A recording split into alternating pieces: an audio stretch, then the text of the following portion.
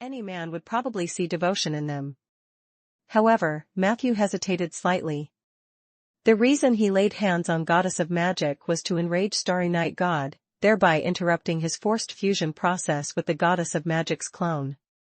The resurrected Goddess of Magic did show an unwillingness to be tainted by Starry Night God from the beginning. But deep inside, Matthew still held some defenses against her. What if Goddess of Magic had already submitted to Starry Night God? What if all of this was merely a spectacle directed by Starry Night God himself? Or even more extreme. What if Starry Night God simply enjoyed this? For safety's sake, Matthew activated the automatic defense of Lost Paradise to the maximum and subconsciously dodged the attempted kiss from the Goddess of Magic. However, she embraced him even more fervently. "Don't hide. I want to give you the most important thing I have," she whispered softly into Matthew's ear. That moment, her voice seemed like the most heart-wrenching spell, piercing straight into Matthew's heart. It made his heart itch. Visions and hallucinations even started to appear before his eyes. He saw the colossal body of the evil art masters expanding further, with part of it having engulfed the city walls of Order City, and a few lives taking refuge near the walls were mercilessly devoured and assimilated by the evil art masters. He saw ether storms of various magnitudes erupting across the lands of Aender, where the flesh and blood of the evil art masters spread like a carpet of mushrooms upon the ground where the storms passed. Using ether as a medium, the evil art masters greedily sucked away the vitality of the continent. Many lives were thus obliterated. Their screams before death echoed in Matthew's ears for a long time. In stark contrast to those tragic scenes, at the core of the evil art masters, Matthew was facing the ardent advances of the newly resurrected, barely clothed Goddess of Magic. "Matthew. Come. I want to give it to you." In the narrow, humid cave, the temperature suddenly rose. The Goddess of Magic's eyes became extremely seductive and captivating, as she frenziedly kissed Matthew, guiding his hand to draw unintelligible circles on her chest. In that instant, whether it was the influence of the chaotic force field or not, Matthew's thoughts also became somewhat jumbled. Why has the voice of the Starry Night God gone quiet? This thought surfaced in his mind. Forget about him. He's still fusing. The Goddess of Magic's voice was very strange, as if passions suppressed for 1,000 years were bursting forth at this moment. "Hurry up," she urged him hastily. "Trust me," she begged plaintively. Matthew closed his eyes and only saw the tragic scenes of destruction by the evil art masters. "Never mind, let's take a gamble." He decided to heed the call of the Tauran sovereign authority. Determined, he abandoned dodging and met the Goddess of Magic's red lips head-on. Just as his lips barely touched the Goddess of Magic's skin, he was scalded by a terrifyingly intense heat, causing his flesh to become blurred and mangled. Sizzling sounds. Between breaths, Matthew felt as if he had just kissed a slab of iron that had been scorched by fierce flames. "Does it hurt?" The Goddess of Magic chuckled softly. "That's what love is like, Matthew. Love is just that scorching hot." The next second, she kissed him again, and Matthew accepted the pain, feeling in just a few breaths that his mouth had melted. Yet it was during this process. Chapter 1745, 475 Secret Treasure of Love and Void Banishment _4. Chapter 1745, 475 Secret Treasure of Love and Void Banishment _4. Yili's circling motion with her hand on Matthew's chest gradually came to an end. And Matthew had already realized. That was not symbol drawing. It was the writing of an extremely complex incantation. With Matthew's relatively limited knowledge of magic, he could only discern it was a kind of sealing spell. She is not sealing. She is unlocking the seal, Matthew silently thought to himself. On the data panel. Notice, you have received the passionate kiss from the Goddess of Magic, Yili, clone. You have obtained the qualification to inherit the gift of nature from Yili. Was this the true nature of the passionate kiss? Matthew only felt that his left hand, which was placed on Yili's chest, suddenly touched something soft and moist. He looked down. And to his shock, he discovered that at some point, Yili had torn open her own chest.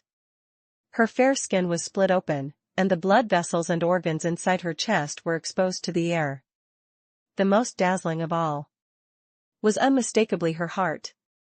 That was not the ordinary heart a clone should have. It was a magic heart radiating with the profound meaning of supreme magic. No. It was more than just a magic heart. It was an immensely intense and powerful force of spiritual power.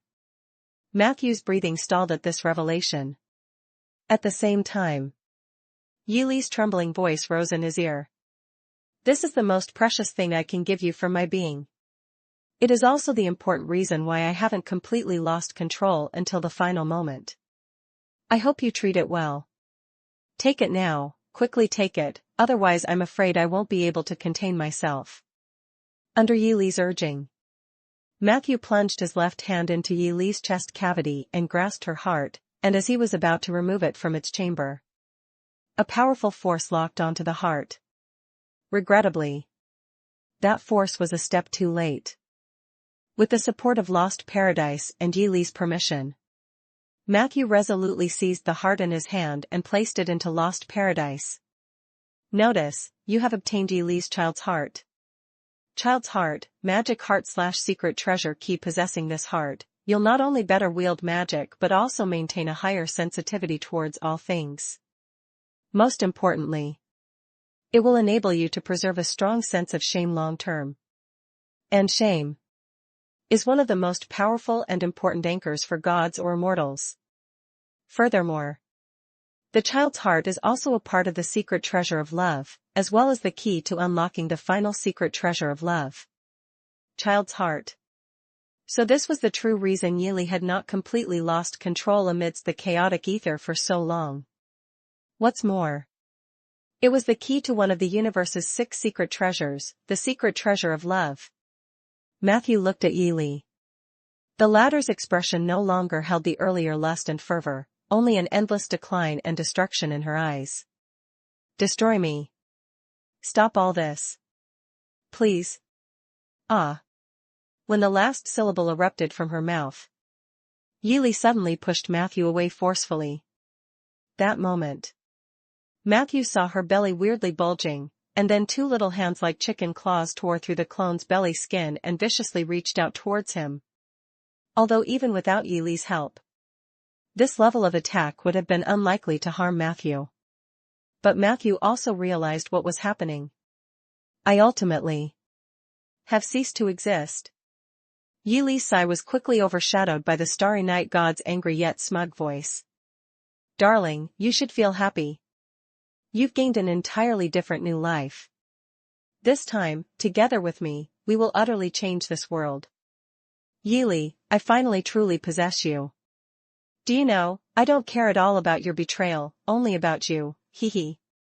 Accompanied by the mad ravings of the Starry Night God, organs resembling spider appendages grew from the goddess of magic, Yili's waist and the outsides of her thighs.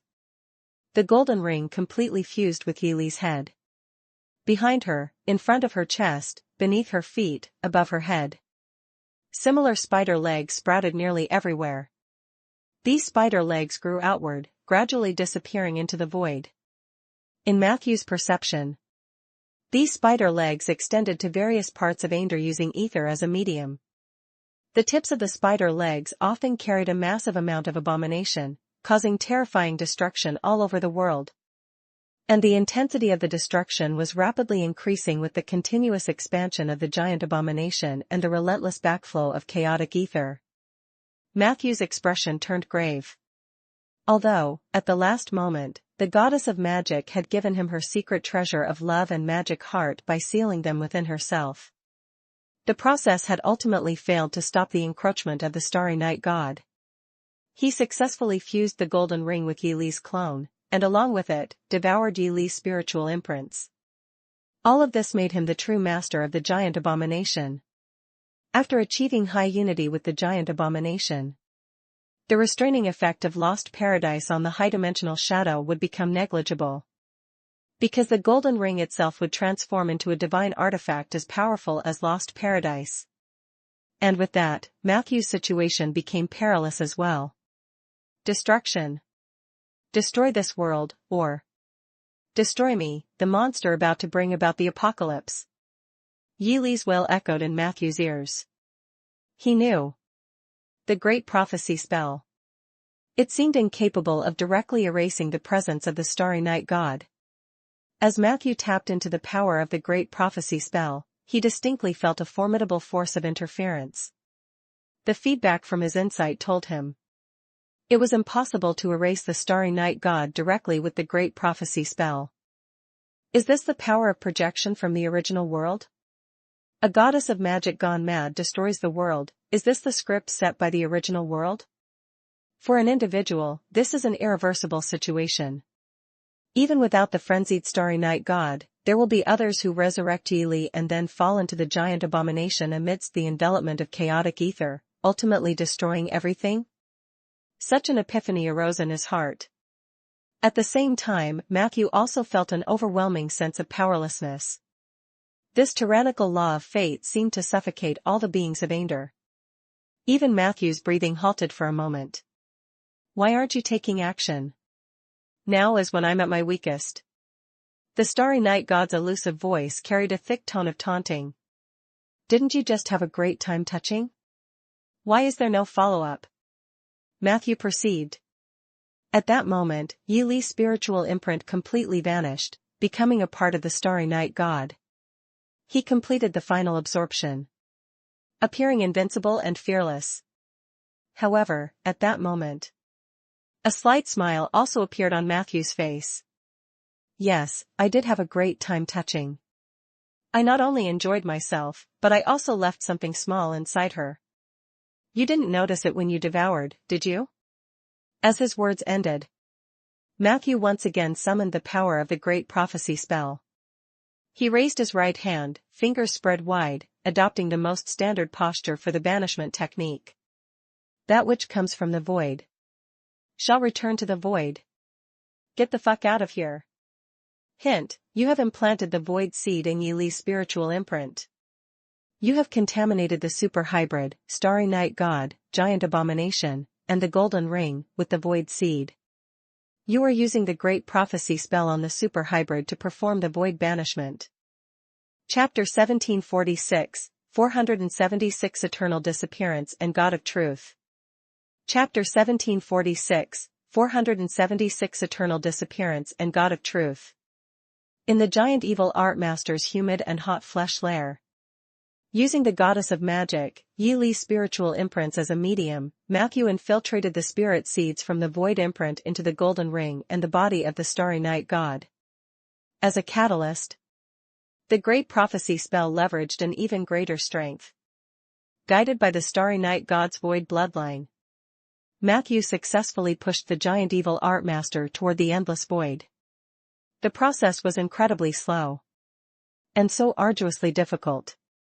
He could feel a massive repulsion hindering everything from happening. Not just the resistance of the star realm god itself and the terrible willpower of all astral beings, but also that terrifying projection from the original universe. That was the true reason Matthew struggled against the giant evil art master. So difficult. At this rate, the entire exile process will last 3 to 4 days. The more Matthew understood, the more he comprehended Isabel's decision. Such a fate-like projection force was truly terrifying. It was like an unfeeling hammer repeatedly striking Matthew's head. By comparison, the starry night god's own resistance seemed like trivial mischief full of whimsy. The key lies with the goddess of magic, Yi Li. Matthew realized the root of the problem. Yi Li's destruction of the world might just be the core of the original world's projection.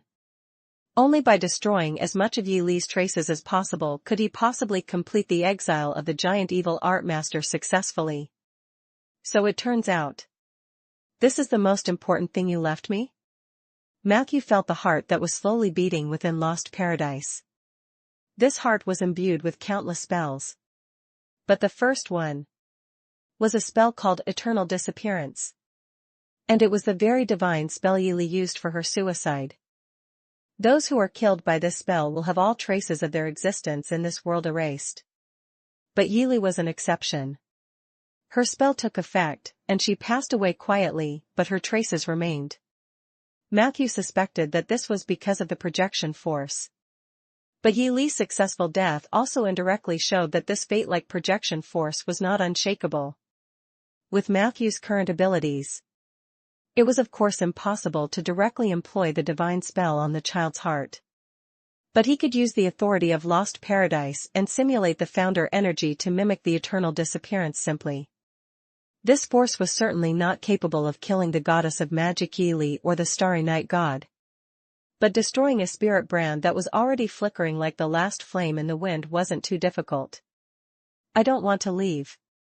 I want to stay. The starry night god's frantic voice sounded in Matthew's ears. Corresponding with it was Yili's gentle calling. Let me go. My last wish is to disappear quietly from this world. The starry night god appeared furiously uncontrollable. You are now one with me. You have no right to decide on your own. Survive, we must stay in the material world. Matthew, with compassion in his eyes, did not hesitate to complete the simulation with the founder authority. Rest in peace. He sighed softly. A pale white shockwave shot from Lost Paradise into Yili's clone. In an instant, the spirit brand of Yili, which had been devoured by the starry night god, disappeared without a trace. Hee hee. A voice tinged with relief faintly sounded. The name Yili abruptly disappeared from Matthew's mind. He stood there, dazed, finding himself unable to recall the name of the goddess of magic anymore.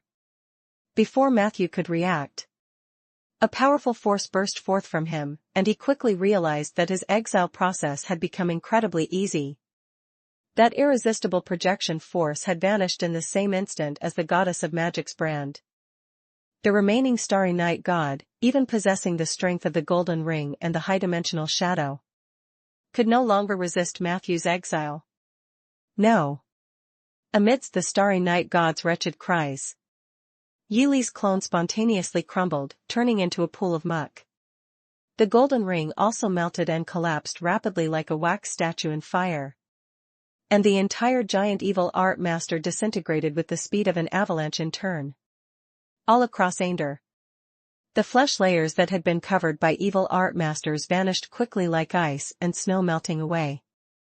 In barely a dozen breaths, all matter around Matthew had been turned into nothingness. They had simply disappeared into thin air on the spot. It was true evaporation from the earth. Prompt: you have successfully used the Great Prophecy spell to exile a super hybrid creature. The giant evil art master has entered the void world. Since they carry your void imprint, should you die and enter the void, they will become your subordinates. If you never enter the void world, the giant evil art master will return to Ainder after 100 years to continue its unfinished mission of destruction. Your void imprint has become more powerful. You need more substances to fill the emptiness of the imprint. The void ruler Yurkus's favorability towards you has increased significantly. Did it succeed? Matthew suddenly looked around and discovered that he was floating in midair, with only the misty skies surrounding him. The giant evil art master and the starry night god had vanished without a trace. At the same time, he felt a change coming from within Lost Paradise. The child's heart had inexplicably turned into a heart-shaped stone after the goddess of magic's death. Unconstrained by any touch, the stone cracked open into two halves. Chapter 1747, 476 Eternal Disappearance and God of Truth _2. Chapter 1747, 476 Eternal Disappearance and God of Truth _2. Among them, the red one seemed to be the key to the secret treasure of love. And the purple one was more complex. As Matthew approached and sensed slightly, who would have known that those two symbols automatically flew out from the stone directly and merged into the authority of Lost Paradise. Notification: you have obtained the key to the secret treasure of love and the secret spell of the Door of Ether. Door of Ether. Matthew suddenly realized. Ronan had once mentioned to him that the portrait of the goddess of magic might hide the key to the Door of Ether. Going beyond the Door of Ether. It was possible to attain the legendary Supreme Magic Spring and become the supreme controller of Ether Authority. Matthew had previously been quite interested in the Ether Authority. But after his conversation with Isabel and the goddess of magic, his reverence for the Ether Authority had increased. Normally, to enter the Door of Ether, one would at least need the power of a superior legend. Better progress to a legend first. Matthew seriously thought. Your timing for releasing the Great Prophecy spell was terribly off, and your simulation of the Vanishing Divine skill was even worse. Isabel's voice came from Matthew's left. Still, congratulations are in order, you successfully banished that beast. You have saved Ander. Matthew quietly said. I merely delayed the process of destruction.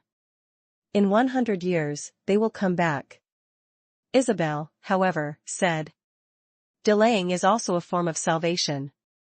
Let alone 100 years, even 10 years is an incredible rescue.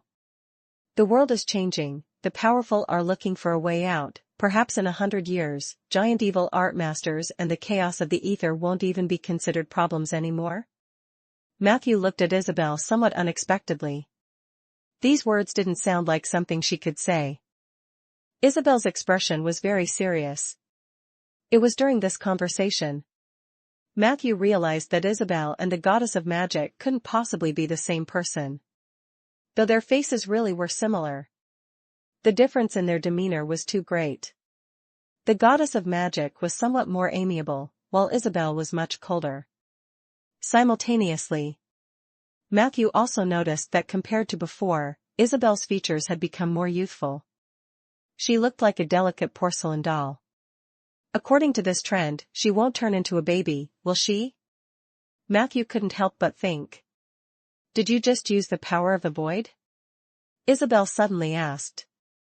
Matthew nodded without hesitation. A smart approach. Isabel said blandly. Perhaps it's the only solution. But remember, there are no unearned gifts in this world. The Void Ruler's special treatment of you must mean he has different expectations. If you fail to meet these expectations, you might face severe backlash. Matthew nodded solemnly. He, of course, knew that the power granted to him by Yurkus was a double-edged sword. His actions today might even be akin to drinking poison to quench thirst. But at this crucial moment, Matthew had no other choice. Since Isabel was going to leave anyway, whether it be the Void Bloodline or Lost Paradise, she was well aware. Matthew frankly began to inquire. I just used the Great Prophecy spell to banish that evil art master. I can feel the void imprint on my body becoming even more profound. That's not surprising, but for some reason, the Void Ruler seems very pleased about it. Shouldn't he have hoped that the banished evil art masters would tear apart Ander's material layer sooner to hasten the arrival of the void? Why, when I delay this process, does he not only not mind it, he even seems pleased? Matthew was filled with confusion. Isabel thought for a moment. For a void giant beast like Yurkus, mere time means nothing. 100 years from now might not be any different from now. In his view, everything in the mirror world is already destined. This place is bound to become a breeding ground for giant beasts eventually. The only thing he cares about is how much heat can burst out of the mirror world before its destruction. Heat? Matthew repeated the word. The process of destruction is never immediate. It's slow and irresistible. Just like frying an egg. Isabel explained.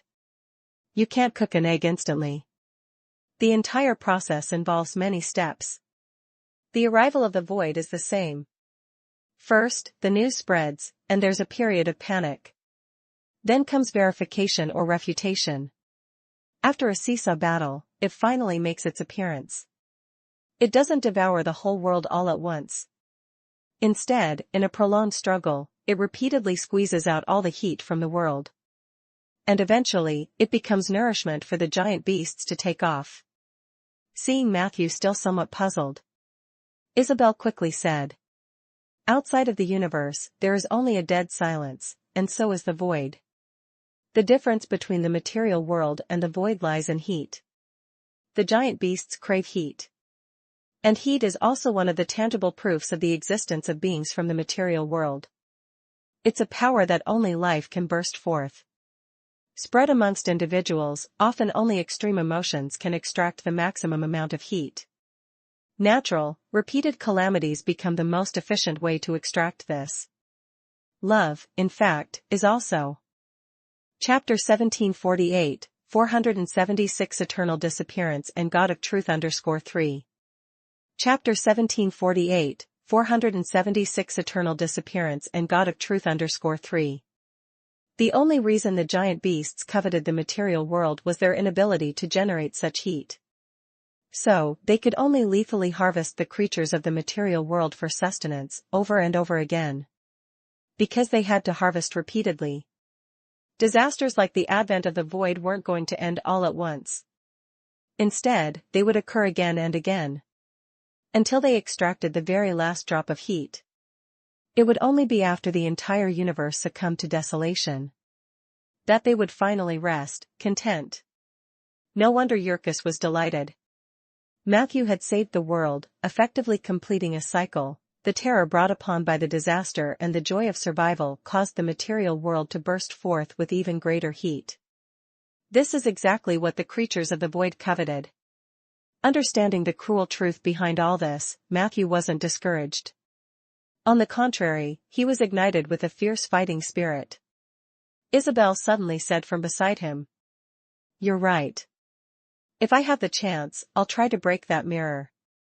After going to the original world, I'll find a way to send something to you." Matthew was somewhat surprised. "How will I find the thing you've sent?" Isabel lifted her proud chin. "What I send will find you."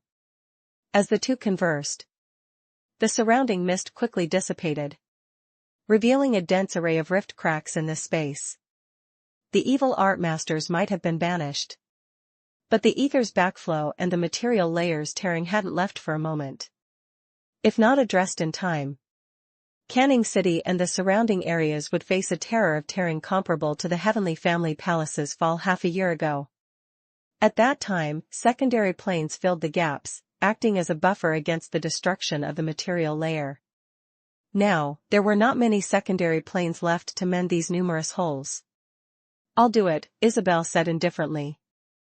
In the next moment, she soared over 100 meters into the air. Her figure emitted a pale, shining halo. Under its glow, her girlish appearance underwent a shocking transformation. From an innocent and charming little girl into a horrifying, diminutive, decayed skeleton. That is, liches. Divine liches, no less. Matthew was only surprised for a moment before coming to a realization. No wonder Isabel always seemed so aloof, she had long since transformed herself into a divine lich. Perhaps, this is also key to controlling the Chaos Mystery Lock. Matthew realized. Next came a part he couldn't quite understand. He could only see that behind Isabel, the space started fracturing like a spiderweb. Countless green chains extended from the divine lich's body, forcibly locking the entire material layer near Canning City in place. For a moment, space itself seemed to freeze. Is that the Chaos Mystery Lock? Matthew recognized the glowing object within the divine lich. Yes. Chaos and order are two sides of the same coin. It's perfectly normal to use the Chaos Mystery Lock to suppress the collapse of the material layer. A familiar female voice echoed in Matthew's ear. Matthew turned around. And there stood Soria, whom he hadn't seen for a long time. Not only Soria. In the northern sky, a figure was rapidly approaching. Although Matthew couldn't make out the person's face, the overwhelmingly powerful aura revealed the newcomer's identity. Holy Mage Link. You've come? Matthew hesitantly asked. Of course, we've come to help, Soria said with a gentle smile. Under Matthew's silent gaze, both Soria and Link actually helped to stabilize the material layer around Canning. When the three great heavenly mages lent a hand, The collapse of the material layer came to an immediate halt. Matthew quickly understood the ins and outs. Saria and Link were only interested in the golden ring, which had merely been banished. They still had the opportunity to compete for it, only postponed by 100 years. If that was the case, there were no longer any underlying conflicts between them and Isabel or Matthew. Both were Alliance wizards, protectors of this Earth society. Helping, in circumstances that didn't affect their own interests, was perfectly reasonable. However, Matthew felt their actions were more to curry favor with Isabel. For Saria and Link, Isabel's departure was splendid news, but during this time before her leave, they had to guard against this most powerful woman of the Alliance going rogue. Given such circumstances, offering a convenient favor was only to be expected. However, stabilizing the material layer only resolved one of the two major crises facing Order City. Soon, even from the outskirts of the city, Matthew felt the ether storm brewing in the sky. It was a sign of the chaotic ether further flooding from the ether plane into the material world. Such a massive amount of ether is simply too much to control. Us powerful spellcasters risk igniting the source of ether backflow by getting too close, potentially causing an even greater disaster. Link gazed towards Order City with a very serious expression. Saria, on the other hand, said with a beaming smile. Chapter 1749, 476 Eternal Disappearance and the God of Truth _4. Chapter 1749, 476 Eternal Disappearance and the God of Truth _4. The voice clearly came from the direction of the high tower where Peggy previously conversed with the butterfly. You should go and see for yourself, Isabel calmly said. This chaos storm was ignited by you, and it should also be ended by you. If it is always so, it becomes legendary. Matthew nodded. He looked at Isabel, who seemed increasingly younger, with a sense of reluctance. Then, he rushed to the city at top speed. Bell Tower top floor. Matthew stood on the edge of the floor, looking at the plaza that kept sinking deeper and deeper, listening to the rumbling sounds coming from underground. Shortly after, a vast, irregularly writhing white object appeared in his field of vision. The object that emerged from underground resembled a gigantic white larva. Its whole body was round, with layers of nested structures between its skin, many tiny claws on its lower body, and its back covered in dense, fine hair. It gave a spine-chilling sensation. But when Matthew took a closer look, he realized it wasn't an actual larva. It was an entirely mechanical creature. Indeed, the white larva's entire body was made of metal. With each movement the larva made, loud mechanical noises sounded along with the interlocking of gears and even more complex sounds of friction and collision. Rumble rumble.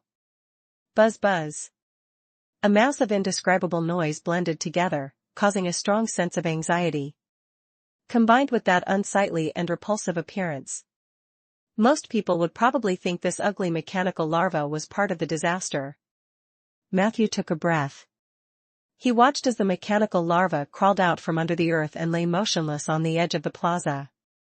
Eventually, he couldn't help but ask, "What is that?" Behind him, a Giza race nun dressed in a black, wide robe calmly replied, "The God of Truth." The God of Truth? Matthew was momentarily startled. The nun said, "This will be the greatest constructed life in the world. He possesses incredible strength, enough to deal with all unstable elements threatening the multiverse. He can execute the laws of Canning City fairly and justly. He can turn truth and law from ideals into reality. The butterfly dreamed of using him to replace elemental life, to protect Order City. He spent half his life's blood to turn the God of Truth from a concept sketch in the Cyberdragon laboratory into a real, constructed life.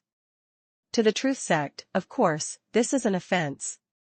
Therefore, before the right moment, he could only hide everything underground.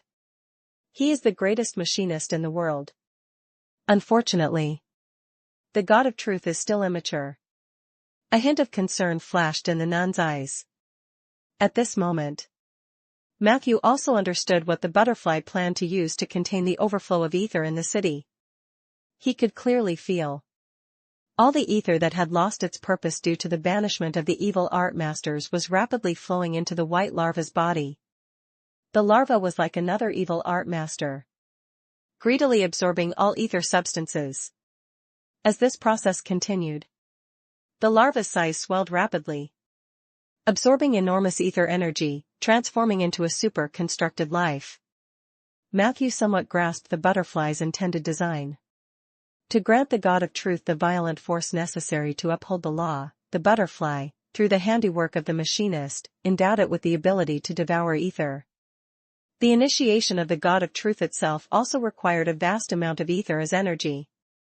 If the design and manufacturing of this golem were sufficiently mature, then indeed, now would be the perfect opportunity to activate the God of Truth in Canning City. But from the nun's words, it seemed this golem was not yet fully designed. With a trace of concern in his heart, Matthew continued to observe the changes in the larva. As more and more ether poured in, a layer upon layer of thin membrane formed on the white larva's body surface. These membranes seemed to be made of countless metallic filaments, quickly covering the entire shell of the larva. Several minutes later, the larvae had been bound by countless metal filaments into a huge metal cocoon. The metal cocoon continued to absorb the ether within the city. At the same time, as the material layer gradually stabilized, Isabel closed the channels between the ether plane and the material world one by one. The concentration of ether within Canning City began to visibly decline. Everything seemed to be developing in a positive direction. But Matthew's eyes were still full of worry. He saw abnormal and violent writhing within the metal cocoon. It was the butterfly entity itself, controlling the larva and continuing to absorb an excessive amount of ether. The level of ether absorption is probably severely exceeding the maximum limit the God of Truth was originally designed to withstand. Matthew couldn't help but marvel amidst his concerns.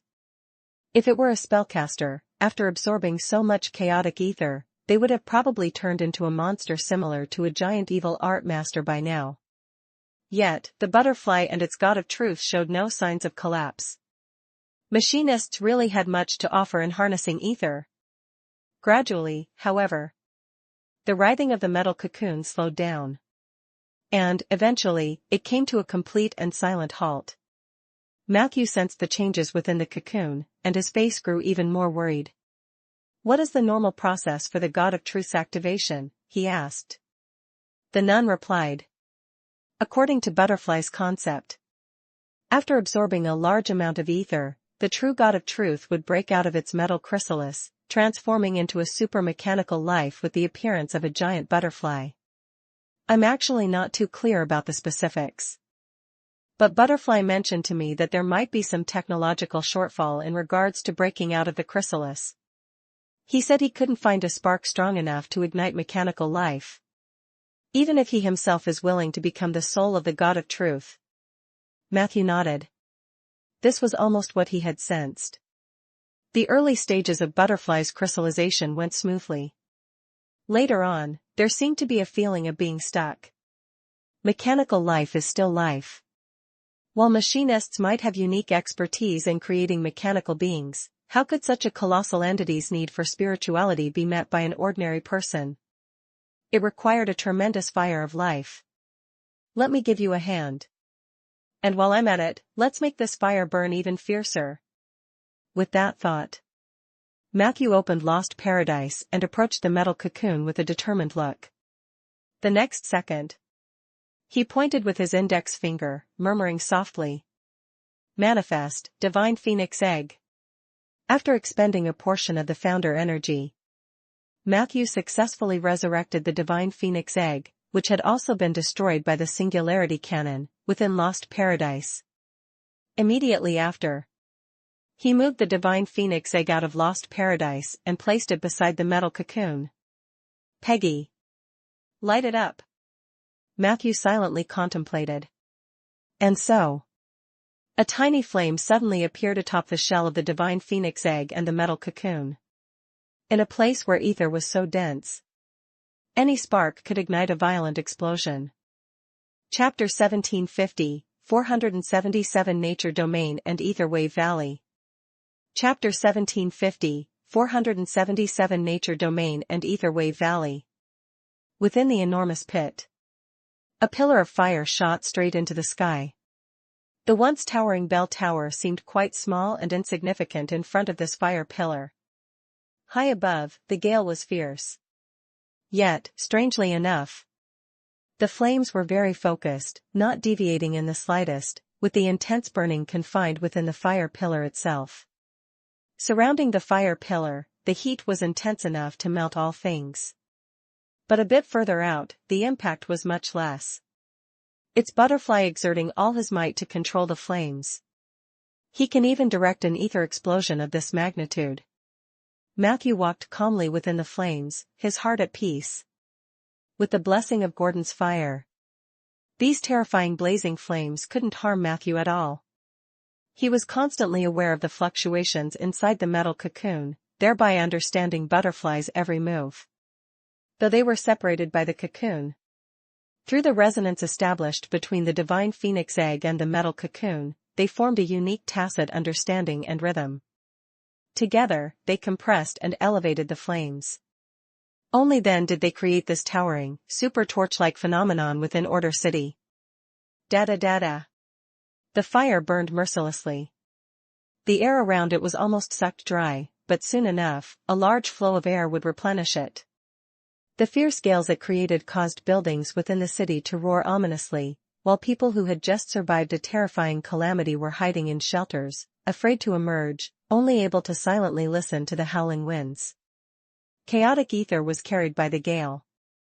Rushing into the torch, some were absorbed by the metal cocoon and the divine phoenix egg, while most became nourishment for the super torches burning. Gradually, layers upon layers of thick ashes accumulated at the base of the fire pillar. The ashes shimmered with specks of firelight, possessing an extremely high temperature capable of scorching, yet it also contained a mysterious aura. Matthew felt this. He quickly descended to the base of the fire pillar and casually picked up a pinch of ashes. To his surprise, the moment the ashes touched Matthew, they fused into his fingertips with the utmost speed. Immediately afterward, Matthew distinctly felt that the void imprint within him became more stable. The previously restless void energy, which sought to expand everywhere, calmed down significantly. This is the power of ashes? Matthew instantly understood. A massive amount of chaotic ether, after burning fiercely, generated a large amount of spirited ashes. These ashes could propel a person into the corresponding domain.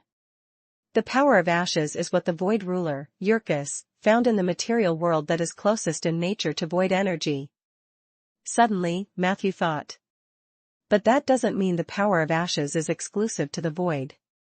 In fact, the ashes domain is a domain of the material world, and the power of ashes is also a power from the material world. Similar is not the same. The ash elements I just absorbed seem to play a role in containing the void bloodline. At that thought, Matthew couldn't help but continue to experiment.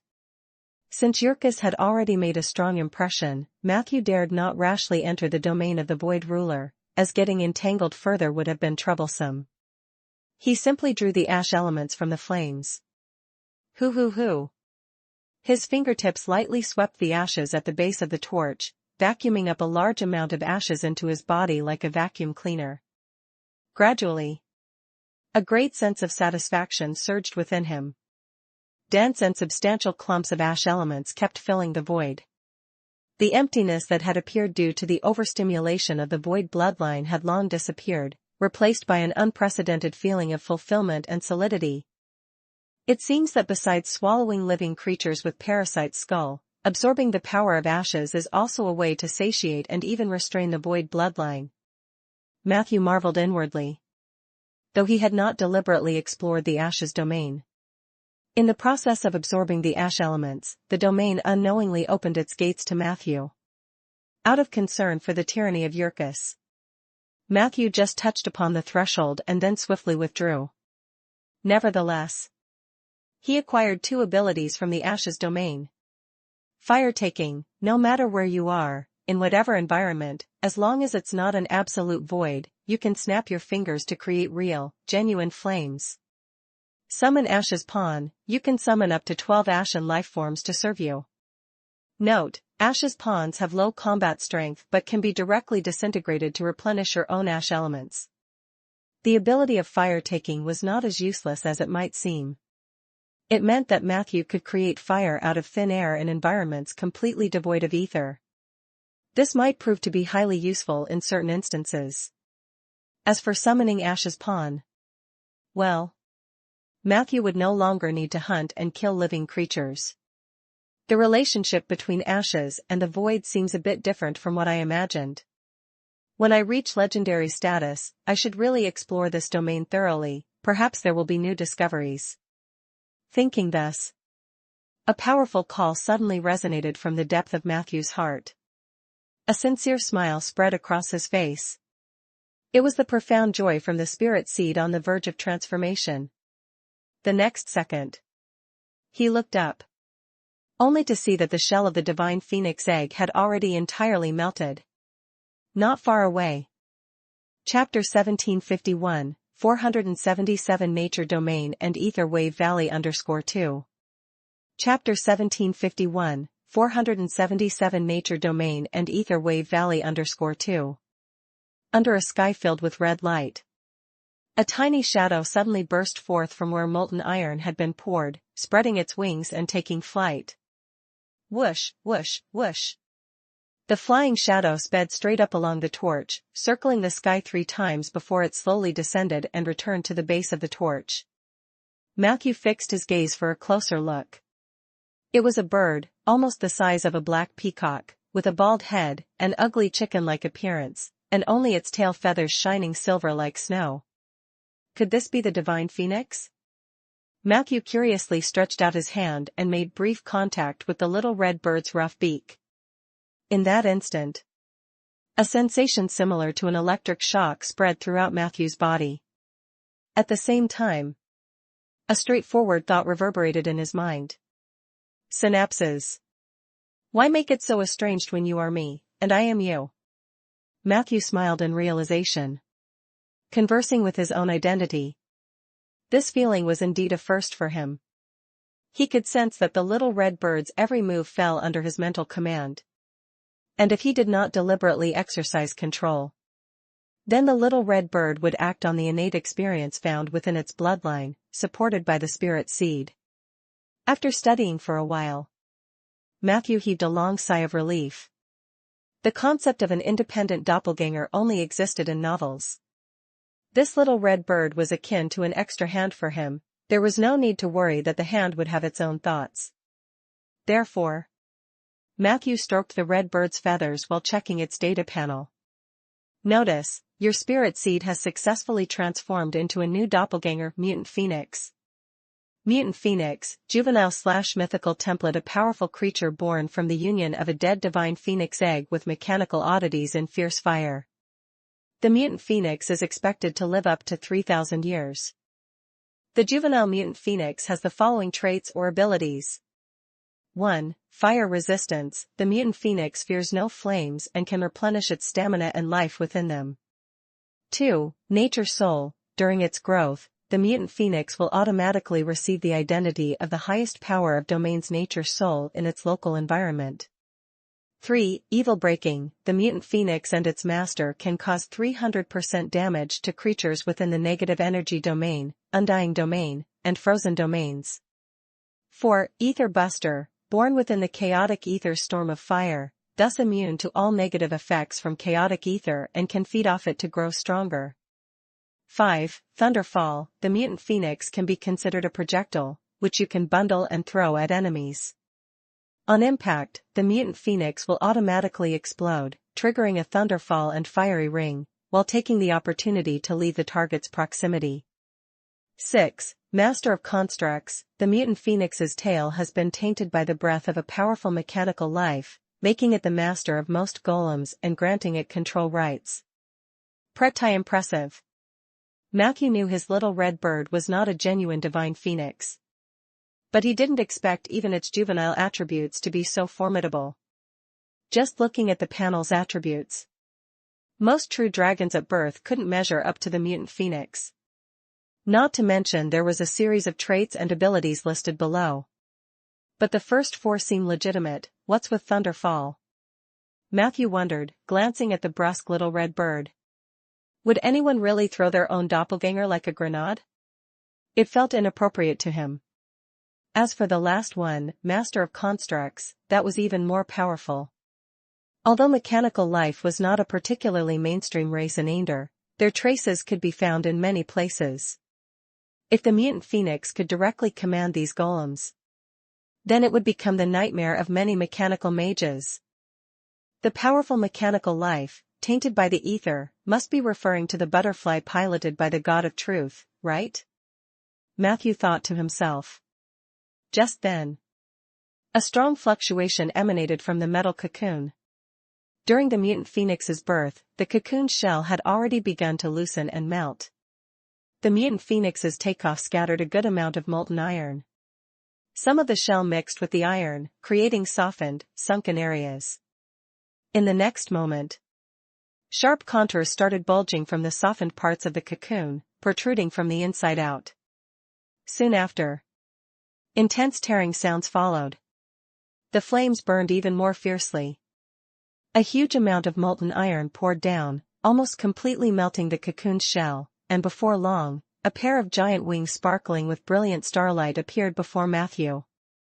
The entity that climbed out from the cocoon moved its body and joints in a rigid manner at first.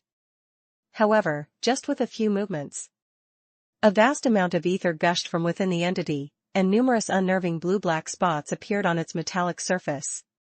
They were the harbingers of ether abnormalities. Matthew felt a sense of alarm. But in the next second, all the spots quickly settled down. The being slowly unfolded its body amidst the dying fire pillar. It was a huge, exquisitely patterned mechanical butterfly. Under Matthew's silent watch, the mechanical butterfly clumsily extended its limbs, climbing bit by bit up the bell tower. Before long, the giant butterfly reached the top of the bell tower. Chapter 1752, 477 Nature Domain and Ether Wave Valley _3.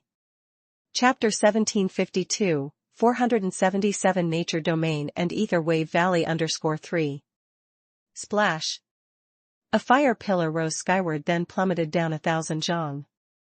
Matthew silently controlled the last of the flames. Then looked at the data bar. Notification: you have witnessed the birthing process of the super-mechanical life God of Truth, LV24/mythical template. The God of Truth has now left Canning, flying deep into the astral world. Butterfly. Is this to prevent losing control? Matthew speculated in his heart. With the departure of the God of Truth, who had absorbed an excessive amount of ether, the material layer consolidated by the 3 heavenly mages also gradually stabilized. Matthew could feel it. The ether levels around him were dropping rapidly. Indeed, once the material layer is stable, the phenomenon of ether backflow will ease considerably. Matthew let out a sigh of relief. The next second, a massive amount of information scrolled past in front of him. Bursts of heat flowed into his body from an unknown source. Notification: you have successfully ended the chaos storm in Canning City, and your progress on the legendary path has made a sudden leap. You have earned a substantial number of practice points. Due to your actions in Order City, such as banishing evil art masters, hatching divine birds, aiding the God of Truth, you have been granted the new title Savior. Savior, all your domains within the celebrity domain will be further strengthened. Your ability Back Off will now impose 3 random effects from the following on your enemies: imprisonment, intimidation, fear, dizzy, admiration, infatuation, dumbing, incontinence. Those who fail partial exemption will suffer at least 3 days of negative effects. As far as Matthew was concerned, the pinnacle of reputation was expected. After all, he had genuinely saved Canning City and the innocent lives in Ender. But what pleased him more was his progress on the legendary path. After ending the Chaos Storm in Order City, not only did Matthew gain a vast number of practice points and the high recognition of the natural will, but he also successfully entered the nature domain. Nature is one of the two highest power of domains in Matthew's domain map. Now, by virtue of the achievements as a savior, he not only broke through the domain threshold but also became the master of the nature domain. Yes. He directly skipped the beginner and veteran exploration stages and became the master of the main domain. As a result, Matthew successfully acquired 5 abilities from the nature domain as well as a gestating natural authority. The 5 abilities are as follows. Oasis. In just an instant, you can create an oasis out of nowhere in the desert, carve out a forest on barren plains, or even forge an island in the vast ocean. In short, you have gained the powerful ability to create one environment or terrain within another extreme climate, environment, or terrain. This ability is a consumable, with a total of 10 uses. True transformation. Through a specific ritual, you can permanently set 3 specific transformation subjects. Thereafter, you can directly use the transformation to become these subjects and possess all their panel data and specific abilities. Heavenly Gifted Aura. You can choose up to 1,000 followers around you, allowing them to enjoy the heavenly gifted aura emanating from you. If the followers' levels are below legendary, then the heavenly gifted aura will grant them an enhancement of level +4, significantly modified attributes such as combat power and life. If the followers' levels are above legendary, then the heavenly gifted aura will grant them an enhancement of level +1, and an additional legendary resistance. A meeting destined by fate. You have been summoned by the rootless river, and one day in the future, you will inevitably enter the rootless river and gain a fortune. This is a meeting destined by fate, unalterable by anyone. No need for deliberate pursuit. The rootless river will find you at a destined time. Limb regeneration. No matter how severe the injury or how much your body is ravaged, within at most 1 day and 1 night, your body will heal completely. Note, excessive use of limb regeneration may result in natural accidents, possibly causing multiple corresponding organs to grow at the break point. Simply remove the excess. After reading this, Matthew could only say that it truly deserved to be the nature domain. Each ability was remarkably powerful. Aside from the opportunistic a meeting destined by fate, limb regeneration meant that as long as he was breathing, he would be immortal and could even grow spare organs, much more useful than a necromancer's relentless practice of the clone. Heavenly Gifted Aura was a super enhancement for large-scale battles. A full 1,000 non-legendary units directly upgraded by 1 tier? This was no longer describable as super mode. It was downright cheating. True transformation was also one of the abilities Matthew had always desired. With it, he could transform into myriad forms and break through the paradoxes of transformation spells to accomplish many seemingly impossible feats. As for Oasis, it resembled more of an ability-based ceremonial field. Matthew now possessed a capability to change the natural environment stronger than that of the great druids. The only regret was like the great prophecy spell. They were consumable, used less with each use. The natural authority is still gestating. I wonder when it will take shape. Matthew thought excitedly. After the fall of the ancient nature god, this domain had been vacant for a long time, with druids limited by their abilities and platform, rarely occupying high positions in the nature domain. Chapter 1753, 477 Nature Domain and Ether Wave Valley _4. Chapter 1753, 477 Nature Domain and Ether Wave Valley _4. After Matthew had intruded, he seemed poised to become the master of the nature domain. For a moment, his heart stirred, feeling the urge to ascend to legend through the nature domain. But soon, this impulse was suppressed by him. Matthew's thinking remained very clear. A domain was just a tool for him. Even nature, as formidable as it was, could not escape this status. Even Lost Paradise, a divine artifact, was in Matthew's eyes merely a somewhat more powerful tool. One must never get deeply mired in it. To transcend everything above, to master all domains. This is my legendary path. Matthew steadied his spirit. The fire was completely extinguished. After sweeping the ash elemental plane clean below, he intended to find the heavenly mages outside the city, but those three had already slipped away silently. The disaster has paused for a moment, but the chaos in the city might not quiet down quickly. Looking at the disorder within the city, Matthew couldn't help but sigh lightly. The whereabouts of the God of Truth were also very important at the moment. Considering the close relationship between the butterfly and the nun, Matthew visited the top of the bell tower again. Little did he know, before Matthew could speak, the nun had already expressed a similar thought. Now that the disaster has paused, the elemental enforcers can barely maintain order inside the city. But if the butterfly is absent for a long time, both the Ingram family and the Truth sect will covet the position of city lord, and then there might be some harassment, which will undoubtedly be an undeserved disaster for the ordinary people in the city. I can disguise myself as the butterfly to stabilize the situation for now, but I can't hold out for too long. Mr. Matthew, can you find him for me? I'm very worried about him.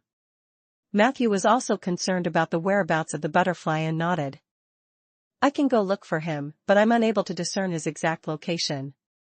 I can only broadly judge that he's gone to the astral world. Does Order City or the butterfly himself have influence in the astral world? The nun shook her head. Order City's influence on the outer planes is limited to a few secondary planes it controls. I've also never heard the butterfly mention having any domain within the astral world. Matthew understood in his mind. From this perspective, the butterfly, leaping towards the astral world, was merely intending to draw the calamity away. After all, his body integrated too much chaotic ether. He could transform into a monster similar to a giant evil art master at any moment, thus causing terrible influence on the material world. I can't help you find the butterfly. But there is another gentleman here who may have a way to find the God of Truth. And he has been wanting to meet you for a long time. The nun bowed slightly. With Matthew's permission, she brought up another guest from downstairs. This person was short and skinny, with many metal attachments hanging from his clothes, making jingling sounds as he walked, which gave a rather comical impression. His hair was orange-red, and as he walked straight towards Matthew, the entire person looked like a torch stuck in the ground and slowly moving. Undoubtedly, this was a gnome machinist. A cyberdragon person? Matthew was not too surprised. The butterfly's true identity was that of a legendary machinist from Cyberdragon, and Matthew had also seen a spaceship from Cyberdragon during the rescue. It made sense for the other party to appear here. At the same time, Matthew noticed that the gnome was accompanied by a small golem resembling a sweeper robot. Unlike the other golems, this small golem had a large crystal panel fitted on the front. Kamaji characters flew across the crystal panel from time to time, giving Matthew a sense of otherworldliness. I'm delighted to meet you, Mr. Matthew. The gnome excitedly grasped Matthew's right hand upon meeting and refused to let go. I'm Martin, the head of Cyberdragon's Foreign Affairs Department. Look, we share the same last name, we're surely going to be great friends. Matthew looked in surprise at the other party. Are you a Sioux person? Martin explained. Of course not. I'm just pretending to be a Sioux, then using the similar sound of our names, I made a very sophisticated joke. Don't you find it funny? Before he could finish speaking, the dwarf was already beside himself with laughter. Mr. Matthew struggled to squeeze out a smile. Seeing this, the dwarf became even more proud. He turned to the sweeping robot and said, "See, little landmine. I told you this joke would definitely make someone laugh." A mechanical female voice came from little landmine's body. To be fair, Martin, the humor level of your joke is about equivalent to my current humor index reduced by 50%. Martin immediately showed a displeased expression. Unable to resist, Mr. Matthew asked, "What's your current humor index?" Little landmine answered, 0. Above its head, a few emoticons that seemed quite helpless floated across the crystal panel. Mr. Matthew couldn't help but start to laugh. Martin was clearly a bit annoyed.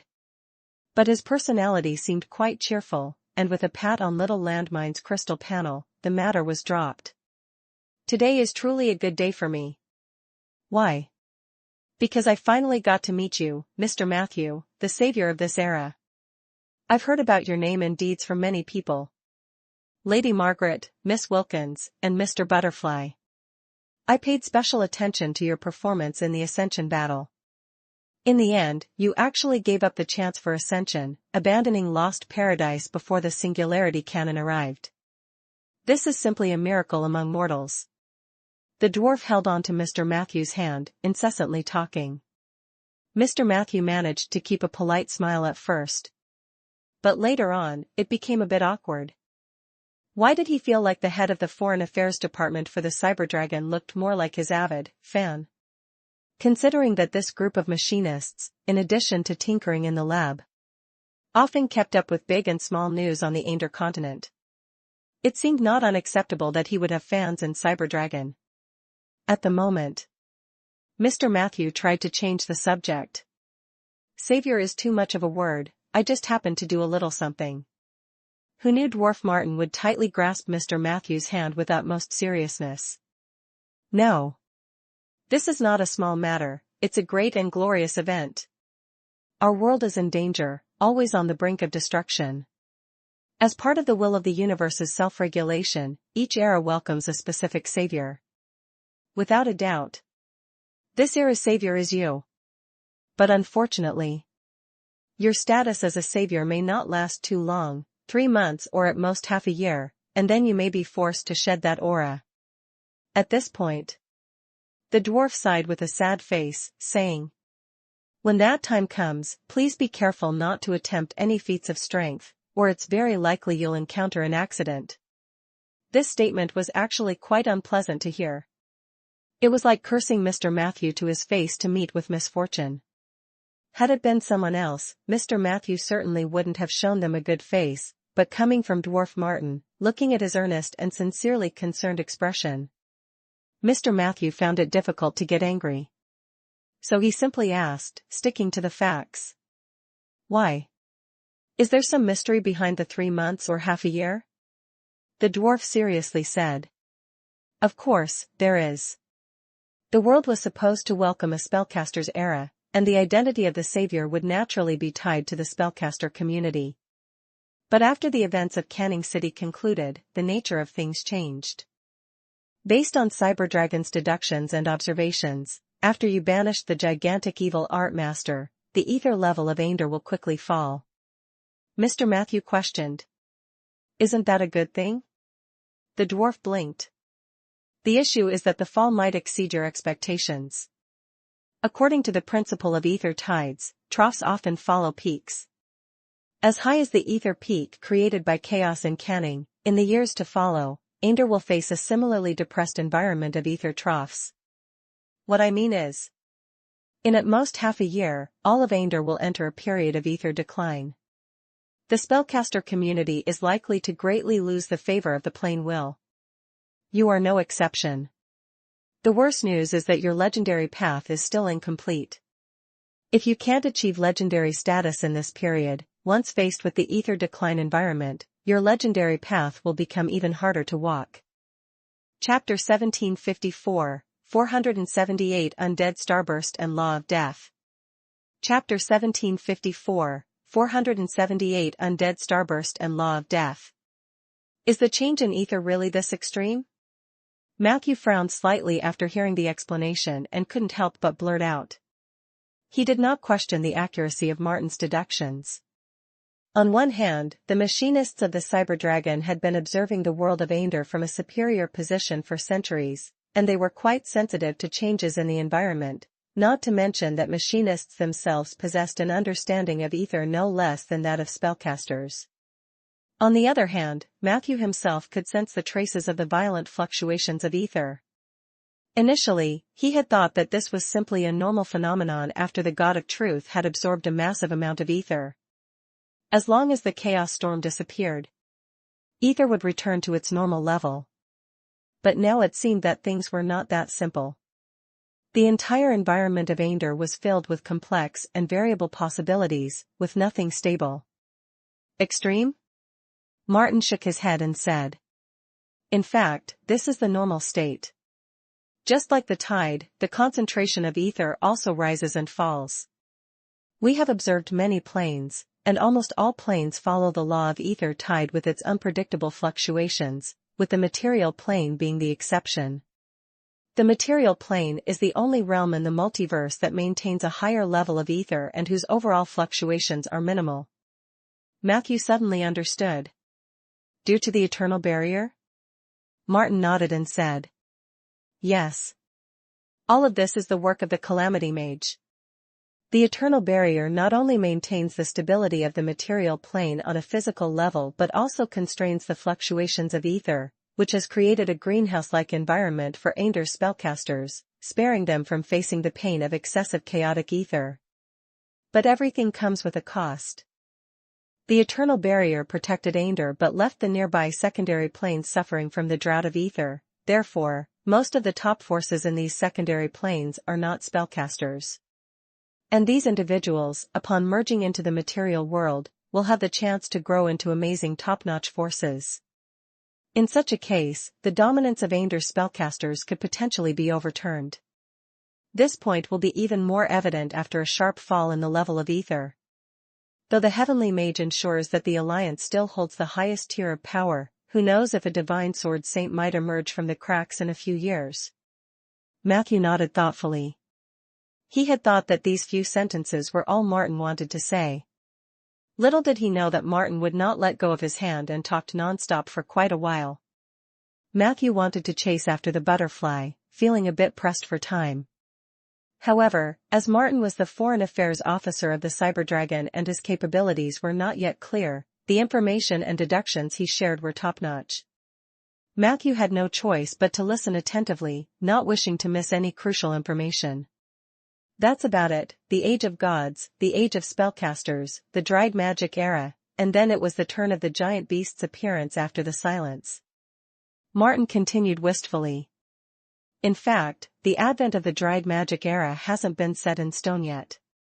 The main determinant is still top-tier spellcasters like you.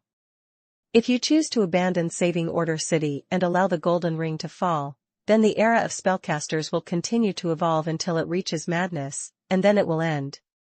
Even after the matter of the Golden Ring is resolved, you would have every opportunity to indulge chaotic ether's rampant spread in the world of Ainder, but you didn't do that, which is what I admire about you the most.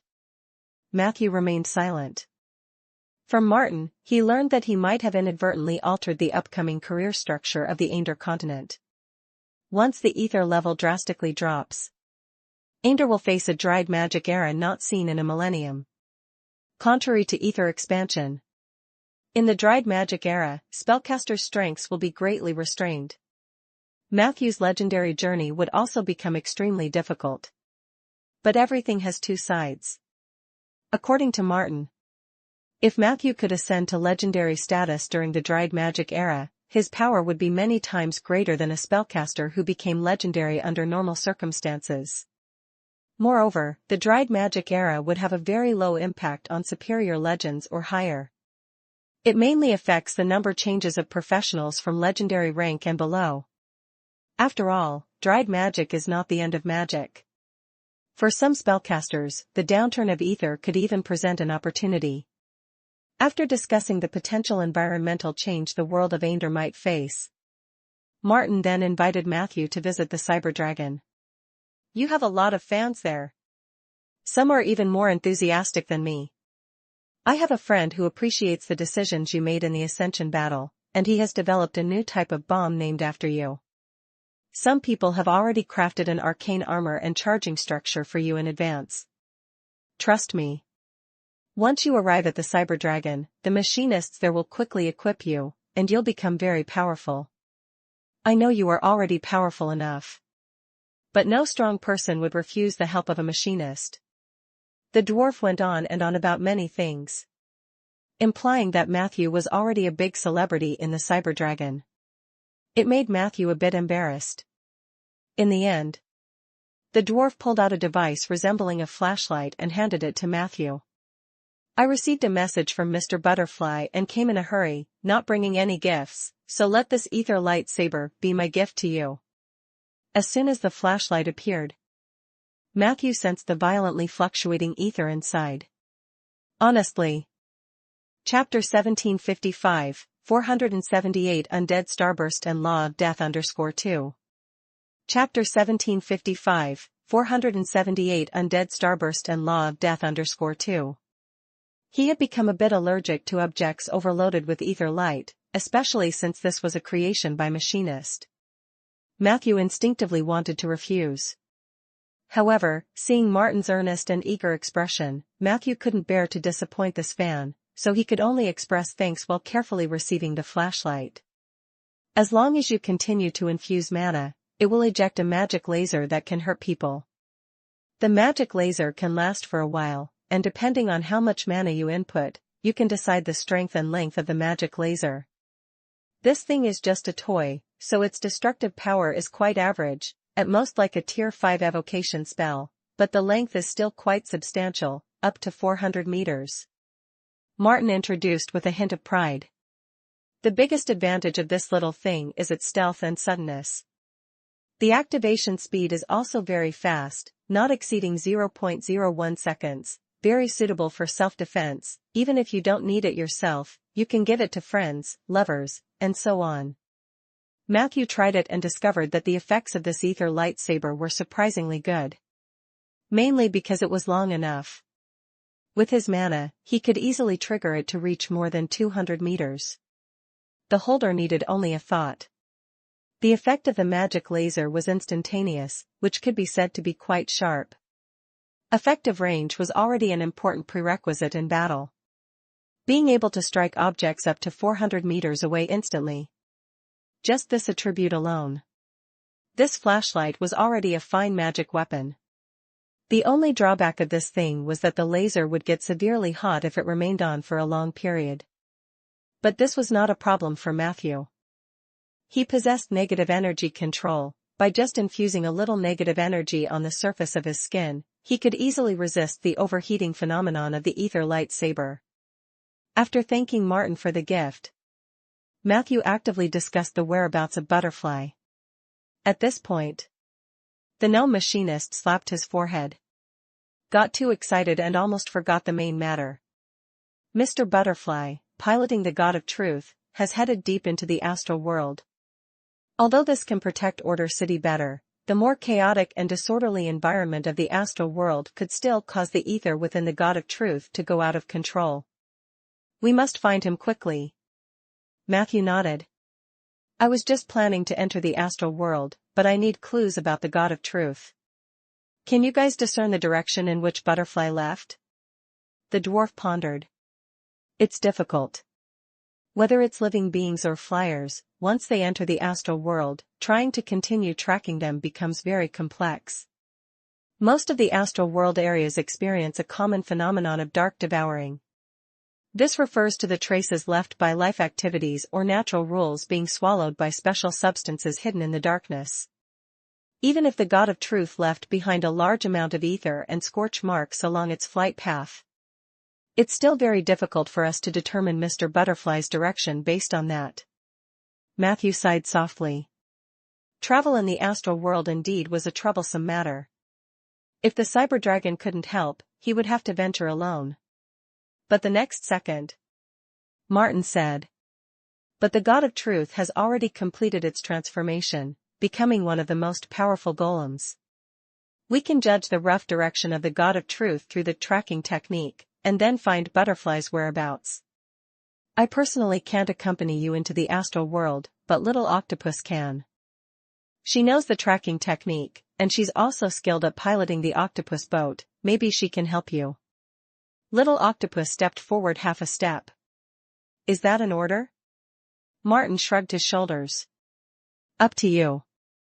You know, I'm not fond of giving you orders, other than reducing your humor index. Under Matthew's curious gaze, a smile appeared on Little Octopus's crystal board. Happy to serve, Mr. Matthew. Remember to get me an autograph, I can trade it for many parts on Cyberdragon. Matthew smiled silently. After settling with Martin, the subsequent events progressed exceptionally smoothly. He borrowed an octopus boat from the Cyberdragon rescue team, capable of sailing in the astral world. Besides Little Octopus, the multifunctional golem, Martin also stuffed 2 golems named Sailor No. 1 and Sailor No. 2 into the octopus boat. They were responsible for the daily maintenance, navigation, and basic defense of the octopus boat. Matthew was also decisive in action. Half an hour later, under the command of Little Octopus, the 2 sailor golems performed their duties, and the octopus boat successfully took off from the Cyberdragon rescue team's temporary aerial launch platform. In less than 10 minutes, they promptly left the material world through aspect transition. The octopus boat was a medium-sized flying vehicle. Its exterior looked just like an octopus, with the tail serving as the propulsor, and only the midsection and head could accommodate passengers and sailors, to prevent problems with aspect transition. Hence, most mid-sized astral vehicles couldn't solidify spacetime folding spells inside, resulting in rather cramped vehicle space. At that moment, Matthew sat semi-reclined, his back facing upwards, nestled in a shell-shaped seat that fully enveloped his body. He faced a very thick convex mirror, and through the smooth, clear surface, he could clearly see all the sceneries ahead of the octopus boat. The boundless starry sky, shooting stars, the fractured night sky. Scenes not visible in the material world. Now, Matthew had a panoramic view. Chapter 1756, 478 Undead Starburst and Law of Death _3. Chapter 1756, 478 Undead Starburst and Law of Death _3. After the initial trepidation and excitement of traversing the early stages had faded, the landscapes, one could see upon entering the astral world, were actually quite monotonous. Matthew quickly got used to it. Not long after, the octopus boat passed near the eternal barrier during an aspect transition. Matthew happened to see a large group of Star Realm alien species crouched on the shattered barrier, violently striking at the breaches with tools resembling battering rams. And not far away, in other places, nearly every breach in the eternal barrier was swarmed with a vast number of astral creatures. They were desperate to break through the barrier and enter the Ander continent. Seeing this scene, Matthew did not intervene. Instead, he felt a heaviness in his heart. Although most of the astral creatures were fiercely evil, not every individual was filled with malice. Among them were the old, weak, women, and children, as well as creatures of mild temperament. The reason they were so eager to enter the material world was likely just in search of a more stable habitat. This was further confirmed after Matthew ventured deeper into the astral world aboard the octopus boat. The impact of the Great Tears was revolutionary. But compared to the catastrophe in the astral world, the disasters in the material world were child's play. Directly entering the astral world, Matthew had seen countless outer worlds either breaking apart or already turned into cold ruins. During the Great Tears, almost 90% of the astral habitations were destroyed. The turmoil in the material world signifies the collapse of the outer planes. These astral creatures are simply looking for a way out. Such thoughts lingered in Matthew's mind, setting aside the reflecting power of the original world. The most immediate problem facing Ander was actually that the environment and resources could not sustain the burgeoning population. Hence the conflicts arose. Perhaps, this is also a form of self-purification by the plain will, Matthew thought to himself. The number of intelligent beings cannot climb infinitely. When it reaches a certain pinnacle, the deep-seated factors buried within the multiverse are disturbed. Environmental changes, resource depletion, the advent of disasters. All these are mechanisms of self-purification and adjustment by the universe's will. Yet it is all these things that, in the rise and fall of the multiverse, produce a significant amount of heat. And heat was precisely the fire of life coveted by the giant beasts. So what the giant beasts, or even higher dimensional existences in the void, are really after, are the immense noise and disturbances generated between the birth and quietus of life. Bursts of enlightenment flooded into Matthew's mind. During that seemingly endless flight, he pondered a great deal. The Matthew of today had delved deeply into the domains of nature and life. Only on the subjects of the undying and death, he knew very little.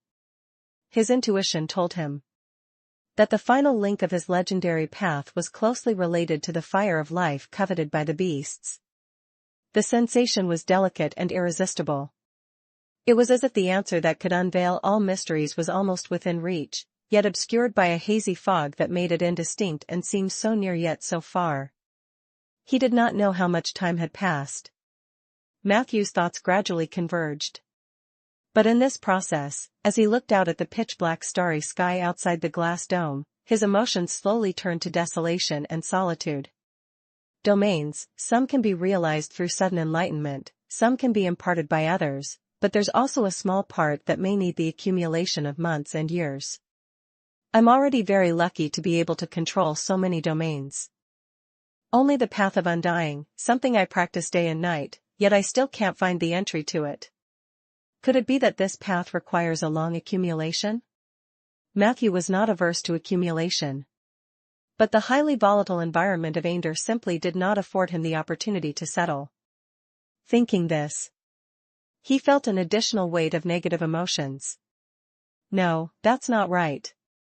I just saved Canning City, my mood shouldn't be this low.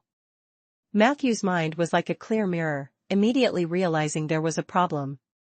Just then, little Landmine came over, her crystal board displaying a big, even somewhat comical, smile.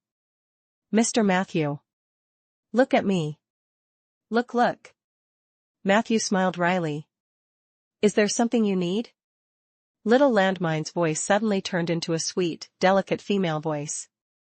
Is this your first time entering the astral world? Most people are initially overwhelmed by the vast and beautiful starry sky, but soon they will feel small compared to the vastness of the stars, and then a lot of unnecessary negative emotions emerge. The machinists call this phenomenon astral syndrome. Astral syndrome varies from person to person, some mild and some severe, with the worst leading to sudden suicide, so to prevent this, I hope you'll look at my smiling face more and enjoy my sweet voice. If you need, you can turn up my humor index, not too much, just back to 25% of the normal level. That way I can tell you a few high-level jokes to offset the negative effects of the astral syndrome. Matthew thought it over. He still declined Little Landmine's suggestion. Before departure, Martin had cautioned him never to set Little Landmine's humor index above 0, or it might cause trouble. Little Landmine really hopes to be of help to you. The expression on the golem's crystal board turned pitifully sad. Chapter 1757, 478 Undead Starburst and Law of Death _4. Chapter 1757, 478 Undead Starburst and Law of Death _4. Don't you just want to get out of the Star Realm syndrome quickly? Matthew smiled. For me, this isn't really a symptom, just a bit of interesting emotion. After all, every new experience is necessary to go through, even the negative ones, and I wouldn't want to miss them.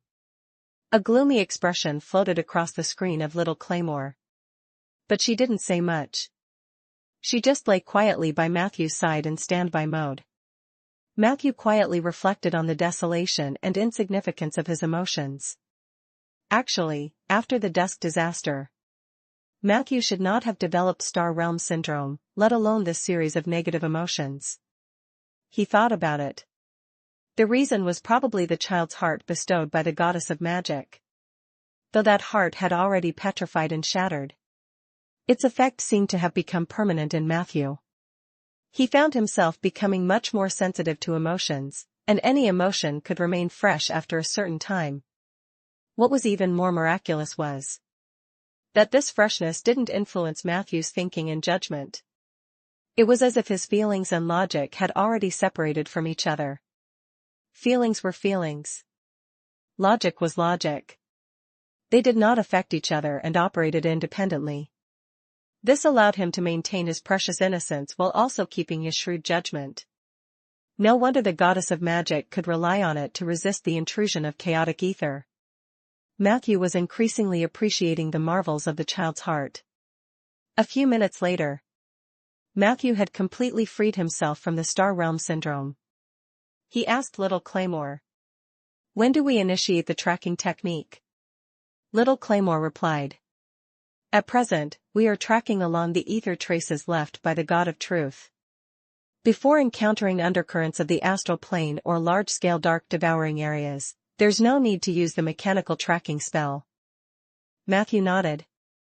"Then, how long will it take before we encounter the dark devouring areas?" Little Claymore proactively unraveled a bundle of plugs from beneath her, inserting 2 of them into the control panel of the octopus boat. "After a dozen seconds," she responded. 2 hours. The octopus boat's flying speed is not fast, but its advantage lies in its stealth. As we delve alone into the astral world, safety is most important, don't you agree? Matthew had no objections.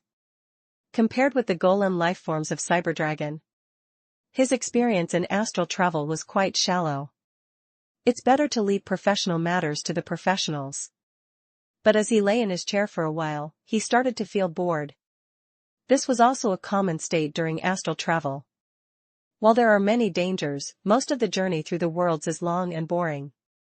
Matthew spaced out for a bit. Then, he began to chat idly with the golems. However, after failing twice to entice Matthew to increase her humor parameter, Little Claymore went off to sulk on the other side of the cabin. As for the other 2 golems, their intelligence levels were a bit low, so Matthew did not have much to talk about with them. So, he simply took out a few spellbooks from his pack and began to study spells. Matthew's spellbook learning inside the octopus boat was originally just a casual attempt, but the results were amazingly good. In less than 2 hours, he had actually learned 2 legendary spells in one go. This also surprised Matthew himself. He was endowed with extraordinary wisdom and his speed of learning spells was 10 times the normal rate, but these were legendary spells. In theory, Matthew had a very high level of practice in the legendary path and a deep exploration into the domain of necromancy. The possibility of successfully learning legendary spells ahead of time did exist. This was also one of the premises for his attempt. But the success had come too smoothly, too easily, right? Could it be related to the environment of the astral world? Or is it related to the ether storm I just experienced? Matthew hadn't quite figured out the connection. But that didn't stop him from mastering 2 extremely powerful necromancy spells in advance. Necromancer Starburst. You can choose a meteorite no more than 1 kilometer in diameter in the astral world and slowly infuse it with negative energy. When the meteorite is filled to a certain level with negative energy, it becomes your weapon. You can control the meteorite to strike a specific target from an ultra-long distance, cannot cross planes/maximum range of 3,000 kilometers.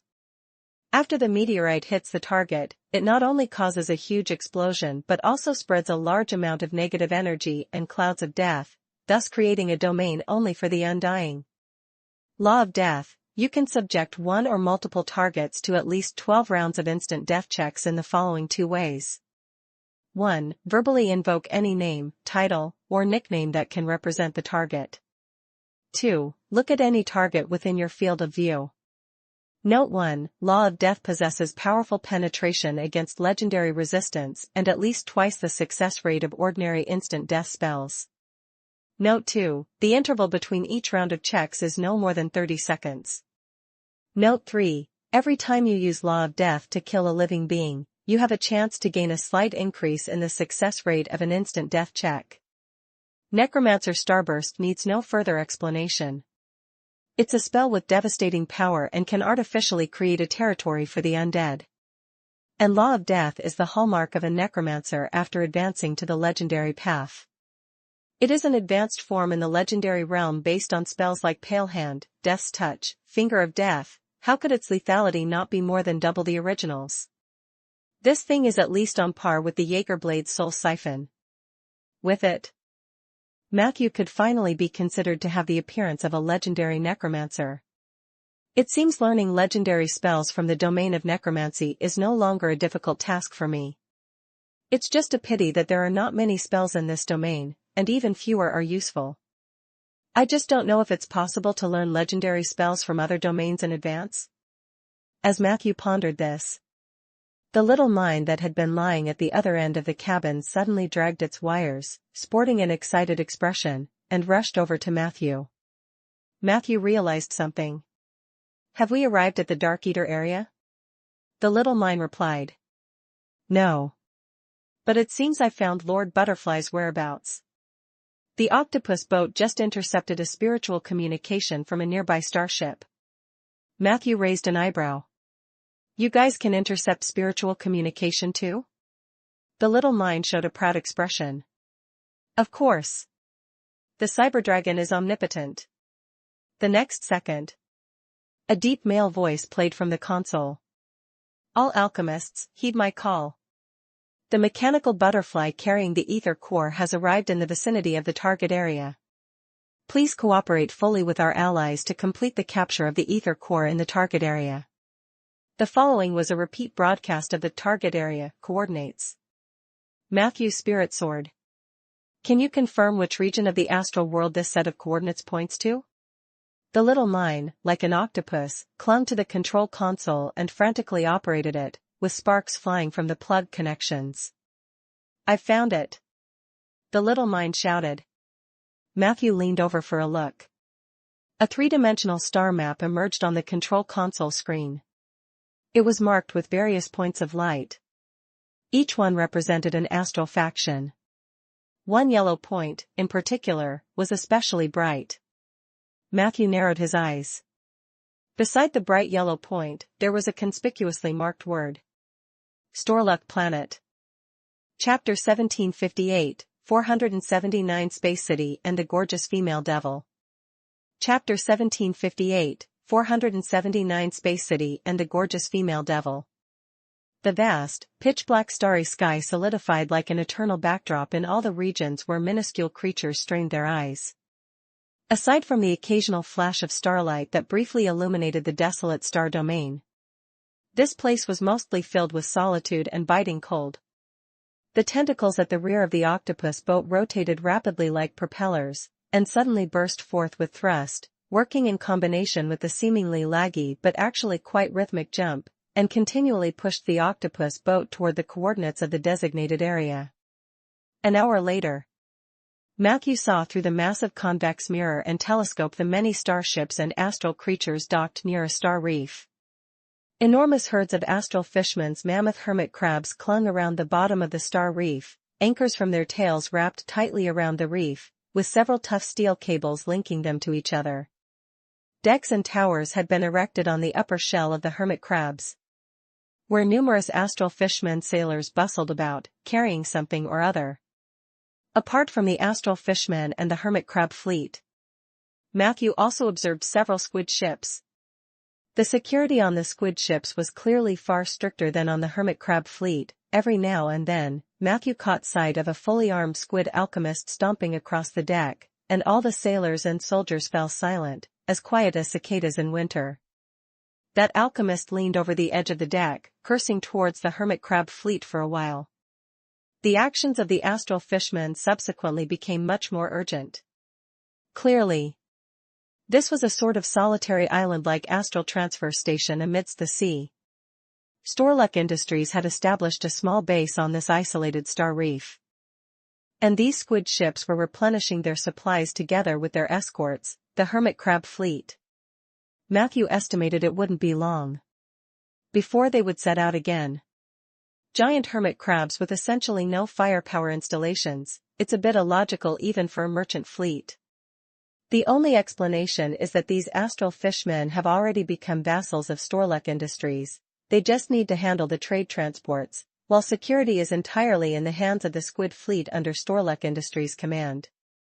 Matthew silently speculated in his mind. However, his heart was also filled with numerous doubts. After the Blood Moon Strike event, the squid alchemists were supposedly wiped out. So where did these squid ships come from? After the Great Rift, Melinda, an employee of Storluck Industries, had also passed information to Matthew twice. But subsequently, due to severe severance between the material world and the astral world, the two had gradually lost contact. Despite Matthew's interest in gathering intelligence on Storluck Industries, since that last shot. The space undead had been so low profile that they were even less noticeable than after the blood moon strike. They were almost non-existent in the material world. But Matthew knew well that this did not mean Storluck Industries had lost interest in the material world, they were simply biding their time. Laying low was just a strategy for better hiding and recovery.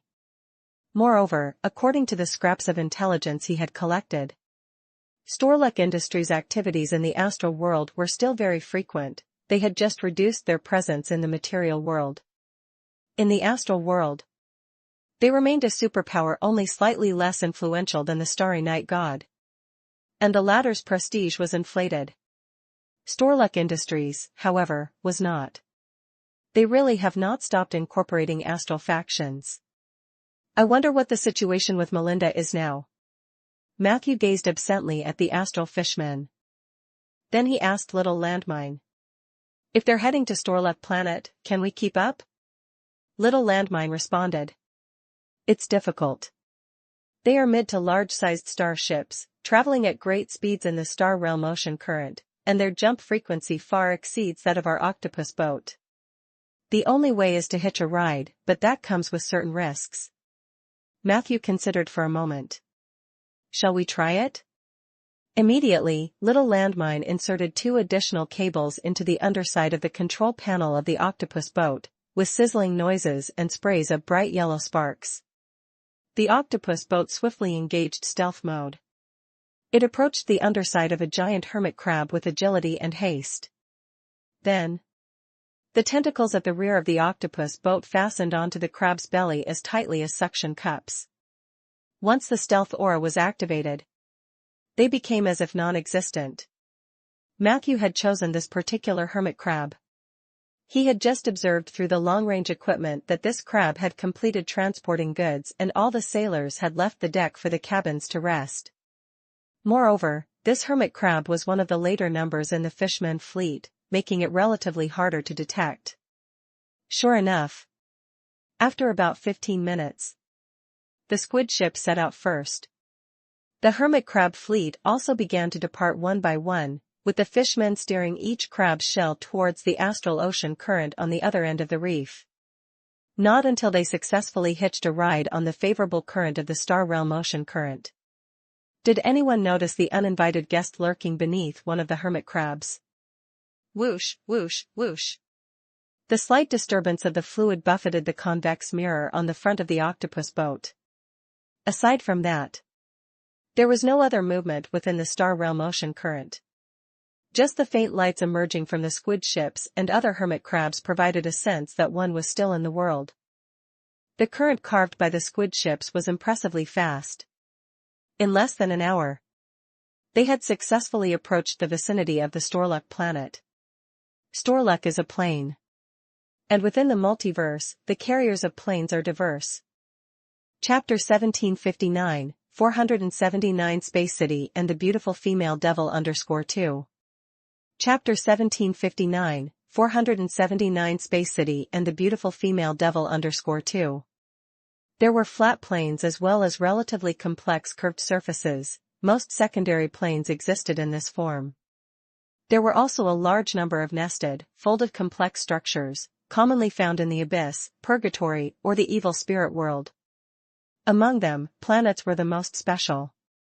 Ainder itself was a planet that carried many curved planes, among which the super-curved surface directly built on the star core was the material plane. Therefore, in plane studies, all planes that took the form of a planet were considered to potentially become the material plane. Storluck Planet was one. Previously, the god of light and knowledge as well as the squid alchemists had tried to build a new world at the Great Horn Reef. The difference was, the new world at the Great Horn Reef was younger and had more potential. Had that planet still been slowly ascending when Ainder encountered the Great Tearing Apart, it might have truly had the chance to replace Ainder as the new material plane. Unfortunately, the blood moon strike destroyed everything. In contrast, Storluck Planet's potential was much weaker. This was also because it formed at the wrong time. When the Storluck plane formed into a planet, it was the heyday of Ainder. Theoretically, the multiverse could have multiple material planes. But the condition was that they must be sufficiently distant from each other. Storluck planet obviously did not meet this condition. However, this did not prevent the planet from being one of the most stable star realm planes besides Ainder, as it hadn't been too affected by the fall of Heavenly Family Palace. Those living on Storluck planet might have faced less survival pressure in the past 6 months than those on Ainder. When Matthew got infinitely close to Storluck planet, this conjecture was confirmed. What a stable plane structure. Why do I feel that the order here is much better than on Ainder? Even though he was in the star realm, Matthew's strong insight had already converged far onto the planet appearing at the end of the convex mirror. According to his original plan, was to blend into the hermit crab fleet entering Storluck planet and then search for the butterfly. However, changes quickly arose. He found that the Star Realm merchant convoy he had infiltrated was not going directly to Storluck planet. In fact, those few squid ships and the small landmine had previously intercepted spiritual communications that were not directly related. They didn't qualify to participate in capturing the ether core. This led to them just approaching Storluck planet, only to be informed by a group of space undead that the nearby star domain had been sealed off, and the convoy had to immediately reroute to a nearby port area. Matthew also thought about leaving the main fleet on his own, using the octopus boat's camouflage ability to quietly land on Storluck planet. But the small landmine told him the octopus boat couldn't enter Storluck without being detected by the space undead. Having no choice, they could only go with the flow, following the heavy giant hermit crabs and bypassing the front of Storluck planet to arrive at an area hanging with 3 supergiant meteorites. Here were Storluck planet's 3 satellites, Hume 1, 2, and 3, as well as a gathering place for a large number of astral creatures enslaved by Storluck Industries. 1.5 hours later. Hume 3. Space City. After entrusting the camouflaged octopus boat at a private starport on the outskirts, Matthew, disguised, blended into this gathering place of astral creatures. He used true transformation to permanently take the form of a draconid mage. The reason he chose a draconid was because draconids were not uncommon in the star realm, but after Matthew's undead calamity, draconids had gradually spread their activities from the sampan plane to the outer worlds. According to intelligence provided by the small landmine, more and more draconids tended to join Storluck Industries in exchange for a job that provided shelter and support. It made sense for the draconid mage that Matthew impersonated to appear here and eagerly seek entry to Storluck planet. Tat tat tat. The boots of the draconid mage tapped a pleasing rhythm on the neat, thick slate.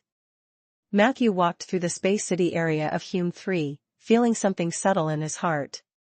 Along the way, he saw many exotic buildings and landscapes. Snail-shaped dwellings built towards Storluck direction, probably to adapt to the more unstable gravitational fields in space. Periodically, mantis miners with pale blue jetpacks on their backs, bright searchlights on their heads, and folding mechanical pickaxes or magic drills in hand flew over his head. These were local mantis miners mining the precious minerals in the core area of Hume 3. Primarily astral white crystals and some special magic metals. Near the starport, countless metal cables spread like a spider web toward various areas of Hume 3. Cable cars carrying humanoid creatures or mineral resources followed specific traffic laws, rapidly completing cycle after cycle of intersection and overtaking. Above the space city, countless brass cables enveloped the heart of a writhing giant star beast, which with each beat, emitted a large amount of green fluid. Below the heart, giant basins hovered. The pale blue flames emanating from the basins evaporated the clearly poisonous fluid, mixing it, ultimately dispersing into nothing. At the end of the brass wires were rows of space utility poles. Through these poles' transmission, vast amounts of electricity were delivered to every corner of Hume 3. Chapter 1760. 479 Space City and the Beautiful Female Devil _3. Chapter 1760, 479 Space City and the Beautiful Female Devil _3. Matthew arrived at a place Every 15 meters or so there was either a standing, or embedded, or floating incandescent lamp. The light spread throughout the Space City Citadel and the satellites of Hume 3. This made this satellite belt, which hangs isolated outside the Storluck planet, look like an artificially lit moon. Even though Matthew had no love for Storluck Industries, he had to admit the Space Undead had crafted the planet Storluck quite impressively. And in terms of order, the public security in Space City was at least as good as in Rolling Stone City. Matthew wandered between the bustling main roads and almost deserted alleys, encountering various astral creatures but never witnessing a crime. Regarding the frequency of patrols by the law enforcers, it wasn't very rigorous. Within half a day, he had only encountered a couple of space undead encased in their tin cans and a squid alchemist with a large tube of liquid metal. Most of the intelligent life in the Citadel was relaxed. Even if they returned from outside fully armed, once they entered the area of Space City, all beings would voluntarily adhere to certain unwritten rules. Matthew found this quite astonishing. Storluck Industries has done a lot of bad things, but their technology, management, and system indeed have their merits. After spending half the day, the role of the Draconid mage that Matthew was playing had initially integrated into this wonderful community filled with astral creatures. He found out Storluck Industries didn't directly intervene in the governance and management of Space City or the other two satellites. There were roughly 3 powers that dominated the development, security, tax collection, and management of this area. They were the Giza powers led by the divine-level clairvoyant, Pierce. For space giants highly valued by Storluck Industries and their established Giant Brothers Association. At the same time, Matthew also learned. In the past, there had been a portal to Storluck, and one could have access to the mainland if they had good relations with one of the 3 major powers. However, due to recent events, the portal was temporarily closed. Now, the residents of Space City were also curious about when the portal to the mainland would reopen. To further probe for information, Matthew came to an explorer tavern run by the Mantis. He approached the counter and ordered a few drinks before pretending to casually ask the Mantis bartender about any interesting happenings in Space City lately. Seeing that Matthew was generous, the bartender answered without much thought. There are many interesting stories, but the 2 that everyone talks about the most are. Matthew raised an eyebrow. Go on, the bartender said while making cocktails. The first is that Mr. Christopher is about to host another treasure convention. If you win at the treasure convention, you could become one of the leaders in Mr. Christopher's trading guild or get a chance to join the commercial department of Storluck Industries. Matthew smiled. Sounds pretty good. The bartender firmly agreed. Of course, everyone wants to join Storluck, but sadly I don't have any treasures, otherwise, I'd participate in the treasure convention myself. And the second? There's talk that a bloodless female devil recently appeared in the neighboring district, causing several tragic incidents recently. The Mantis law enforcement team has been dispatched. They are frantically searching the entire area for that female devil. Matthew raised an eyebrow. Is that supposed to be fun? The bartender mysteriously said. It's said that this female devil is incredibly beautiful and comes from the Blood Robes family of Purgatory. Chapter 1761, 480 Treasures Convention. Chapter 1761, 480 Treasures Convention. Matthew's heart stirred upon hearing this. He casually inquired about the name of the femme fatale. But the Mantis bartender merely shook his head. No one knows her name, her identity was discerned by the law enforcement team through divination spells, and it might very well be another layer of disguise. From what I've gathered, that woman can transform into anyone's appearance, but whenever she chooses to reveal herself, she inevitably exudes a charm that ordinary people can't resist. The danger she poses lies exactly there. A relative of mine in the law enforcement team told me that with just one moment of distraction in her presence, you'd be dead. Besides, the murders she's orchestrated are solely targeting males, so buddy, if you ever run into her, either drop your other thoughts and kneel to beg for mercy, or just pray for your own good fortune. With those words, The bartender pushed a glass of light purple wine toward Matthew. Matthew took a few sips, following the acting code of the astral draconids. He said nonchalantly. That's because she hasn't met me. After she meets me, I guarantee she'll be the one kneeling and begging. The mantis bartender smiled. Perhaps.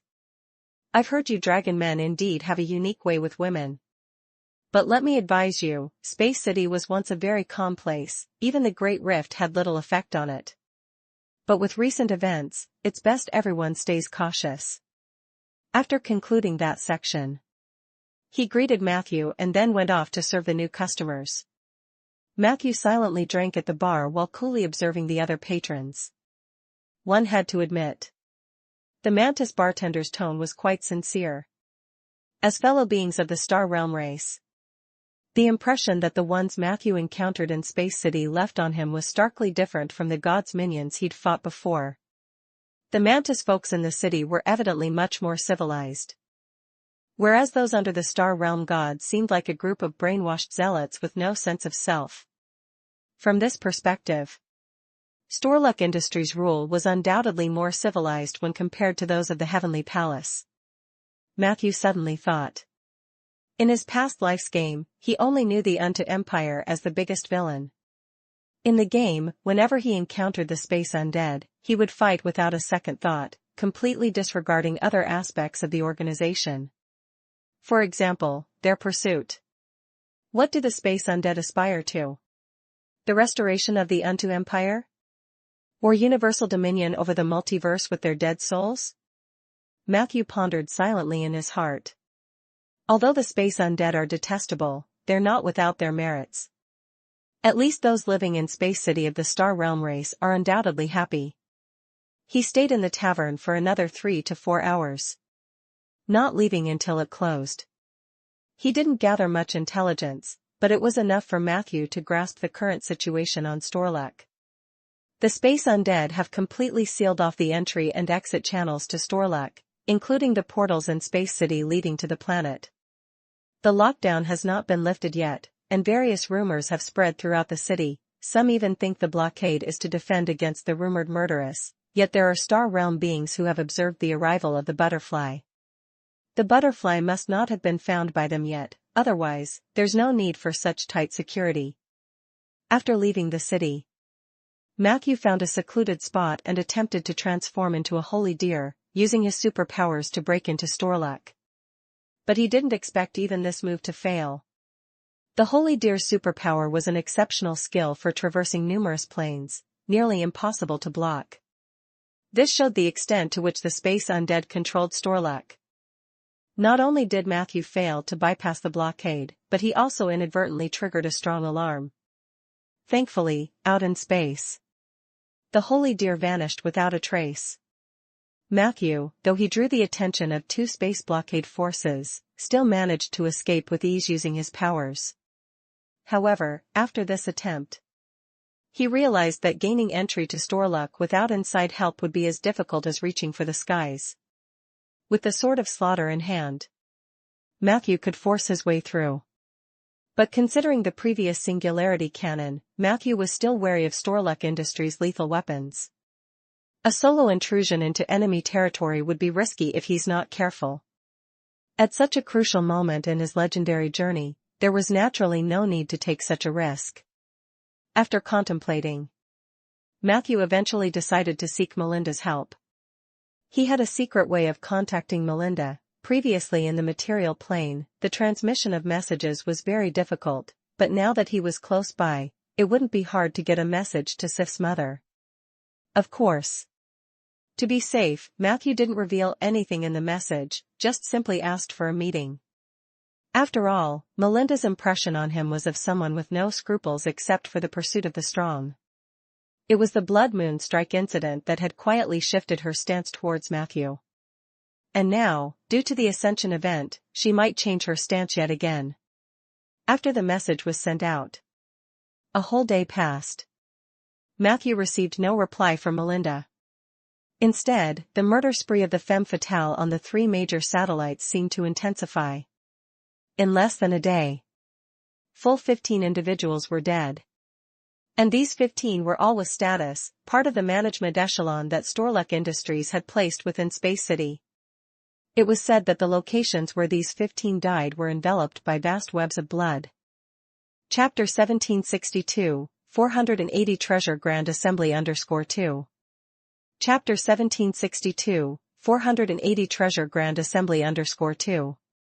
The blood webs details resembled thick human blood vessels, and any living creature that touched these vessels would be drained of all blood and die immediately. This was clearly aimed at Storluck Industries. As a result, the Mantis law enforcement team closed all the entry points of the 3 major satellites, and the Space City was gripped with panic. Especially for those astral world beings associated with Storluck Industries, who were terrified out of their wits. Matthew had also stealthily investigated the scene of the bloody incident. Although most of the traces had been solidified or erased by the law enforcement team, Matthew still sensed the potent aura of purgatory. At least in this respect, the rumors were not wrong. The perpetrator was a powerful female devil. However, given the number of female devils originating from the Blood Banner Kingdom, Matthew thought the likelihood of it being Sif was low. Mainly because the prey branding on his lower back had no reaction from the start.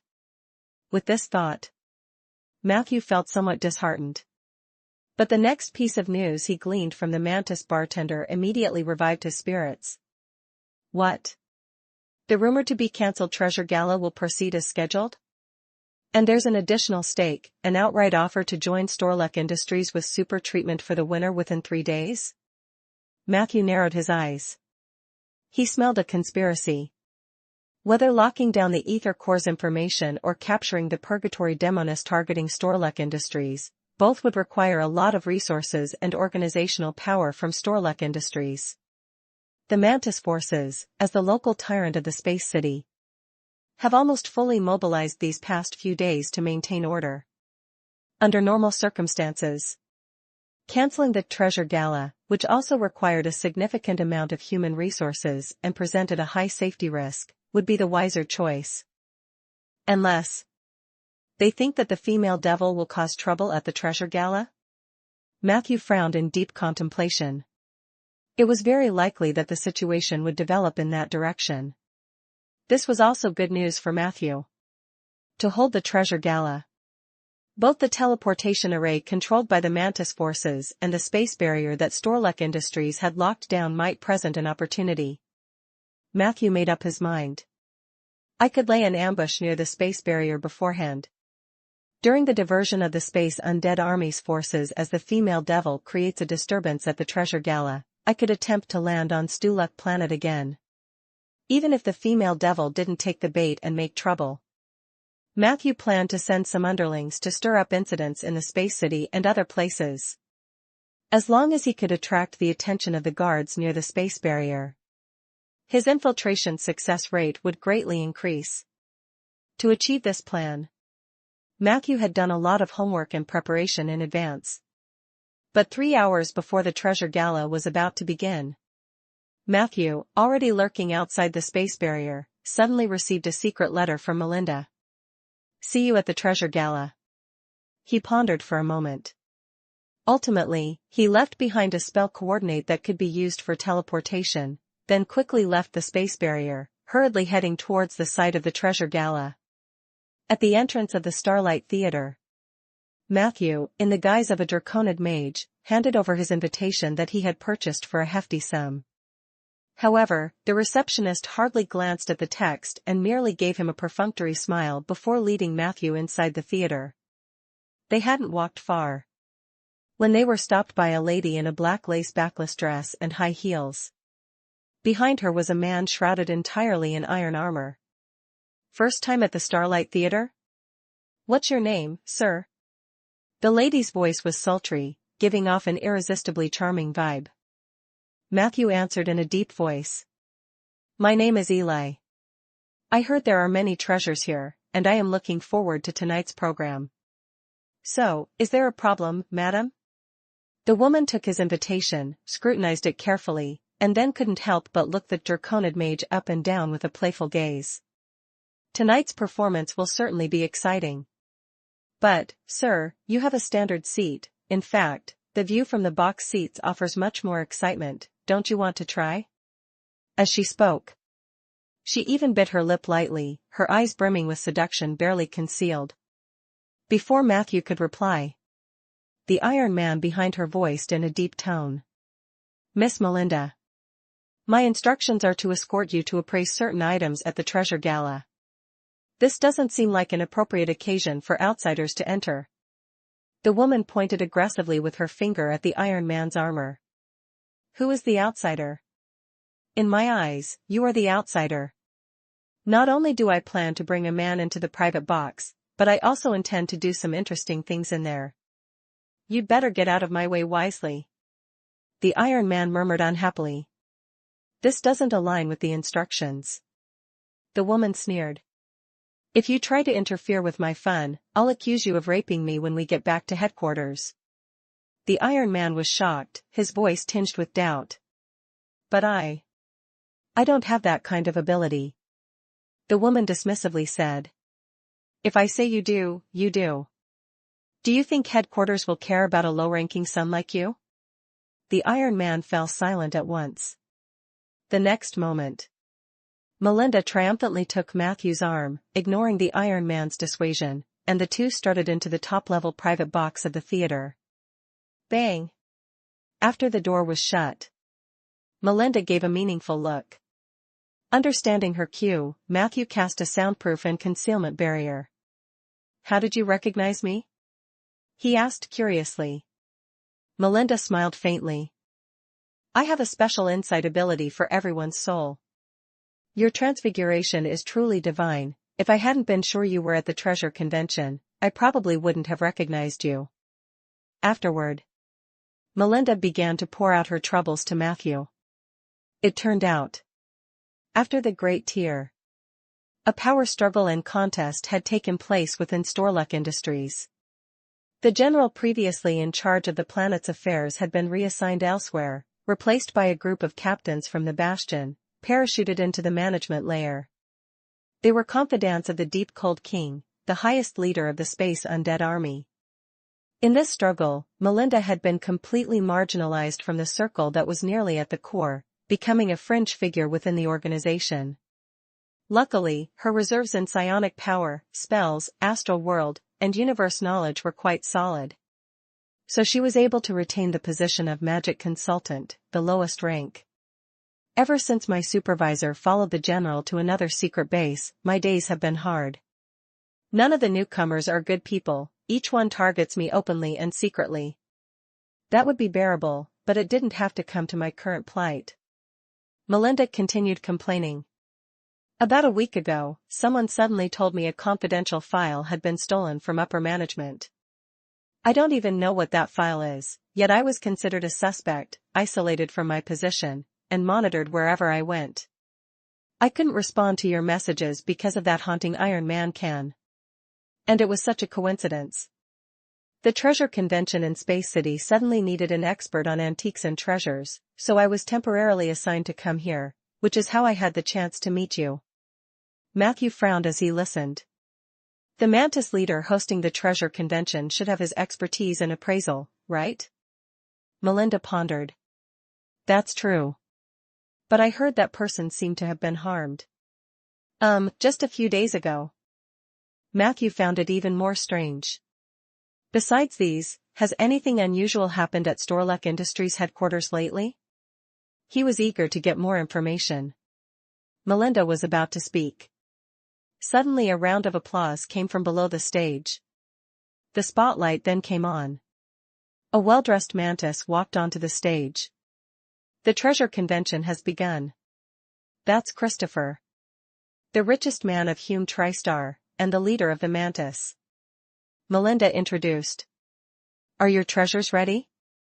Christopher gracefully warmed up the crowd. The atmosphere on and off the stage instantly heated up. Matthew closed his eyes and spread his insight throughout the entire Starlight Theater. Chapter 1763, 481 Ancient and Wanderer. Chapter 1763, 481 Ancient and Wanderer. The number of people attending the treasure assembly tonight was still quite significant. Matthew initially estimated there to be at least 2,000 to 3,000 people, with around 200 participating directly in the treasure assembly and the various dignitaries from the Star Realm seated in the private boxes. The Mantis-built Starlight Theater was a semi-open-air venue. The central stage was located under the open starry sky, romantic in itself with the addition of lighting systems set up by Storluck Industries. Its overall performance in terms of the staging was in no way inferior to the world Matthew had known before his journey across time. There are too many people. Matthew quietly controlled the range of his insight.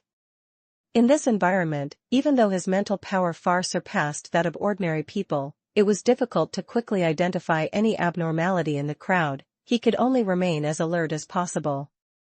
While Matthew was observing the theater's environment, the wealthiest mantis on stage had already successfully completed the opening. Amidst the heartfelt applause from the audience, he effortlessly captured everyone's attention and even occasionally drew hearty laughter with a few jokes. Looking at Christopher, who strolled confidently on stage and was the life of the party, Matthew's eyes reflected a hint of confusion. This Mr. Mantis. He really doesn't seem like a traditional rich merchant. Melinda chuckled lightly. Your insight is sharp. In my eyes, that guy seems more like an actor. Saying this, under Matthew's inquiring gaze, Melinda went on to explain in detail. Christopher is just the visible owner of the tremendous wealth of the Hume TriStar. His mantis wife, Serena, is the second in command of the psionic management department at the headquarters of Storluck Industries. Christopher is very aware of the position he's in.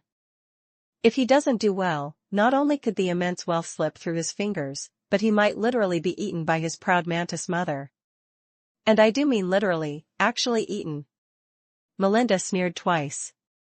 In the past decade or so, that bitch Serena has already changed husbands 3 times, and the wealthiest mantis of the Hume TriStar has also changed thrice. Matthew nodded. So, the second in command of the psionic department is the true owner of all the wealth of Hume TriStar. But to Matthew's surprise, Melinda shook her head. The average person only digs as far as Serena.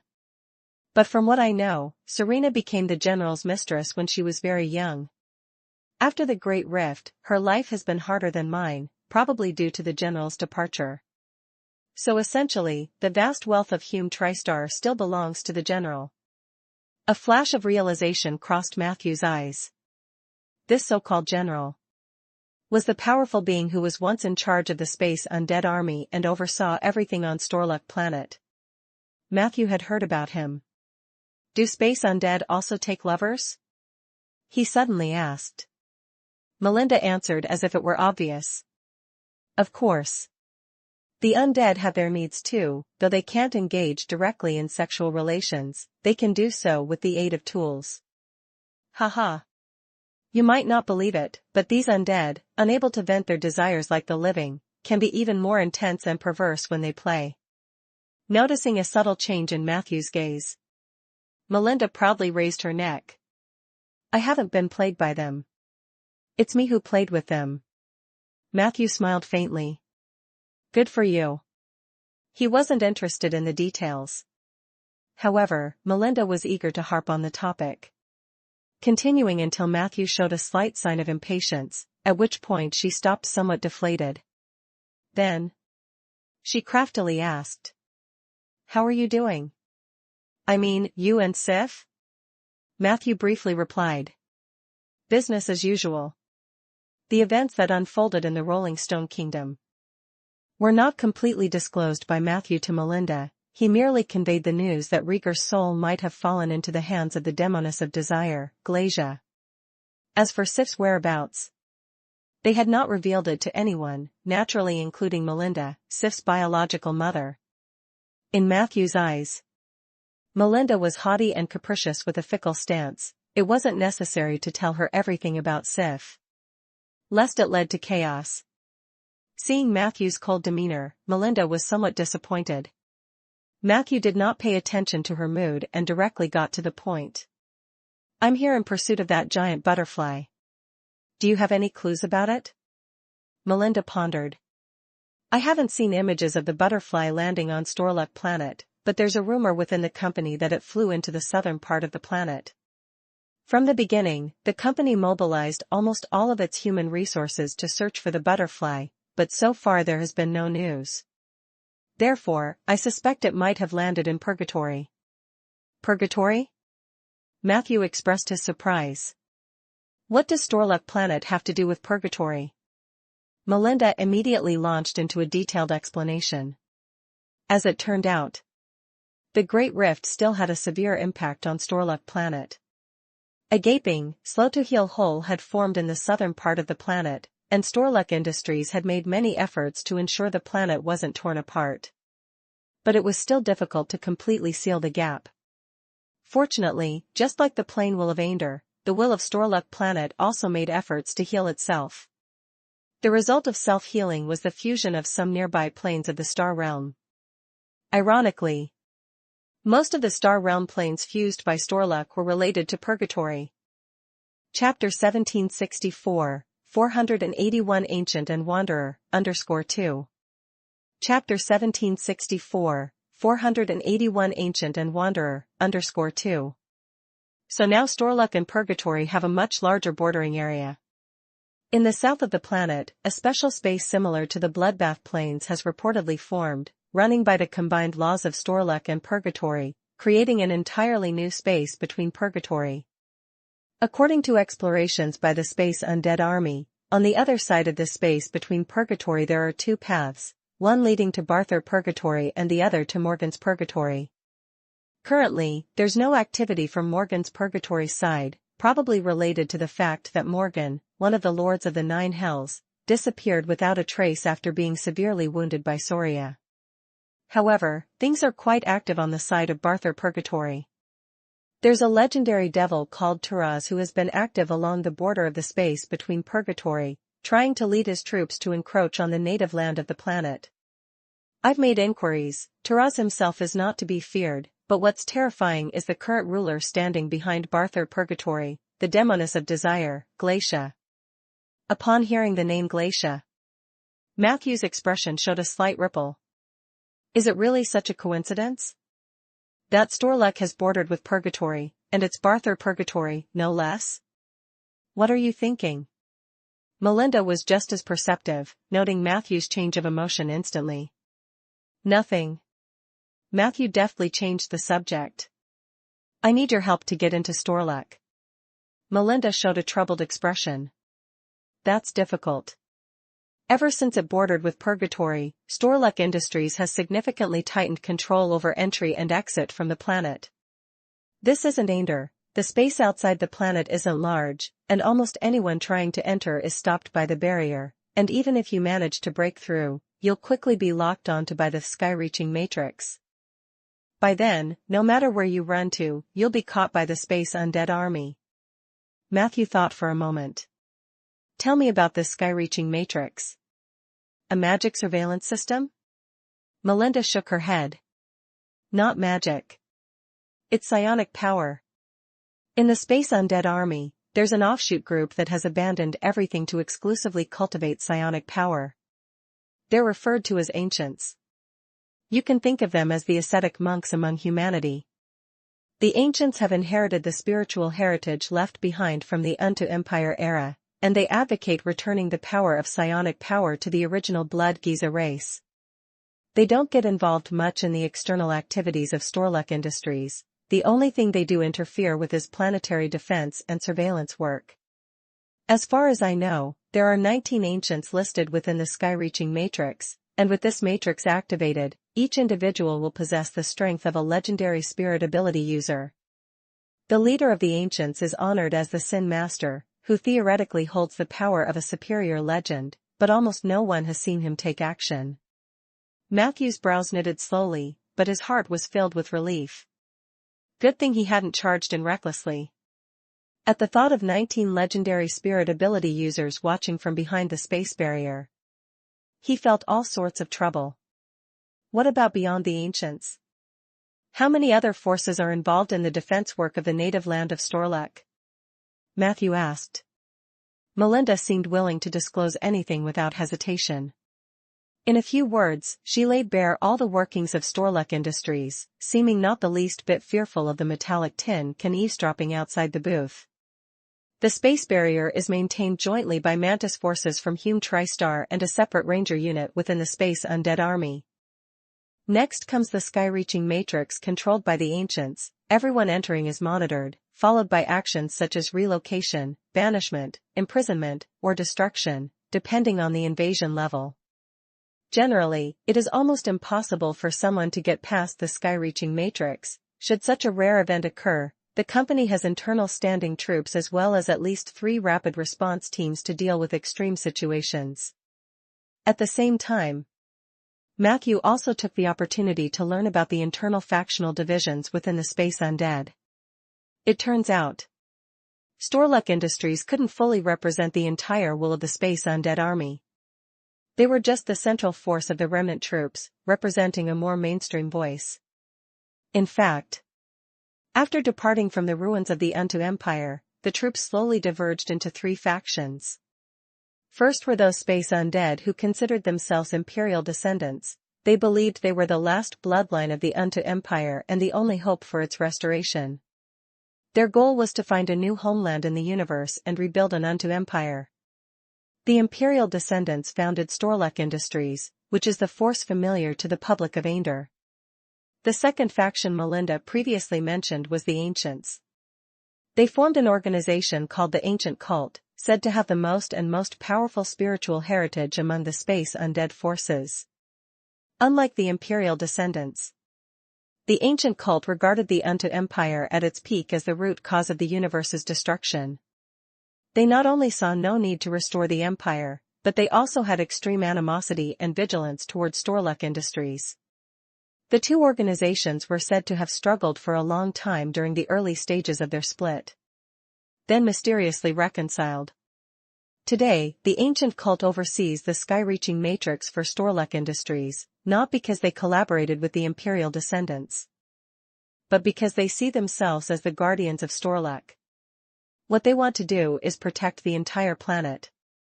In other respects, the contact between the Ancient Cult and the Imperial descendants is virtually non-existent. Chapter 1765, 481 Ancient and Wanderer, _3. Chapter 1765, 481 Ancient and Wanderer, _3. The third faction was not active on the native soil of Storluck planet. Melinda called them Wanderers. The Wanderers were greatly mysterious. Their numbers were few, but each of them was incredibly strong, so much so that even generals and the Undead Prince had to respect their opinions. These people were now wandering deep within the astral world, seemingly in search of something. This situation had persisted for many years. Even within Storluck Industries, no one knew what the Wanderers were searching for, nor did they understand the purpose of their existence. The Wanderers have a symbol. Their shells are rust-stained, something that would never be seen on the Imperial descendants.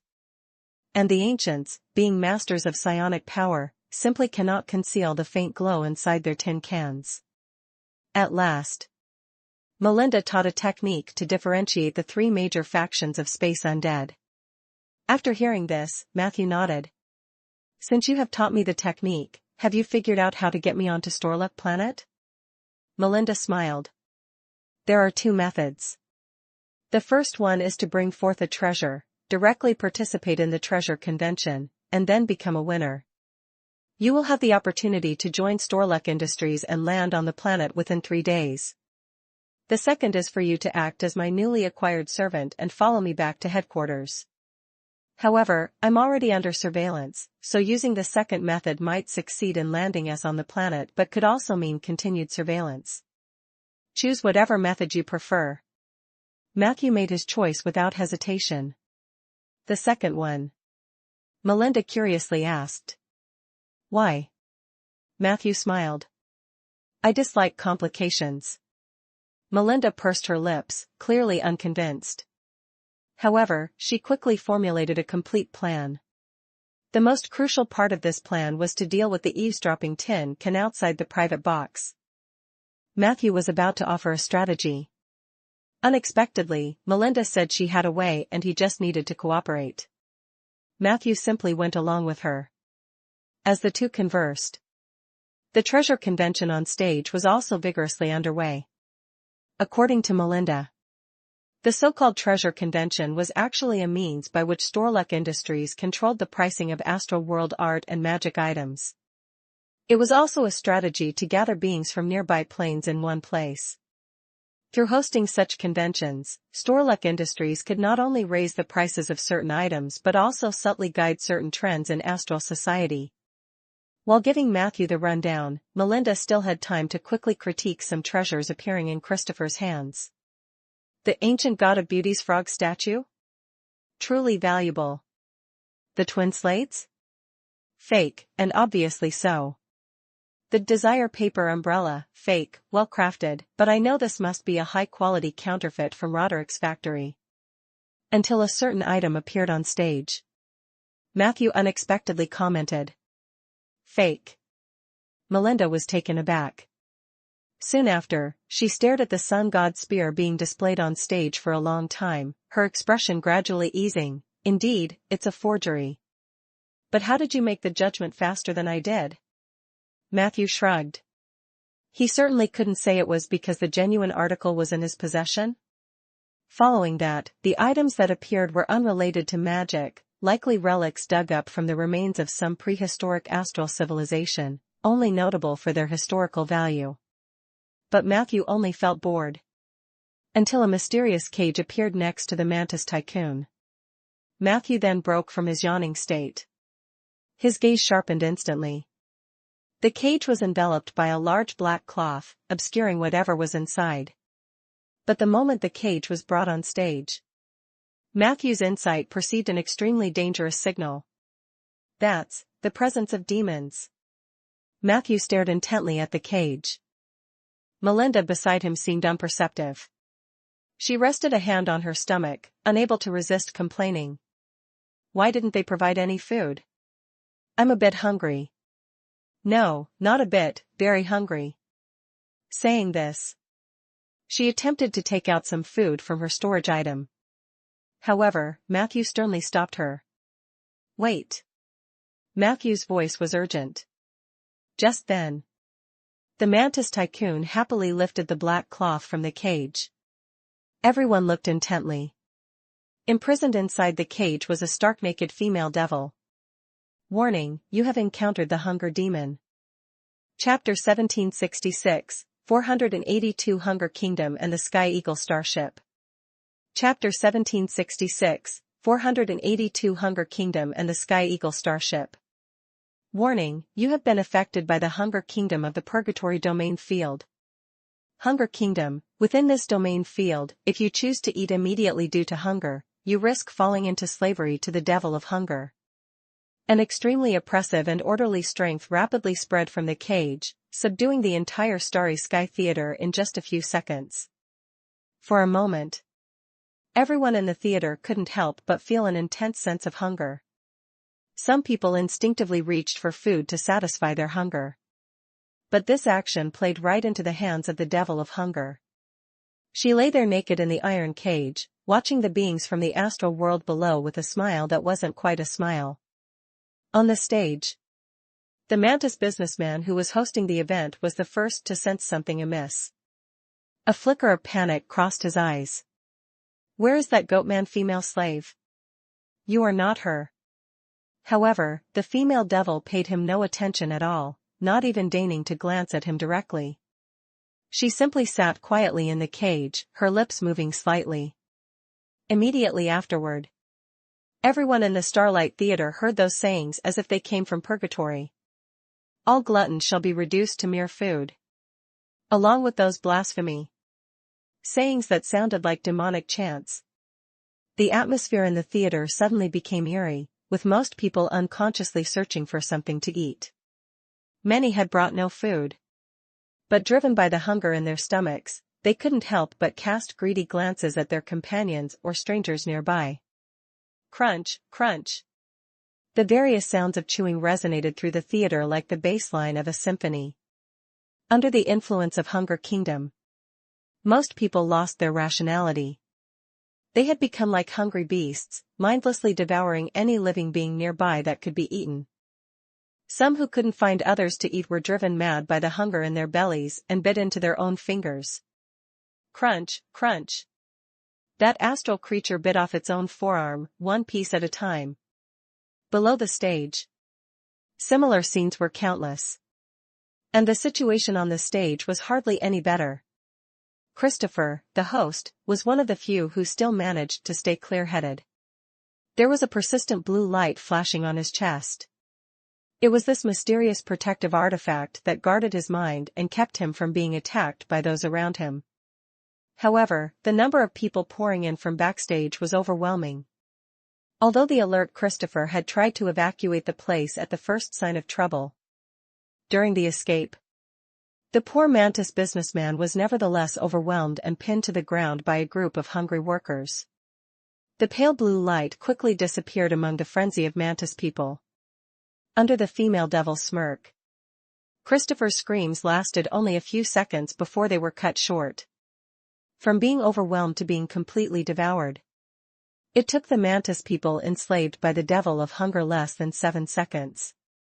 It showed just how intense the hunger they felt in their stomachs was. Didn't Storluck Industries take precautions? In the private box, Matthew's expression was somber. The moment the devil of hunger made her appearance, he had activated Lost Paradise, protecting himself and Melinda, resisting the will erosion from the Hunger Kingdom. He had intended to further break down the ceremonial field of the devil of hunger. But whether it was because the other party had prepared in advance or not, the spread of Hunger Kingdom was faster than anything Matthew had ever seen. He had just begun to comprehend the contents of the ceremonial field when the entire Starry Sky Theater had already fallen firmly under the control of the devil of hunger. This rapid pace of plunder made Matthew extremely alert. What surprised him even more was, it seemed Storluck Industries had hardly made any preparations in the Starlight Theater at all. The earlier security work, which had seemed adequate, now appeared to be nothing more than a meaningless, superficial procedure. To think they'd let a legendary devil in. Maybe the Mantis people's strength is a bit too shabby.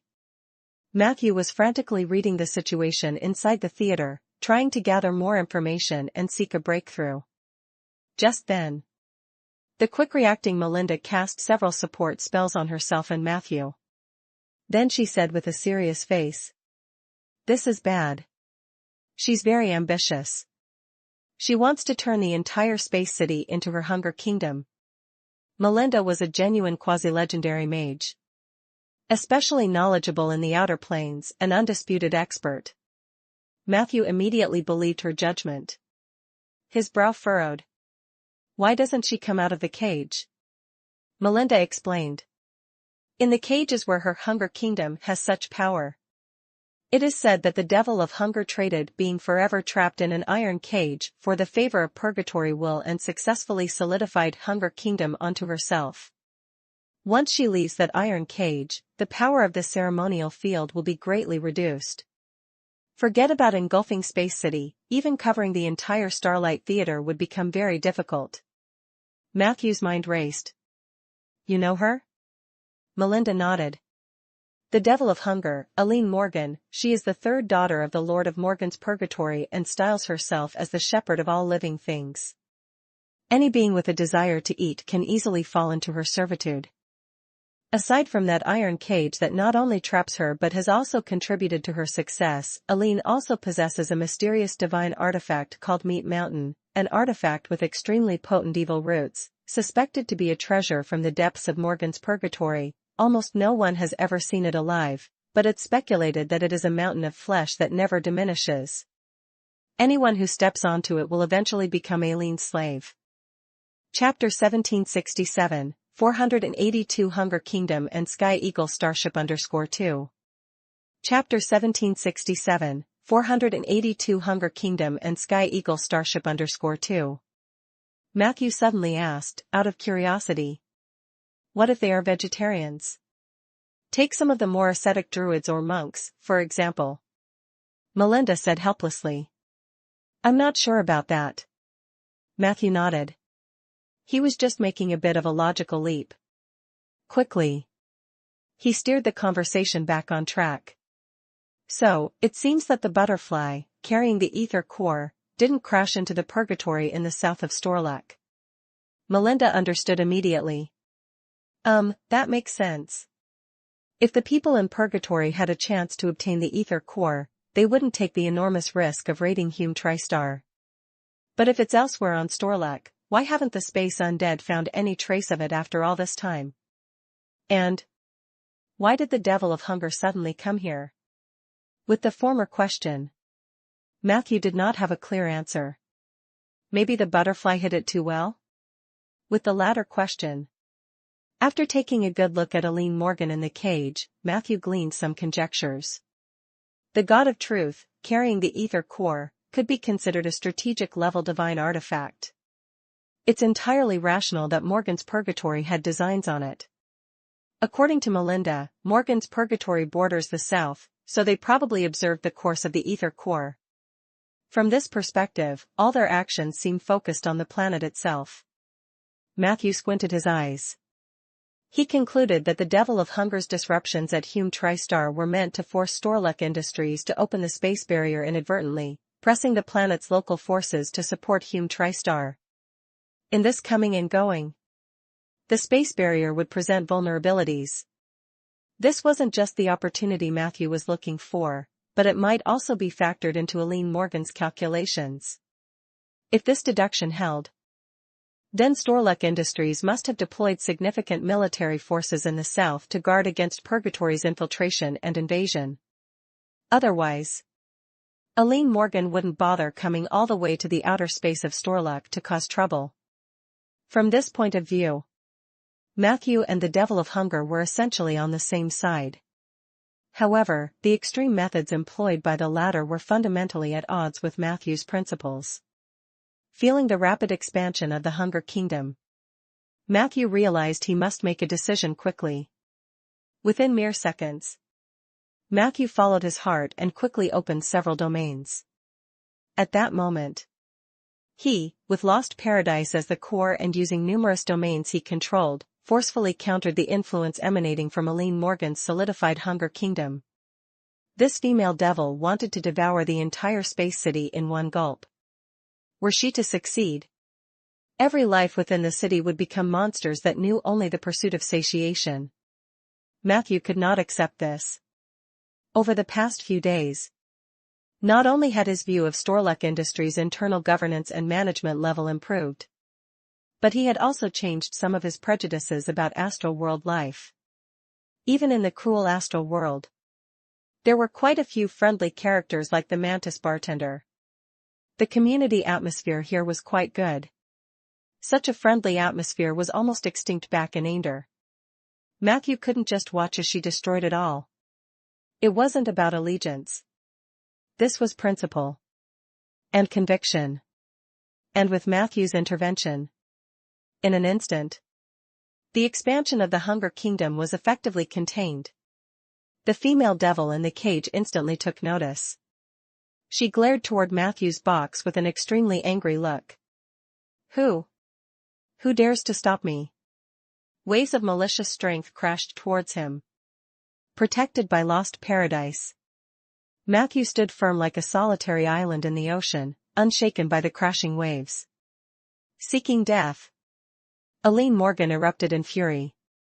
In the next second, she uttered a string of blasphemy. Nearly every creature in the Starry Sky Theater surged towards Matthew's location. Melinda's expression tightened. She grabbed Matthew's right hand. Tell me if you need to teleport. Matthew calmly released her hand. No hurry. These creatures are nothing. He was just about to control these hungry slaves, when suddenly, the dome of the Starry Sky Theater was enveloped by a thick shadow. Following this, several figures appeared on stage. They transformed from insubstantial shadows into tangible beings. Matthew and Aline Morgan immediately had their attention drawn by these newcomers, and the hungry slaves also gathered towards the stage. The first ones to appear were 7 Mantis Man secret technique mages. These mages, clad in noble silk robes with scrolls of magic scrolls tied around their waists, possessed wealth that could make even the present Matthew envious. Upon taking the stage, they released rings of golden confinement halos. These halos did not discriminate between friend and foe. Instantly enveloping the entire starry sky theater, most of the hungry slaves were immobilized, unable to move despite their ferocious clawing. Then, a crack appeared in the shadow above the dome. A space undead, adorned in magnificent metal armor, descended next to the cage on the stage's side like a divine soldier from the heavens. At the same time, numerous spotlights shone down from the shadow above the dome. Accompanied by the lights were beams of gray-purple magnetic field rays. Chapter 1768, 482 Hunger Kingdom and Sky Eagle Starship _3. Chapter 1768, 482 Hunger Kingdom and Sky Eagle Starship _3. Warning, you are locked by the Sealing Demon magnetic field of the Skyhawk starship. Within the Sealing Demon magnetic field, no one can complete the process of spellcasting, including instant cast, silent casting, and other supermagic abilities. Matthew's expression eased. It made sense now. Finally, someone from Storluck Industries had arrived. However, Madame Melinda looked somewhat distressed beside him. She murmured into Matthew's ear. "This is Captain Grey Eagle, a senior combat officer in the Space Undead Army, second only to the three magnates." After the general left, it was he who took over the work of astral defense around the planet. Captain Grey Eagle excels in swordsmanship and is also an outstanding user of spiritual weapons. He was once a disciple of a true legendary ancient. His strength is not trivial, probably around level 22.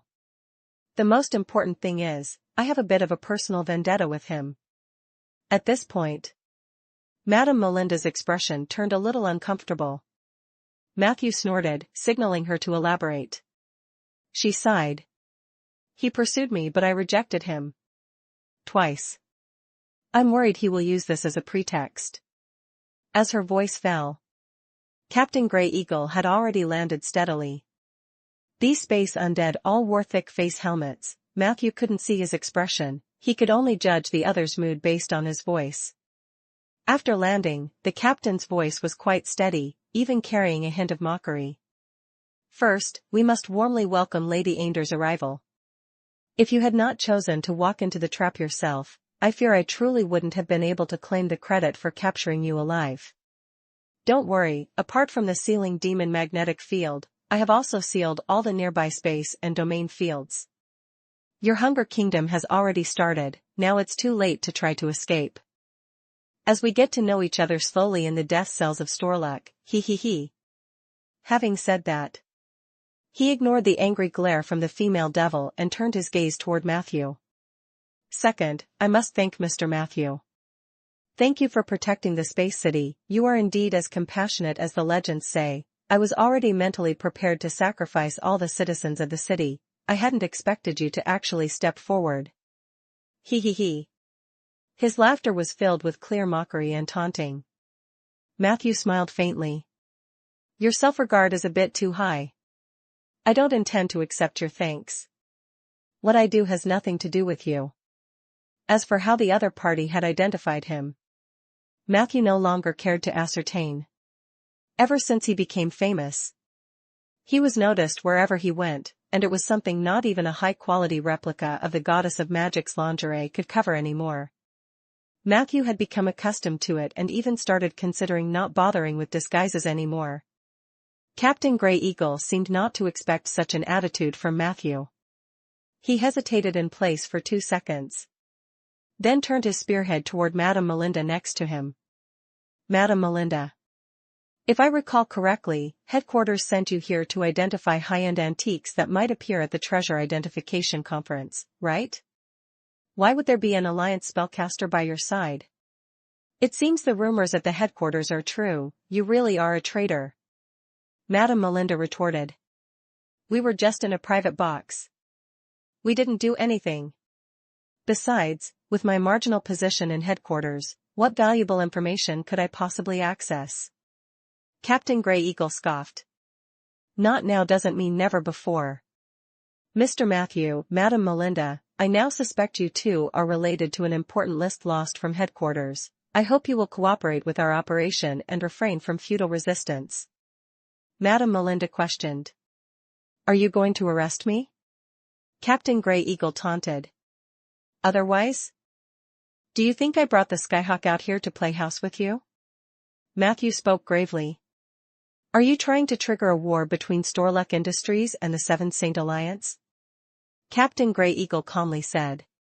Nothing of the sort. I've heard you are also in a frozen state in the Alliance. I don't think the Seventh Saint Alliance would start a war over you. Of course. If they want to wage war, so much the better. He made no attempt to disguise his intentions. After the Great Tear, the downfall of the Seventh Saint Alliance was inevitable. If not for that weak and incompetent general, we would have planted the great flag of the Empire on the fertile lands of Aender. Not everyone is cowed by your threats, spellcaster. And besides, your era is fading, while the glory of the Empire is just reviving. While talking, a squad of 12 space undead descended from a gap in the shadows above the dome. Matthew sensed that these 12 space undead had surrounded the box he was in. These tin cans held large electric shock guns, the tips buzzing with frightening electric currents, giving an utterly terrifying sensation. He tried to mobilize the power of his spells. Indeed, there was no feedback, as if all connections with ether had been severed. Madam Melinda looked serious. This is the sealing demon magnetic field of the Skyhawk, specifically designed for spellcasters. Within the range of the magnetic field, we can't use any spells, not even opening scrolls or using magic items. This guy is targeting me. Everything he said out there, those are just pompous excuses. Chapter 1769, 482 Hunger Kingdom and the Sky Eagle Starship _4. Chapter 1769, 482 Hunger Kingdom and the Sky Eagle Starship _4. Matthew shook his head. The captain of the Grey Eagle gave him a very strange feeling. Among the legends, his strength could only be called mediocre. But that self-confidence was on par with a superior legend. Could it be that he had never heard of the Blood Moon Strike or the Ascension Battle? Just as Matthew was puzzled, the voice of Eileen Morgan, the Devil of Hunger, came from afar. Now do you understand? You and I are in the same boat. You come help me with that divine artifact of yours. My Hunger Kingdom could cover this satellite in an instant, and then these 10 monsters are doomed. Matthew remained unmoved. Even if he loathed the space undead, he would not cooperate with demons, using the lives of ordinary people as bargaining chips. Eileen Morgan shouted angrily. The enemy has docked the Grey Eagle starship right above your head, and you still think about being kind to his people? If we don't join forces, they'll take us down together. Before her words had fallen, the door to the private room was blasted open. One by one, the space undead wielding electric tridents streamed in, heading straight for Matthew and herself. Matthew was about to take action. But at that moment, his right hand was grabbed by Melinda again, and a marvelous strength transmitted from her. Matthew sensed the astonishment underlying the metallic exterior of the space undead in front of him. Immediately, a layer of black mist veiled his vision. He seemed to have been extracted from the real world, entering a mysterious place parallel but tenuously connected to it. Where is this? Matthew looked around in bewilderment at this mysterious space. It was small, surrounded by darkness as if there were a cottage, with ordinary furniture inside. On the bookshelf to Matthew's left, one after another thick magic book was placed. This is my concealment cabin. Melinda sighed softly. We have been suppressed by the sealing demon magnetic field, unable to execute normal spellcasting actions. I can't teleport us out, so I could only bring you here to hide for a while. Luckily, the startup and maintenance of the Skyhawk starship consume vast amounts of energy, so even Captain Eagle can't deploy it for too long. We'll wait here, and once the sealing demon magnetic field dissolves, we can get out. Concealment cabin? Matthew then remembered Melinda's occupation as a level 19 secret sorcerer, plus a level 1 space rover. Matthew thought for a while. The Skyhawk starship you mentioned, is it an important ship? Melinda nodded, saying. Of course. The Skyhawk starship ranks quite high in Storluck Industries' current battle sequence. It is also the most powerful strategic intimidation force among the ones Captain Eagle controls, second to none. Matthew asked again. If this starship were attacked, or even suffered massive damage, would Storluck Planet's homeland send aid? Melinda paused for a moment. Of course, they would. The corporate higher-ups couldn't just watch the Skyhawk suffer damage. Wait, what are you planning to do? Matthew grinned. In a situation like that, do you think you can still go back to Storluck Industries? Melinda shook her head. But Matthew said. Well, that might not be the case.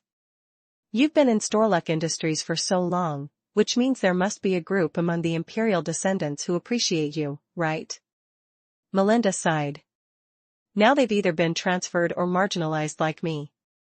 It's very difficult to return to the center of power. Matthew smiled faintly. What if Captain Eagle, along with the faction that's hostile to you, all died? Melinda suddenly wore an incredulous expression. She seemed slightly flustered, her voice becoming raspy. What on earth do you want to do? Matthew blinked. I just wanted to confirm, that shadow over the theater's dome, isn't it what you call the Skyhawk? Inside the theater. Looking at Matthew and his companion who had suddenly vanished from the box. The space undead appeared a bit at a loss. However, Captain Grey Eagle's command soon came from the stage. Stay where you are. Until they come out. Immediately after, he sneered as he looked at the female devil in the iron cage. You've got some nerve to leave Morgan's purgatory on your own. Aline snorted. A devil's blood runs thick with foolhardy courage. There's nothing in this world I don't dare to do. Captain Grey Eagle laughed heartily. Did we push you into desperation? After the fall of Blood Spring Fortress, you've lost your last barrier. Morgan's purgatory is about to be conquered by the Empire's starships and iron cavalry, and that butterfly carrying the ether core is your only hope. Aline remained silent. You want to cause trouble here to attract the attention of the ground forces, then find an opportunity to open the space barrier. You've planned well, but unfortunately, you're destined to fail. Captain Grey Eagle spoke confidently. You won't possibly land on Storluck. The ancients may not align with us, but they certainly see themselves as the planet's guardians. Even if you tricked them into opening the space barrier, you wouldn't be able to cross the sky-reaching matrix. The Devil of Hunger frowned. Why are you telling me all this crap? Captain Grey Eagle gave a light smile.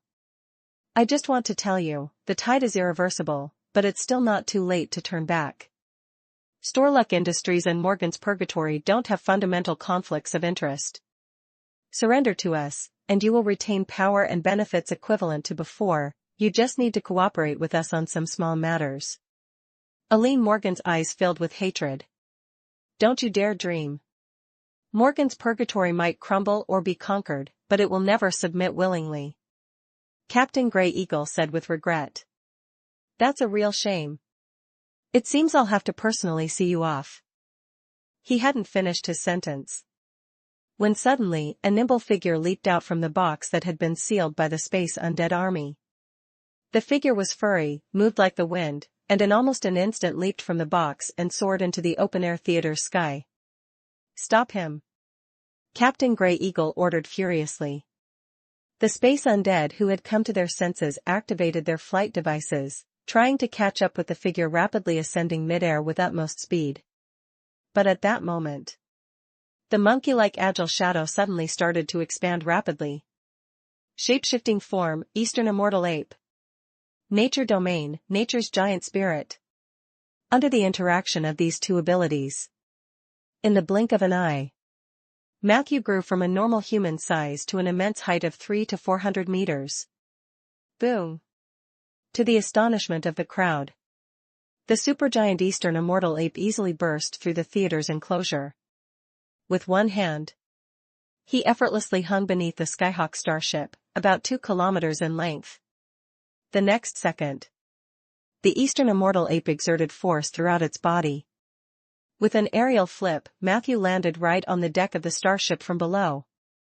Chapter 1770, 483 Shipbreaker and Death God's Lock. Chapter 1770, 483 Shipbreaker and Death God's Lock. Storluck Planet. Northern Military Center. Inside the control tower room, a space undead, whose body was smeared with bright red spray paint, yawned while gulping down a sulfur yellow-colored beverage. Ebron? Ebron. Stop fucking playing games, I've got something important to ask you. He shouted at a colleague who was sitting in the row in front of him, playing games during work hours. The space undead named Ebron was sprayed with a huge bright yellow chrysanthemum, and a large amount of fluorescent dye was added to the paint, making his swollen and huge body stand out even in the mostly dimly lit duty room. Ebron, engrossed in the game, merely cursed. "Shut up, Dante, this is critical right now." But as soon as he finished speaking, a large game over appeared on his screen. This made Dante, who was sitting behind him, burst into laughter, almost spraying his sulfur beverage on the display. Alright. But this round doesn't count, I was distracted by you." Ebron turned around sulkily and asked. "What's the important thing you wanted to ask me?"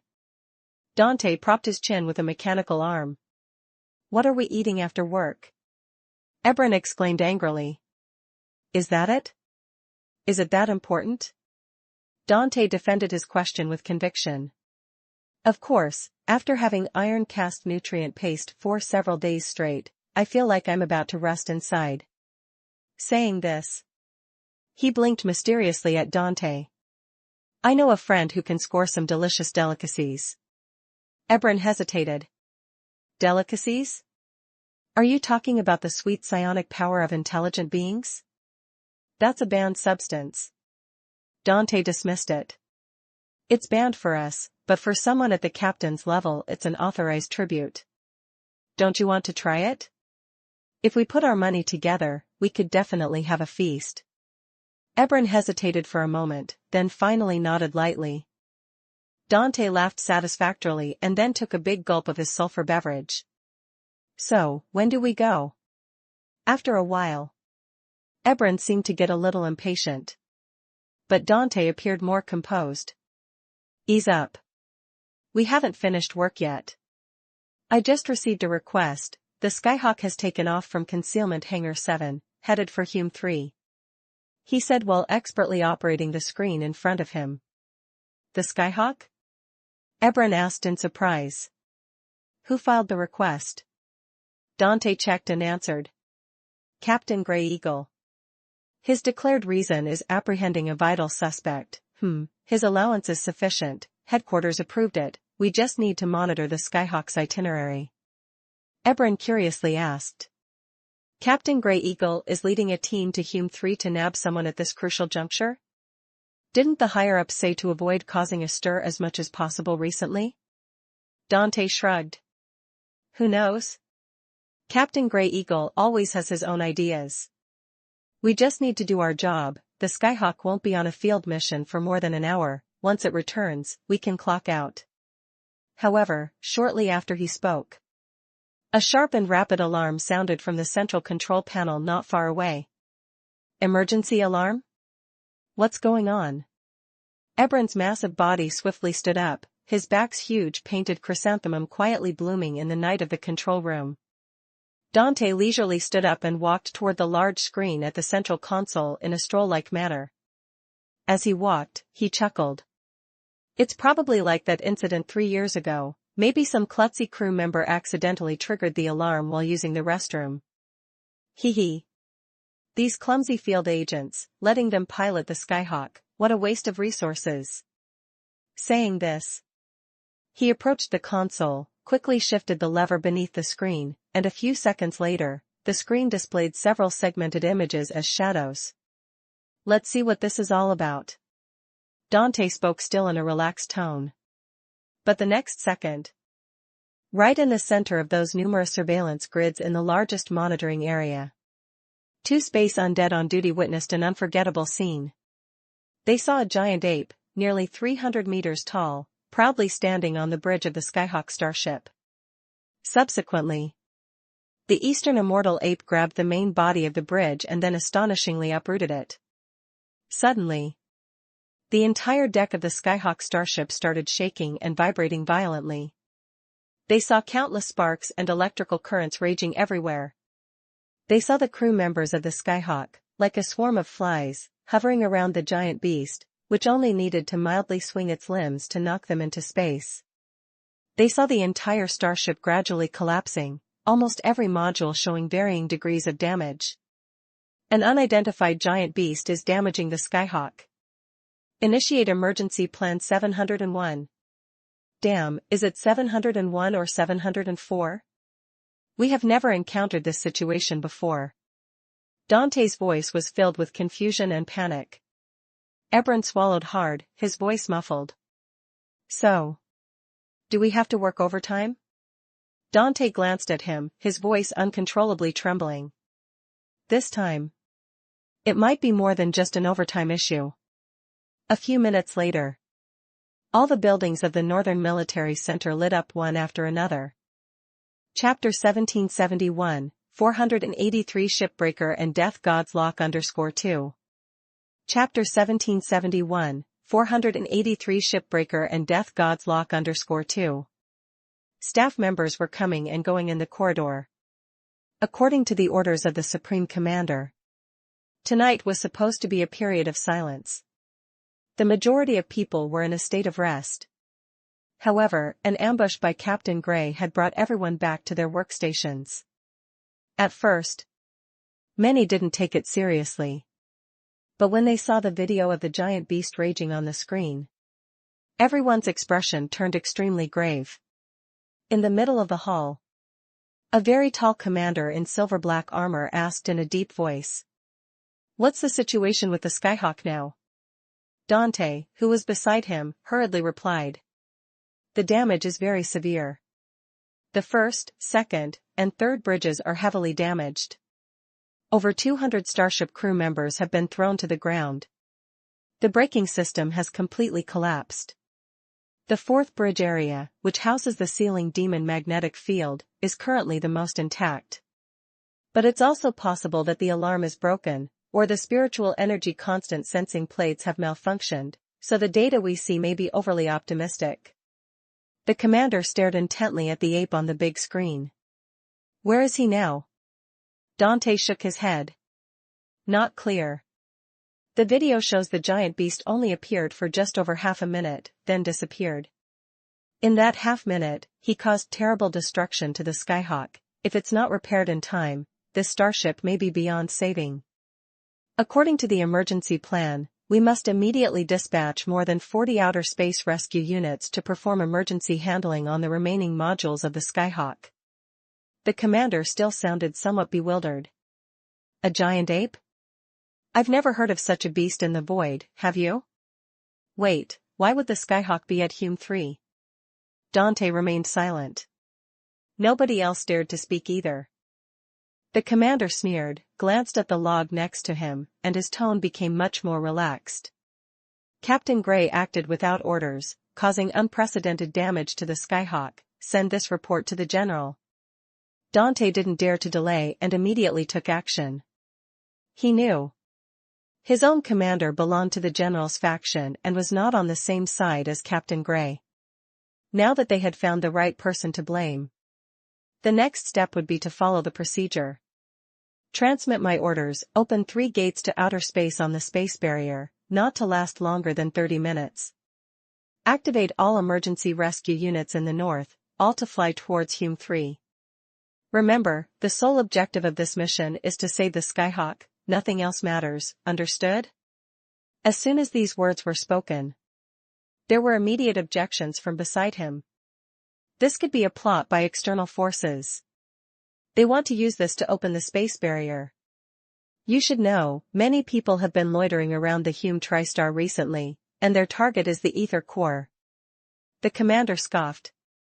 "So, what you mean is that Captain Gray is colluding with external forces?"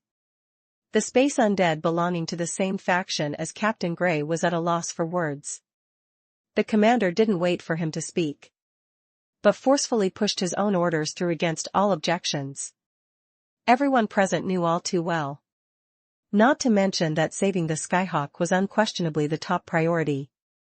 Even if it weren't that important, the commander would seize this rare opportunity to kick Captain Gray when he was down with a heavy blow. This was a rare counterattack opportunity for their faction. Since the general had been exiled, they naturally wouldn't miss it. Very quickly, numerous small planes took off one after another from the northern military base and other bases. The night sky above Storluck planet was soon filled with a dense matrix of flying vessels. The gates of the space barrier slowly opened. The small planes flew in orderly lines through the narrow gateways and then sped towards the direction of the Hume 3 star at great speed. In the command hall, with the issuing of one order after another, the tense state of the commander's body also began to relax a little. He kept reviewing the video of the eastern immortal ape ravaging and destroying the starship, then couldn't help but ask, "Any clues yet? About this beast?" A staff member was flipping through a large stack of materials. When he heard this, he pushed his glasses and hesitantly said, "Combining the recent intelligence obtained from Ainder, I think this beast might not come from the void but is the shape-shifting form of a powerful spellcaster. Specifically, that spellcaster is a name you may have heard of." The commander lowered his head, his tone filled with impatience. "Out with it." The staff member immediately said timidly, "Matthew the Destroyer." The commander was stunned upon hearing the name. "Isn't he a necromancer?" The staff member pushed his glasses again. "He is indeed a necromancer. The undead calamity that occurred half a year ago on the Sampan plain also corroborates this fact. But intelligence indicates that this necromancer always breaks the mold." Saying so, he handed a large stack of materials directly to the commander. The commander grabbed the materials and glanced through them quickly, then his tone became even weirder. "Doesn't this just break the mold a little too much?" The staff member fell silent. At that moment, everyone suddenly noticed a pale blue light shining from below the space barrier. A vast and ancient totem rose up within the pale light and then vanished without a trace. Chapter 1772, 483 Shipbreaker and Death God's Lock _3. Chapter 1772, 483 Shipbreaker and Death God's Lock _3. That image was fleeting, yet it deeply imprinted itself on the hearts of all who witnessed that scene. Even the voice of the commander was filled with surprise. Sky-reaching matrix? Are those conservative old things really planning to seize the moment to snatch someone? We certainly can't let this accomplishment slip through our fingers. Convey my order, deploy the Azure Dragon series, and go all out to capture the outsiders who sneaked into the space barrier. The primary target of surveillance is Matthew the Destroyer." For a moment, the hall bustled with activity once more. The entire Storluck planet suddenly went from a state of dead silence into a period of violent turmoil. "Alert, you have transformed into the Eastern Immortal Ape and, in the form of nature's giant spirit, have caused irreversible massive damage to the Skyhawk starship. You are about to be awarded the title Shipbreaker. Your astral world reputation has received a slight increase. Your exploration degree in the celebrity domain has greatly improved." On one side of the starship deck engulfed in flames. From time to time, broken pieces of the ship's body fell to the ground, creating even greater booms and chaos. Fortunately, the gravity on Hume 3 was small, and quite a portion of the ship's body was flung toward outer space by Matthew after he dismantled it. They would fall toward the ground under the gravitational pull of Storluck planet. Naturally, this significantly reduced the damage to the space city. In one corner, Matthew, who had reverted to human form, was gasping for air. Apart from its grandeur, the main flaw of the nature's giant spirit was its extreme stamina consumption. Luckily, he activated the nature domain in time and chugged stamina potions, which barely kept his hands from trembling. But, recalling the scenes just now, Matthew still found it extremely thrilling. The Skyhawk, a colossal behemoth stretching 2 kilometers long and a superweapon with maximum strategic value in the astral world, was merely an oversized toy in the presence of Matthew transformed into the super-immortal ape. With Melinda's guidance, the first thing Matthew did upon boarding the deck was to dismantle the 11 energy-gathering cannons, second only in power to the Singularity Cannon. 7 of the cannon barrels and energy modules were stuffed by Matthew into Lost Paradise. Unfortunately, time was of the essence. He couldn't steal more valuables. But that unrestrained sense of destruction still fascinated Matthew. Maybe he had suppressed it for too long. This release felt truly exhilarating. Storluck Planet is making its move. The space barrier has been breached. At this moment, the surveillance spell Matthew had left near the space barrier conveyed the news he wanted. A smile spread across his face. His goal had been achieved. Next, he would take advantage of the chaos to land on the Storluck mainland. But before that, he planned to do one more thing. Melinda, wait here for me, I'll be right back. Sensing that the secret sorcerer was rapidly approaching him with concealment spells, Matthew merely left a few words before his figure vanished from the deck. Below, in the chaotic Starlight Theater, the female devil, once bound by the sealing demon magnetic field, reactivated the Hunger Kingdom and gained dominion over the nearby areas. But by the time Matthew arrived, the Devil of Hunger had already vanished without a trace, likely having escaped amid the chaos. He only saw Captain Eagle venting his frustration on a group of space undead. Upon seeing this, Matthew instantly flashed over. How dare you? Captain Eagle sensed Matthew's approach, but before he could finish his sentence, he saw a colorful little tennis ball flying towards him. With a light pop, those nearby hadn't even realized what had happened. Captain Eagle completely vanished, leaving only the colorful little ball spinning rapidly in the air before it, too, disappeared. The space undead were in an uproar at the spot. They wanted to find where Matthew had gone. Unfortunately for them, Matthew was already miles away. Alert, you have successfully used Isabel's flying catcher to capture a legendary level unit, Captain Eagle. Estimated maximum restraint time, 168 hours. This guy isn't that strong, is he? Why was he acting so high and mighty? Just because he has the Skyhawk? Matthew looked at the flying catcher in his hand, still trembling slightly, with a hint of puzzled fascination in his eyes. He found Melinda. Then the two of them teleported close to the space barrier. At that time, a rescue unit was slowly lining up to leave the space barrier. An opportunity glinted in Matthew's eye. But just as he prepared to act, Melinda stopped him. Wait. This is a temporarily open passageway with a directional magnetic field restriction, exit only, no entry. If we barge in directly, we could be locked by the magnetic field, and then face the anti-aircraft defense system of Storluck mainland directly. Matthew frowned. Did they have to wait for these small planes to return before they could hitch a ride? Fortunately, Melinda promptly said.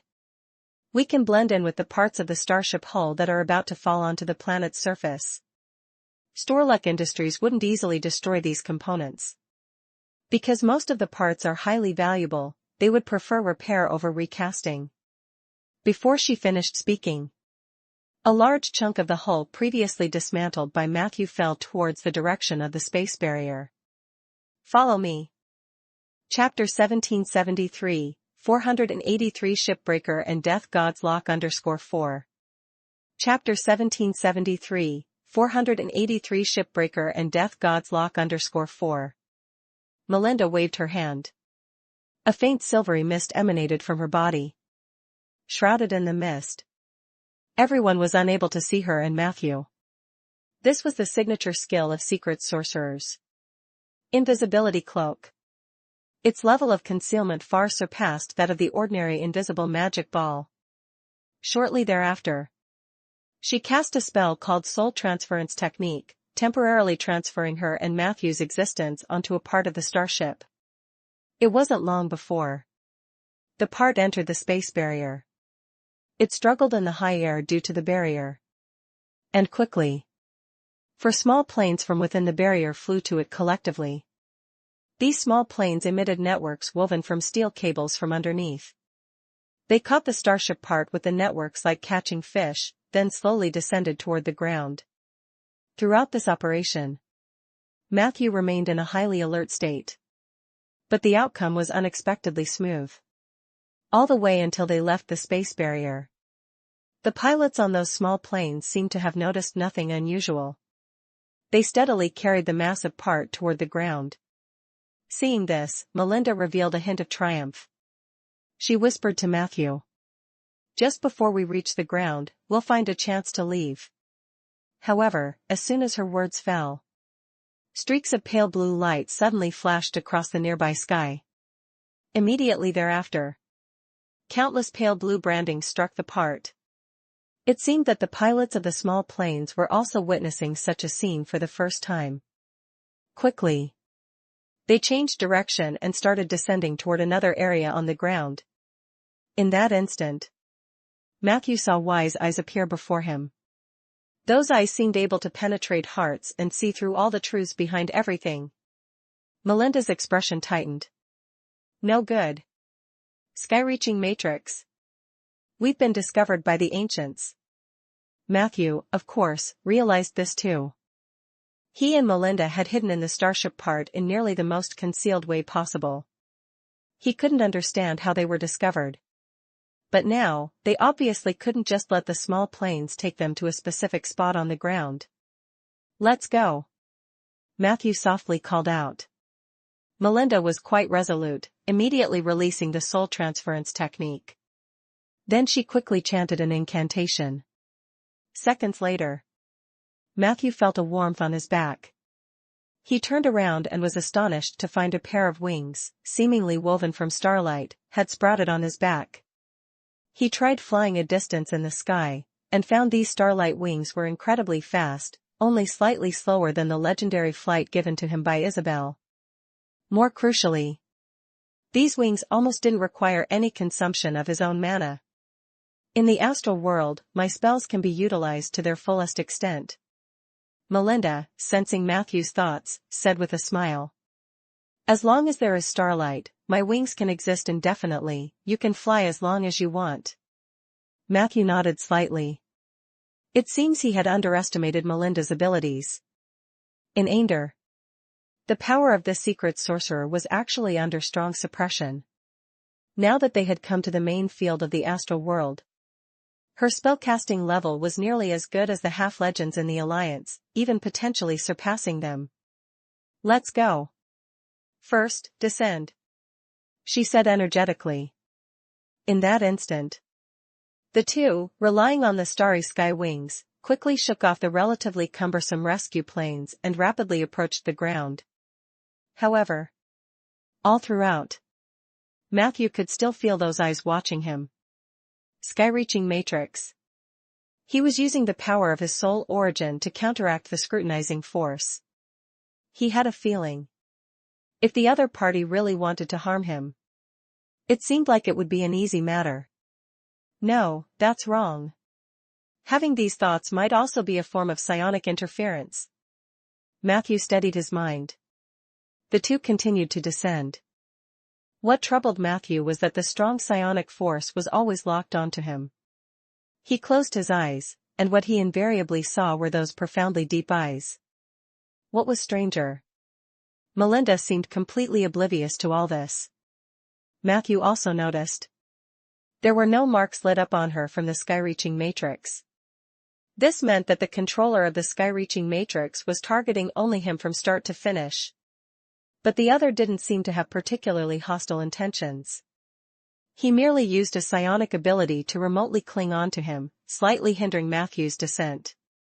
"You said before that if the ancients wished, they could use the sky-reaching matrix to forcibly relocate any intruder?"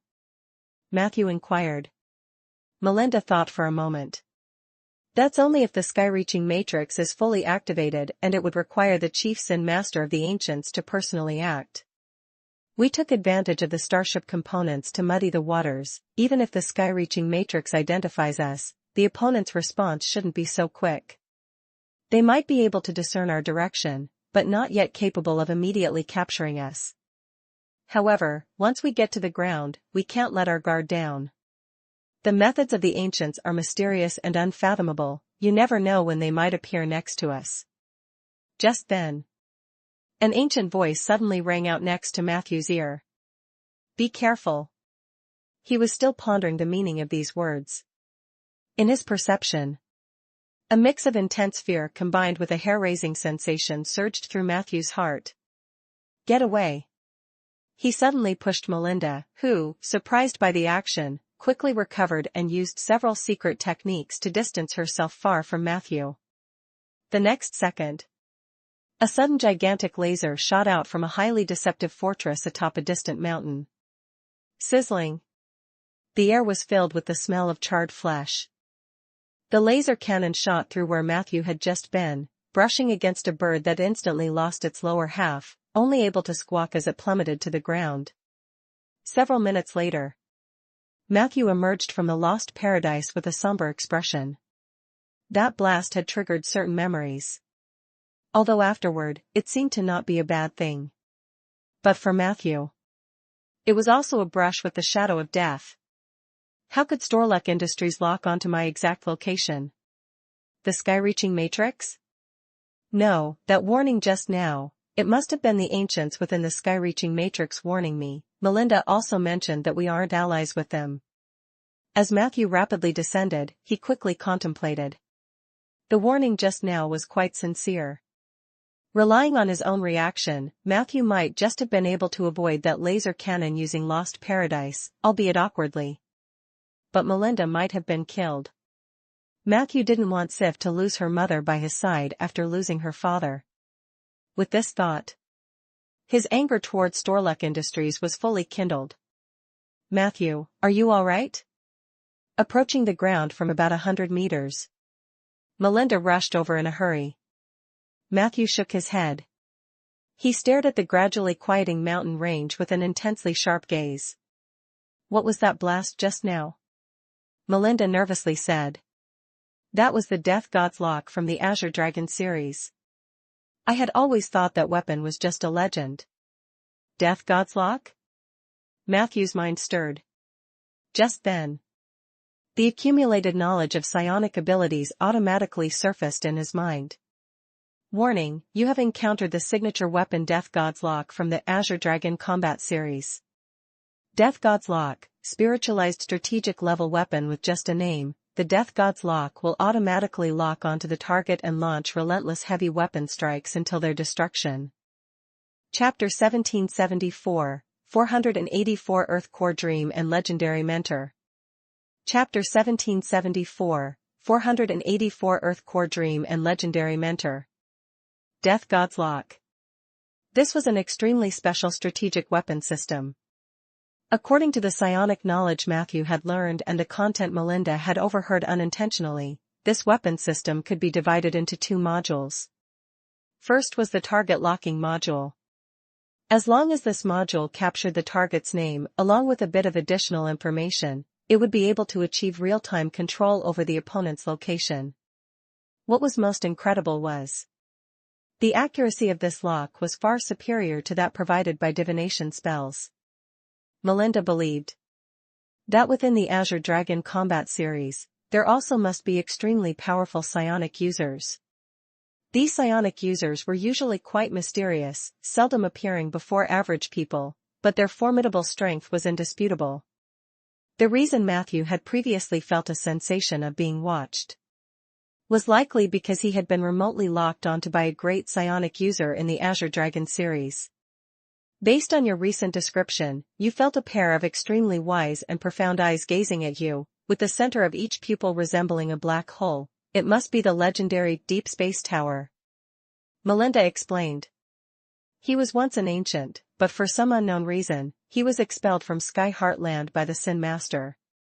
Within Storluck Industries, there are very few who know of the whereabouts of the Deep Space Tower, and to think he ended up as a member of the Azure Dragon series. Since he was once an ancient, he probably has a certain level of authority to utilize the sky-reaching matrix, No wonder he can lock onto our position with such accuracy. Deep Space Tower? Matthew silently noted down this name in his heart. He wasn't a person who harbored grudges. But this guy was just too detestable. He even suspected that the singularity cannon shot from the last time could hit only under the lock of the Deep Space Tower. In Matthew's heart, this person had already become someone he must kill. Without killing him, Matthew's legendary path would inevitably be incomplete. In comparison, the second module of the Azure Dragon combat series was the ubiquitous military bases and fortresses on Storluck planet. As long as coordinates could be provided, these bases could launch excessive firepower at any time, leveling everything at the target's location. There was not much to say about this module. The impressive achievements of the space undead and industrialization was the foundation for their ability to perfectly dominate this planet. A network of military bases peppered across the surface of the planet within the space barrier wove into an impenetrable web of firepower. The difficulty involved in breaking through such a level of fire blockade was still quite significant. The more Matthew thought about it, the more alarmed he became. It had only been a few years since the space undead had invaded Claire's, the Orcsword Saintess, homeland. And now they had already established such a strong foothold on Storluck. If they were to enter Aender, with most places in the latter either close to agricultural or simply at primitive civilization levels, they wouldn't stand a chance against this highly industrialized Tin Can army.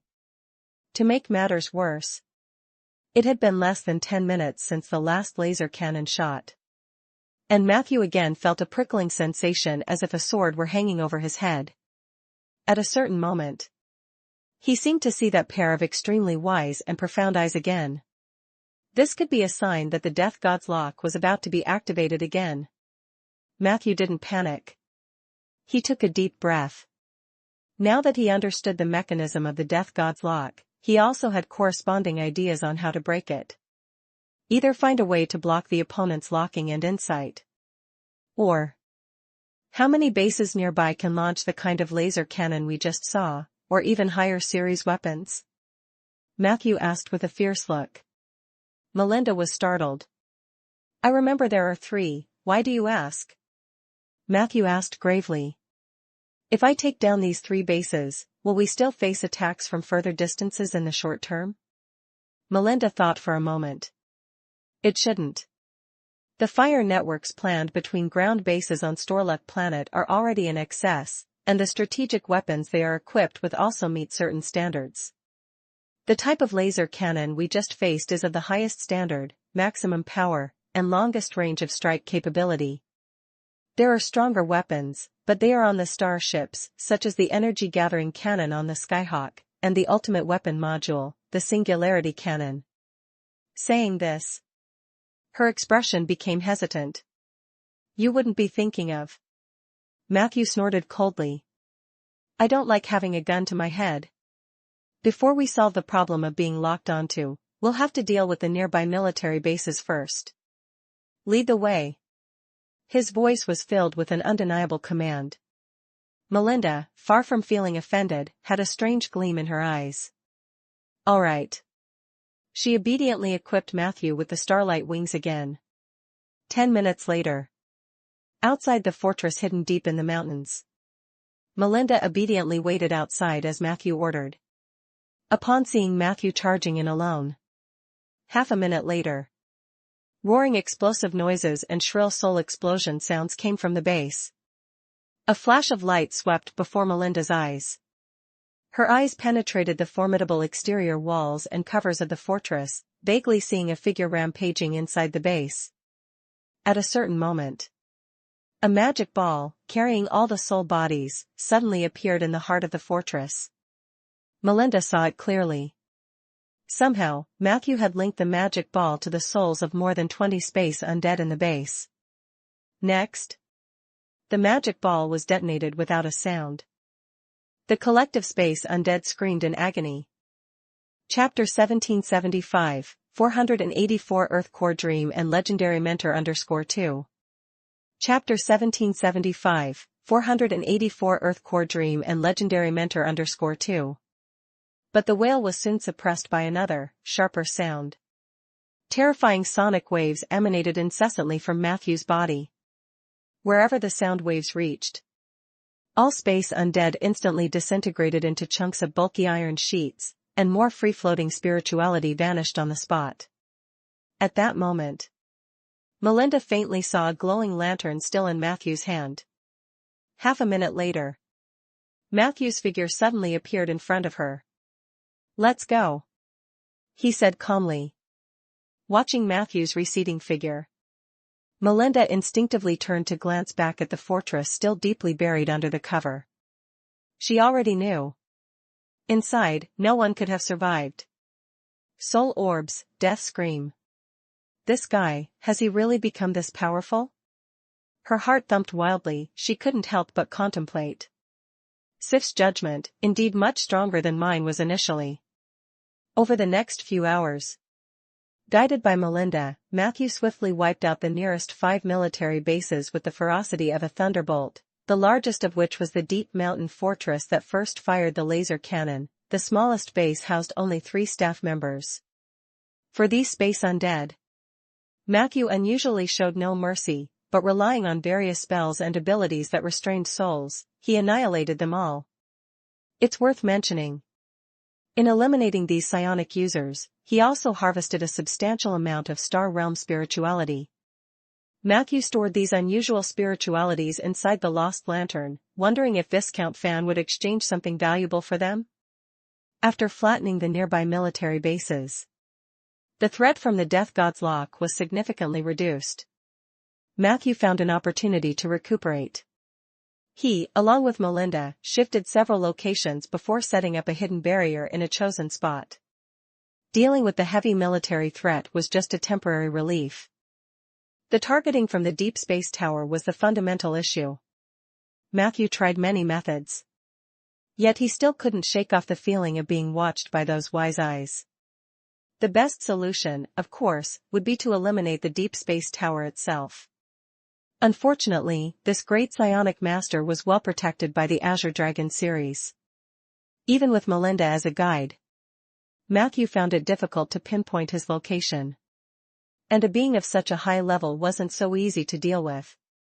On another's turf, Matthew wasn't so arrogant as to think he could just kill anyone he wanted. He pondered for a moment, attempting to seek help from the local plane will. That is, from the star spirits of Storlek. On the Ander continent, Matthew would never have been targeted by the Deep Space Tower.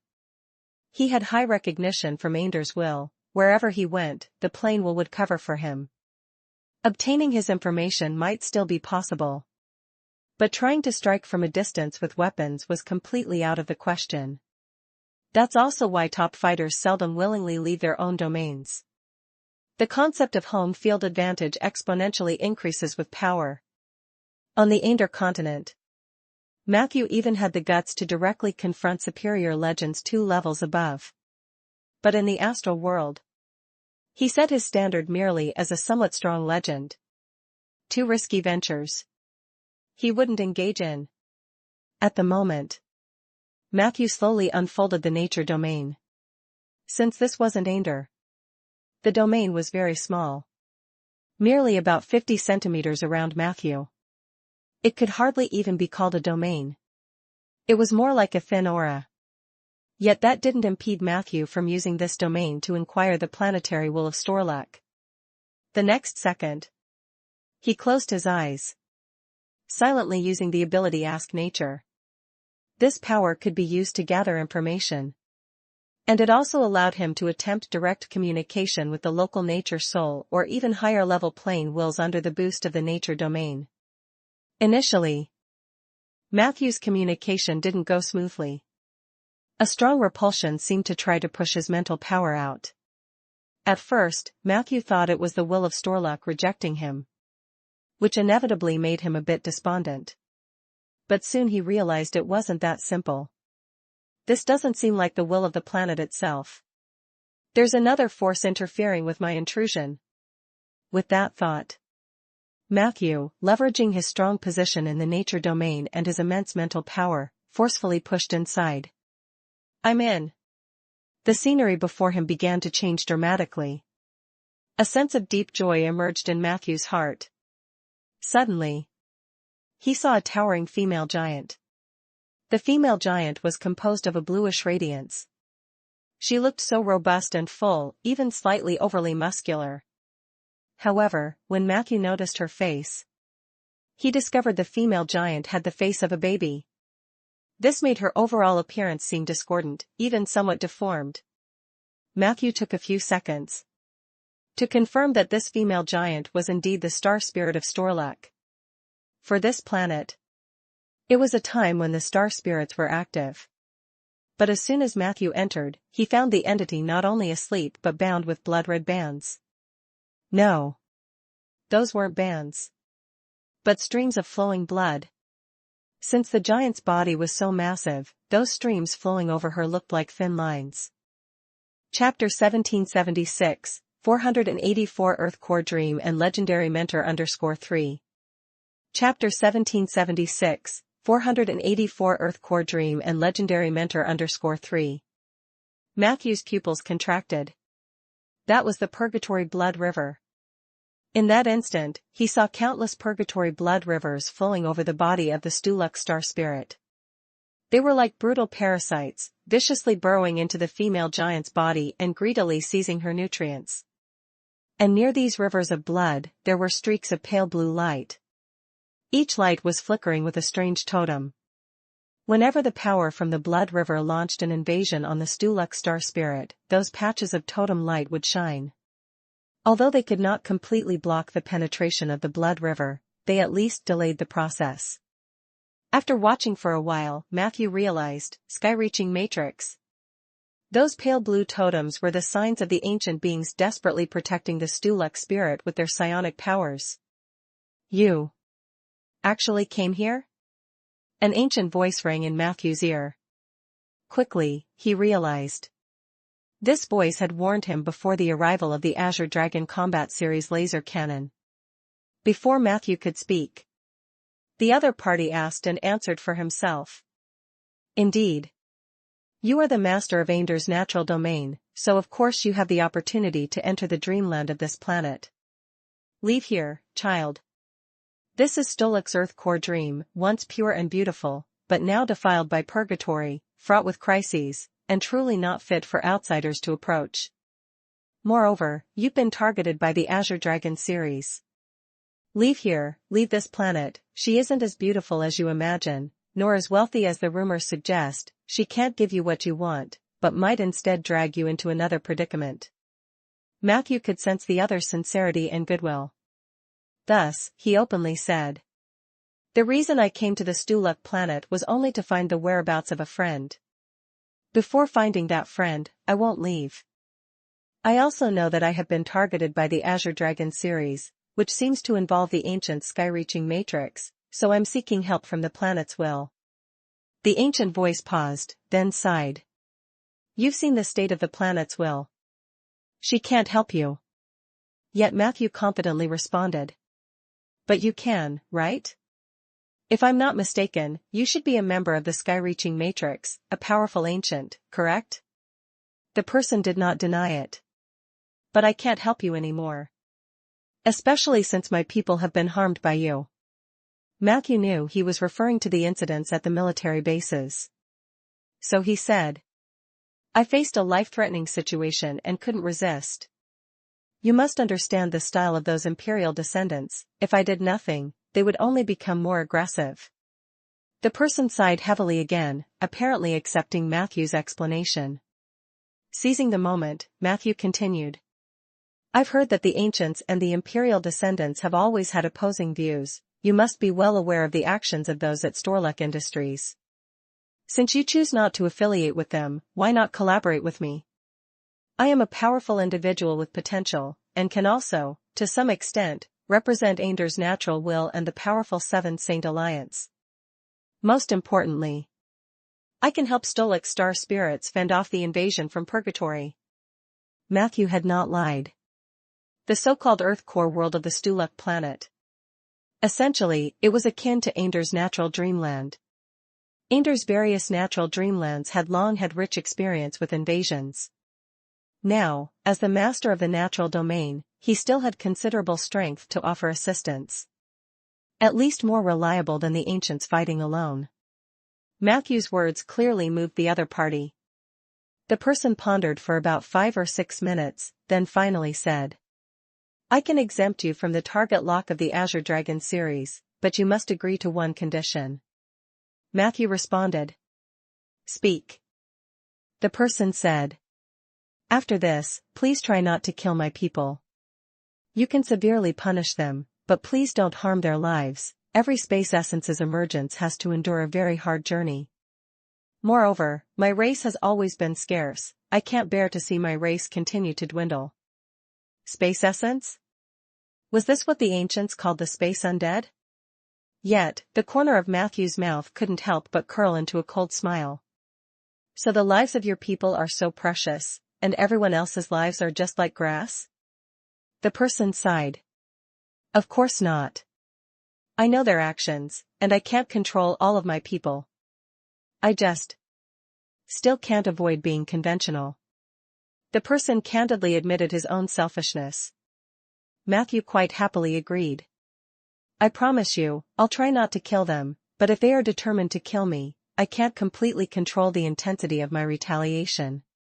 Is that okay?" The person hesitated for 2 more minutes, then slowly said, "It's acceptable." The next second, a gentle breeze suddenly blew over the female giant.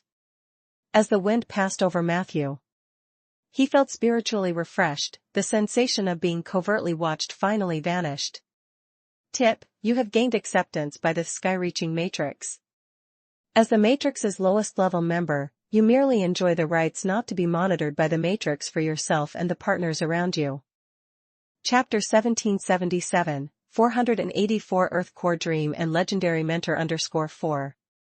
Chapter 1777, 484 Earth Core Dream and Legendary Mentor _4. Indeed. The Deep Space Tower's lock on him was closely related to the sky-reaching matrix. Since the other party had the authority to accept him into the sky-reaching matrix, their identity was also becoming clear. Matthew was about to say something, but the other party quickly said, "Leave the area you're in now. Many ground forces from the Azure Dragon series are rapidly approaching your location. First move to the south, and then they should no longer be able to obtain your exact coordinates." Matthew hurriedly said, "I understand. What should I do if I want to help later? Enter the Earth Core Dream again?" The other party replied, "No need. The Earth Core Dream has 2 layers. You're currently in the inner layer, while the intense fighting is happening in the outer layer. If I'm not mistaken, the friend you're looking for is also in the outer world of the Earth Core Dream. That's where you should head. However, the method to enter the outer world is a bit more special. I will send someone to find you." After saying this, he again urged, "Hurry! Hurry!" Matthew knew the other person wanted him to avoid further conflict with the descendants of the Empire. So he quickly exited the Earth Core Dream. Before leaving, he loudly asked, "My name is Matthew, how should I address you?" The other party answered indifferently, "Just call me Gouda." As the voice fell, Matthew had already returned to reality. "Matthew, I've detected a dangerous signal." Melinda's anxious voice came from outside.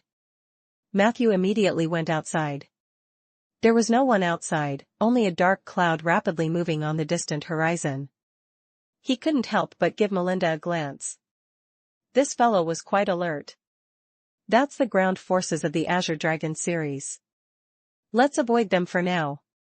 After speaking, Matthew utilized the privileges he gained in the sky-reaching matrix and also included Melinda in the category of those who couldn't be monitored. The two then quickly moved to the south. Along the way, to shake off the ground forces of the Azure Dragon series, Matthew and Melinda used all kinds of high-level spells. Before long, they had left the pursuers far behind. It was during this process that Matthew further witnessed Melinda's spellcasting abilities. he had to admit. The magical nature of a secret sorcerer was indeed well suited for support roles. With Melinda's help, Matthew felt his combat abilities had greatly improved. And this was when she was only level 20. If she could advance to legendary, she might be even better than the Shield of Gem Mountain as a support-type spellcaster. Noticing Matthew's unusual gaze, Melinda felt a bit nervous and somewhat conflicted as she asked, "Why, are you looking at me?" Matthew straightforwardly said, "I'm wondering when you can become legendary." He hadn't considered whether Melinda had the potential to become legendary, because that didn't require contemplation. This woman's potential was truly extraordinary, otherwise, she wouldn't have caught the attention of Storluck Industries. Melinda sighed lightly. "The general once promised to show me the legendary path. If he were here, I might have already become legendary, but unfortunately." Matthew frowned. "The legendary path should be about following one's own heart, shouldn't it?" Melinda said bitterly. "I know. But I'm different from others. I'm not like you, I don't have a firm practitioner's heart. I don't even know what I really want." The more Matthew heard, the stranger it seemed. His impression of Melinda was that of a woman who greatly admired strength. Such a woman. Would she even not know what she wants? Melinda muttered. "You might look down on me for saying this, but due to some unique experiences, my thinking is truly different from ordinary people. Without a strong person by my side, I would feel restless. If I were alone, I would feel as if there were crises everywhere, and there would be no sense of safety anywhere. Even everyday life would become a painful torment, let alone pursuing the legendary path." Matthew was slightly surprised. Extreme insecurity? Was Melinda's admiration for strength really due to this reason? He looked into her flickering eyes, guessing she certainly had more to say. These words perhaps related to her abnormally intense insecurity. Matthew opened his mouth. But then he swallowed the comforting words he was about to say. He reminded himself. He still needed to keep his distance from Melinda. It was better to treat this woman as a tool. Getting too involved could potentially cause trouble. Just as Matthew decided to remain silent, a new prompt appeared in the data column. Prompt: your legendary path has branched out, Legendary Mentor. Legendary Mentor, you have gained the ability to clearly see the most suitable legendary path for a person. You can use this ability to help specific targets advance to legendary. After this, you will receive an additional legendary gift, and a domain shared with the target after their advancement to legendary. You have discerned Melinda's legendary path. Below are the 3 most suitable directions for her advancement. 1. Star Spirit Mage, Storluck exclusive. 2. Dragon Group Mage, Star Realm Dragon exclusive. 3. Spiritual Power Scholar, Ancient exclusive. A flood of information rushed into Matthew's mind. Legendary Mentor? Was this the title that Eli accidentally mentioned earlier? After Filey, Soldier, and others advance to legendary, their legendary gifts are also related to the Legendary Mentor title. A strange feeling surged in Matthew's heart. Regarding this ability, he of course had no resistance. After all, he was a helpful person, not to mention the benefits of domains and gifts he could take advantage of. What puzzled Matthew was, why could Natural Will foresee this? Was it because of some irreversible mapping force? Or was there another reason? In thought, the two had traversed 1/8 of Storluck's territory using Melinda's starlight wings. They arrived at the south of the planet. Soon, a series of erupting volcanoes came into Matthew's view. Upon reaching this place, the terrain of Storluck, which was mostly Great Plains, began to change. What replaced it were endless mountains. Most prominently, a series of billowing black volcanoes. Matthew, with accurate perception, saw that these volcanoes were not native to Storluck. Sure enough. Warning, you are about to enter a new space between purgatory, namely, the border between Storluck Planet and Morgan's Purgatory. You have perceived the existence of the outer world of Earth Core Dream. Matthew suddenly understood. So the outer world of Earth Core Dream was hidden in the region where Storluck planet merged with Morgan's purgatory. No wonder the star spirits of Storluck were infiltrated so severely. Ahead, in the volcanic region, numerous fortresses and outposts appeared. Storluck Industries had laid down an extremely meticulous defense line here, stringently controlling the entry of demons from the south into the homeland of the planet. Wait, if the outer world of Earth Core Dream is in the space between Purgatory, and Butterfly seemingly fell into it, then why did Aline Morgan run off to Hume 3 to cause trouble? She could have just entered directly from Morgan's Purgatory, right? Matthew suddenly thought of this. At that moment, a somewhat embarrassed voice came from beneath their feet. Excuse me. Could you two come down for a moment, please? Matthew looked down. He saw a massive and clunky iron barrel on the ground. Underneath the barrel, two sturdy bull hooves were faintly visible. Chapter 1778, 485 Grey Spider and Seahorse. Chapter 1778, 485 Grey Spider and Seahorse. The brawny Tauren unconsciously tiptoed. A youthful and naive voice came from within the iron barrel, creating a stark contrast with its clumsy exterior. That. I can't fly. He seemed ill at ease with interpersonal communication, finding even these few words arduous to speak, revealing an embarrassed demeanor. Matthew and Melinda exchanged glances. Neither felt any malice from the other and quickly descended to the ground. Thank you. Thank you. As they went down, the young person inside the iron barrel bowed politely in gratitude. And it was during this process that Matthew caught a clear glimpse of two notably small, adorably stubby horns extending from the sides of the helmet on top. My name is Khanda, the latest disciple taken in by Master Gouda. The young man introduced himself honestly. Master Gouda sent me to find you two and to guide you to the direction of the outer world of Earth Core Dream. Matthew sized up the respondent and suddenly asked. Star Realm Tauren? You're not undead? Khanda shook his head. I am still alive, so certainly not considered undead. Matthew wondered aloud. Then why would you put yourself in an iron barrel like that? Khanda explained. This is to imitate the appearance and attire of space essence. In Sky Heartland, many aliens who follow Master Gouda or other ancients in their spiritual practice dress in a similar way. Sky Heartland does not discriminate against aliens because Master Gouda believes that any life with spirituality, perseverance, and wisdom is qualified to become an ancient.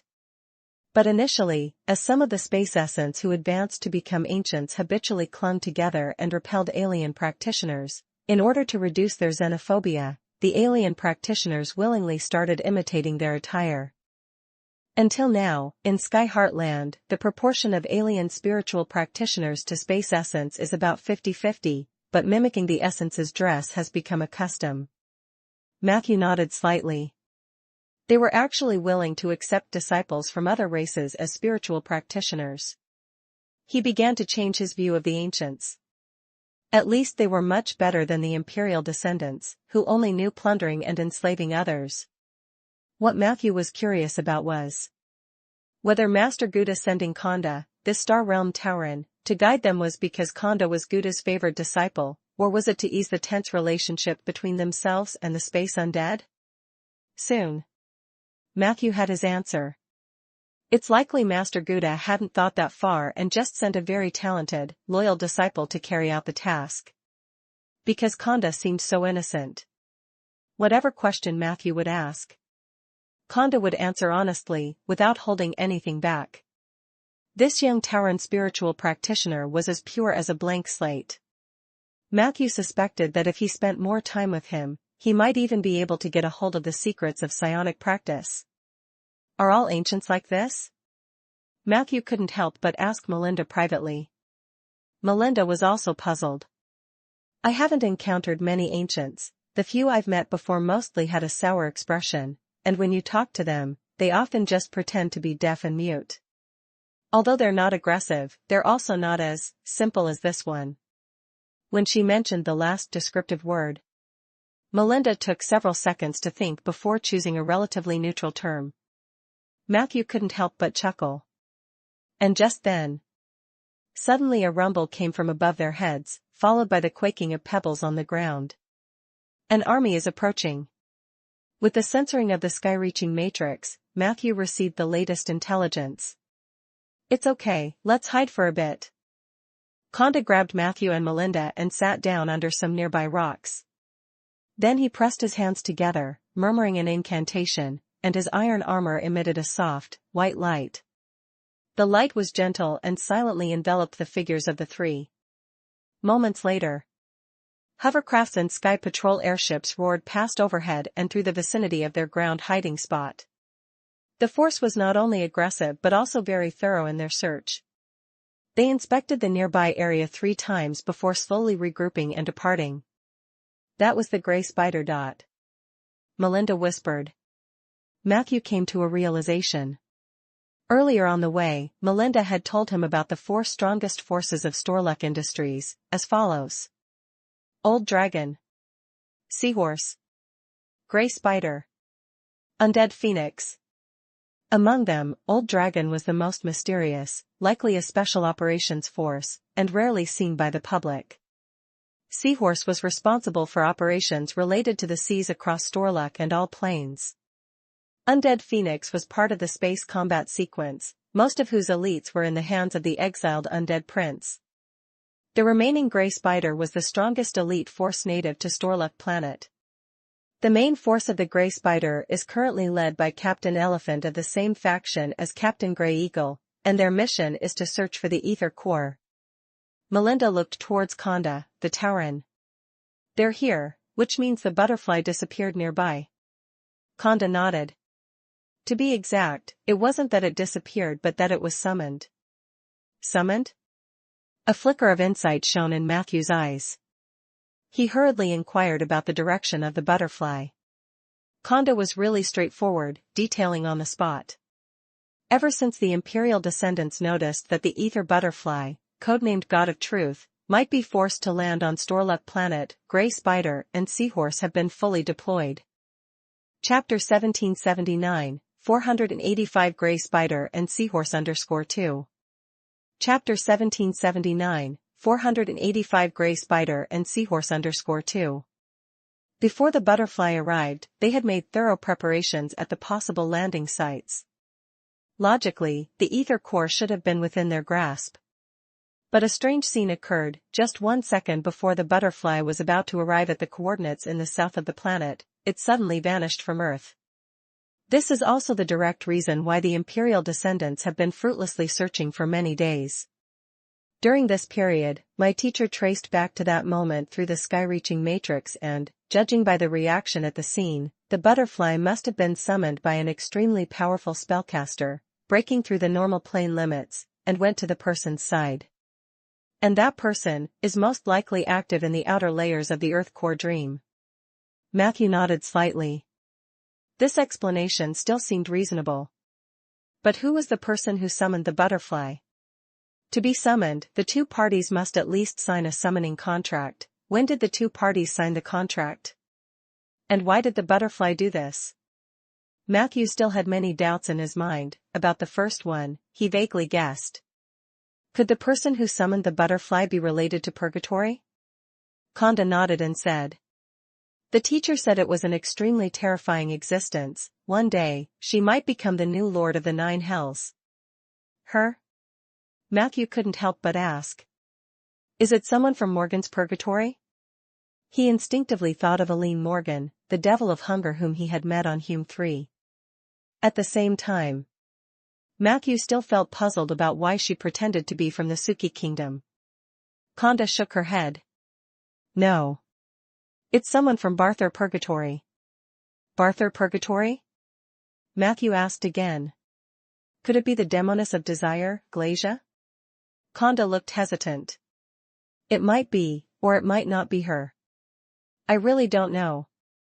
Even the teacher couldn't see clearly. The only thing the teacher could confirm is that the female devil active in the outer layers of the Earth Core dream came from Barthur Purgatory.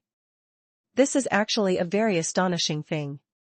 You know, the borders between Storluck and Purgatory have been completely sealed off by the Imperial descendants using all sorts of cruel and dreadful methods. It should have been impossible for anyone to cross. That female devil must have used some means, not only to infiltrate but also to successfully reach the outer layers of the Earth Core Dream. She must have secretly done something, leading the Star Spirit to suffer even more severe corruption. Then he shared Master Gouda's experiences and conclusions. After hearing this, Matthew realized. Normally, it would take a very long time for Purgatory will to corrupt a planet's star spirit. This scale usually spans over 400 to 500 years, even up to 1,000 years. Not to mention Storluck Industries has implemented extremely harsh blockade measures on the borders. Logically, the situation in the Earth Core Dream couldn't have collapsed to the state Matthew saw so quickly. It was evident from the female devil's ingenious means. She must have used some kind of trickery and deception, seducing the immature star spirit. Konda sighed. What's even more terrifying is, her infiltration was completely silent, not even the sky-reaching Matrix noticed. The teacher only discovered it recently when he accidentally entered the inner layers of the Earth Core Dream and found out that the situation had already become this severe. Upon hearing this, Matthew suddenly noticed a slight change in Melinda's expression out of the corner of his eye. She seemed to want to ask something.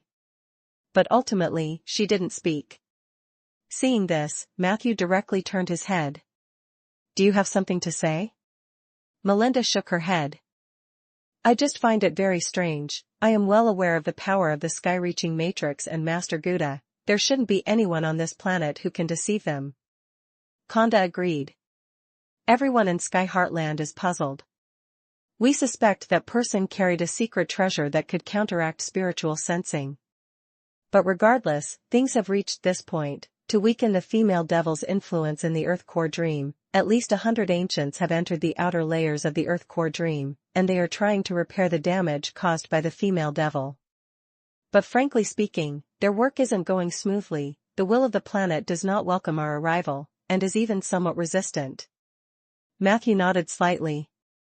No wonder you said the will of the planet has been bewitched by her.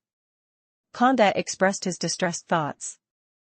So, Master Gouda speculated that your friend, the being equipped with the ether core, might have been seduced by the female devil from the Earth Core during his descent onto Storluck. He willingly became her summoned creature, which is why he vanished from the planet's surface. The female devil from Barthor Purgatory is already powerful. Now that she has obtained the ether core, she might become unstoppable. Following such a trend, it won't be long before Storluck transforms into a part of Purgatory. Melinda suddenly spoke up. With the situation being this grave, haven't you ancients sought help from the Imperial descendants? Konda sighed. Teacher believes that asking for help from the Imperial descendants is no different from letting demons in. The agreement the ancients had with the Imperial descendants was for the ancients to relinquish nearly all of their wealth, land, and resources in exchange for control over the Earth Core Dream. If the people of the Imperial descendants were to get involved, the star spirits would eventually be enslaved by them. Now that the star spirits have been seduced, according to the practices of the Imperial descendants, killing or replacing the star spirits would be their optimal solution. If that happens, Storluck will face an irreversible destruction. Teacher said it's better to give the planet to Purgatory than to do that. Matthew frowned deeply. These ancients' way of thinking is too weak, isn't it? He couldn't help but ask. So, if resistance could lead to destruction, is the ancients' response always to compromise? Konda scratched his head. Teacher says that living is more important than anything else, and so are the star spirits. The path of the ancients is one of internal elevation. The universe is vast and infinite, worldly affairs don't concern us, we seek the unity and elevation of the flesh, soul, and psionic power. Before that happens, all endurance and concessions are necessary. The precondition is to definitely survive. Oh boy. Isn't this just pure cowardice? Matthew immediately felt disappointed with the sect of the ancients. It's no wonder they were ineffective against the space undead. They were just a faction that only knew how to take a beating. But things haven't reached that bad a state yet. Teacher said that you, the nature guardian of Ainder, might have a way to solve the dilemma of the Earth core dream. Konda looked hopefully at Matthew. Matthew remained silent. Lead the way. After a long moment, he sighed.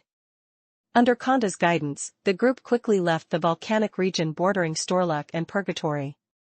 They traveled westward for about 2 hours, and Matthew saw the ocean. The entrance to the Earth core dream is hidden in the sea? Matthew was struck with a thought. Konda nodded. Exactly, the outer layer of the Earth core dream is a fractured ring. It has 4 independent and closed sections, 3 of which are under the control of the ancients. Near the volcanic area where you were previously, there's also an entrance to the outer ring, but that one is still safe. The only contaminated entrance of the outer ring is hidden in the sea. Can you all swim? We might need to swim for a while. Before he could finish, Melinda quickly cast 3 brownish rings of light upon them. Tip, you have acquired underwater breathing technique, shark instinct, and primary ocean current sensing. What powerful spells! Konda exclaimed. However, Melinda's face showed no trace of pride. She took the lead to the seashore, looking at the deep waters. She suddenly said to Matthew. Something's wrong. There's an ambush. As soon as her words fell, numerous mechanical ropes burst forth from beneath the sand where they stood. And on the nearby sea surface, one giant bubble after another emerged. Accompanied by the bursting of the bubbles, numerous combat units successively rose from the sea. Matthew narrowed his eyes. Tip, you have encountered the Hippocampus Battle Series. Chapter 1780, 486 Attack. Chapter 1780, 486 Attack. Murmur murmur. Suddenly, sand splashed on the beach as agile shadows leaped up from beneath the sand, shaking off sand and raising faint dust as they moved. They were part of an oddly dressed undead army. Matthew quickly scanned them, confirming that the primary threat of these special soldiers came from the glowing double halberds they held. On the surface, these double halberds only emitted a gentle glow. But beneath the faint glow, a massive amount of electricity swarmed, and a direct hit would inevitably result in significant lightning damage. At the same time, soldiers dressed in fishman-like attire also appeared near the beach. Their weapons were more portable, electric shock guns that Matthew had previously seen on Hume 3. Furthermore, 3 large ships and 15 smaller vessels appeared on the nearby sea. It had to be admitted. The invisibility technology of Storluck Industries was indeed very powerful. Evading Matthew's insight with invisibility alone was no small feat, let alone hiding so many people at the same time. It was the same old saying. This undead army could be taken to Ainder, and no army on the mainland could possibly match it. In thought, the special soldiers on the beach quickly surrounded the 3 of them. There were only about 20 of these soldiers, but they felt as though there were hundreds. Even within insight, Matthew was temporarily unable to ascertain the precise positions of these soldiers. Phantom technology? Matthew glanced at Melinda. She nodded slightly. Psionic spells, perpetually charged. It's often difficult to distinguish the true bodies of the soldiers from their shadows until the combat suits take some damage. While Matthew admired the advanced technology of Storluck Industries, he prepared to make a move. But Melinda signaled him to hold back. Are you from the Seahorse Forces? She stepped forward and shouted at the soldiers. Which one of you is the commander? Steward or Hoyes? The soldiers remained unmoved. However, they did not launch an attack and only held their weapons, forming an enclosure around the 3. Melinda continued shouting. A few minutes later, a hovercraft appeared on the sea. There were only 2 people on the hovercraft besides the driver, a tall fully constructed undead with an elegant metallic shell. Different from the eyes of other space undead. The eyes of this commander were a dark purple. So it's you, Stuart. Melinda relaxed her expression. She whispered to Matthew. He is one of the general's men, I've had a few encounters with him before. I can try to persuade him. Matthew nodded slightly. I guess you didn't set up this ambush for me, did you? Melinda greeted Commander Stewart with a cheery smile. Stewart said calmly. Indeed. But by intruding on the trap we had set up beforehand, you might cause the failure of our mission, and you must bear some responsibility for this. Melinda said cautiously. We can leave right away. Stewart sneered. How do I know you are not spies sent by the royal family? Now, thinking of leaving won't be that easy. Melinda frowned. I have always been loyal to the general. Stewart said flatly. That was in the past. After the general lost favor, how many have secretly pledged allegiance to the royal family? You can't just send me away with a few words. Melinda exclaimed in surprise. Has your relationship with the royal family become so hostile? Stewart's dark purple eyes stared at her intently. After nearly a minute, he said coldly. Don't you know? Just now, the royal faction's forces attacked Sky Heartland, forcefully taking over the sky-reaching matrix. Many ancients have died in battle, and the few who survived have been imprisoned. To counter the royal faction's desperate actions, we had to make a wide range of military maneuvers. Now Storluck's waters are in a level 3 alert state, and any unit approaching the coast is required to undergo our inspection. Now that the royal faction has gained control of the sky-reaching matrix, they have the upper hand. I'm sorry, but under these circumstances, I cannot let go of anyone who might be a spy. Even you, too. Hearing this, Konda instinctively objected. It's impossible. When I left, Sky Heartland was still safe. Stewart glanced at Konda and scoffed. Do Tauren also possess enough wisdom to practice psionic power? Konda wasn't offended by this. He simply responded to Stewart's taunt with a calm gaze. After a few seconds of silence, the latter spoke. According to the intelligence I've received, the attack occurred just 30 minutes ago. The Sin Master's whereabouts are currently unknown, which is the best news for us. It means the sky-reaching matrix hasn't completely fallen into the hands of the royal faction. You should receive the news soon. Before he could finish speaking, Konda's body suddenly trembled slightly. Immediately following, a humming sound buzzed in Matthew's ears. It was a special sound wave.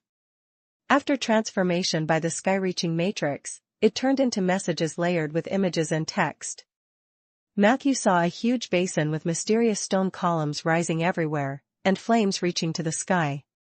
Cries of agony from ancients like Konda could be heard every moment. Chapter 1781, 486 Attack _2.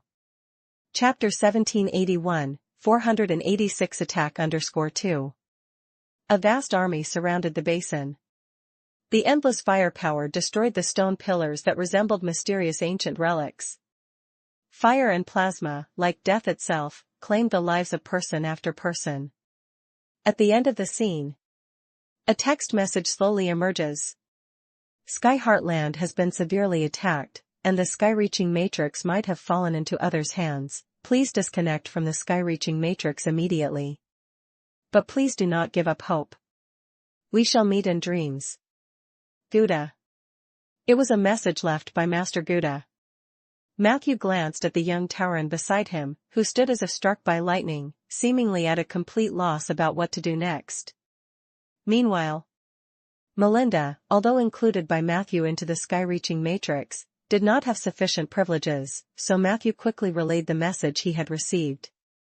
Melinda's face changed dramatically upon hearing it. She couldn't help but mutter to herself. Why would the royal faction attack Sky Heartland at this time? Stewart sneered. The royal faction has never gotten along with the ancients. It's not your first day knowing that. Otherwise, it wouldn't have been His Highness the General who initially signed the specific agreement with the ancients for Storluck. Alright, I've told you so much out of respect for the old ties. You three are not permitted to go anywhere else for now. Let's board the ship first. Matthew's eyebrows furrowed. Suddenly, Melinda spoke. Okay, we'll go with you. She gave Matthew a look, who, after hesitating for a few seconds, decided to trust her this time. At that moment, The trio boarded a larger hovercraft escorted by a few special soldiers. They sped towards the larger ship at high velocity.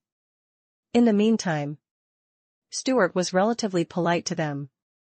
Incredibly, he did not search them or use any restraining devices, he simply ordered the soldiers to closely watch their every move. This action made Matthew even more suspicious. Just then, Melinda had already used a secret technique to establish a psychic link with him. Don't trust him. He's deceiving us. Melinda smiled as she gazed at the hippocampus commander on another hovercraft some 40 or 50 meters away. She seemed to be in a good mood. But the words she said to Matthew were of a completely different tone. How can you tell? Matthew, although he had noticed some clues, was not a native of Stuluk and knew very little about the internal strife of the space undead. Melinda explained. Among the imperial descendants, every generation of the king holds supreme power, but the king normally resides within the bastion and seldom involves himself in expansion efforts. The next portion of power is in the hands of consecutive generals. The general and the king form a balance of power. They are number 1 and number 2 respectively, but in reality, there is not much conflict between them. Because the iron law of the Undead Empire stipulates, the general shall not claim kingship. The king shall not serve as general. In most cases, although there is mutual restraint, head-on conflicts rarely occur. Matthew found it odd. Then why is there both a royal faction and a general faction? Melinda responded. The general faction is easy to understand, but the royal faction is much more complicated. This involves a third person, the undead prince. The princes of successive generations often hold power only second to the king and the general. He is bound to replace the current king someday. Therefore, the conflicts between the king and the prince are irreconcilable. After the undead prince was exiled, to balance the general's power on Storlek, a group of people were parachuted from the bastion, including Captain Grey Eagle whom you've met. He's a staunch royalist. But many within the royal faction have actually been secretly bought over by the undead prince, so it's challenging to determine the real motives behind their actions. What's strange to me is, after the Great Rupture, the general's power has been greatly diminished, and he himself has even been effectively exiled by the Deep Cold King. In such a scenario, if they are loyal to the Deep Cold King, the royal faction has absolutely no need to stir up trouble. Moreover, with the trouble aboard the Skyhawk ship, the royal faction is likely concentrating most of their forces on supporting it. This strategic weapon cannot be lost. If it is damaged too severely, it actually represents a heavy blow to the royal faction. In this situation, I really can't find any reason for them to suddenly divide their forces and attack Skyheartland. Matthew pondered. Is it possible that it's because of the undead prince's early return? Melinda said. There is that possibility. But a greater likelihood is that the general and the undead prince reached some kind of agreement, and the attack on Skyheartland might be a performance between the two of them. After all, if it involves the ancients, the general will have the opportunity to return to Storlek planet and legitimately confront the forces of the Deep Cold King. The most direct evidence is the movement of the Azure Dragon series. If the Azure Dragon series is aligned with the royal faction, then why didn't they participate in the rescue operation for the Skyhawk ship? Instead, they've been relentlessly pursuing us? Moreover, when he let us board the ship just now, he didn't even check our weapons, clearly fearing to provoke us. I believe the Hippocampus and Azure Dragon might be the general's forces, or at least a part of them has been infiltrated by the undead prince. We can't know what kind of tacit agreement exists between them. But we must find a way to numb them. After shaking them off, we'll quickly enter the outer layer of the Earth core dream. Matthew nodded silently in his heart. It seemed that as long as Melinda wasn't getting too full of herself, her mind was quite sharp. The only thing I'm worried about right now is this silly Tauren. Watching the hovercraft rapidly approaching the deck, Melinda quickly said. He seems restless. I wonder if he will be able to snap out of it soon. If he forgets the entrance to the Earth core dream, it would be even worse. Matthew calmly said. Don't underestimate this young man. I can feel it, though his heart is confused, his emotions are still stable. He just needs some time to digest. In a moment you'll grab him and go straight in, I'll catch up very quickly. After hesitating for a moment, Melinda chose to agree. A dozen seconds later, the hovercraft slowly approached the big ship. A float ladder was lowered from above the ship. Matthew voluntarily went towards the ladder with composure. Excuse me. I'll go up first. The soldiers, unsuspecting, made way. Snap. Matthew stepped onto the float ladder. But the next second, his body rapidly enlarged. In the blink of an eye, he became a giant sea turtle over 40 meters in length. Shape-shifting form, deep-sea dragon turtle. A weight unlike any other pressed atop the float ladder, causing a severe tilt in the ship itself. Boom. The soldiers hadn't even reacted. And they saw a massive dragon turtle laying on one side of the big ship. Matthew casually swiped. Boom. The mechanical ship immediately capsized toward the direction of the dragon turtle and was overturned on the sea surface. In a split moment, chaos reigned on the sea.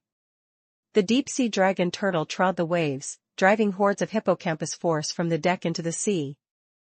Amidst the chaos, he spotted several signs of the ceremonial field being activated on the deck of that mechanical ship. Sealing demon magnetic field? Noise wind channel? This commander indeed had no good intentions. Matthew knew.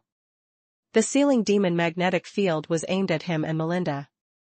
And the noise wind channel was a weapon against psionic users, clearly targeting Conda. Stewart had planned from the start to just trick them onto the ship and then capture them. Upon this realization, the dragon turtle that Matthew had transformed into forcefully shoved the mechanical ship dozens of meters below the sea surface. Then he lunged at the neighboring two ships. After 2 days of driving, every part of my body aches, taking another day off, will definitely update tomorrow. Chapter 1782, 487 Tenfold Gravity and Sea God Armor. Chapter 1782, 487 Tenfold Gravity and Sea God Armor. The originally calm and windless sea surface suddenly became raging with waves as the deep-sea dragon turtle emerged. Matthew moved with extreme speed. In the blink of an eye, he pounced onto another mechanical warship, the dragon turtle mimicking the tactic, using its front body and head to press down hard, drag, and pull. The ship immediately capsized due to the loss of its center of gravity. With a bit of effort from Matthew, the entire vessel turned turtle. Gurgle gurgle. For a time, countless bubbles appeared on the sea surface, with many soldiers floundering in the waters near the capsized ship. For these ordinary soldiers, Matthew had no extra desire to kill. After flipping the ship, he left contentedly. Immediately, he shifted his target to the third ship. If he remembered correctly, Stewart was also on that large ship. According to Melinda's introduction, this guy was one of the 2 deputies of the Hippocampus Battle series. His status within this force was self-evident. If they could take down Stewart, Matthew and his companions' next actions at sea might be a lot easier. No sooner had he thought it than he acted. The deep-sea dragon turtle, cutting through the waves, charged at the mechanical warship ahead like a towering iceberg. Although it was only in its juvenile stage, the dragon turtle's aura as the deep-sea overlord was gradually becoming apparent. Numerous small boats along the way tried to hinder Matthew's approach.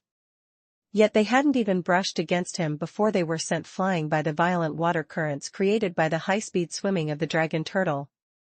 Within a few breaths, the massive silhouette of the deep-sea dragon turtle appeared near the largest warship. To Matthew's surprise, unlike the other 2 ships, this warship was clearly equipped with advanced long-range firepower. With the naked eye, he could see as many as 24 cannons, similar to energy-gathering cannons. His ambush was fast indeed. But by the time he dispatched 2 ships, there should have been enough time for this warship to react, right? Could it be a ruse? Though Matthew harbored such suspicions, he charged forward relentlessly. After all, he couldn't shrink back just because the enemy might be using some cunning ploy, could he? That wouldn't be Matthew's style. On the other hand, to this day, he had sufficient confidence in his own strength. Even if there were traps, it was still yet to be seen who would be caught in the end. Amidst these thoughts, like before, the dragon turtle pounced onto the deck of the warship. But this time, Matthew was a bit more cautious. Instead of charging forward as he had done the previous times, he feigned an initial attack, then, engulfed in a surge of currents, he pounced at the deck of the warship. And as he was about to land, he stealthily hid himself behind the currents. Surely enough, in that instant, Matthew saw that the deck was empty.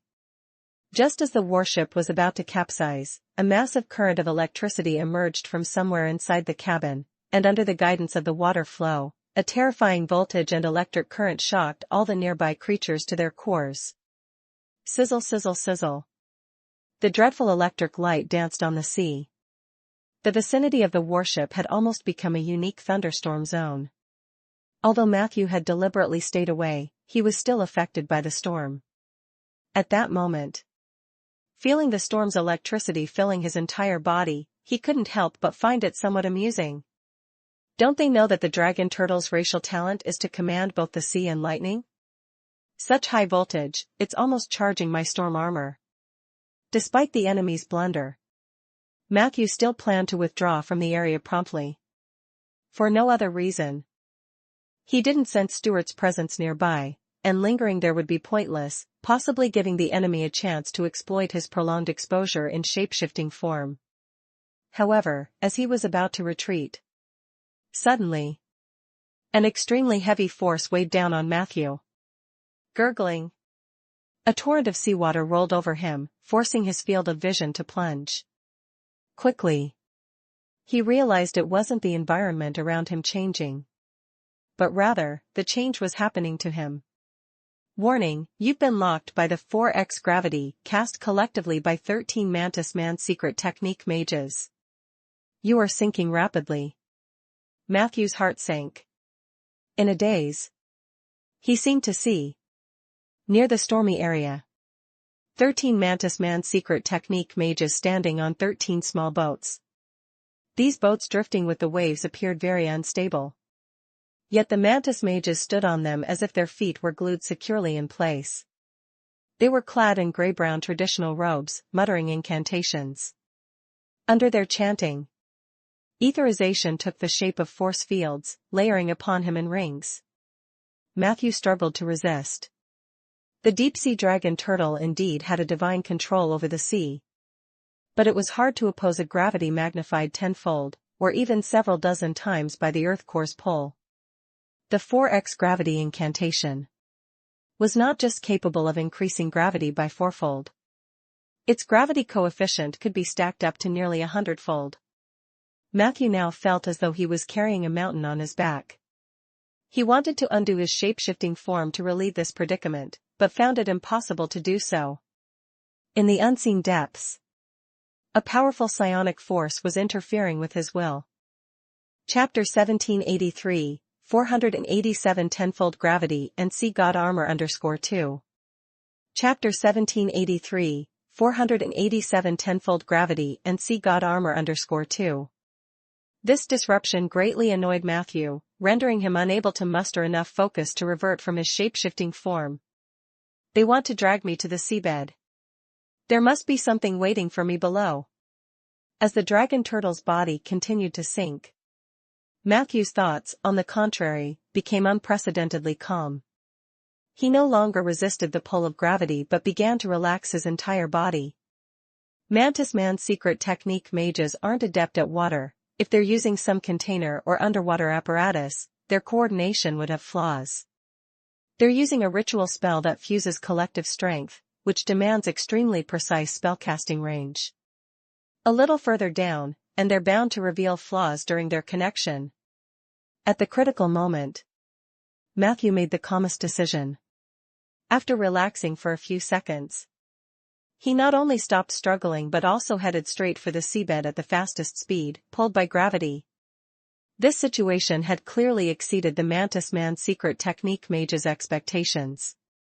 Seeing Matthew moving further and further away, almost leaving the range of their ritual spell, the mages began to cry out in haste. Hearing their anxious calls, Stuart's expression changed nearby. He had not managed to contact the mechanical giant beast lurking on the seafloor to start it up prematurely.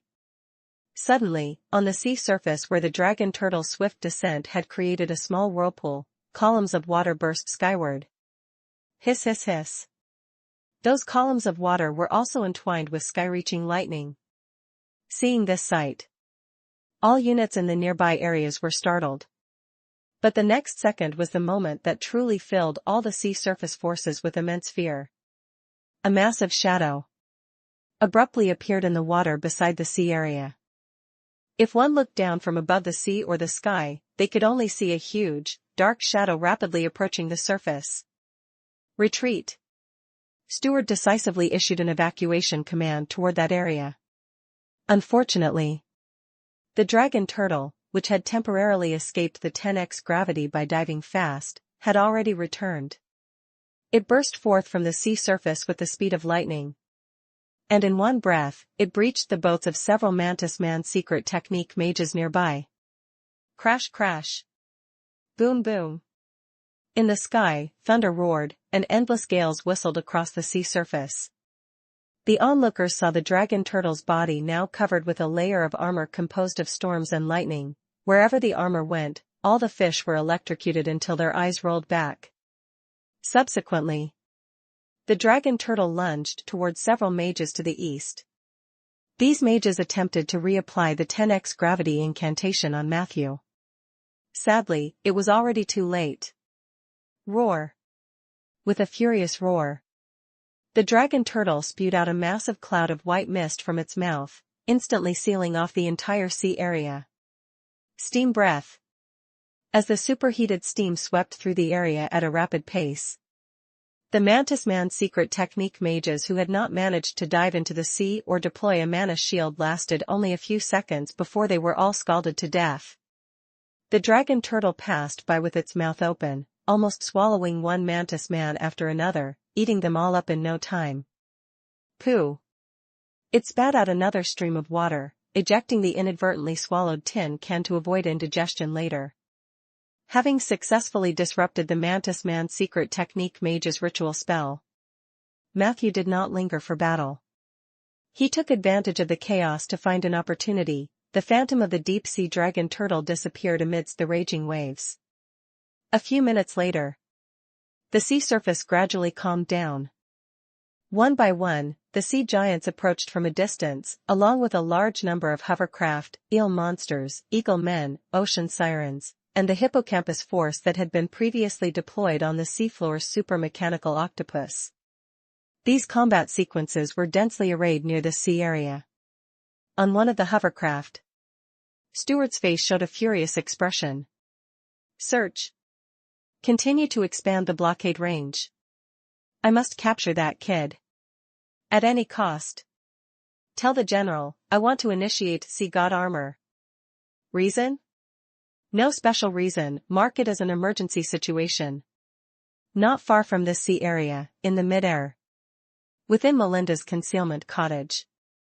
Sensing the dramatic changes on the sea surface outside, the expression of the secret sorcerer also gradually became subtle. Such a massive effort? They want to activate the sea god armor? Just how desperate is Stuart to catch you? Matthew curiously asked. What exactly is the sea god armor? Melinda replied. It's as top secret as Death God's Lock, said to be a super weapon with strategic value only second to the Singularity Cannon, but its use is limited to the ocean.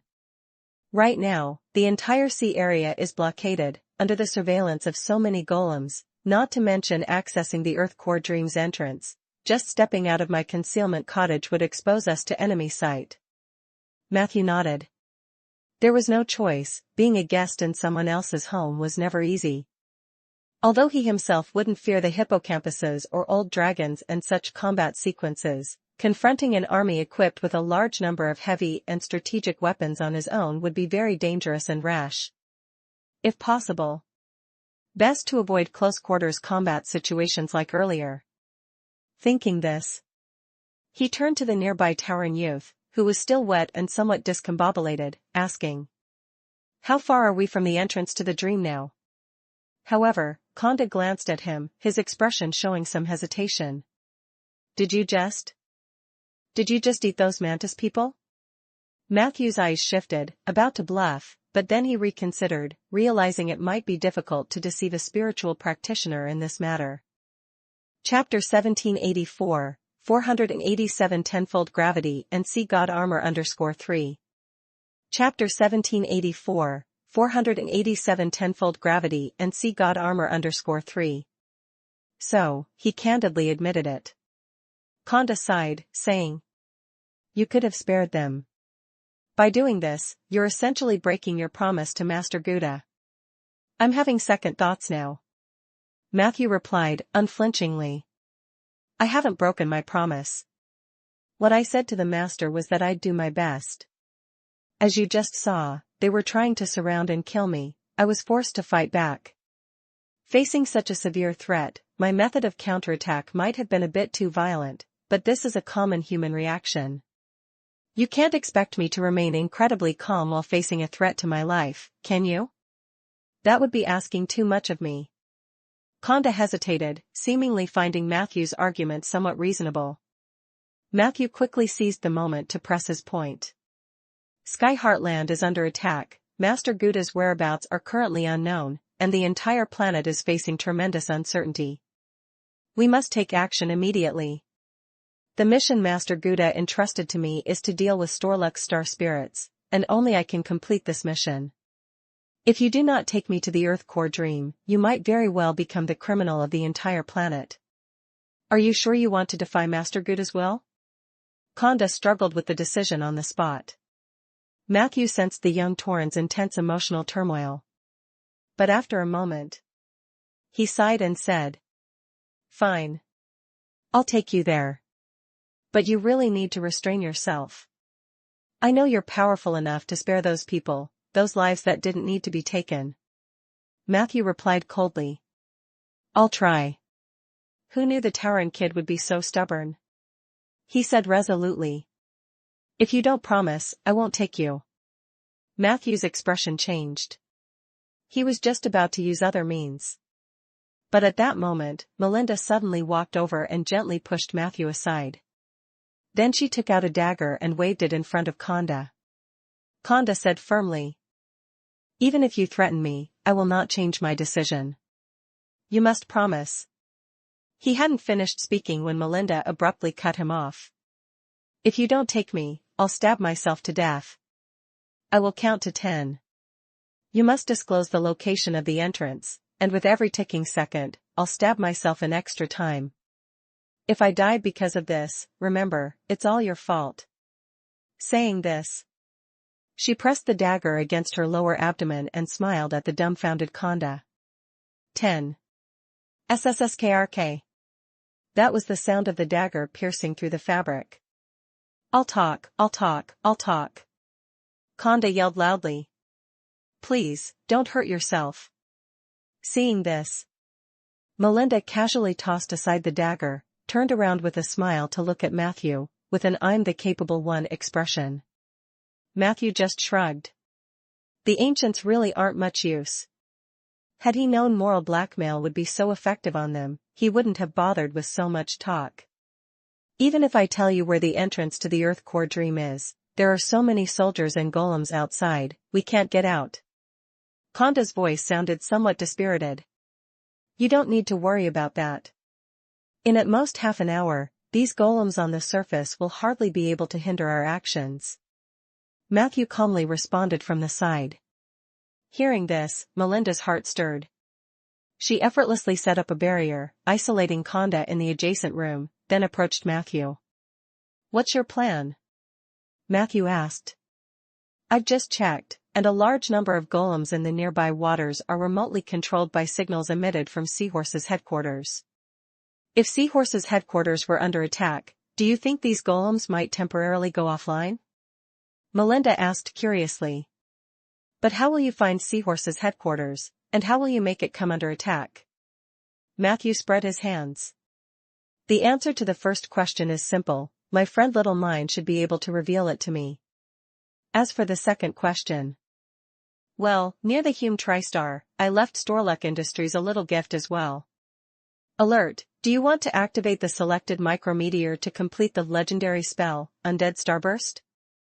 Chapter 1785, for 88 Blasphemy, a single utterance becomes a prophecy. Chapter 1785, for 88 Blasphemy, a single utterance becomes a prophecy.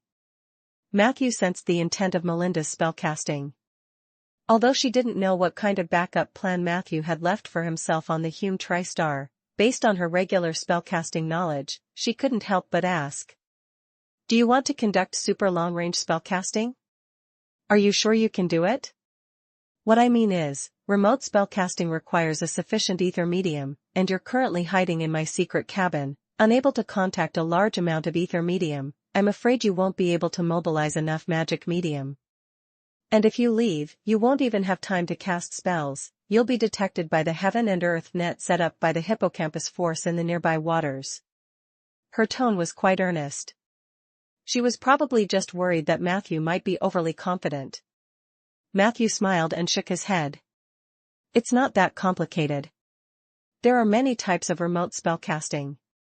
The principle of my magic is very simple. As long as the preliminary preparations are in place, it can be activated directly.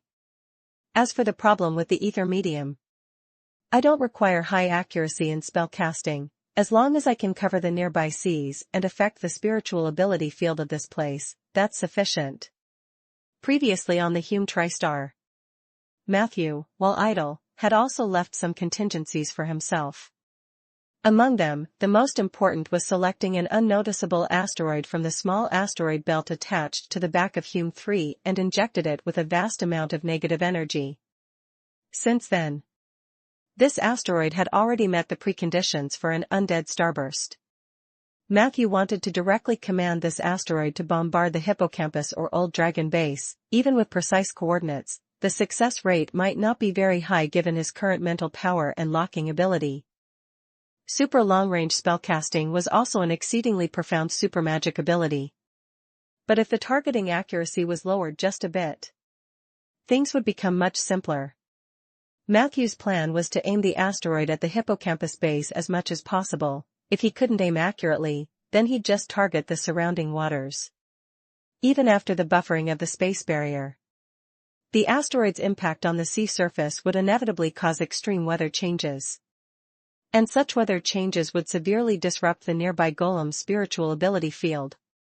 This was also one of the biggest drawbacks of psionics. It is inherently very tough, with few natural enemies, difficult to destroy, but not stable enough, and easily disrupted in the short term. Windstorms, electromagnetic changes, even volcanic eruptions, tsunamis, and other meteorological changes could cause a momentary disruption in the spiritual ability field. Matthew didn't intend to wipe out the hippocampus force. He just needed to disturb their vision and not hinder his own entry into the Earth core dream. I never thought I'd have to cause a small asteroid impact on the sea surface just to enter the Earth core dream. This Storluck is really in deep water and scorching fire. Matthew couldn't help but mock himself with a smile. No sooner had he thought it than he acted.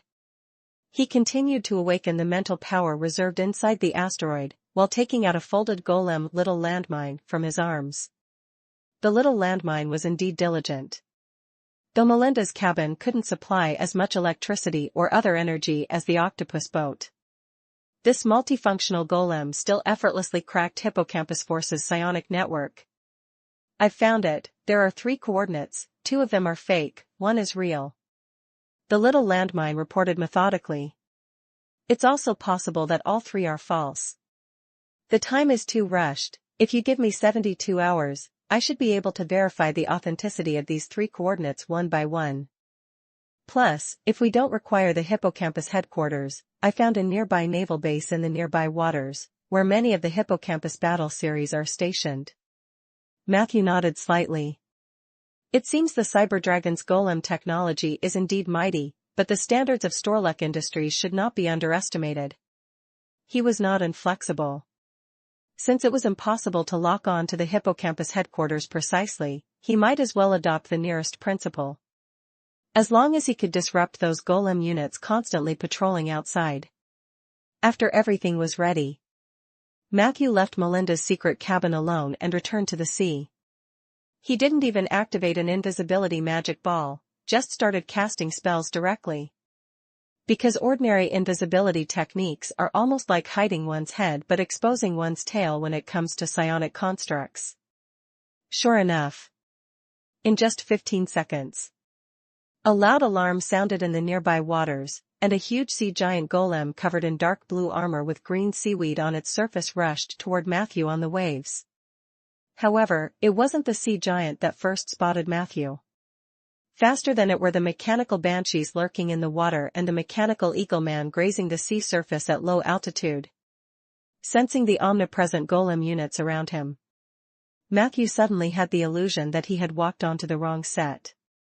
Storluck's golem technology was just too advanced. High-level constructs that were extremely rare in Aender were almost ubiquitous here. All of a sudden, an idea emerged in his mind. Did Butterfly choose Storluck Planet because of Storluck's golem technology? Could it be that after the God of Truth was activated, it encountered some problem, and Butterfly, as a master machinist, realized she couldn't find a solution elsewhere, so she took the risk of coming here? This speculation had a high probability of being correct. But if this was the starting point, the theory offered by Master Gouda about the female devil's summoning seemed a bit untenable. As a legendary machinist who had become part of the God of Truth, Butterfly was supposed to thrive in an environment like Storluck. Chapter 1786, For 88 Blasphemy, a single utterance becomes a prophecy _2. Chapter 1786, For 88 Blasphemy, a single utterance becomes a prophecy _2. Why did he have to become a devil's contract object? Various doubts flashed through Matthew's mind. It was during these fleeting thoughts that the nearby hippocampus force had already encircled Matthew, who had voluntarily revealed himself. At the same time, behind the large number of elite combat golem units, a super armor, guarded by thousands of streams, larger than the sea giant, wielding 6 weapons, with a terrifying aura, emerged from the sea surface at a rapid pace, charging toward Matthew to kill him. Warning, you have encountered Sea God Armor, First Stage. Sea God Armor, Super External Golem, a perfect combination of psionic power and spells. Any warrior strong enough to wear the Sea God Armor will have exceptional sea control abilities and fearless melee abilities. In fully activated state, the frontal combat ability of the Sea God Armor is not inferior to that of a superior legendary warrior. At the same time, the Sea God Armor has excellent spellcasting and psionic abilities and commands the domain of Storluck Pan-Ocean. You sense from within the Sea God Armor the divine fragment of the Lord of Storm and Ocean and the essence of Space Undead Stewart. Sea God Armor. From the moment the other party appeared, Matthew sensed its power. Just the aura alone could crush the deep-sea dragon turtle that Matthew had previously transformed into. Not to mention that the Sea God Armor was also boosted by the omnipresent spiritual ability field set up by the hippocampus force in the nearby seas. This caused its threat index to rise sharply. This is your last chance to surrender without resistance. Stewart's muffled voice came from within the Sea God Armor. Once the Sea God Armor activates the second stage, it will definitely end your life. Matthew didn't need to close his eyes to sense the mysterious connection between the Sea God Armor, the numerous elite golems, and this sea. That connection was like an intricately woven network. It existed in the intangible, influencing the material. Each individual golem sequence or psionic unit would add bricks and mortar to the network. It was the convergence of these scattered forces that injected such great strength into the Sea God Armor. Domain field, divine fragment, permanent incantations, psionic field. Too complicated, too burdensome. Matthew suddenly laughed. Even if you use a super armor as a vessel, the Sea God Armor can't be sustained for long, can it? Can your first stage last 10 minutes? As for the second stage, I'm afraid it's at most 3 minutes, right? Seeing that Matthew had pointed out the weakness of the sea god armor, Stuart said no more and directly raised a light saber in his hand. "Those who defy the will of the sea god, die." Matthew sneered. "Hiding in a super shell, do you really think you are the sea god? If you lose the support of the psionic field, how long can you last?" As the words fell, everyone on the sea surface suddenly realized something. A grim alarm sounded incessantly. Subsequently, they saw a trail of fire sweeping across the sky. That fiery trail spiraled rapidly, smashing toward the sea surface with an unstoppable speed. Where did that meteor come from? What about the space barrier? A disbelieving howl came from Stuart within the sea god armor. Matthew flashed and neatly dodged into lost paradise. A dozen seconds later, several anti-meteor missiles and a laser cannon passed by the meteor. Boom! Undead starburst successfully hit the Hippocampus Force's coastal base. At that moment, giant waves, hundreds of meters high, abruptly rose in the nearby seas. Due to the massive outpouring of negative energy, the airflow on the sea surface also underwent earth-shattering changes. In the Great Chaos, the psionic field was severely disturbed, and although Stuart ordered all units to quickly submerge to the ocean floor to avoid the aftermath of Undead starburst, many combat sequences were still severely interfered with. The once impermeable heaven and earth net immediately began to show numerous flaws. Good thing I micromanaged a bit, choosing at the last moment not to hit the base, but to attack the nearby sea area. It's also lucky that sky-reaching matrix failed and the space barrier had vulnerabilities due to the royal family needing repairs on the Skyhawk, otherwise this meteor wouldn't have reached Storluck's homeland. Inside Lost Paradise, Matthew couldn't help but touch his nose, silently breathing a sigh of relief. The defensive capabilities of Storluck Industries really were exceptional, far surpassing the Seven Saint Alliance without the Eternal Barrier. But on the other hand, a pre-prepared legendary spell could only create some chaos. From this, one could see the might of the Imperial descendants. Matthew took advantage of the chaos to leave Lost Paradise and return to Melinda's cottage. Melinda had also witnessed everything that had happened outside. Seeing the joy on his face, she couldn't help but sigh and say, "Following that Undead starburst, we've thoroughly offended the general, and we've already offended the royal family. Now there's absolutely no room for mediation with Storluck Industries, and you can still smile?" Matthew shrugged his shoulders. "Room for mediation? Was there ever any?" Melinda said. "There was." Matthew gave a faint smile. "As long as they maintain that frenzied thirst for the material plane, all mediations are nothing more than ill-intended preludes. Speaking of which, aside from reasons similar to the astral creatures, why does the Imperial descendants yearn so much for the Ander continent?" Melinda thought for a moment. "I remember the ambition for Ander was an order directly given by the Deep Cold King. The general is just the executor. Apparently, the Frost King believes that the Ander continent will be where the Undead Empire will be revived." Revived? They're actually thinking about rebuilding the empire, huh? Matthew found it amusing and couldn't resist making a comment.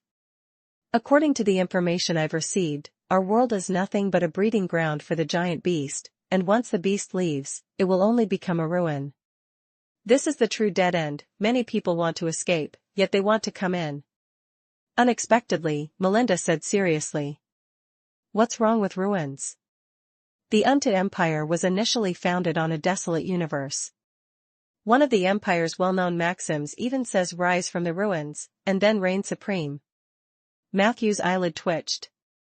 "There's such a maxim? How come I don't know about it?" Melinda gave him a look. "Are you very familiar with the Undead Empire?" Matthew fell silent, thinking to himself that in his past life, he was indeed quite familiar, having farmed the Empire for who knows how many monsters, but regretfully, he hadn't really noted down key information. While they talked, they found an opportunity to leave the concealment cabin with Conda. They quickly dived under the sea. Melinda used previously prepared auxiliary spells to avoid detection by the aquatic units. It took them about 10 minutes or so. Finally, they arrived at a peculiar area of black reefs. Matthew noticed an abnormal amount of lava traces here. This lava closely resembled the texture of the black volcanoes seen at the southern border of the planet. It was not hard to deduce that this place too had been invaded by purgatory. Shortly after, Konda led them to discover a strange crevice in a shallow trench. The crevice spewed out bubbles of various sizes every few seconds. These bubbles would often drift with the current for a while before disappearing without a trace. Konda told them. If they tried hard to fit themselves into those bubbles, there was a chance to reach the outer world of the Earth Core Dream. The three followed the skill Konda taught, using shrinking spells to slightly reduce their size. Before long, they each entered a bubble. Upon contact with the bubble, Matthew felt the scene before his eyes rapidly change. The next second, he stepped forward, only to accidentally bump into a stone wall. Made it inside? He squinted, trying to assess his surroundings. Stone walls were everywhere, seeming like a cave situated within a mountain belly or the heart of the earth. Suddenly, Matthew saw a black goat standing starkly on a rock 30 meters above his head, staring at him. The black goat's gaze was vacant, yet it could utter human language. If one day you had to die, which way would you choose? 1. Burned alive. 2. Drowned. 3. Death by illness. 4. Slashed to death. Which would you pick? Before Matthew could speak, Melinda's warning voice came from not far away. Don't answer her. This is the blasphemy from purgatory prophetic curse. If you answer, you might actually suffer the mishap of your chosen kind. The black goat stiffly turned its neck. She coldly gazed into the dark depths. It's been a long time. Melinda. After stealing the blood of Barthur, you dare to appear in front of the Purgatory Lords? Chapter 1787, 489 Legendary Ability, Impermanence of Life and Death. Chapter 1787, 489 Legendary Ability, Impermanence of Life and Death. Matthew calmly observed the black goat perched upon the rocky mountain. The creature gave him a feeling of such familiarity, even though black goats often shared similar faces and figures. But Matthew instantly recognized the true origin of this fellow. Shepherd Consonia? He whispered the black goat's true name. This devil was once the lord of Seamless Island in Morgan's purgatory, forcibly killed by Soria for the destruction of Margaret's purgatory trip. Afterwards, even Morgan himself got entangled. Logically, Consonia should have been long dead. But now she stood before Matthew, her aura even more sinister than before. A sense of unease began to well up within Matthew. However, just a few seconds later, Matthew suppressed that unease. He knew it was not his own emotion, but the small tricks of demons, designed to manipulate the heart. I recognize you. The black goat, Consonia, turned half her face toward Matthew. You are that small mage who once followed Soria. I was quite impressed by you at that time. You have an excitingly rich scent about you, one that drives one close to madness, wanting to destroy you completely. Your flesh must be very delicious. As they spoke, drip drip drip sounds suddenly came from the rocks. The black goat's saliva continuously dropped down, forming a little stream in an exaggerated manner. An unprecedented sense of fear loomed over the cavern. At that moment, Matthew noticed that the expressions of Torrance, Konda and Melinda had become unnaturally strained. Their bodies shivered more or less. They were under the influence of the fear aura. Konda was one thing, but Melinda struggling so hard was somewhat surprising to Matthew. Immediately, without thinking, he barked sharply. A mere fake dares to call itself a purgatory lord? I don't know how you resurrected, but you, now, exhibit too weak a root of evil. At best you're an intermediate demon. So gluttonous, aren't you afraid of chipping a tooth? Before the echo of his words faded, Death's touch suddenly emerged from the rocky wall. Sequential tendrils wrapped tightly around the black goat and twisted together with force, squeezing the black goat like a shrinking sponge out of shape. Quickly, A large pool of blood and pus appeared on the rocks. When Death's touch retracted, all it brought back was a thick goat skin. Angering the future lord of the 9 hells, all you can do is pray. Don't misunderstand, praying will not grant you a way out. But it may offer you a less painful way to die. He he he. Consonia's mocking voice lingered long throughout the cavern. Fear involuntarily crept onto the faces of both Melinda and Conda. Matthew alone remained indifferent. In his eyes, the resurrected black goat, Consonia, no longer had the legendary strength of her shepherd days, most likely just some great devil's hired fodder to intimidate others. However, after having deeply explored the celebrity domain and understanding the role of reputation, Matthew could comprehend their behavior. Throwing harsh words had no cost, throw enough, and who knows, it might just work. Moreover, the reputations and part of the powers of many strong beings were also built by threatening others. If Matthew could throw around more threats, his reputation would surely be higher than it was currently.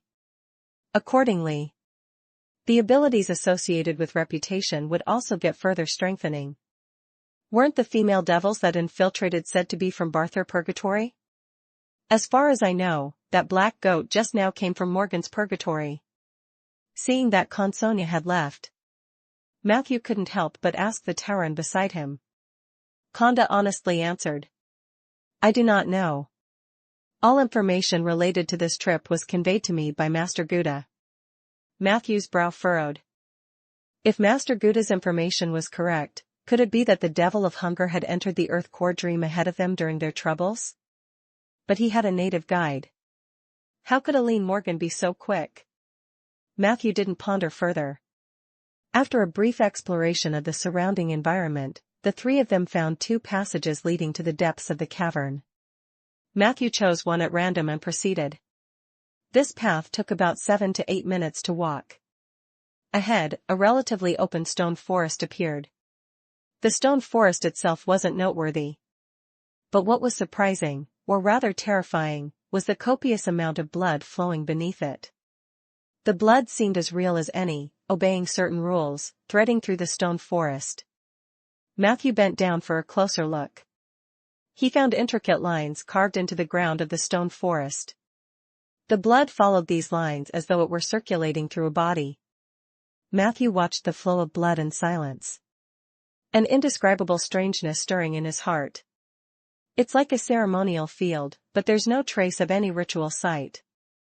There's no effect besides discomfort. And yet the evil aura is very strong.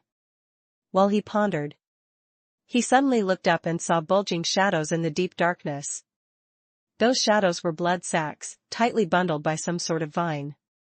The blood sacs were affixed to the stone ceiling above the stone forest, corresponding with the blood flow beneath. This is a ritual for summoning the Purgatory Blood River, Melinda said with a grave tone. Chapter 1788, 489 Legendary Ability, Impermanence of Life and Death _2. Chapter 1788, 489 Legendary Ability, Impermanence of Life and Death _2. The ceremonial field itself has no effect, its only purpose is to call out and attract creatures from the Purgatory plane. They set up this type of ceremonial field here in order to further accelerate the assimilation of the Earth Core dream. Purgatory Blood River. That existed on the same level as the main body of the abyss. It was the embodiment of evil nature and one of the most malevolent beings in the multiverse. At that moment, Matthew also felt that the Earth Core dream was suffering from the corrosion of the Blood River. Without thinking, he pulled out his sword of slaughter. This thing was perfect for dismantling ceremonial fields. But Melinda hastily stopped him. We can't rashly dismantle the ceremonial field. Since the Blood River has been summoned, this location has become part of Purgatory's expansion. If we forcibly dismantle the ceremonial field, it would trigger the ferocity of the Blood River, and legendary-level demons could descend upon this place. The only way to address this ceremonial field is patiently remove the blood sacs one by one, slowly. Right then, she detailed how to dismantle the blood sacs on the ceiling. Melinda, born in interdimensional space from the purgatory humans and with demon blood herself, was naturally very clear on the matters of purgatory. After listening, Matthew couldn't help but frown. Doing it your way is too troublesome. How long is this going to take? Melinda smiled bitterly, just about to say something, when Conda firmly said, "Let me do it. I know you are pressed for time, you have important things to accomplish, so it's best for me to stay here and dismantle it slowly." Then he lifted his head to look at Matthew. "I have already brought you two into the Earth Core dream. My task is considered complete. Continuing with you, with my current strength, I might just be a burden. It's better for me to stay and do something within my capabilities." Matthew thought for a moment. "But it's not very safe here." Conda smiled. "As long as I don't encounter too formidable an opponent, I still have some means to protect myself. Moreover, staying here to dismantle the blood sacks will give me some time to think. My mind is in chaos right now. I need to find a way to settle down. If you find any clues about Master Gouda, please be sure to tell me. The Master is the most important person in my life, he saved my life and guided my path. After the attack on Sky Heartland, I really worry about him." Seeing his determined will, Matthew did not force him further. He just curiously asked one more question. "How did you become a disciple of Master Gouda?" Conda was silent for a few seconds, then earnestly narrated. "The Imperial Descendants army destroyed a Tauren gathering place deep in the astral world. My parents and family were killed by the army soldiers. I was a child and miraculously escaped, taken back to Storlek Industries, where I heard the company's higher-ups planned to brainwash us, then train us into a special army. However, I was lucky. This incident was just exposed by Master Gouda, and under his vehement opposition, the brainwashing plan was shelved, and I was fortunate to come to Sky Heartland thereafter, becoming an ancient." Matthew was slightly startled. "Your parents were killed by the people of Storlek Industries. Do you really not hold any resentment towards them?" Conda sincerely said. "There was resentment. As a child, every moment was filled with thoughts of revenge. But after years of teachings from Master Gouda, I gradually understand that hatred cannot solve problems. The path of the ancient I finally took was also by letting go of hatred. Now, I have no resentment towards Storlek Industries because, in a way, without them, there would not be me. I have learned to appreciate everything I have, and then use my love and strength to influence others." The young Tauren rambled on, very sincerely. But the more Matthew listened, the stranger he felt. However, he did not linger there for long, but after giving some potentially useful scrolls to Conda, he and Melinda continued deeper into the cave. After walking out for 5 or 6 minutes, Matthew suddenly said, "Don't you think something is off?" Melinda, always perceptive. "Are you speaking about Conda?" Matthew nodded. When he first appeared, he claimed to be Master Gouda's recently accepted disciple. But later, when he talked about the customs of training in Sky Heartland, it sounded like he has lived there for many years. Earlier, when he was telling the story of his childhood, he said that Master Gouda's teachings took years and years. Isn't there a contradiction here? Melinda speculated. Perhaps when he was young, he only joined the Sky Heartland and became an ancient, but he didn't immediately become a disciple of Master Gouda. Could it be that only recently his exceptional performance gained Gouda's approval? Matthew shook his head. That's too far-fetched. He just mentioned his near-mind control experience. Melinda was startled. Do you mean he has been mind-controlled? And that's why there are inconsistencies in his logic and memory? A gleam flashed through Matthew's eyes. I wouldn't rule out that possibility. If that were the case, then a big question mark needed to be placed over the appearance of Master Gouda as a guardian in the Earth Core dream. But if that's true, why would Gouda send someone, who could potentially make mistakes, to guide us? Melinda queried, puzzled. Matthew glanced at the blinking Tauren domain. He didn't explain much. But he guessed that under normal circumstances, Conda wouldn't so easily reveal inconsistencies in his logic and memory. He might have been influenced by my domain. Matthew sighed inwardly. If possible.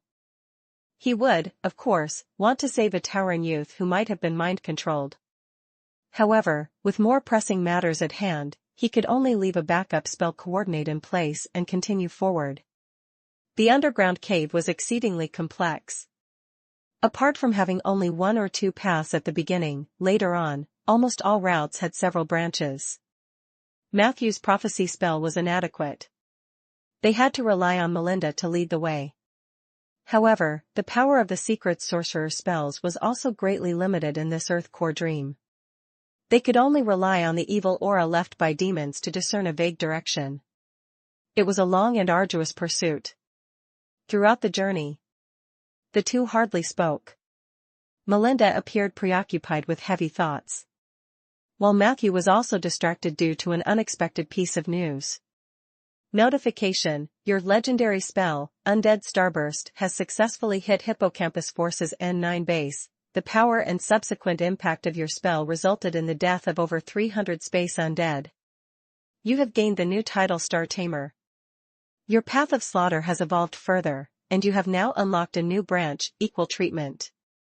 Equal Treatment: when practicing the path of slaughter, each time you complete a small-scale slaughter of a new group, exceeding 300, you may gain additional rewards. Path of Slaughter, Equal Treatment: you have gained the legendary ability Impermanence of Life and Death from the Nature Domain. Impermanence of Life and Death: you may use this ability on any dying life. Once the ability takes effect, the target has a 65% chance of returning to full vigor, clearing all negative states. There is also a 35% chance of immediate death. Available 3 times per day. Note: this ability may also be used on oneself. Impermanence of Life and Death. Such a counterintuitive ability? Matthew was filled with astonishment. He hadn't expected the Undead Starburst to actually kill so many space undead. Nor had he anticipated such a wild extension of the Path of Slaughter. And he certainly hadn't expected such a mad ability from the Nature Domain. But then again, if one were to use it as a last resort, its cost-effectiveness was actually off the charts. After all, it was just a death. What if it succeeded? As Matthew marveled at the newly acquired legendary ability, Melinda suddenly asked in a low voice. Matthew, tell me honestly, is Sif really still in the Rolling Stone Kingdom? Chapter 1789, 490 Blood Skin Puppets. Chapter 1789, 490 Blood Skin Puppets. Faced with Melinda's sudden interrogation, Matthew's expression didn't change much, and his tone was quite natural. Why do you suddenly ask? Melinda stared intently at his face. Because Master Gouda mentioned that the female devil who sneaked into the Earth Core dream managed to evade the sky-reaching Matrix's surveillance. To my knowledge, there are not many special abilities within the entire multiverse that can achieve this. And that includes the pure blood of Barthur. Matthew's heart skipped a beat. He mused. So you suspect it was Sif who did such a ludicrous thing? Don't you think that's ridiculous? Melinda pondered. It really is far-fetched, but that girl has true blood of Barthur in her veins. It wouldn't be strange if she suddenly awakened into a fearsome female devil. She's different from Rieger. She's destined to become a real powerhouse. Matthew responded indifferently. The case of Conda is right there for all to see. It shows that even what Master Gouda tells us may not be the truth. I even suspect that the attack on Sky Heartland might have been a drama he staged himself, just to draw us into his trap. Melinda shook her head. Even if Master Gouda is powerful, he couldn't control the captains who are loyal to the royal family and the general faction separately. The attack on Sky Heartland should be real. Immediately, she placed her eager gaze back on Matthew, as if trying to read more from his expression. However, Matthew was an old hand. He skillfully changed the subject. So, where exactly does Sif's blood of Barthur come from? This time it was Melinda who fell silent. Matthew stared into her eyes. She slightly turned her head away, not daring to meet Matthew's gaze. If it's inconvenient to say, you can also choose not to. Matthew feigned understanding. Melinda sighed. I stole it. Matthew looked incredulous. To him, Melinda was at most a somewhat clever woman. The blood of Barthur, a treasure of that level, must have been carefully preserved by the high-level devils of purgatory. How easy could it be to steal? Furthermore, according to Rieger, Melinda was pregnant at that time, and her power was barely at tier 3, how could she possibly have stolen something so precious? Seeming to perceive Matthew's thoughts, a hint of a bitter smile appeared on her face. Indeed, I stole it. But during the theft of the blood of Barthur, a very powerful presence provided me assistance, and due to a previous promise, I cannot reveal his name. I even doubt the name he gave me is real. Regardless, I must keep my word. Matthew raised his eyebrows. This woman knows how to keep a promise? Considering her nature and the background of the blood of Barthur, Matthew marked the strength of the mysterious person who helped Melinda steal the blood of Barthur as above a superior legend. That person, would it be convenient to reveal which faction he is from? Matthew continued to probe. This time, however, it was Melinda who changed the subject. Speaking of Sif, I know she's very fond of you. Almost every letter she's written to me has mentioned you. What I want to know is, how do you plan to treat her? With that, her gaze intensively fixed on Matthew. Matthew countered. In what capacity are you asking me this question? Melinda softly said. As Sif's mother, of course. I care about her as well. Matthew scoffed inwardly. But outwardly, he simply replied. Is that so? If that's the case, the current situation isn't suitable for discussing such a serious matter. Saying so, Matthew deliberately quickened the pace of exploration, distancing himself a few steps from Melinda, and they fell into silence once again. The underground caverns seemed endless in this region. They walked briskly for about half an hour before they finally seemed to be making their way to the bottom of the cavern. Here, there emerged stone platforms grown out of the abyss. On the edges of these platforms were some blood sacs. The deeper they went, the more numerous the blood sacs became, and the malevolent aura from purgatory grew thicker. Soon, Matthew and his companion arrived at the central platform. There, he saw hundreds of bodies wrapped in the form of blood sacs, hanging down from the ceiling of the cave. The ground of the platform was engraved with arcane and complicated phrases of blasphemy. The platform's surface was filled with crimson like a carpet, made up of clusters of wriggling red fungi. On the red carpet, there lay human-like limbs, thighs, intestines, hearts, and various other organs scattered everywhere. These organs were deep black in color, as if their blood had been congealed for years, even decades. On the opposite edge of the platform, Matthew caught sight of Consonia, the black goat they had encountered before. She was bowed, feasting on a heap of intestines piled up like a small mountain. The goat was gobbling down her meal without pause, eating voraciously. She seemed utterly indifferent to the approach of Matthew and his companion. Matthew observed calmly. He saw that at the center of the platform, a small pool of blood had been artificially excavated. In the pool of blood, a terrifying shadow was rapidly darkening. Then a crisp, low laugh echoed. Matthew turned his head, only to find a sturdy iron cage had appeared behind him, in which, squatting, was none other than the devil of hunger whom he had previously encountered on Hume 3. Chapter 1790, 490 Bloodskin Puppet _2. Chapter 1790, 490 Bloodskin Puppet _2. Aline Morgan. Gentlemen, after such a long journey, you must be very tired, right? Would you like to join me for lunch? Aline Morgan greeted them with a smile. Matthew appeared to be watching her intently, but in reality, he focused most of his attention on the shadow in the pool of blood. Seeing this, Aline's smile deepened. It seems my words lack influence. Mr. Matthew, you appear more inclined to converse with this gentleman, don't you think? Father? As her voice fell, a twisted figure staggered to his feet from within the pool of blood. His body was several times thinner than that of an average person, as if it were only the thickness of a layer of blood, but no matter from which angle Matthew looked, he saw a very flat, smooth face. It was a rather handsome man, with a smile lingering in his eyes and brows, dressed meticulously, giving off a very gentlemanly feel. But if one were to look past these superficial factors, encased within the thin skin was an exceedingly intense, evil aura. Matthew instantly held his breath. Morgan? His voice was slightly altered. There was no helping it. Even though Matthew had grown rapidly, when facing a character on the level of the Lord of the Nine Hells, even if it was just a projection, one could still feel the pressure. You're quite composed. You've grown too much since we last met. Of course, what surprises me the most is your choice on the path of ascension.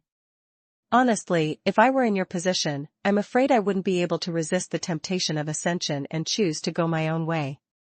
That's quite impressive. The individual was none other than the master of Morgan's purgatory. Elphot Morgan. Matthew watched him without blinking, slowly regulating his breath. After a few seconds, he tentatively concluded that Elphot Morgan's projection had around a level slightly above legendary strength, and although the aura was frightening, its actual combat capability might not be as strong. This brought some peace to Matthew's mind. Thank you for the compliment. He replied equally, neither servile nor overly proud. But your presence here, father and daughter, surely isn't to engage in idle chat with me, is it? Morgan laughed. We have received orders from a lady to detain you here, lest you continue forward and stir up more trouble. Matthew's mind stirred. Aren't you here for the Earth Core dream? Morgan spoke indolently. Initially, that was the case. But we've reached an agreement with that lady and have acquired what we wanted. As compensation, naturally, we must do something on the lady's behalf. Matthew frowned. Who is this lady? Morgan smiled silently. What? Do you want to know? Actually, I could let you pass directly, on the condition that you offer a better deal. For instance, how about Lost Paradise? Matthew spoke calmly. Lost Paradise has already been destroyed by the singularity cannon of Storluck Industries. Morgan scoffed. That kind of talk might fool the fools, but it's rather amusing to attempt deceiving me. Firstly, after the Ascension event, not a single fragment of Lost Paradise was left behind in the multiverse. The power of the singularity cannon is indeed terrifying, but intelligent people can estimate that it hasn't reached the level to completely annihilate Lost Paradise. So, where are the fragments? There are no fragments, which could mean someone collected them all ahead of time. But it's more likely that Lost Paradise wasn't completely destroyed, it was just concealed by someone. And the only survivor of the Ascension event is you. If Lost Paradise was hidden, then it could only be in your hands. Matthew blinked, his tone still calm. Not a preposterous conjecture. But lacking in evidence, it seems more like your speculation. Morgan's expression was unchanged. So, without Lost Paradise, would Isabel really let you go face off against the Starry Night God, who has the high-dimensional shadow?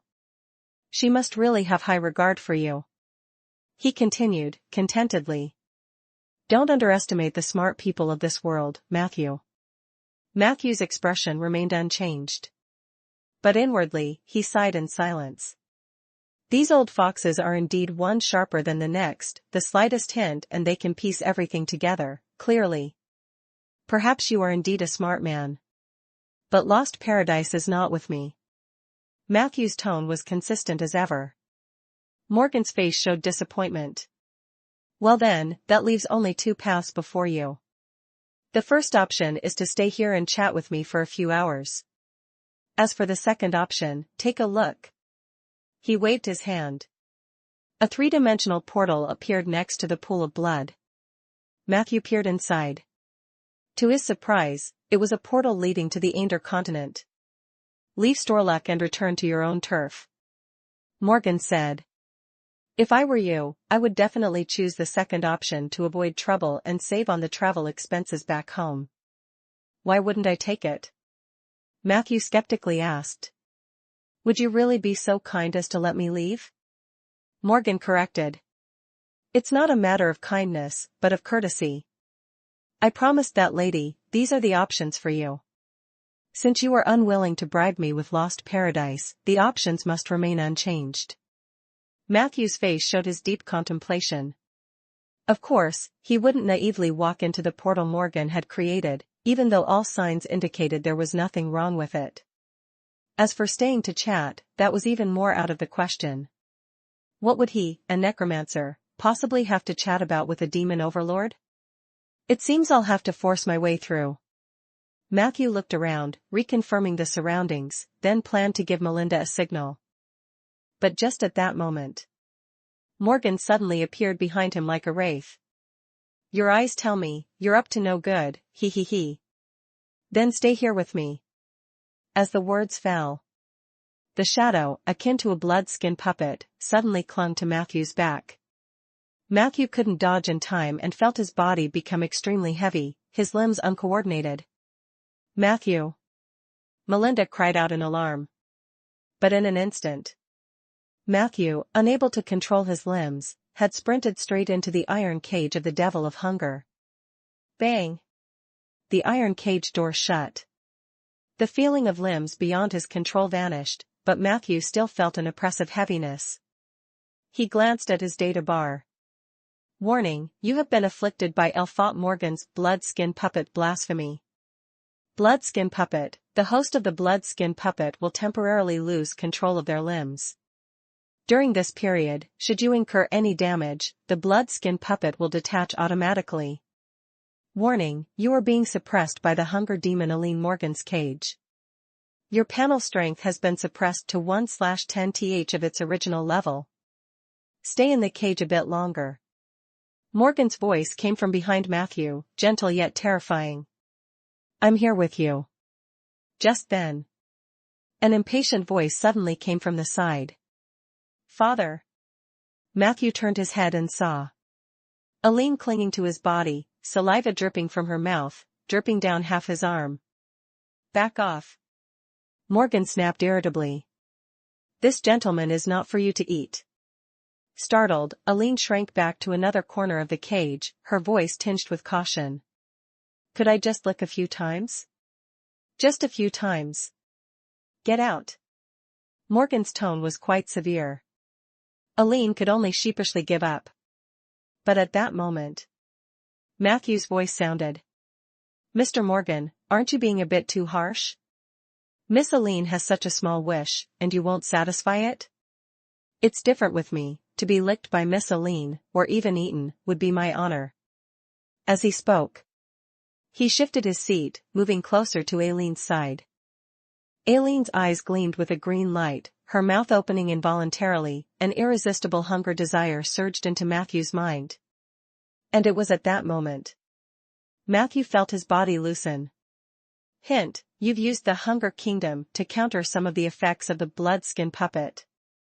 Seeing Aline suddenly lose control and pounce, Matthew's lips couldn't help but curve into a slight smile.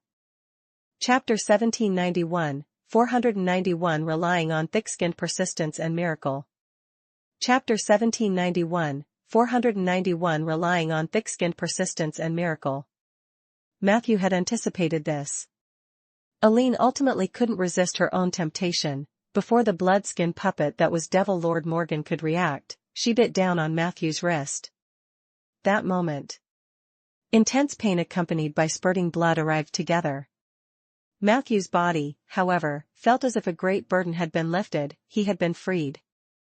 After the pain, he could feel a refreshing sense of freedom. With a light flick of his wrist, Matthew flung the blood-skin puppet against the bars of the cage. But Aline, having tasted the sweetness, instinctively wanted another bite. However, this time, her mouth met the merciless slap of the pale hand. Slap. Matthew's hand landed heavily on the Devil of Hunger's face, a torrent of negative energy pouring out as the strength of the pale hand was maximized. Almost instantly, Aline was sent flying. Fortunately, in the confines of her domain, her body made an automatic adjustment after hurtling away for a short distance. The next second, She pressed her back against the other end of the cage, the swelling on her face rapidly diminishing. But Eileen Morgan's eyes were filled with wariness and shock. Her saliva stopped flowing, and her voice regained clarity. "What have you done to me?" Matthew smiled slightly.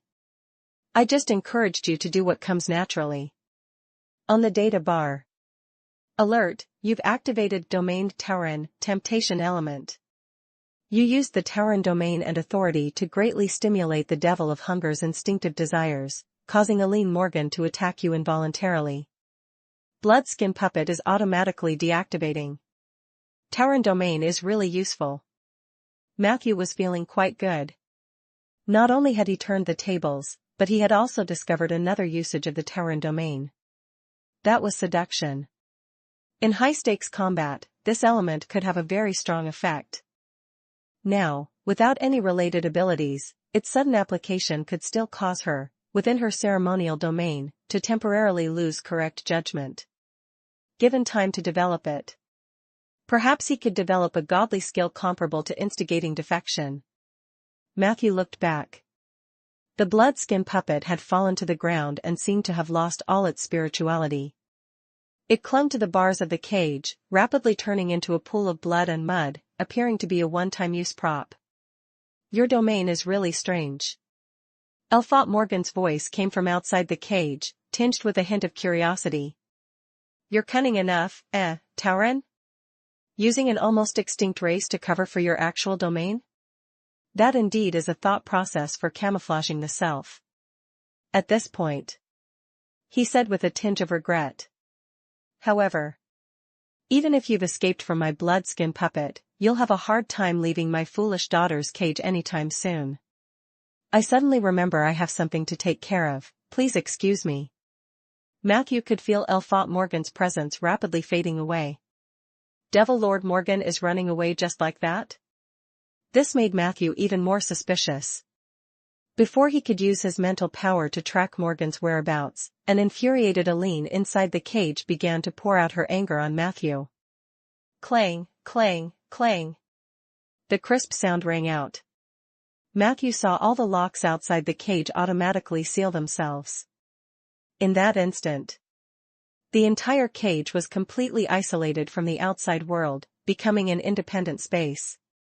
"Next, I'll teach you how to be a qualified prisoner," Eileen said coldly. "Considering your rude behavior just now, let me show you the power of my domain." As her words ended, a more oppressive force assaulted him head-on. Hiss, hiss, hiss. Sounds akin to feeding were ringing in Matthew's ears. His nose and tongue involuntarily twitched, and soon after, his muscles trembled too. His stomach made gurgling sounds. Quickly, an intense hunger flooded Matthew's brain. He couldn't help but cover his stomach with his hands, as the overwhelming hunger had escalated into severe pain. This pain was indescribable. As if his intestines and stomach were fighting each other, tearing each other apart. Warning, Eileen Morgan has increased the intensity of Hunger Kingdom, you are facing a more powerful hunger aura. Besides, if exposed to the Hunger Kingdom for too long, your internal organs may face the risk of becoming activated and prone to gluttonous mutation. Negative energy control. Rings of pale gray negative energy swirled at Matthew's side, with even more pouring into every corner of his body. With a large influx of negative energy, Matthew was able to suppress the influence of the Hunger Kingdom in the short term, avoiding the risk of organ activation, at least. Even after being negative energized, I can still feel a bit of hunger. This Hunger Kingdom really has some tricks. Matthew was astonished. Keep in mind, this was after he was backed by multiple divine aspects, the support of Lost Paradise and his own domain, and the use of negative energy control to barely withstand it. Had it been someone else, they might have already become slaves who only knew endless, greedy feeding. Matthew didn't dare to delay. He immediately prepared to dismantle this cage and leave the ceremonial field first. However, Matthew soon realized something about the path of leaving. The cage had fused into one with Eileen Morgan, existing in a form similar to the fusion state of the Starry Night God and the Golden Ring. Chapter 1792, 491 relying on thick-skinned persistence and miracle_2. Chapter 1792, 491 relying on thick-skinned persistence and miracle_2. To escape the cage meant having to break through Eileen Morgan herself. But accomplishing this was no easy feat. Matthew, through spell identification and other insight methods, obtained these unique abilities of Eileen. Superior Purgatory Bloodline, Eileen Morgan is difficult to kill. After each death, she can reincarnate very quickly, up to 3 times. Lord of Hunger, Eileen Morgan can gain extra health points through a lifetime of heavy eating, which can offset a large amount of damage, excluding fatal damage. Current accumulated extra health points, 230-3254. Acidic Kingdom, all units within the cage face softened armor, and their physical or magical power is weakened. Current spell power reduction is 33%. Purgatory Thorns, Eileen Morgan's cage is crafted from the oldest Purgatory Thorns, which enters a high invulnerability state for 10 seconds, 90% damage mitigation, every time it is damaged. Damn, she's tanky. Matthew, after reading through, felt overwhelmingly vexed. To kill Eileen, he definitely needed to suppress her kingdom, otherwise, quick growth was impossible. Should I use the Great Prophecy spell in this situation? Matthew frowned slightly, somewhat reluctant. However, he also understood that Devil Lord Morgan's sudden departure must be suspicious. Matthew glanced outside. The black mountain goat Consonia that had just been eating at the edge of the platform had also vanished. This further confirmed his suspicions. I can't worry about that now. Matthew gritted his teeth, just about to forcefully break through the cage. At that moment, a soft power suddenly grabbed his body. Melinda's somewhat urgent voice suddenly came from outside. Come out, Matthew. Matthew hesitated slightly. He sensed that this was not an ordinary rescue spell. But Melinda was already urgently urging. Don't worry about me, I have a way to protect myself. The key is for you to get out. You leave first, then you choose whether to save me or chase old Morgan afterward. I have a concealment cabin, she can't do much to me. Hearing this, Matthew decisively chose to comply with the rescue force. Whoosh. He instantly disappeared from the cage and appeared on the platform. Melinda, who had been outside the cage, now took Matthew's place inside. This was the demon's signature spell, King's Chariot Transposition. Go find old Morgan. Melinda, after entering the cage, just briefly said this and then hastily vanished into thin air. Matthew knew. She had hidden in the concealment cabin. Though the concealment cabin was not as safe as Lost Paradise, its self-protection was still very powerful. Matthew decided to follow his instincts and search for old Morgan. But before leaving, he asked one more thing to Eileen in the cage. The lady you just mentioned, what's her name? Eileen's face displayed a faint smile. The female devil of the Suki Kingdom. An old acquaintance of both of you. Who do you think she is? Matthew replied calmly. Lutigia? Eileen laughed heartily. Lutigia isn't qualified to make a deal with my father. Matthew, sensing her mood, became even more puzzled. I have escaped, but you don't seem to care? Eileen calmly said. As long as I can detain one person, I can complete my task, the rest doesn't concern me. Why should I care? But you better not give me a chance. If there's a next time, I won't let you leave. Matthew stared at Eileen's face for a few seconds, then without further hesitation followed the evil scent left by old Morgan towards the depths of the platform. Along the way, Matthew's mind was somewhat uneasy. For some reason, Sif's face kept surfacing in his mind. Could it really be her? Matthew couldn't help but daydream. Sif, possessing the blood of Barthur, could easily evade the sky-reaching matrix. But why would she make a deal with old Morgan? If it really was her, why let old Morgan block him? Matthew's lips were tightly sealed, flying very fast. Before long, he left the platform area surrounded by numerous blood sacs and reached a vast open space. It seemed to be the edge of the dreamland world. Matthew gazed ahead at the endless, opaque fog, sensing only a void. There was nothing in the fog. Above, below, left, right, and ahead, all was a void of white mist. Matthew seemed to stand on a protruding platform, aside from behind him and beneath his feet where matter existed, everywhere else was a blind spot to his senses. His mental power probed out. But it vanished without a trace, as if it were a clay ox entering the sea. This is the outer layer of the Earth core dream, where it intersects with the star realm void. Devil Lord Morgan's presence vanished here. Did he just walk in? Matthew calmly observed the eerie area ahead. Yet, 5 minutes passed. Matthew detected no changes whatsoever. The space remained silent as usual, he received no feedback or information.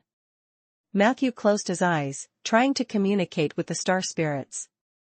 But this time, he distinctly felt a powerful force hindering his communication with the star spirits. The inner layer of the Earth core dream, which he should have been able to enter, seemed to be firmly locked by that force. Matthew's expression grew somber. No matter what, this place is still the Earth core dream, not the true star realm void. The so-called star spirits are just supersized nature souls, after all. The Earth core dream is also just a larger natural dreamland. Perhaps the nature soul knows a way? With that thought, Matthew opened the holy oak seed and released all the small creatures inside. These small creatures mostly came from the natural dreamland, with a few from the moonlight woodlands. Matthew guided them toward the fog ahead. But most of the nature souls showed clear fear when facing that area. Disappointed but patient, Matthew gathered them all back. However, during this process, suddenly, a small creature with a tiger's head charged to the edge of the fog, falling into it. Matthew narrowed his eyes. It was the rock bear. Soon after, a massive lotus flower drifted from the depths of the mist. The tiny rock bear, fearless, plopped down on the lotus and turned to give Matthew a wide grin. Startled but delighted, Matthew hurried to follow. His feet stepped onto the huge lotus leaf, the unstable sensation making him uneasy, but at the same time, a calming strength emerged from the little creature beside him. Matthew bent down and gently stroked the rock bear's head. It stood with its hands on its hips, exuding a complacent human-like self-satisfaction. Do you know where this is? Matthew asked softly. The rock bear bawled 3 times. Unfortunately, it was still too young to master the language of the nature souls and couldn't express itself clearly. Matthew could only try hard to comprehend the little fellow's meaning. Are you saying you also don't know what's in the depths of this fog? You just hope someone can take us across? Did you use the wish spell? Is that right or not? Seeing the little creature shaking and nodding its head, Matthew got somewhat confused, and his brows involuntarily furrowed. Just then, the massive lotus began to slowly move deeper into the dense fog. The rock bear sat comfortably, looking around. A few minutes later, after endless darkness, silvery white starlight and an expanse of water began to appear not far away. It was only at this moment that the belated notification bar relayed the corresponding message. Notice, your companion rock bear has activated its racial talent Miracle, Minor. Miracle, Minor. All inconceivable events can be termed as miracles. Rock bear possesses the talent to turn inconceivable events into ordinary occurrences. Thus, it is known as the miracle bear. Especially, the rock bear triggers miracles in various natural dreamlands at a rate 100 times that of the outside world. It's not a wish spell, but rather, miracle like mind over matter? Matthew was astounded. No wonder the little fellow's predecessor was called Shameless Bear. Miracle and shameless. Seemingly no difference? At that moment, the rock bear suddenly stood upright on the lotus. Once again it roared towards the water ahead. Matthew focused his gaze. There, hovering above the water, appeared the shadow of a gigantic iron tree. Beneath the iron tree, he could vaguely see a fiery-figured female devil wielding a whip, mercilessly lashing a kneeling figure before her. Chapter 1793, 492 Ice Wind Thunderstorm and Star Realm Shoes. Chapter 1793, 492 Ice Wind Thunderstorm and Star Realm Shoes. Snap. Snap. Snap. Despite the absence of sound from the water, Matthew felt as if he could hear the terrifying crisp sound of the whip striking the ancient like thunder on flesh. Matthew sped toward the reflection on a lotus leaf. Ripples spread out, making the female devil's face even blurrier. But the continuous torture scene went on for a very long time. Until the ancient seemed to take his last breath and then fell to the ground in a tragic manner. At that moment, the female devil stopped her ruthless acts. At the same time, the reflection of the iron tree on the water's surface split open on its own. 3 glowing, mystical seeds floated up from the cracked core of the iron tree. The female devil excitedly took the 3 seeds. In an instant, the iron tree turned to ash, and with it, every other plant in the scene withered away at that moment. Matthew stared intently at the rippling water, trying to glimpse more useful information. Sadly, it was as if there was a thick barrier between him and the water. He could neither get closer nor see clearly. He only saw the female devil take the iron tree seeds and then casually leave. Just as her figure was about to vanish from the water's surface, the female devil suddenly looked up. In that instant, Matthew felt as if their eyes had met. He still couldn't make out her face, but a strong sense of familiarity surged from deep within him. Sif. Matthew's emotions turned exceedingly complex. He subconsciously leaned closer, only to feel as if he had hit a wall when his hands touched the water. Hint, you have touched the world wall of the broken ring. Without the permission of the star spirits, you cannot cross this boundary. World wall. Matthew suddenly realized. What he saw on the barrier was not happening on the other side of the world wall but was an event that had already occurred. And the location of that event was very likely precisely where he now stood. The world wall was merely replaying what had just happened. It was a vision. You're too late. She has already succeeded and left. A soft sigh drifted from the fog not far away. Matthew looked up calmly. Sure enough, he saw Black Mountain Goat Consonia and a dark, shadowy figure behind her on another giant lotus flower. It was the projection of Devil Lord Morgan. Obviously, having lost the blood-skin puppet, Devil Lord Morgan had chosen the resurrected Black Mountain Goat as his new vassal, making the evil presence within the goat several times more intense than before. You are no different. Faced with Devil Lord Morgan's barely veiled provocation, Matthew chose a more tactful response. Devil Lord Morgan chuckled. You're right, I had planned to secretly follow her upon fulfilling my promise to see if I could snatch any benefits. Unfortunately, that lady is too guarded, and she acted too quickly. I never expected the ancient's defenses to be so weak that she would so easily acquire a quarter of the iron tree heart. She's nothing like her foolish father, nor her self-righteous mother. Her methods are ruthless, her actions decisive, her intelligence surpassing.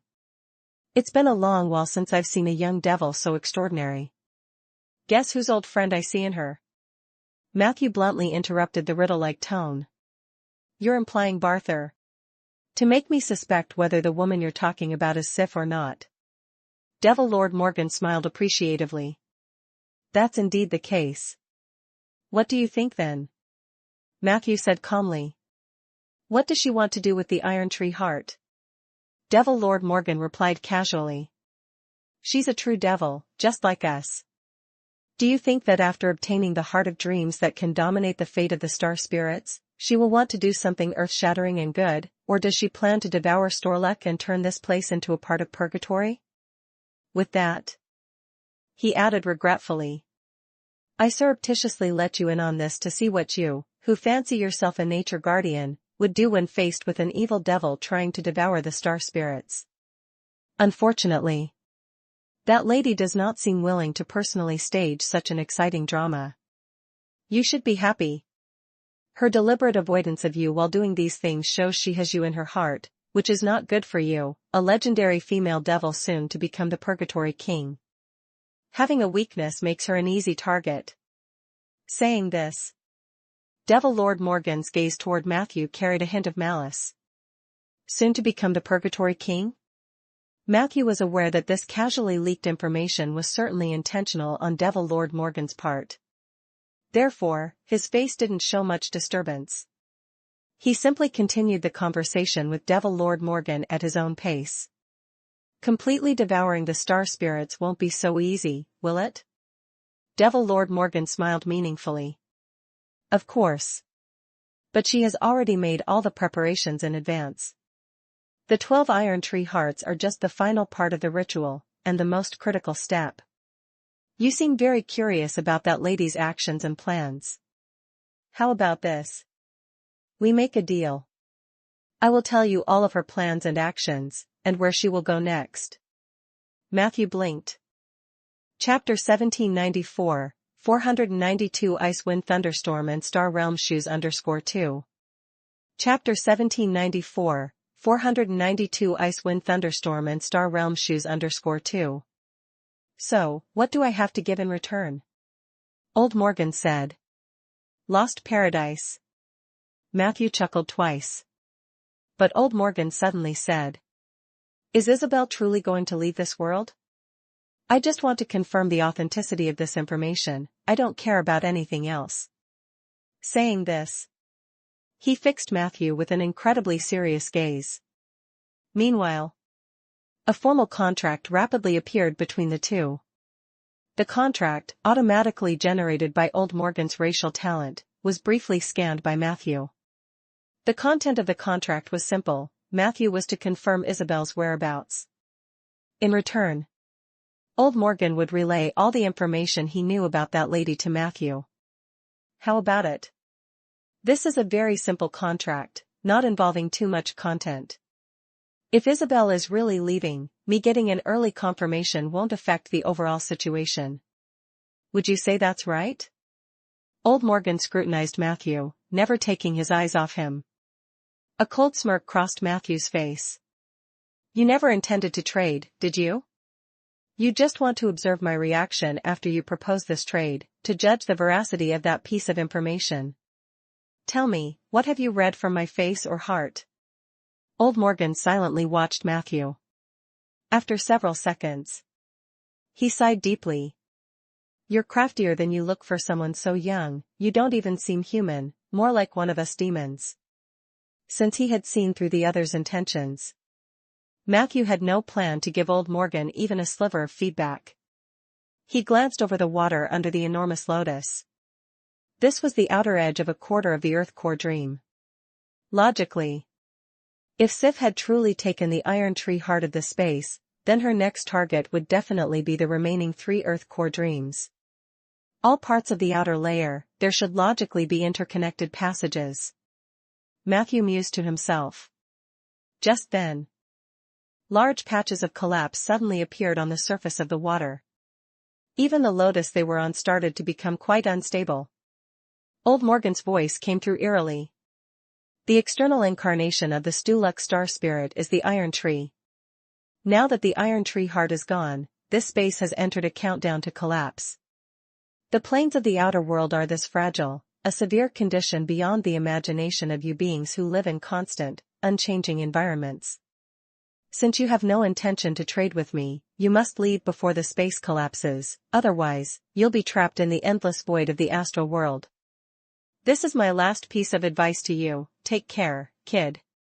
With that, Old Morgan and the shadow of the black goat disappeared from the surface of the water. Boom boom boom. The thunderous sound of falling rocks came from above. Matthew could sense that the matter of this place had begun an endless peeling away. Regardless of Old Morgan's true intentions, he was not wrong in this aspect. This endless cavernous world would completely collapse in no more than half a day. Amidst the chaos, Matthew looked regretfully at the world wall. He patted the rock bear's head, hoping the creature could activate its miraculous talent and take him directly through to the outer world of the next Earth core dream. However, after several minutes, the rock bear just looked at him with a dazed and adorable expression. Nothing else happened. It seems I must leave this place first. The abilities of the heavenly family deer when used in situations lacking clear coordinates could easily result in being lost within the astral world void. Matthew sighed to himself. He decided to follow his reason, first to find Melinda and Conda, return to Stulek, and then devise a plan to pursue the footsteps of the female devil that possibly was Sif. However, just as he was making his way back above the platform, his data bar conveyed some long-awaited messages. Notice, your subordinate god Tyraste has killed more than 300 demons inside the Kunwa ruins. As a result, you have gained a substantial amount of founder energy. Your side mission, Collect the Energy, has completed beginner target 2. You have received the corresponding reward, a random legendary spell or ability of the nature domain. Blizzard, you can create a supernatural sphere of 30 to 300 kilometers in diameter. Inside this sphere, extreme and persistent blizzard and thunderstorm disasters will occur, dealing devastating damage to all life within the environment. Duration, up to a maximum of 72 hours. Preparation time, 6 to 60 hours, depending on the size of the supernatural sphere. Well done, old Ty. Matthew's spirit was lifted. He hadn't expected the mission to yield results so quickly. Despite old Ty's silence, he was incredibly diligent whenever he took on a task. The acquisition of the legendary spell Ice Wind Thunderstorm wasn't that consequential. Matthew's interest in such large-scale destructive spells had always been moderate. But during the completion of the mission, Tyraste collected a vast amount of founder energy in the Kunwa ruins. That was what Matthew valued the most. He kept checking the energy display in Lost Paradise, making sure he wasn't seeing things. Founder energy has actually accumulated over 1,000 points. Old Ty is truly remarkable. He gathers it much faster than I can by myself. Matthew's heart was filled with joy, because he realized another strategy to break the deadlock. The next second, Matthew's consciousness quickly entered Lost Paradise. Then he utilized the founder authority. Directly resurrected the traveler god Mosin. A burst of intense white light dissipated. Merely seconds later, the characteristically frail figure of vampire Mosin, the nature soul, began to sway slightly as it appeared in Matthew's view. Have I been resurrected after death? So that's how it is. Without waiting for Mosin to slowly comprehend and absorb the information and memories after the Ascension event, Matthew pulled him out of Lost Paradise. I need your help to enter the outer world of the next Earth Core dream. Matthew quickly explained the situation. Mosin, still seeming a bit dazed, listened. But the god of travelers had a unique understanding of plane travel. A few seconds later, he clapped his hands and said, I get it. If it's the outer world of the Earth Core dream, then it's essentially part of the dream. I sense that this so-called outer world is a fragmented ring structure, with its 4 quarters maintaining a certain distance from each other, existing due to the gravity of the inner world. I can use the ability of a plane traveler to track that gravitational pull, then. Matthew interrupted Mosin's lengthy speech. Take me there. Mosin rolled his eyes. Matthew, tell me honestly, did you resurrect me just for this emergency? Matthew nodded frankly. The god of travelers sighed. All right. Lucky I'm still of some use. Wait, let me see if my old craftsmanship is still there. As he spoke, he produced 3 pairs of straw sandals from nowhere, carefully enchanted them, and then handed them to Matthew. The latter took them and saw. Tip, you have obtained Traveler God Star Realm Shoes. Star Realm Shoes, one-time consumable. They can take you through the many planes of the astral world, reaching the plane you most desire to visit. Put on these shoes, and you can go wherever you want to go. Mosin said cheerfully. Matthew expressed his thanks and hurriedly sent the god of travelers back into Lost Paradise. Then he put on the sandals and activated the enchantment on them. A few seconds later, a feeling of immense shaking flooded into Matthew's view. The world before him shattered like a mirror, rapidly falling apart. Yet Matthew's heart became more settled than ever before. He didn't know how much time had passed. The shattered world started to stitch back together gradually. The sights before Matthew's eyes began to clear once more. At some moment, he realized his feet were on soft grass. Matthew suddenly saw. Standing before him was an enormous construct made of steel. It was a huge mechanical butterfly. God of Truth, Matthew murmured. Chapter 1795, 493 Summer Night. Chapter 1795, 493 Summer Night. This was another broken ring in the outer dream realms. Different from the endless caverns of the previous quarter ring. In this world, Matthew saw an endless grassland, interspersed with a few snow-capped mountains. He glanced over. The grassland seemed without bounds. And likewise, the snow mountains towered into the clouds, their peaks unseen. This was a more vast and majestic space, but as soon as Matthew entered, he felt an unprecedented sense of oppression and suffocation. On a field far away, large pools of blood had solidified into black crystals, merging with the green grass, causing that patch of lawn to appear black and red, giving off a sharp and painful feeling. Hundreds of bodies lay haphazardly across the black and red lawn. Half of the bodies were foreign women from the astral world, while the rest were merely scattered spiritual dust and shattered metallic structures. The distinctive patterns on the constructions made their identities unmistakably clear. They were a group of ancients from the Sky Heartland. Now, they had been destroyed by a force so powerful that it seemed invincible. Matthew glanced at the mechanical butterfly defeated nearby, knowing the tragic sight before him was not the work of the God of Truth. If it had been the havoc wrought by chaotic ether, it certainly wouldn't have been so orderly. Matthew observed the method of action. It more closely resembled a legendary powerhouse acting alone, who, in a matter of seconds, had torn apart all biological armor, flesh, and souls, creating the scene left behind. His expression grew even graver. A few dozen seconds later, Matthew crossed the tragic sight and approached the massive figure of the God of Truth. The mechanical butterfly seemed to be dormant at the moment. Matthew could sense its unique life fluctuations. But at the same time, the originally uncontrollable ether ripple from the God of Truth had dropped to a very low frequency. Matthew's face showed a hint of curiosity. The butterfly seemed to have found a way to contain its chaotic ether core within. He took a few steps closer. Suddenly, a pair of wings behind the God of Truth unconsciously fluttered for a moment, and then a tired yet familiar voice emerged from within the butterfly. Matthew, you finally arrived. I'm truly glad to see you. But I'm sorry, you can't go any further. That was the butterfly's voice. Matthew knew this legendary machinist had chosen to merge with the God of Truth to safeguard the beings of Order City. From the looks of it, the butterfly's will was still fairly clear. Yet the other's words made Matthew frown. Did Sif ask you to stop me from going further? The butterfly sighed. She doesn't want to meet you now. Matthew perplexed. Why? The butterfly bitterly smiled. I don't know.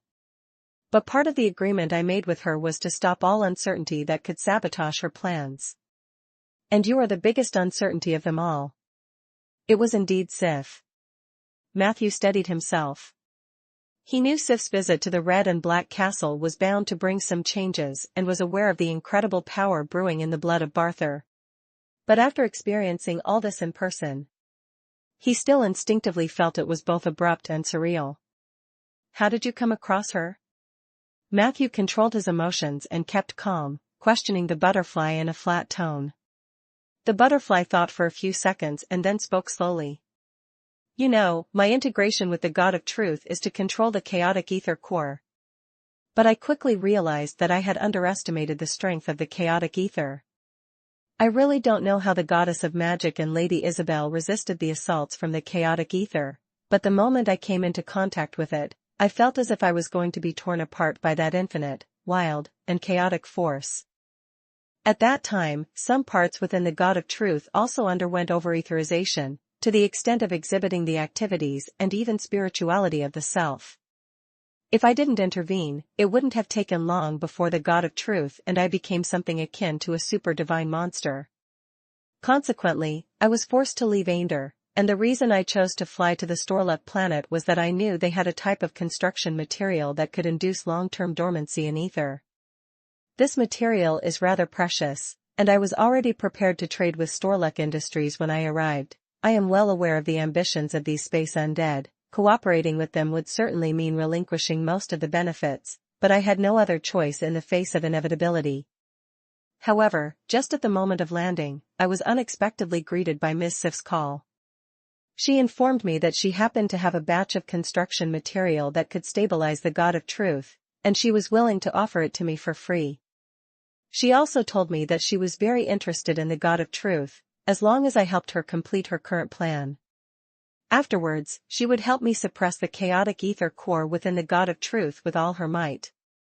I weighed the decision for a while and decided to cooperate with her.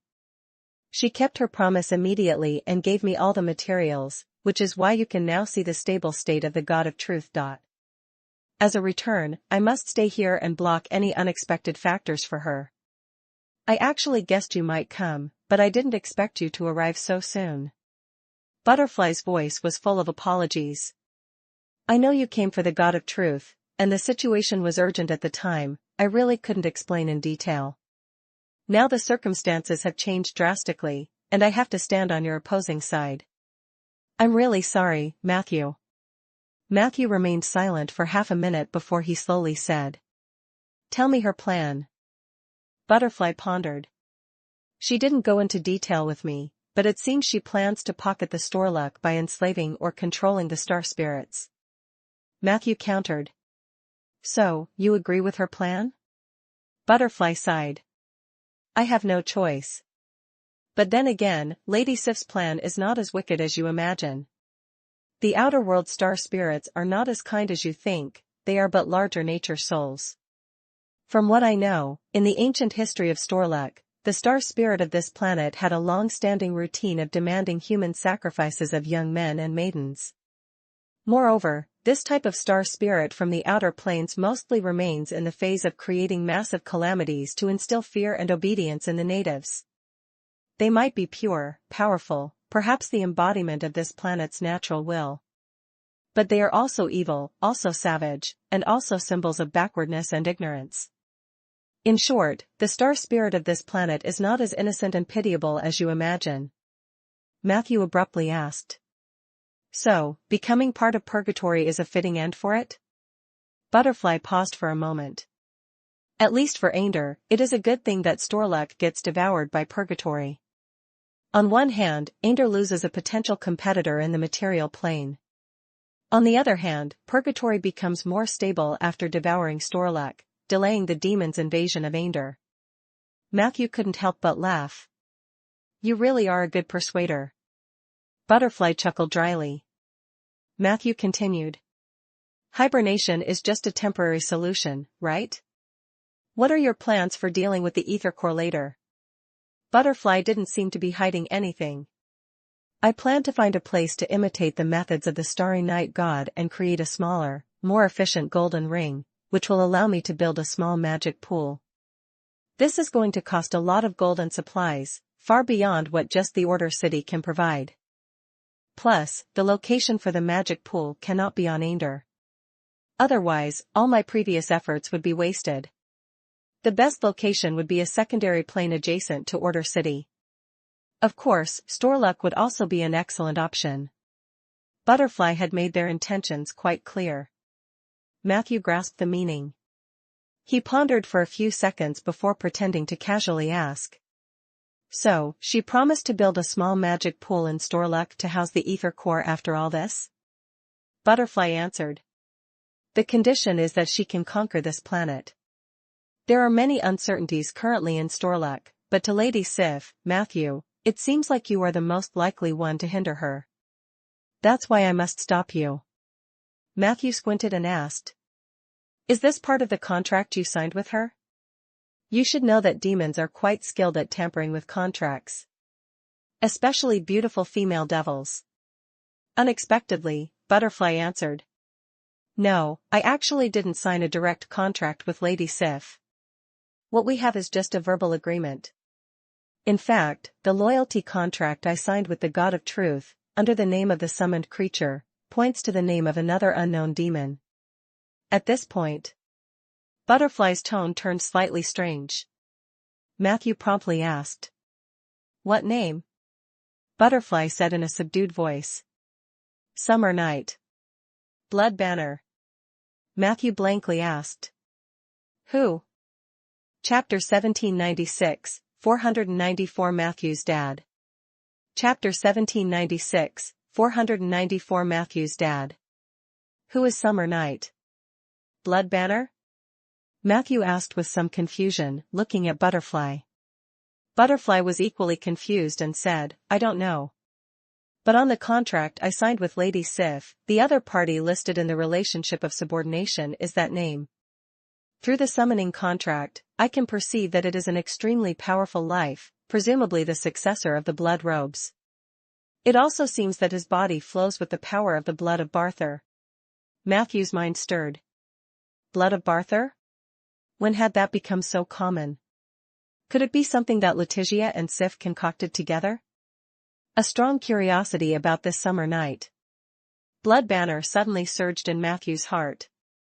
However, Butterfly did not delve further into this topic. Instead, he continued to advise. Anyway, let it be, Matthew. You are the guardian of Aender, not the guardian of Storluck. Even if you are filled with compassion and pity, you cannot possibly protect the entire multiverse, right? To be more direct, even someone as powerful as you can truly guard only 1 or 2 cities at best. As for other places, they are merely vassals of a powerful domain. As a city lord of Order City, I am well aware that Canning's prosperity is built on the foundation of vampirically draining other demiplane cities. I think the same is likely true for Rolling Stone City. Aender, as a whole, is no exception. A strong Storluck is not good for the interests of Aender continent. On the contrary, the decline of the Storluck planet aligns more with the interests of the Aender continent. To put it further, the natives of this planet were already slaughtered by the space undead pirates from the deep space, and now those who occupy this planet are colonizers and invaders lacking in moral grounds. Isn't their destruction a form of revenge by the natives? As for the star spirits of Storluck, as far as I know, during the period of space undead invasion, they were the first to surrender and submit to evil. They too are not innocent. The best ending for this planet would be to be assimilated by purgatory, and then, after the long passage of time, to be redeveloped. Once Lady Sif conquers this planet, she would have the opportunity to turn Storluck into the legendary 10th Purgatory, and she herself could become the youngest figure of a status akin to a Lord of the Nine Hells. Butterfly continued his earnest persuasion, speaking a lot. His oratory was indeed sharp, many skewed arguments seemed quite reasonable after his repeated explanations. Matthew listened for a while and couldn't help laughing. Looking at your stance, it seems like I am the only obstacle preventing Sif from conquering Storluck. Would she definitely succeed if I do not intervene? Butterfly thought for a moment and said, the likelihood is high. She herself has gained incredible power, her personal momentum is strong, and even Devil Lord Morgan is willing to outwardly submit to her. Matthew interrupted. What exactly is the situation with old Morgan? Butterfly did not conceal the truth and quickly said. After the Great Tier, Storluck and Purgatory further bordered each other, overlapping, and both sides had a major conflict at the border, something you must be aware of. Matthew nodded. Butterfly continued. At first, the demons, taking advantage of the information disparity like Purgatory Blood River, indeed caught Storluck Industries off guard. But once Storluck reacted, and began to massively mobilize their industrialized weapon series to strike the cities on the borders of Purgatory, the situation changed. You might not be aware, but both sides were fiercely fighting at the border, yet the recent outcomes have been a consistent retreat by the Purgatory side.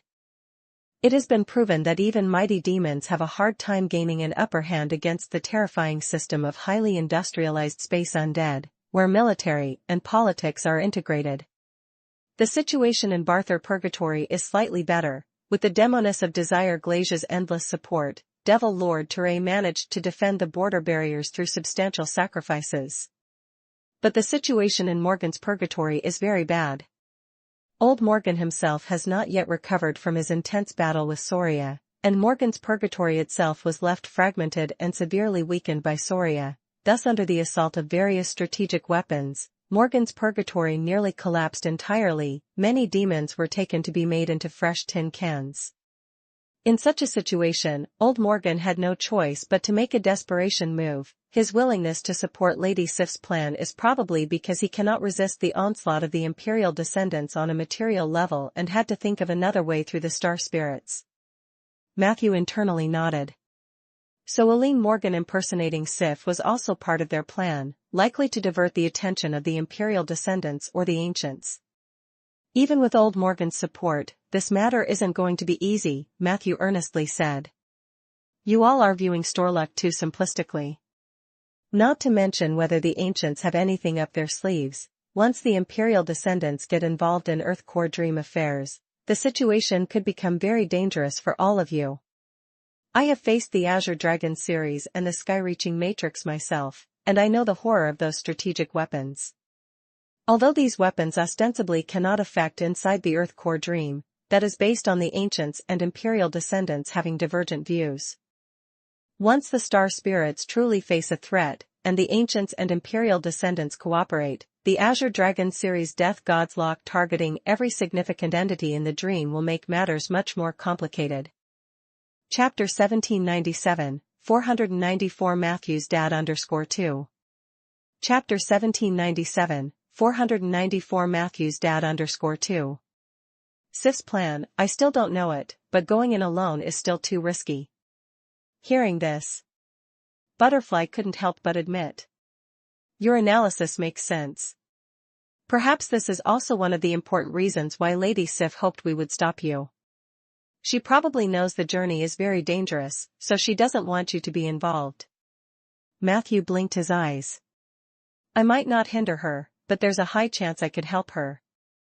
So, do you still want to stop me now? Butterfly fell silent. He was obviously troubled. Seizing the moment, Matthew said. You should be very clear about my relationship with her. Although we have a bit of a rift now, it's clearly not a big deal. If we were to reconcile later on, your current actions would hardly be dignified, even if she instructed you to do so. Butterfly sighed. But I signed a contract. Matthew said. Strictly speaking, you made a contract with a demon named Sif Suki, not with Sif herself, so you don't necessarily have to follow her orders. Besides, you've already tried your best to stop me, and failing because I'm better is a reasonable fact, isn't it? As he spoke, Matthew raised his hand and threw a malicious transfiguration at the huge mechanical butterfly. Pfft. A gray light ball hit the metal surface, didn't create even a ripple, and was directly immune. Matthew raised his eyebrows. Transform. Butterfly was silent for a few seconds, then, after a sigh, actually turned his head and transformed into a dumb-looking goat. You have to deal with her. Or sort out Sif Suki. The goat said seriously. Otherwise, I'm done for. Matthew gently patted the goat's head and followed the direction it implied. Along the way, the rock bear was also tirelessly communicating with the will of the broken ring world, frequently identifying or correcting Matthew's direction. It was during this process that Matthew realized the rock bear had gradually mastered a common language, barely reaching the point where it could communicate with humans. Matthew asked him, Can you sense any difference between this dream and the normal natural dreamland? The rock bear answered, Many differences. Natural dreamlands are mostly a whole entity in most cases. But the Earth Core Dream is fragmented, which suggests that the star spirits will have suffered tears. In other words, the natural wills on this planet are not unified, they are even proliferating, branching out into many kinds of thoughts. Over time, the natural wills would fight each other in the form of avatars or appointed messengers, and only the ultimate victor would become the new planetary will, the star spirit. Upon hearing this, Matthew's mind stirred. Are you saying that, before this, the planetary will of Storlek had already fractured? The female giant being eroded by the purgatory blood river, although a star spirit, is not the entirety of Storlek? The rock bear vaguely said. Something like that. Matthew was puzzled. What do you mean by something like that? The rock bear sighed. I'm just a child, not even a year old, and even though my talents have allowed me to inherit some things, making direct judgments is still a bit difficult for me. After a few seconds of silence, Matthew suddenly asked. Then, what talents have you mastered now? The rock bear immediately got excited. I've recently awakened the talent for divination. I'm very suited for reading fortunes for people. Matthew said straight away. Then can you read mine? The rock bear immediately shook his head rapidly. Your fate is very complex, affected by many factors, and carelessly delving into it could easily backlash. Matthew shrugged his shoulders. There's no one else here except me. The rock bear pondered. Don't you have anyone else you want divined? Someone close to you? Excluding strong individuals like Lady Sif or Old Devil Lord Morgan. It's better if they're a bit weaker but still mysterious. Matthew suddenly said. Sifsuki? The rock bear had been eavesdropping on all of Matthew's conversations with Butterfly, of course, and thus had some impression of this name. He pondered for a while. Then I'll try it. Saying this, he did some preliminary divination spell gestures quite ceremoniously, then hopped and jumped around on the grass, with both his large bear eyes gleaming with blue light. After about a dozen seconds, the rock bear suddenly convulsed as if electrified. He started drooling from the corners of his mouth. After a while, the blue light in the rock bear's eyes faded away. His tone became weak and excited. Matthew. I found your dad. Matthew was startled. What? The rock bear said excitedly. Yes, it's your dad. Your father, you know? I saw in the river of fate that you and him, that is, Sifsuki, have a very strong overlap, which usually only occurs between direct relatives, most commonly between father and son. Do you have a son? Matthew hesitated and shook his head. The rock bear said with conviction. Then Sifsuki must be your dad. Matthew slapped him on the head. I am your dad. The rock bear covered his head, aggrieved. Under Matthew's stern gaze, he also became somewhat uncertain. Well, divination, after all, can have some inaccuracies. Maybe I saw it wrong. He could also be your grandfather. His voice was almost inaudible by the last sentence. Matthew couldn't be bothered to argue with him about it any further. He hadn't trusted the prophecy spells to begin with, and since learning about the relationship between the original universe and the mirror universe, he felt even less certain about them. The power of reflection from the original universe was certainly strong at the macro level, but it was riddled with flaws in the details. Not to mention the multitude of errors that can arise when interpreting the power of reflection with prophecy spells. Right then, he made all haste to find the center of this segment of the broken ring. The grassland world seemed vast, but because the directions were easier to discern, exploration was quite efficient. Before long, they successfully arrived at a lake that looked like a sapphire. On a small island at the center of the lake, a giant iron tree grew surprisingly. Strangely, at the lake's edge, there was a light blue defense shield, apparently constructed of psionic power. The iron tree heart here hasn't been taken yet? But where is Sif? Matthew's expression relaxed. But when he tried to use the sword of slaughter to pass through the psionic defense shield, the latter sucked both him and the rock bear in. After entering, Matthew saw a completely different scene. He saw the azure water of the lake had dried up, turning into an endless blood river. The iron tree on the small island had also cracked open. Black-purple flames burnt wildly around the iron tree. The terrifying heat, the suffocating feeling that hit his face, and the abhorrent stench interwove into a symphony from purgatory in this space. Several demons with goat horns slowly climbed out of the blood river. Their eyes were filled with hostility when they looked at Matthew. Too late again? The rock bear murmured to himself. It seems she has already taken the iron tree heart and set a trap for us here. We need to break out of this trap quickly. Before he finished speaking, the blue psionic defense shield began to close slowly, turning into a pitch-black iron cage. Above the iron cage, a huge black curtain appeared. The black curtain lowered slowly. In an instant, Matthew's vision darkened. The master ordered to trap you. But I have a different idea. The strongest of the goat-headed demons coldly pulled a red flame longsword from a body on the ground, saying ominously, "Killing you is the best choice for the Suki kingdom. The future of the Suki kingdom doesn't need a prince. A queen alone is sufficient." His presence while saying this was quite impressive. Yet Matthew didn't even deign to look at him properly. In fact, the moment the black curtain shut, Matthew had voluntarily closed his eyes. Not right. Very not right. The next moment, something within his insight was touched. Hint, you have detected that you have been marked with blasphemy. First come first serve.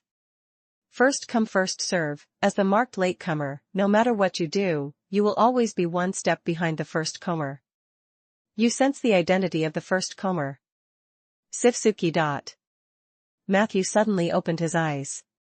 Just as he wondered when such a secret blasphemy had been cast upon him, that goat-headed demon had already rushed towards Matthew with furious rage. Chapter 1798, 495 Vine Swamp. Chapter 1798, 495 Vine Swamp. Get out! As Matthew bellowed out, the goat-headed demon staggered backward several steps before stabilizing his posture. His two companions behind him fared even worse, being knocked back over 10 meters and struggling to regain stability for quite some time. Matthew squinted his eyes. This goat's resistance is kind of high. With his current reputation, even winged dragons would tremble at his shout, yet the goat just retreated a few steps without any other adverse effects. That's resistance level only lords possess. Buleta demon? Matthew quickly identified the key to the goat's resilience.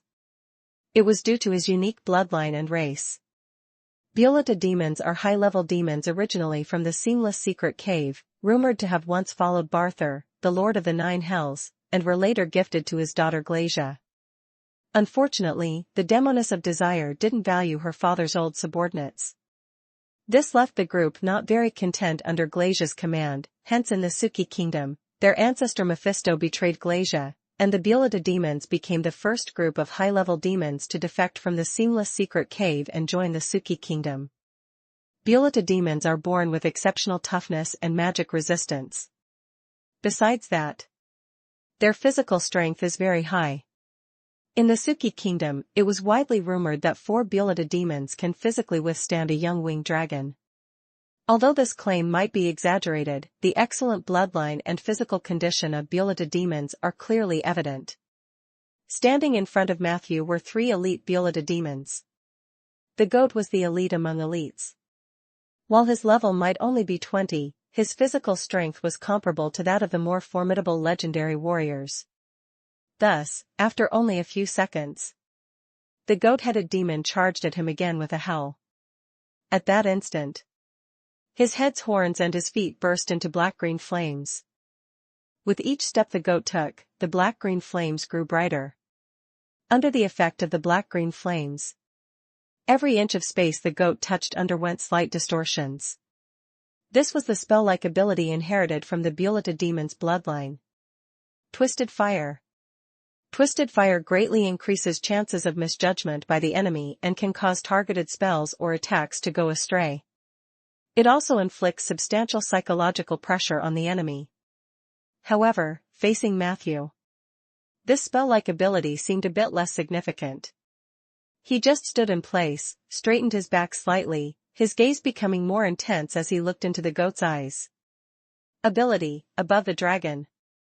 A more powerful intimidation burst forth from Matthew, indiscriminately affecting everyone in the space. Except for the rock bear honestly shrinking in a corner. The other 3 Beelita demons all trembled, and their legs began to shake violently. Even the goat was no exception. Their eyes wide and furious, they were drenched in sweat, clearly struggling against the overwhelming intimidation coming from Matthew. Sent to deal with me? Think again in your next life, when you will have probably offended your own master.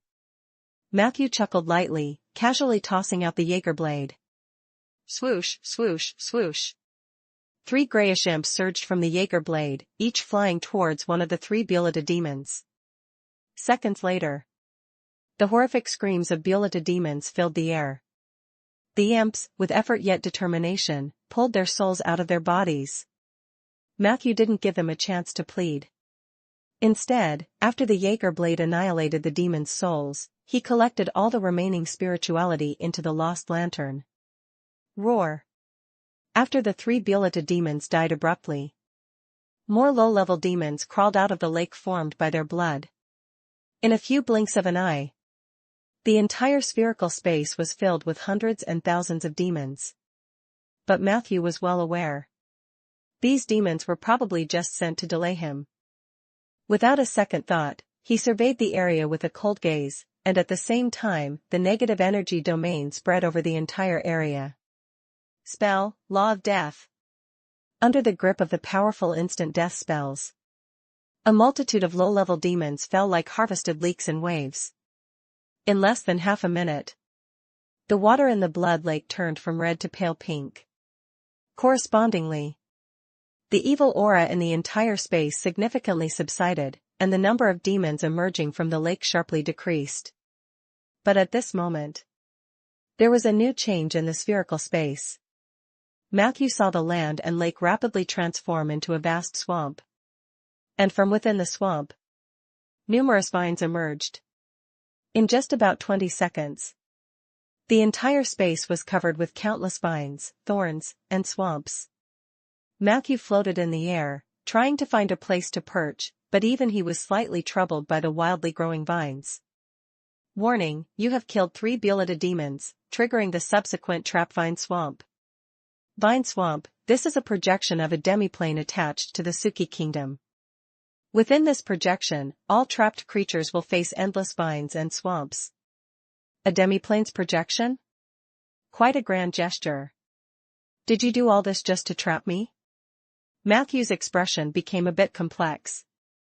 Amidst the immense vines, he thought he saw a fleeting glimpse of Sif. But quickly, his mind became clear again. This is not Sif's spell. Chapter 1799, 495 Vine Swamp _2. Chapter 1799, 495 Vine Swamp _2. It's the handwriting of Letitia. Matthew sensed a potent charm and illusion force among the vine swamp, a power with which he was not unfamiliar, having perceived it before in his encounters with Letitia. It was a kind of charm force with a quite personal style. Once experienced, ordinary people would never forget it. Indeed, the task of conquering a planet like Storluck is too unrealistic for Sif to undertake alone. She may carry the blood of Barthur, but fundamentally, she is still too green. Who could be behind her, if not Letitia? Matthew instantly saw through the intricacies of the situation. Letitia, the current queen of the Suki kingdom, Riker's sister, Sif's aunt. She was the most powerful individual in the Suki kingdom. If Letitia is involved, this matter might be escalated to an even higher level. While evading the entanglement of vines, Matthew pondered calmly. A personage of the Blood Banner Queen's stature could almost decide the future course of a plane. Under normal circumstances, she would definitely not make a move lightly. Her previous squabbles with Margaret's were clearly just for show, and Letitia intentionally let Margaret win to logically push her into the depths of purgatory. But this time was different. This involved a plane war between Purgatory and the Storluck planet. There was also the direct involvement of Devil Lord Morgan and the shadow of the Demoness of Desire, Glacia. Matthew suddenly realized he might have inadvertently become entangled in a high-level struggle in and outside of Purgatory. No wonder Sif wanted to stop me. This might also have been Letitia's will. Matthew understood in his heart. But since he had come, he was not content to be just a bystander. Sif might have her considerations, but Matthew had his convictions. The projection of the vine swamp is just a facade. What traps me is not a snare, but that concealed blasphemy. To truly catch up with them, I must find a way to break through the profanity, first come first serve. Matthew had actually realized when it was that he had been subjected to the blasphemy. The day he reached Hume 3. When he heard the rumors about the beauty queen of the Suki kingdom. The branding on his waist actually had a slight burning sensation. At the time, Matthew thought it was related to the rumors. But now thinking about it, Sif and Letitia might have been lurking in the shadows at the time, sneakily setting him up with a little combo. With this thought, Matthew's mood became extremely calm. They're a bit too mischievous. In an instant, he summoned Gordon's fire, burning away the prey branding left by Sif on his lower back completely. That moment, he could clearly feel a subtle change in the flow speed of the world before him. Following that, Matthew opened Lost Paradise, temporarily creating a separate space. With the power of Lost Paradise, he easily dispelled the projection of the vine swamp and returned to the broken ring. Hint, you have successfully dispelled the blasphemy, first come first serve. World message, daughter of Barthur, Sif, has successfully destroyed all of the broken rings and gathered 12 iron tree hearts. She is on the final step of conquering the Storluck planet. Indeed, Sif had not just recently obtained the second segment of the broken ring's iron tree heart. She had gathered them all. Now she was only one step away from conquering the Storluck planet. But this last step was likely also the most difficult one. Has the daughter of Purgatory become the daughter of Barthur? Sif is increasingly showing the colors of Barthur. Matthew frowned. Then he checked other messages in the data panel. This included some messages from the sky-reaching matrix, which also indicated that the outer layer of the Earth core dream had been overrun, and Master Gouda was calling all beings on the planet to pray for the star spirits. He ordered all ancients to leave the inner and outer layers of the Earth core dream. And he would defend the last barrier of the Earth core dream alone, and so on. The message appeared quite touching at face value. But the more Matthew read, the more he sensed a provocative undertone. This Master Gouda is ostensibly calling everyone to preserve their lives, but in reality, he seems to want to stir their emotions. With this message out, any slightly hot-blooded ancient will probably be desperate to rush into the Earth core dream. With that, he felt even more suspicious that the attack on the Sky Heartland might have been self-directed by Gouda. The high-level conflict between Letitia, Old Morgan, Glacia from Purgatory. Gouda's calculations, the complex interests between the ancients and the imperial descendants. All these endings pointed to the inner layer of the Earth core dream. Matthew was already itching to know the final fate of the star spirits. He turned to the little bear beside him and said, "Can you make a path that leads to the inner layers of the Earth core dream?" The shameless bear slapped his chest confidently. "Don't mention one path, I can make 10. Saying so, he hopped onto the grass and began to dig frantically. At first, he was just digging a muddy pit. But gradually, it turned into a passageway between planes, shimmering with flowing lights. Matthew didn't know whether this was the bear's own ability or another manifestation of a miraculous talent.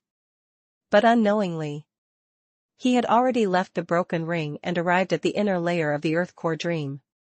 During this time, they also encountered a backlash and blockade from two forces. Those two forces were one red and one blue. The red was the Purgatory Blood River. The blue pointed towards the sky-reaching matrix and the ancients. As long as these two forces did not affect the tunnel dug by the shameless bear, Matthew was greatly impressed by the little guy's strength. He even felt a bit regretful for not having brought him along earlier. From now on, whenever I go to any natural dreamland, I have to bring this guy, Matthew decided secretly. Just at that moment, the little guy suddenly looked up at Matthew. "How do you think I'm doing, Matthew?" Matthew nodded subconsciously. "You're doing great, really amazing." The other party immediately seized the opportunity. Then can you get a star spirit for me to command? I think she's not going to last long. This planet ultimately needs a powerful nature soul to oversee everything. Why can't it be me? Matthew looked at the little guy's earnest expression. At first, he just wanted to laugh. But gradually, a subtle change appeared in his eyes. It's not impossible. Just then, a huge hole suddenly cracked open above their heads. And then, a terrifying howl roared through. Matthew squinted his eyes. Countless single-person airships swarmed in through the hole like a plague of locusts. It was the army of the Storlek Industrial Empire's descendants.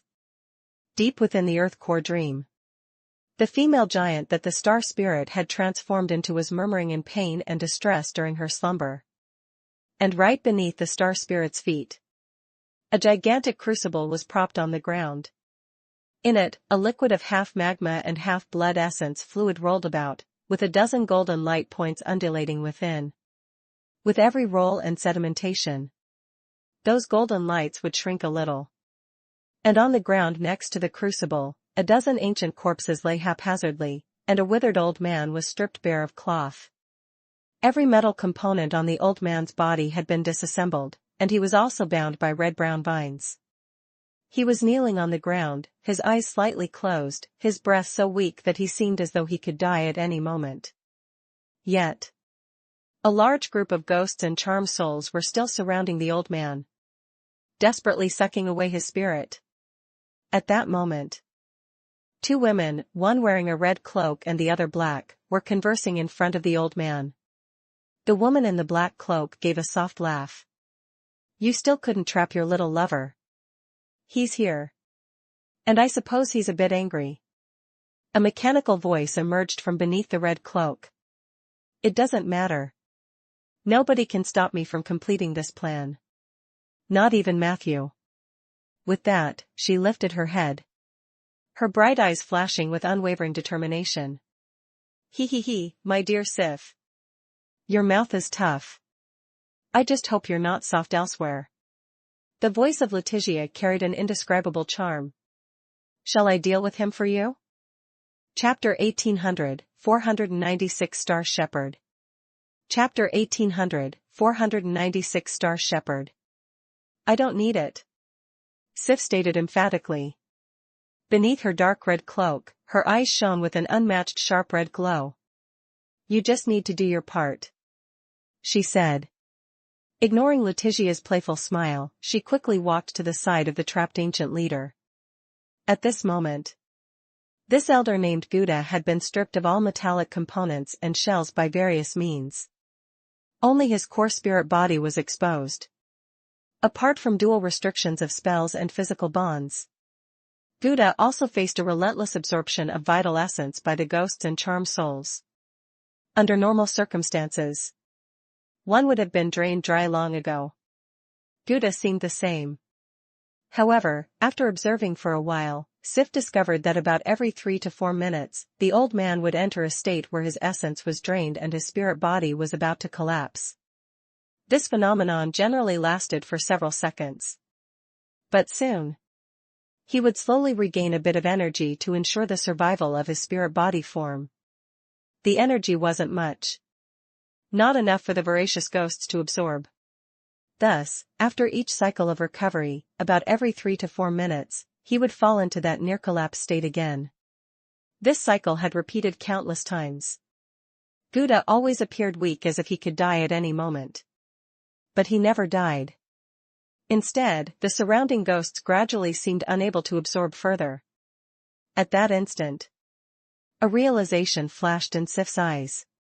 Is he using the rules of near-death to buy time? And every time his state of near-death interrupts the ghost's energy absorption, extra energy is needed to restart it. Cunning old man, at this rate, it might take 3 days and nights and still not drain him. Letitia was not surprised by this. Apart from a few others, this old man might be one of the strongest spiritual practitioners in the multiverse. Actively controlling his near-death state to avoid additional damage is a piece of cake for him. I think he's probably hoping for the reinforcements to arrive. Sif snorted. So the attack on Sky Heartland really was his own orchestrated drama? Lutetia shook her head. Not sure. The internal strife within Storluck is no less chaotic than our purgatory. I just sensed the approach of the Grey Spider troops. They had always been unable to find the entrance to the Earth Core Dream, but now they seemed to have found a way in. Clearly, someone had secretly sent them the coordinates and a call for help. Sif understood. The only one who could have called for help was the old man before them. How many heavy weapons does Grey Spider have? Will other troops come as well? Sif's tone was a bit more solemn. Lutetia replied nonchalantly. Don't worry too much. The deployment of the Singularity Cannon needs at least 3 days in advance. Other weapons either struggle to reach the Earth Core Dream or do not pose a significant threat to us.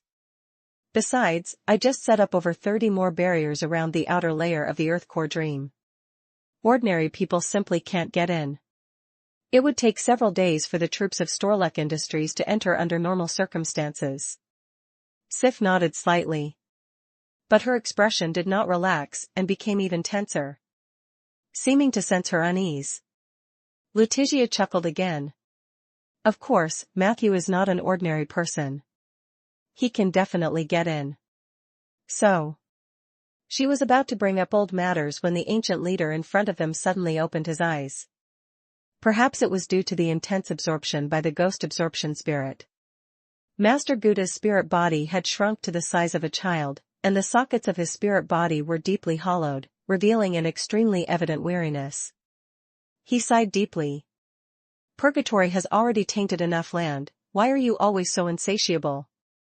Lutetia retorted directly. Storluck planet is vast enough, why then do you covet the material plane? And that statement you just made, why don't you address it to the natives of this planet who were wiped out by your people? Master Gouda slightly lowered his head, appearing compassionate.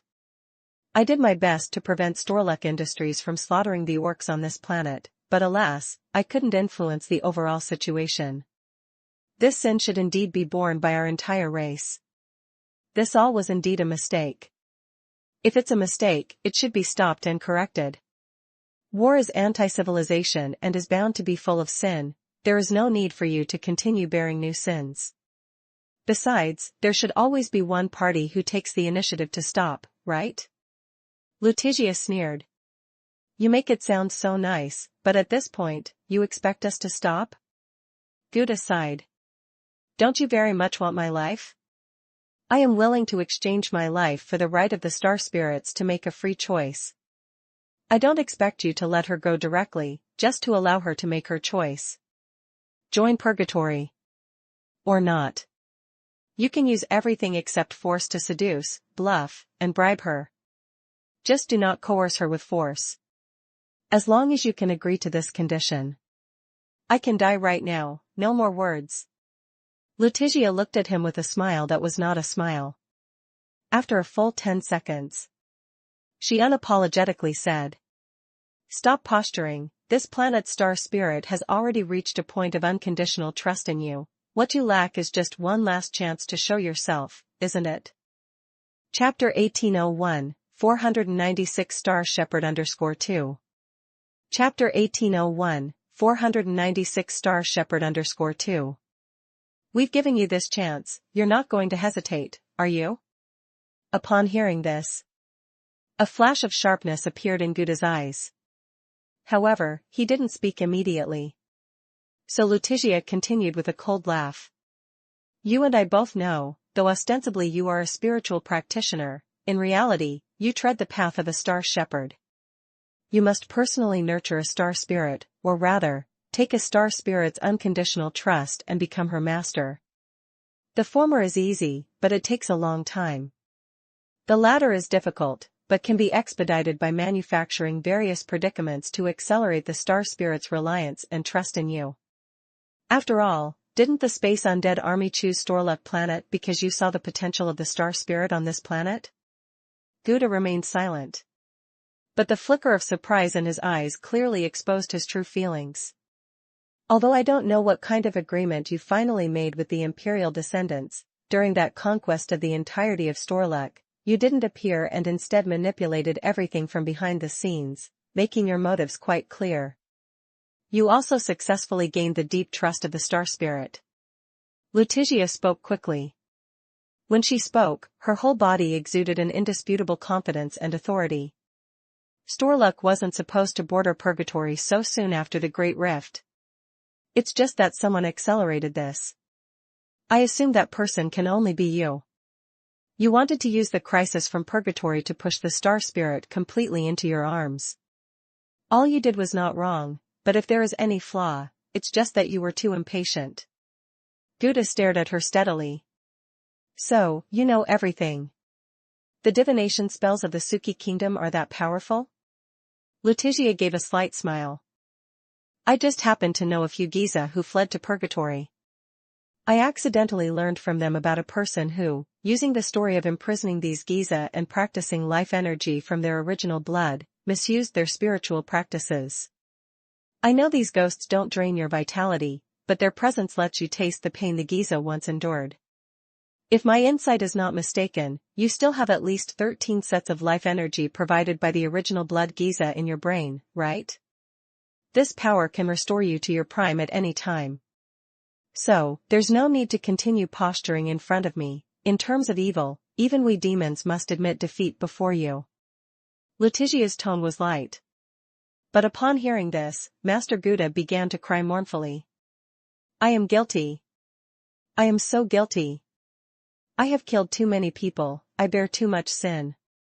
You all have no idea the pain I endure every day and night, and what kind of redemption I am longing for. His voice was agitated and choked.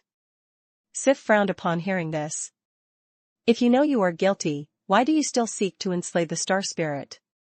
Master Gouda suddenly stood up, his spirit body's face distorted violently, and his voice became incredibly fanatic. You don't understand. You evil devil, you have no idea about the true way of redemption. Because I am guilty, that's why I can't just die. Because I carry endless sins, I need to live longer than anyone else, so I can better atone. Because I have done wrong, I need more and stronger power, so that one day I might rectify my mistakes. So I not only can't die, but I must live a long, strong life. I've harmed too many lives on this planet, so I am the one who should become the planet's guardian. There's no one more suitable than me. At that instant, a surge of terrifyingly abundant psionic power burst forth from Gouda's frail, childlike figure. He easily broke free from his restraints, and the nearby ghosts vaporized instantly. Immediately thereafter, Gouda's body swelled. Within just 3 or 4 seconds, he had grown as tall as the star spirit incarnated as a female giant. He forcefully embraced the female giant wrapped in the blood river and blue light, shouting loudly. I can't let you harm the star spirit. I can't let you harm Storluck. As long as I am this planet's guardian, whether it be demons or conquerors from the imperial descendants, none of you can harm my dearest one. Awaken.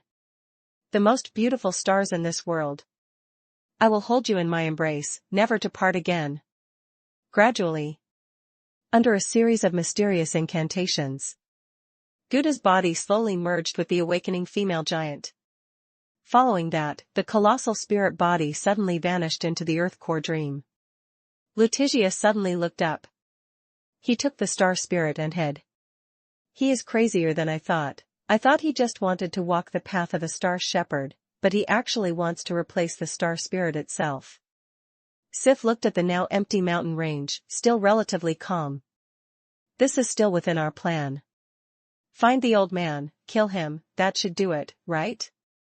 Lutetia had just started to reply.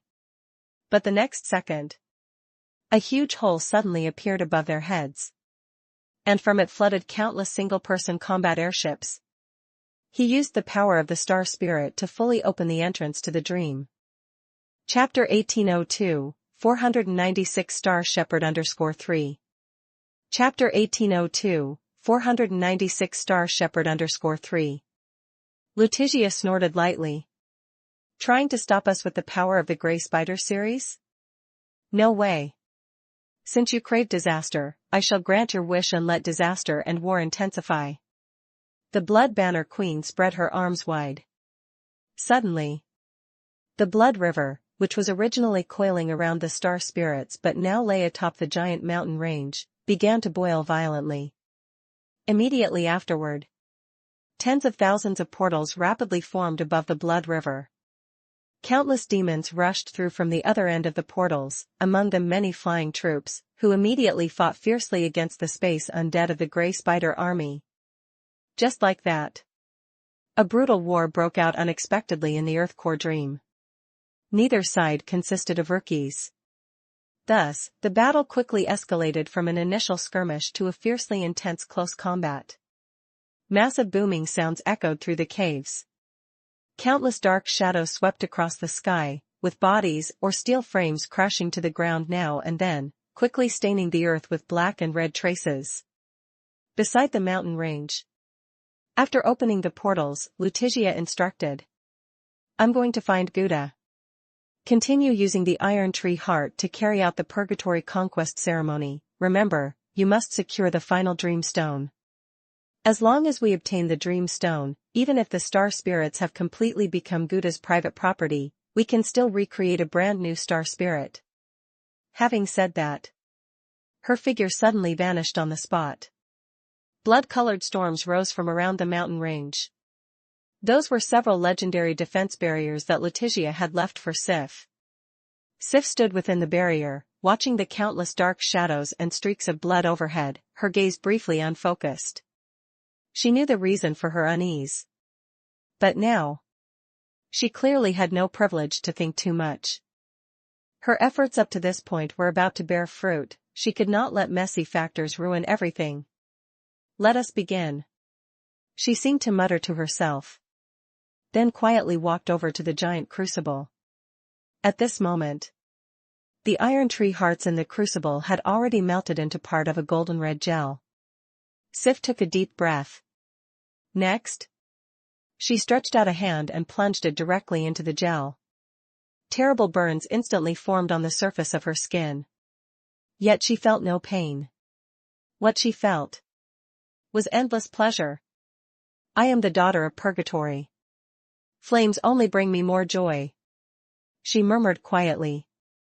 The next second, her hand emerged from the gel, streams of golden red fluid sliding off, and in her palm was a faintly pulsing heart. "By the name of the daughter of Purgatory, I summon the formal arrival of the Purgatory Blood River. This place is now Purgatory," she chanted in the ancient demonic language. In a moment, her body was also covered by endless black flames. However, just then, the barriers Lutizia left suddenly faced a series of firepower attacks. A hole quickly appeared in a vulnerable spot. Immediately afterward, Sif saw a space undead army closing in on her position.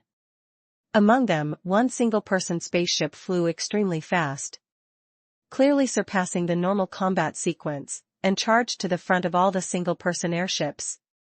It was speeding unbelievably fast towards Sif's location. For some reason, her heart suddenly gave a violent thump. Chapter 1803, 497 Dreamstone. Chapter 1803, 497 Dreamstone.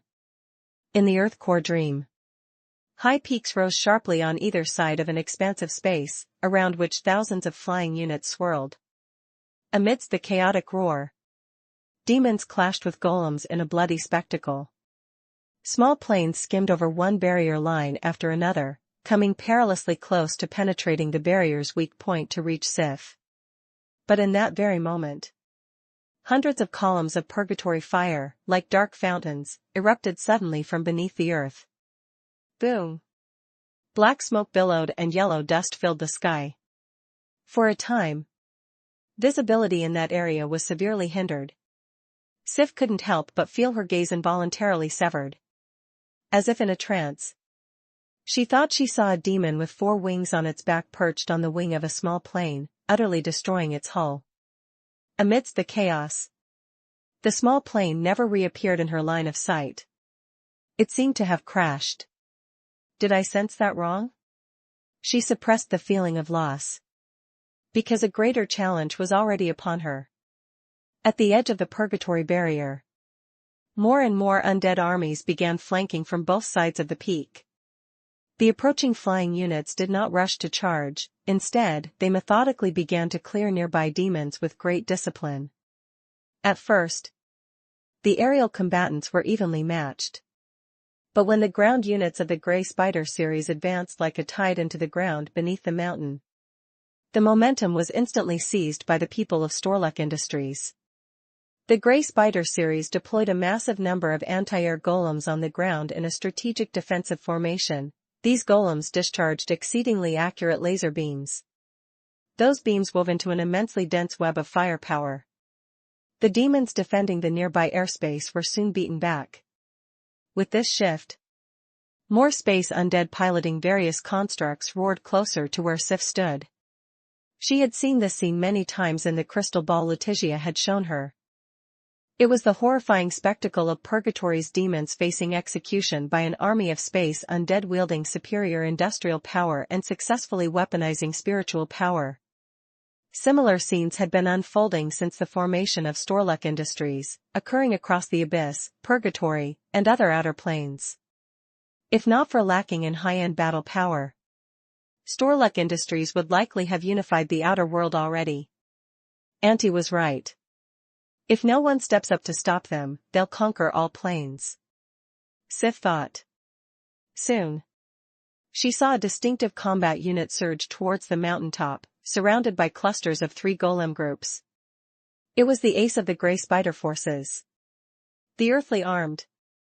If her intelligence was correct, then the one driving the earthly armed, a strategic level golem, must be the foremost commander of the Grey Spider series, Captain Elephant. Rumors had it. This captain was the strongest amongst the 6, coupling with the strategic level earthly armed, he was able to defeat Devil Lord Morgan's sons who possessed legendary power without giving them a chance to retaliate. Morgan's Purgatory's defeat in the Storluck world was precisely due to Captain Elephant. Do everything you can to hold them off. Sif emulated Letitia's tone, issuing orders to the devil subordinates around her as indifferently as possible. These were all from the Suki kingdom. All were superior devils loyal to Letitia. Their power was formidable. Enough to easily destroy a medium-sized city in the material world overnight. But against the forces of Storluck Industries, they were probably nothing but cannon fodder. Sif was well aware of this. But she had no choice. The devils knew their fate as well. But the harsh clauses written in the contract left them no room to resist. And so, more than 20 superior devils with quasi-legendary power took flight with great valor. They flew resolutely towards the barrier's weakest point, which was under fierce attack by Storluck's forces. Time is running out. Sif clenched the heart in her hand, her forehead slightly furrowed. Despite that, she continued the ritual to summon the Blood River. She came before a rock face to the north of the mountain, then forcefully pressed the iron tree heart, oozing with black and red gels, against it. The next second, under the loud chanting of blasphemy, the Purgatory Blood River that had been hovering above the mountain suddenly surged towards the location of the iron tree heart. In an instant, the Blood River, like a sharp sword, forcibly pierced a small hole into the mountain flesh, concaved by the iron tree heart. Initially, the hole was only the size of a thumb. But as the power of the Blood River kept converging, it quickly cracked wide enough for a watermelon-sized breach. The sheen on the outside of that breach was greenish, and the green luminescence kept expanding, eventually turning into an oval portal large enough for a person to enter. Ripples shimmered across the surface of the portal, with countless bubbles emerging behind it, each bubble releasing a vast amount of spirituality upon departing the gateway. "Come forth, Dreamstone," Sif whispered. The next second, a fiery red flame conjured a ghostly claw out of thin air. The spectral claw waved several times in the air, then fiercely passed through the green portal, reaching deep into unknown realms. Meanwhile, with a crackle of black fire, a little devil suddenly appeared on Sif's shoulder. She flapped her wings while her delicate claws scribbled in a strange manner. Chapter 1804, 497 Dreamstone_2. Chapter 1804, 497 Dreamstone_2. Probably needs over 20 minutes. Sif frowned and said. Hurry up. The little devil timidly said. The Dreamstone has settled in the bottom of Planet Lake, which is the most mysterious place of all worlds that have the potential to become part of the material plane. It is said that Planet Lake is even a part of the rootless river. I can only search from a distance using the external claw, and this process takes time. I really can't speed it up. Sif snorted softly. The little devil hurriedly flew to the outside of the portal and continued working, full of earnestness. Although Sif's expression was not revealing, she was actually well aware that finding the Dreamstone required time. No matter how much she urged, she would not be able to improve the efficiency of the little devil's work.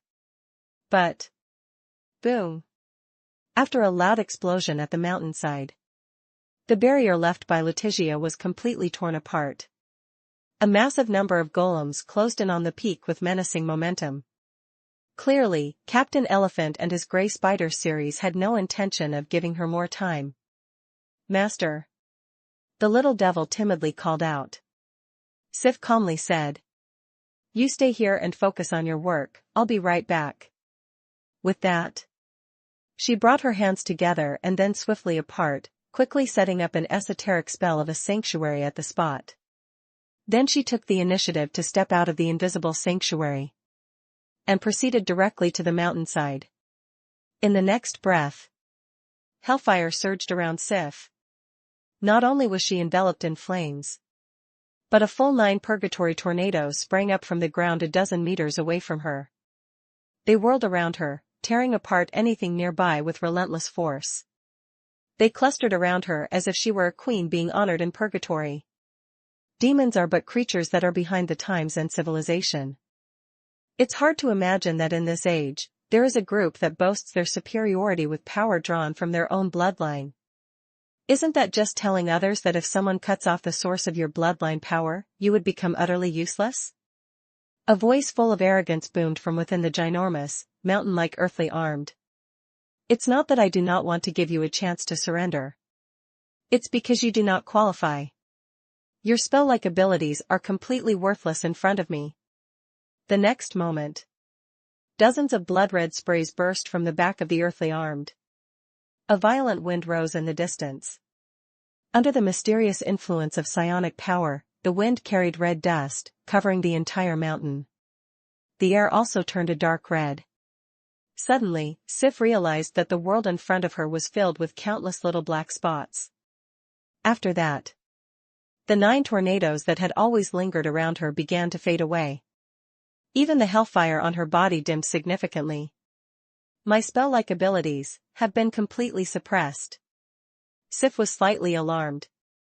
In the previous battles between Purgatory and Storluck Industries, demons reported that the Grey Spider troop seemed to possess some special means to greatly suppress demons' spell-like abilities. However, since the troop left no traces, the suppressed demons generally became captives of Storluck Industries or simply died. Therefore, they had always been in the dark about this mysterious method. Now, she finally faced it herself and understood the terror of this pink dust. Even with the blood of Barthur, she suddenly felt weak and powerless, though not to the point of losing the ability to move, but it seemed like the strength in her bloodline had been completely suppressed. She felt like she had suddenly reverted from an all-powerful devil queen to the powerless little girl she once was. Look. The blood of Barthur is nothing special after all. Captain Elephant's mocking voice was cold. Are you close to losing your footing with just a bit of blood vessel interferon? Ridiculous. Come, capture that female devil.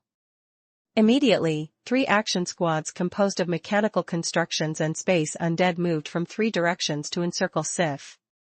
That moment, she hesitated slightly. She had ways to escape, but doing so would mean handing over the Dreamstone, which was almost within reach. Her sanctuary could last for a while. But with the level of technology mastered by Storluck Industries, they might find it soon. Then all of the hard work would simply end up benefiting others. In the midst of hesitation, the enemies had already surrounded her. At that instant, Sif gritted her teeth, ready to fight to the death. However, just as all the enemies swarmed towards her, a figure she found somewhat familiar suddenly appeared in the crowd. At the same time, a powerful power of the domain enveloped the entire field. Sif's eyelashes trembled slightly. That was the power of the domain of the soul. It was Soul Pulse. Bone-shattering lament. In an instant, a powerful negative energy shock wave penetrated all units present. A soul orb instantly formed in Matthew's hand. Without any hesitation, he detonated the orb. Immediately after, the horrific wailing tore apart the souls of all units marked with the resistance, toughness, armor, and so on greatly reduced. Snap, snap, snap. An abundance of metal parts scattered everywhere. The space undead of the 3 squads died sudden deaths.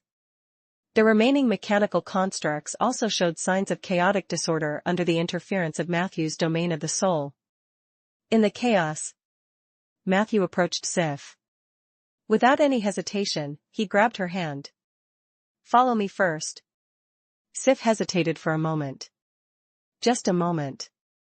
Then, in a strained voice, she said, "Okay." The next second, the two disappeared from the spot. Captain Elephant abruptly jumped out from the earthly armed. He skimmed low over the ground for a while. Suddenly, he scoffed and said, "Everyone, go search for the iron tree heart nearby. I'll wait here for them to come out." As his words fell, a great number of soldiers started to bustle about. In the lost paradise, Sif silently shook Matthew's hand off. She looked around, didn't ask what this place was, and bowed her head in silence. Seeing the atmosphere suddenly become somewhat awkward, Matthew cleared his throat and took the initiative to say, "So, in the letter, you mentioned going to a chaotic place to get the key to the seamless secret cave. Is that place here?" Sif scoffed coldly. "Of course not. That was a long time ago. I have already." At this point, she suddenly thought of something and interrupted herself. "Forget it. I don't want to talk about this with you. Let me out first. I have very important things to accomplish." Matthew smiled. "Let you out to get beaten up by them?" Sif glared and said, "That's none of your business." Matthew felt something was amiss. "Is there some misunderstanding?" Sif said, "No. There's no misunderstanding between us, everything is clear." Matthew sensed towering resentment in her words. But he didn't understand the source. Could it be that something happened to Rieger? Matthew tried to seek the answer. However, upon hearing this name, Sif yelled as if triggered. "Don't mention Rieger. He's living the good life in the hands of the demoness of desire, eating and drinking every day, and even sleeping well. Though he lacks personal freedom, he has it much better than most prisoners. His soul is having a merry time in the fire prison of purgatory. He doesn't need anyone to rescue him." Matthew was momentarily startled. At first, he didn't understand the meaning behind Sif's words. But looking at her face, furious like a little lioness, an understanding dawned on Matthew. "Are you blaming me for not rescuing Rieger?" Sif said indifferently. "It's not your obligation." "I'm not blaming you. I know you're busy, you need to protect the entire Rolling Stone Kingdom, even the whole world, you have too many things to attend to. I'm also very grateful that you could help me just now. But I've recovered now, and I need to continue my mission. I only hope that in what follows, you won't hinder me." "That's not too much to ask for, is it?" Matthew looked at her steadily. Sif's expression seemed detached, but her eyes revealed her deeply unsettled emotions. "Regarding Rieger's matter, I have my plans, admittedly a bit late, but as you said, I have many things to worry about, and protecting the Rolling Stone Kingdom is Rieger's greatest wish." Matthew spoke seriously. "I can let you go. But you must answer me one question. Who is the Blood Banner of Summer Night?" Chapter 1805, 498 Soul Copper Coins. Chapter 1805, 498 Soul Copper Coins. Facing this question, Sif first snorted lightly, then said in a very strange tone, "He is the man I love the most in my life." Matthew was slightly surprised. Then his heart skipped a beat, and his face showed an incredulous look. "No way." However, his words were suddenly interrupted by Sif. "If you don't let me go, will the dream stone that I've been preparing to take out end up in the hands of that monster captain?" "Dreamstone?" Matthew's face showed a querying expression. Sif glared at him and said bitterly, "Do you have to meddle in everything?" Matthew smiled. "You know my personality and temper very well." Sif gritted her teeth and said, "Of course. On the surface, you seem amiable, but deep down you're more stubborn and domineering than anyone else. You always want others to follow your thinking, don't you?" Matthew blinked. "You could also try to persuade me instead of venting your emotions here." Sif looked around again. "This is Lost Paradise, isn't it? I really shouldn't have followed you into this space." Matthew just smiled without a word. In Lost Paradise, he held supreme authority and power. Even though Sif had activated the blood of Barthur, she might still have some ability to fight back against Matthew outside, but in Lost Paradise, it was definitely all Matthew's call. If he could even use 1,000 ways to bind her until she submitted obediently. Of course, Matthew would not do so easily. A few seconds passed. Sif seemed to have accepted her helpless state and quickly calmed down. The dream stone is the linchpin for reconstructing the natural dreamland, and reshaping the essence of star spirits. With it, there's a chance to transform this planet into a part of purgatory. This matter relates to my agreement with the demoness of desire. As long as I help her expand the 10th purgatory, she will return my father's soul to me." Matthew nodded. Sif had indeed met Glacia. Her actions were also driven by the demoness of desire's instructions. The explanation made sense. But he still had many doubts. "Why you? Are you saying she took Rieger's soul just to make you conquer Storlek?" It was inconceivable. Keep in mind, when Rieger had just been taken away, the blood of Barthur within Sif hadn't been fully activated. At best, she was a potential spellcaster. And now, Matthew felt an extremely dangerous threat from Sif the moment he saw her. This threat was even no less than that from the Starry Night God. This left Matthew astonished but also in awe of the terrifying nature of the blood of Barthur. And he told himself, he might not be able to look at Sif with the same eyes as before. She chose not just me, but the entire Blood Robes Kingdom. Sif quickly said. She told me it's a debt Mephisto owes her, and only after the Blood Robes Kingdom repays it will she return Rieger's soul and rescind the perennial war decree and warrants by Barthur Purgatory against the Blood Robes Kingdom. Matthew nodded again. He knew that Mephisto was the progenitor of the Blood Robes, who had been Glacia's guard and lover, but who had betrayed the demoness of desire while on a mission to find the blood of Barthur and conquering lands. This superior devil also represented the beginning of the millennia-long enmity, in Purgatory's time, between the Blood Robes Kingdom and the demoness of desire. No wonder Storlek was in such turmoil. Old Morgan, Sif, Letitia continuously entering the fray, whereas the adjacent Barthur Purgatory remained silent. Turns out Sif herself was working for Glacia. This person did nothing, and merely by the soul of Rieger, she could reap the benefits of a conflict of this level? Matthew found it a bit absurd. This is too crazy. How could Letitia agree to this? Sif did not withhold the truth. Because the Blood Robes Kingdom is also facing a crisis of existence. And a large part of the crisis that the Blood Robes Kingdom faces is actually quite closely related to my father, Rieger. I only realized this after having lived in the Blood Robes Kingdom for a while. In a sense, Rieger indeed wasn't responsible enough. Indeed. He was responsible towards me, towards us, towards a group of humans in Rolling Stone Town who had no blood relation to him. But towards the Blood Robes Kingdom that bore and raised him, it was a completely different extreme. He shouldered Rolling Stone Town. But he forgot about the Blood Robes Kingdom. I can now understand Letitia's dissatisfaction. Maybe people are just that strange sometimes. Saying this, Sif seemed to be hinting something as she glanced at Matthew. Matthew could only give a wry smile. The girl was implying that he valued the Rolling Stone Kingdom more than Rieger did. This insinuation wasn't wrong.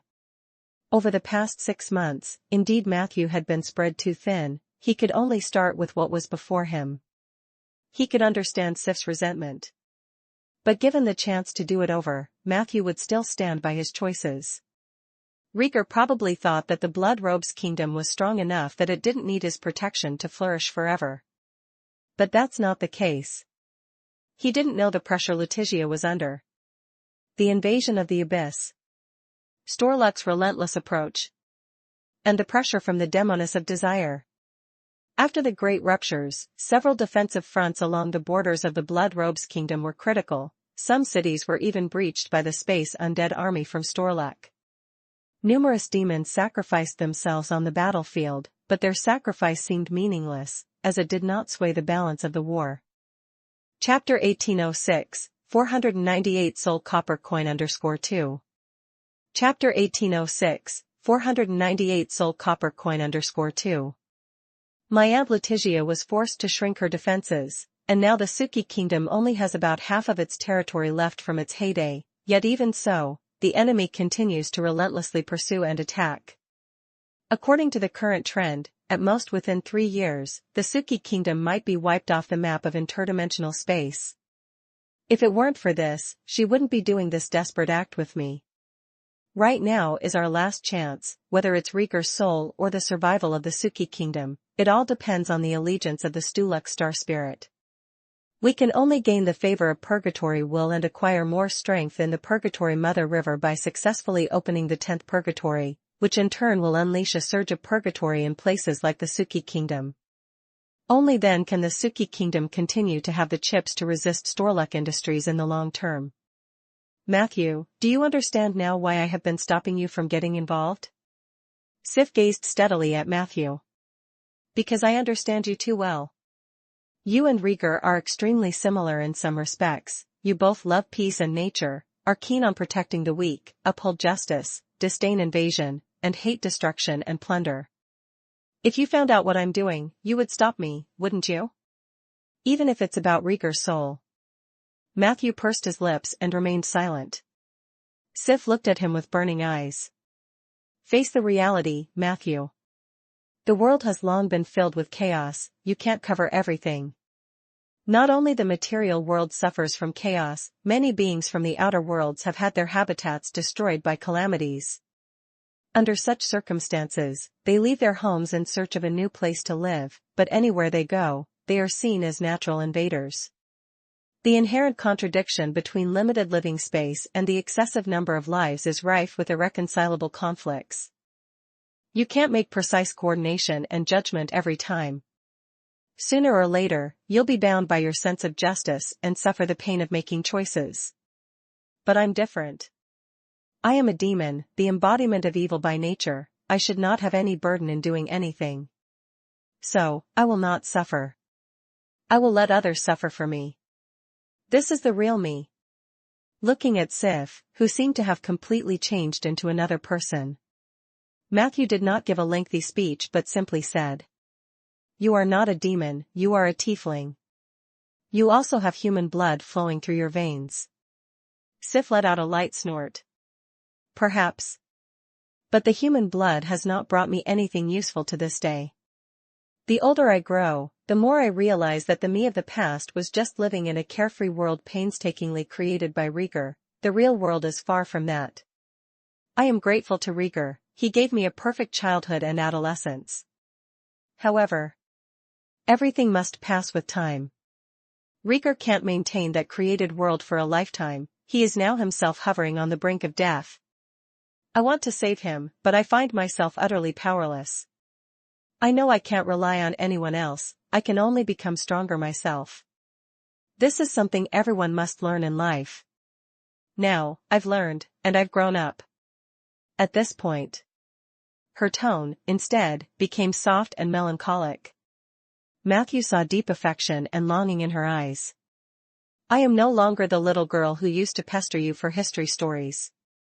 I have my own thoughts, my decisions, and my will. I know you may care about me. For that, I am grateful. But now, please let me go, and let me complete my mission, okay? Having said that, she turned her head, her gaze hollow as she looked elsewhere. However, Matthew's next words brightened her eyes, and she slowly turned her head back. If you've always thought of me as an irredeemably pedantic character, then I can only say you are gravely mistaken, Sifsuki. I certainly have my own principles and style of doing things, but I also respect the opinions of other entities. I'm more willing to seek common ground while acknowledging differences than you might imagine. I've been tracking this purely out of concern for you since I encountered the butterfly. I never intended to impede you, even though I don't agree with your plan. In terms of specifics, I just want to remind you. Even if you successfully open the 10th purgatory, you cannot guarantee that the demoness of desire will really release Rieger's soul. Going back on your word is not something rare for demons. Especially for a purgatory lord who has lived for thousands of years. Matthew warned with a serious expression. Sif frowned and said, Of course, I've considered the possibility of Glacia going back on her word. But beyond that, do you have a better way? Matthew asked directly. Did you see Rieger when you made the agreement with Glacia? Where is his soul hidden? Without hesitation, Sif replied. Rieger's soul is hidden in a copper coin that Glacia carries with her. That copper coin is quite conspicuous, hanging at her waist, but the trouble is, there are 108 similar coins. It's said to be the spoils of war that Glacia obtained from ancient Sioux country. They're called soul copper coins. Soul copper coins possess various incredible abilities, storing souls is just one of them. Each coin holds a soul that Glacia considers part of her collection. If you're planning to steal it, to be safe, you would need to take all the coins on her. Obviously, that's an impossible task. After hearing this, Matthew showed a thoughtful expression. Not necessarily impossible. My initial plan was to find some skilled thieves to steal Rieger's soul from purgatory. In fact, I've already got a few reliable candidates in mind. Sif sighed and said. But it's come to this, and I can't change my mind at the last minute, especially since my aunt has wagered the fate of Suki Kingdom, and Storluck can only become a part of purgatory, otherwise the future of the kingdom will be incredibly bleak. Matthew calmly said. I've told you, I won't stop your plans, on the contrary, I'm willing to accompany you and provide the necessary help. But I have one condition. Sif said. Speak. Matthew declared. Give me the contract of the butterfly. Sif frowned. You're after the ether core? Matthew calmly stated. I came here for the ether core, it may be the origin of this chaos storm, and I can't allow it to fall into any dangerous force's hands. Sif huffed. In your eyes, we are the dangerous force? Matthew did not mince his words. Quite dangerous. Sif glared at him. Matthew met her gaze without backing down. After a moment, Sif could only say dejectedly. As long as you let me out and help me conquer this planet, I agree in principle to transfer the butterfly's contract to you. But then she added. However, you'll have to convince Zay yourself. Matthew hurriedly said. So who exactly is Zay? But Sif quickly urged. Hurry and let me out. Nini is about to be discovered. Matthew also sensed that there were additional strange energy fluctuations in the Earth Core dream. Right away, he used the Founder authority to give them both a powerful invisibility aura. Then he left Lost Paradise with Sif. They barely evaded the surveillance of the earthly armed forces that guarded the place. The pair quickly reached the vicinity of the shelter Sif had prepared earlier. Matthew noticed. There were a large number of space undead searching the area. They seemed to have not yet discovered the existence of the shelter. Meanwhile, in the shelter, Sif's companion demon, Nini, was muttering to herself. Found it. Found it. Master, I found the dream stone. As soon as she finished speaking, with a loud bang, a grotesque golem easily tore apart the barrier on the edge of the shelter. It barged in. Chapter 1807, 499 Star Devourer and Captain. Chapter 1807, 499 Star Devourer and Captain. The terrifying golem tore through to the little devil's side. The latter was controlling the freshly emerged blood claw from the portal while struggling to evade. But it didn't take many rounds. She was easily captured by another golem that entered from the flank. Ah! The little devil screamed in agony. Her waist was almost cut in two by a giant pair of scissors carried by the golem. A large amount of blood spurted out. Immediately afterward, the blood claw controlled by the little devil also fell limply to the ground. At the center of blood claw was a glimmering, yellowish stone. For a moment, several golems gathered around. They orderly protected the stone, and a higher-ranking unit picked it up. Did you find the item? Bring it over, let me see. Captain Elephant approached the scene full of pride. But a few seconds later, his joy vanished, as the yellowish stone brought by the golems turned out to be a common rock with no spirituality. When he looked at the little devil that was cut in half, her body had transformed into a straw dummy split down the middle. Realizing he had been fooled by a mere little devil made Captain Elephant very angry. He immediately shouted, "Issue my command. Release a full spectrum of blood vessel interferon within a 3-kilometer radius around the mountain peak. Summon cosmic spirit wind. We must find that female devil and her counterpart devils." A few minutes later, members of the Grey Spider Squad appeared, each enveloped by a blurry breeze. Under the lead of these rare elemental lives, they began a new round of search and pursuit. On the other side of the peak, in a hidden crevice. Quickly leave. It's cosmic spirit wind. This variant of the air element has a powerful capacity to differentiate, especially skilled at tracking devils, and it's unsafe for us to hide here. Sif urgently warned Matthew upon seeing a fleeting, grayish figure over a distant mountain peak. Matthew didn't hesitate. He reached into his bag and pulled out 2 sets of escape-specific scrolls, given to him by Melinda. As a secret sorcerer, Melinda's spells largely revolve around concealment and support, providing a unique advantage in escape tactics. Considering they were on Storluck Planet, and Melinda's spells targeted psionic power, Matthew activated these 2 scrolls. Spell, multiple virtual transfer. Then followed 30 consecutive dizzying short-range high-frequency transfers. After ensuring they had put more than 5 kilometers between themselves and the main force of the Grey Spider Squad, Matthew barely halted the spell. When he stopped, his lips quivering slightly, his complexion turned a sickly gray. The spell is useful for escapes, but the backlash is too severe. Looking at Sif and her accompanying devil, Nini. Well, their complexions were flushed, seemingly unaffected by the spell's strain. Matthew took a deep breath. To avoid revealing he was the weakest in constitution among them, he smoothly changed the subject. Your trick just now was very convincing. You even deceived Captain Elephant. Before the proud little devil could take any credit, Sif tapped on Nini's head and snorted lightly. Of course, my accompanying devil is no fool. Then she spread her hands. In her left hand was a heart resembling blue amber. In her right, that yellowish stone. Matthew glanced and knew these were the merged Iron Tree Heart and the legendary Dreamstone capable of reconstructing natural dreamlands.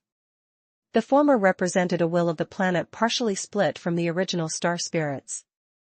The latter was the cornerstone of the planet's natural dreamland.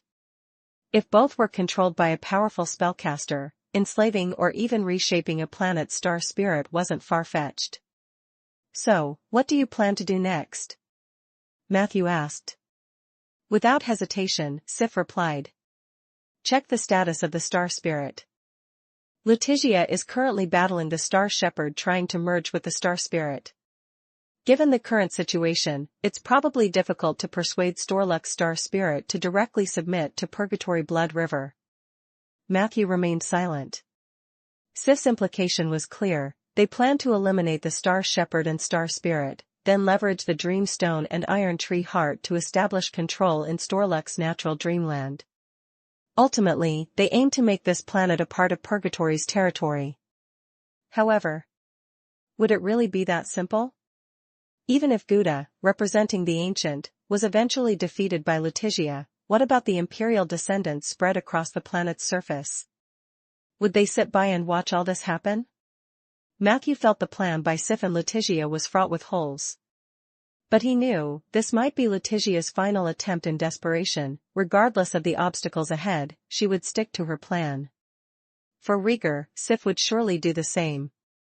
Matthew couldn't suggest a better plan and could only remain a silent observer. Let's go find her. Sif now acted with decisiveness. After securing the two treasures, she briefly organized herself, then used the blood lineage sense of the Blood Robes family to pinpoint Letitia's rough direction. It seems she has left the Earth Core Dream. Chapter 1808, 499 Star Devourer and Captain _2. Chapter 1808, 499 Star Devourer and Captain _2. Come this way. Matthew quickly followed Sif's guidance inside the Earth Core Dream. Along the way, he realized that this place had become quite unstable. Many areas of the dream were showing slight tears, often pointing towards the voids of the astral world, a very dangerous place for every living being. After 5 minutes, the group arrived in front of an earthcore canyon. The entrance to the canyon was extremely narrow, settled in a gully, but above that canyon, Matthew saw 2 vertical, parallel rotating super tornadoes. Those tornadoes were so thick. Occasionally, bright and thick lightning flashed through them. Standing at the mouth of the canyon, looking up at the mysterious tornadoes, Matthew couldn't help but feel a sense of insignificance. Those are double tornadoes. At this moment, the long silent rock bear suddenly exclaimed. This is an extreme phenomenon of the natural dreamland, only produced when the star spirits are extremely angry. The outer areas of the double tornadoes are extremely dangerous, but the interior is a quite stable channel that can link the material world with the dream world. After hearing this, Sif pondered. I sense Letitia's whereabouts. It seems she is inside the tornado. The rock bear said without hesitation. Then she must have gone to the material world. And she must have just gone with the star spirit, only then would such traces be left behind. The double tornadoes can last for at least 12 hours, what do you say? Want a ride? I can protect you from the tornadoes. Sif looked at Matthew quizzically. Is this your new pet? The rock bear puffed out its chest and said. Beautiful devil big sister, what do you think about me becoming a star spirit? Sif was slightly surprised. Matthew was just about to introduce his shameless bear to her. At that moment, a mechanical butterfly, about the size of a human, suddenly flew out from one of the tornadoes. Below the butterfly, it was clutching a Tauren. Matthew fixed his gaze. It turned out to be the Tauren Konda who had been traveling with him earlier. Have you controlled your own size? Matthew greeted the butterfly. The butterfly smiled. Almost. Most areas of my body are still in a dormant state, but luckily, I've regained some mobility. I sensed that the Earth Core Dream might be collapsing, so I planned to leave early, and I happened to run into this gentleman on the way, so I took him along.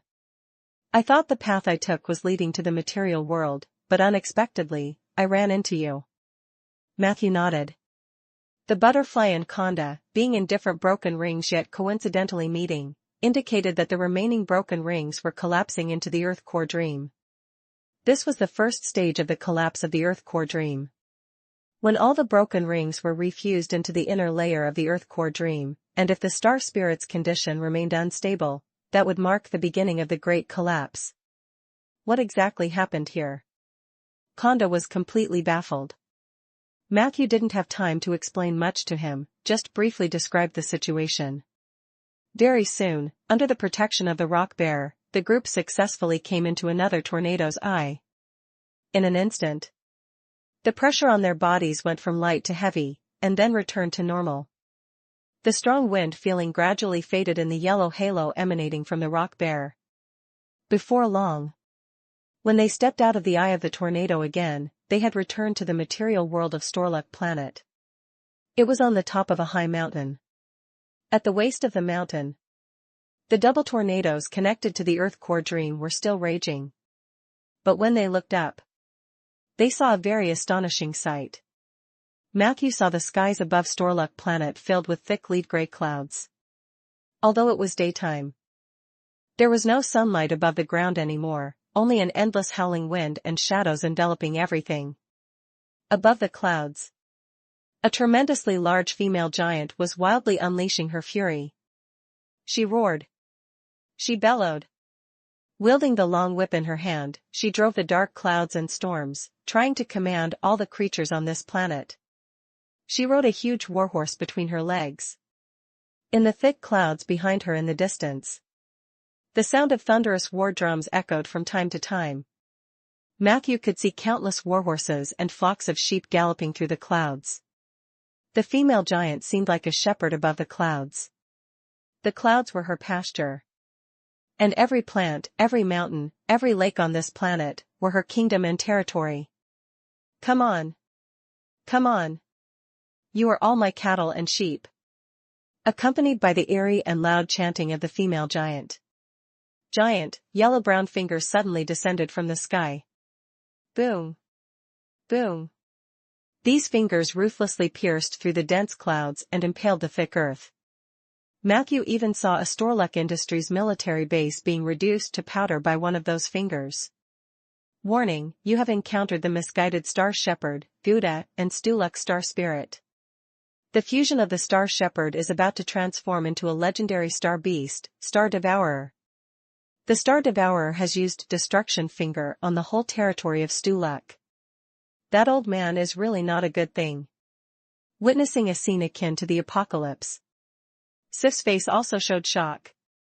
In order to transcend beyond the planet and become a universal life form, he actually wants to completely destroy this planet after merging with the star spirits. It was the first time Matthew had seen deep unease in her eyes. Clearly, the situation had severely exceeded her expectations. If the Star Devourer succeeded in destroying Storluck, then Sif and Letitia's plan to open the 10th Purgatory would be completely thwarted. At that time, all of their previous efforts would be in vain. Matthew did not make any sarcastic remarks. He simply asked calmly, "Do you have a backup plan?" Sif bit her lip. "The backup plan is..." Before she could finish, a suddenly blazing blood-red light illuminates above the clouds.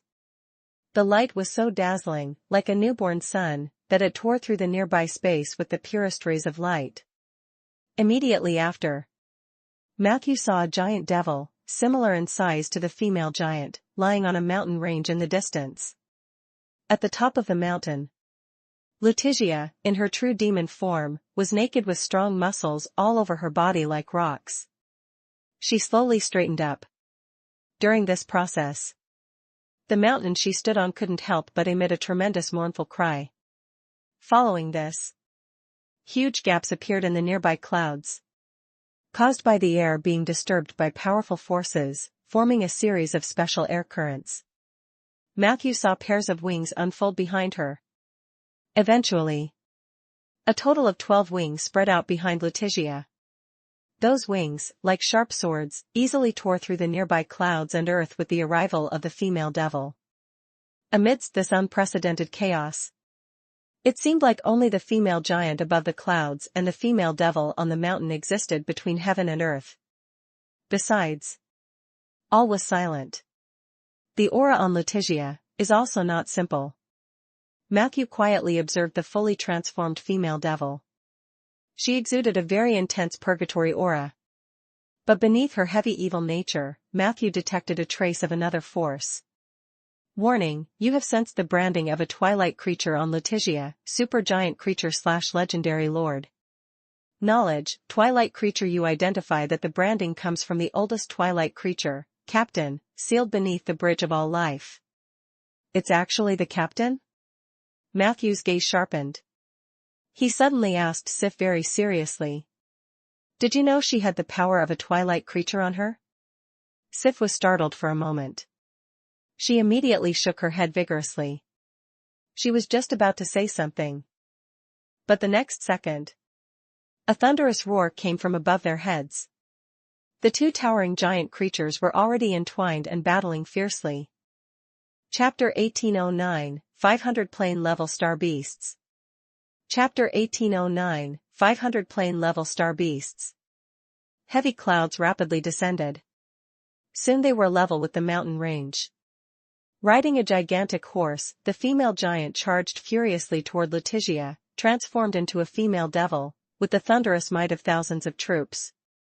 The female giant's arms stretched out straight, immediately transforming into a several 100-meter-long saber. Boom! When the saber was swung, fierce winds rose in the sky, and a sandstorm swept across the plain. At that moment, Letitia opened her mouth, spewing an extremely dazzling orange-red flame. That flame from purgatory transformed into hundreds of demon dragons. The dragons roared as they collided with the 100-meter-long saber. The two forces confronted each other for a few seconds before disintegrating, subsequently transforming into countless scattered streams of energy that coursed through the world. Some of these energy streams even escaped the space barrier, forming a brief meteor shower phenomenon in the void of the astral world beyond the planet. The next moment, Letitia raised her 12 wings, each turning into a blade, and instantly countless sharp knives pierced the body of the female giant. Hiss! A strange hissing sound came from the sky. The female devil's blade stabbed deeply into the body of the Star Devourer, seemingly causing no significant damage to the latter but allowed her to be grabbed around the waist. Right after, the upper body of the Star Devourer split open, a thick tongue stretching out from its waist. No sooner had the tongue emerged than it was cleanly sliced by Letitia's feather blades. However, the tongue seemed to regenerate endlessly. Soon, Letitia found herself facing thousands of writhing tongues. These very sharp tongues occasionally tore open wounds on Letitia's surface when they evaded the protection of the feather blades. The wounds were not severe, even trivial compared to Letitia's colossal size. But there were just too many tongues.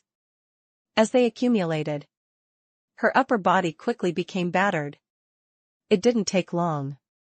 Letitia proactively switched her combat strategy.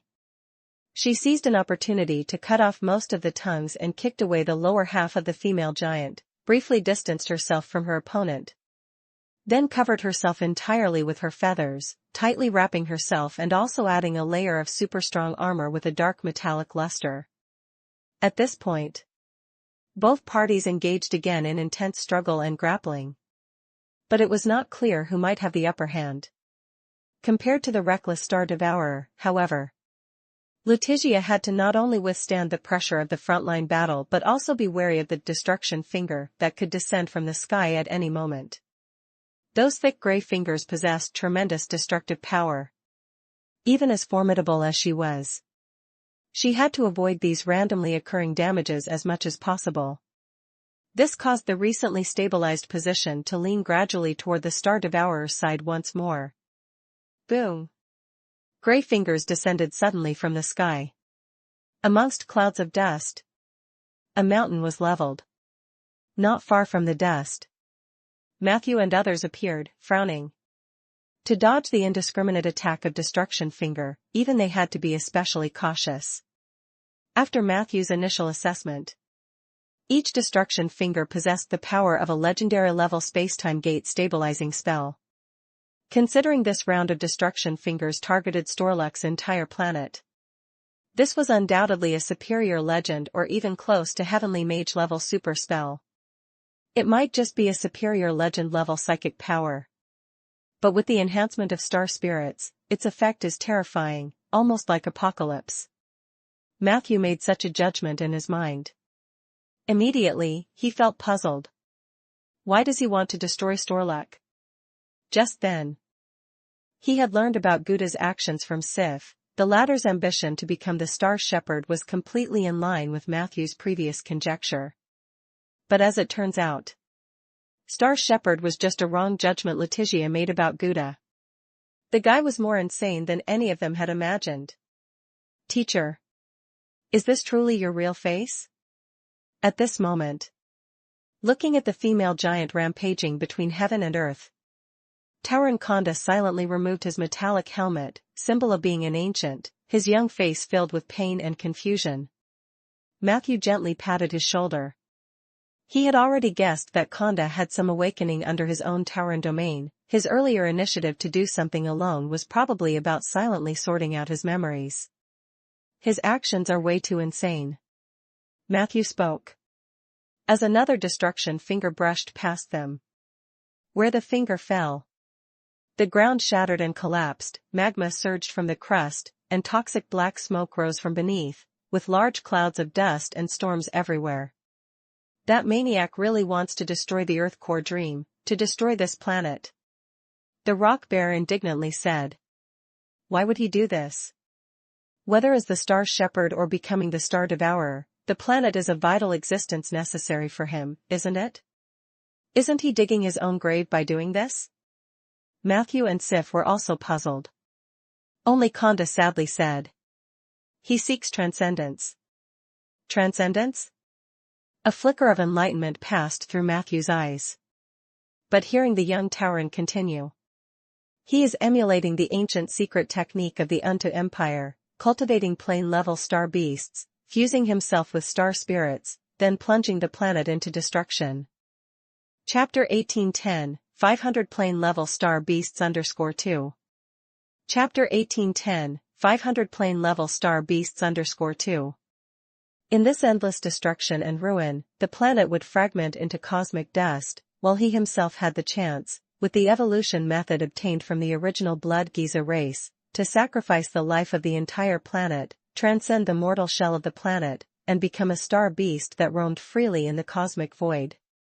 That kind of evolution method was actually taboo among the original Blood Giza people. It was said that only in the moments of tribal extinction would the Giza release the star beasts bound for mutual destruction with their enemies.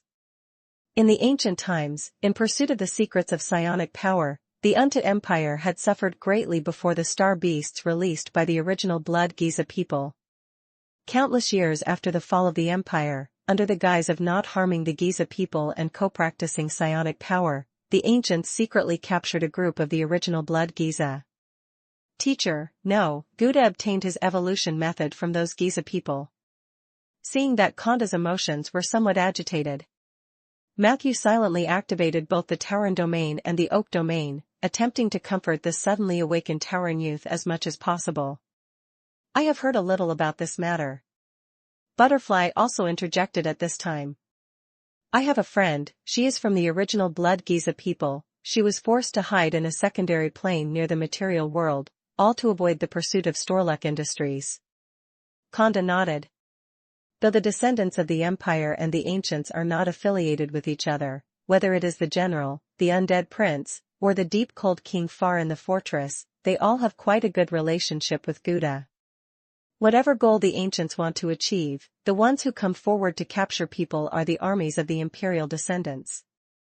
My personal experience is just like that, only I was that 1 in a million lucky. I survived the brainwashing project and became a part of Skyheart Land. Such memories are truly like a nightmare. They cruelly killed my parents and family, took everything away from me, yet I simply cannot harbor any hatred towards them. Instead, I kept considering things on their behalf. I always thought that was a transcendent way of thinking, that it was the inevitable path towards the ultimate sublimation in the practice of psionic power. Who would have imagined, it was he who deprived me of the ability to hate, turning me into a puppet that could only operate in a predestined pattern of thought. Saying this, he once again lowered his head in pain. Butterfly then asked. What about those captured original Blood Giza people? Gouda got the evolution method he wanted from them, how did he deal with them? Konda sighed and said. They were probably used by Gouda as materials for practicing life energy. So-called life energy is a powerful energy that can only be obtained by sacrificing psionic practitioners, and it's somewhat similar in nature to the divine source of power of the gods. If I'm not mistaken.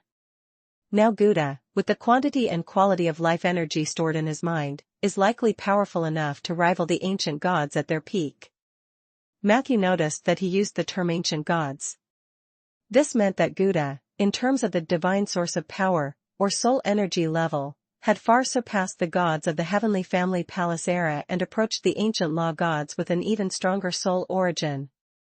Such power was likely not something a regular superior legend could cope with. He exchanged glances with Sif. Although she showed no change in expression, a flash of concern occasionally crossed her eyes. Letitia was strong. She also bore the mysterious strength of the twilight creatures. But could she truly stop the meticulously planned ambition of Gouda, the leader of the ancients, to transform into a star beast? At least Matthew felt uncertain. As they conversed, Storluck Industries, suddenly facing an indiscriminate strike from the Destruction Finger, finally responded. Matthew saw a large number of flying units and the occasional gleam of heavy weaponry appear near two colossal entities. Grey Spider, Old Dragon, and the Hippocampus force landing from the nearby coast. The three great battle sequences of the Imperial descendants were all activated. For a time, a massive amount of light polluted by spiritual weapons penetrated the dense dust and storms permeating the atmosphere. It was as if the whole world had entered a terribly frightening doomsday of destruction. Matthew carefully discerned, noticing that the three major troops of the Imperial descendants were not engaging in disorderly attack, though they did mobilize a lot of heavy weaponry to strike against Letitia. Even more firepower was poured onto the body of Gouda, the Star Devourer. This indicated that despite whatever strife existed within the Imperial descendants, at least at this critical moment, their decision-makers were lucid. They had already realized Gouda, transforming into the Star Devourer, posed the greatest threat to this planet. So, who was behind the attack on Sky Heartland? Matthew asked Konda, who was gradually breaking free from the brainwashed state. The latter blinked. It should be the Azure Dragon series, or rather, the General's men. The one who actually ordered it should be the Deep Space Tower. Years ago, Deep Space Tower was stripped of its permissions in the sky-reaching matrix by Gouda and has harbored resentment ever since.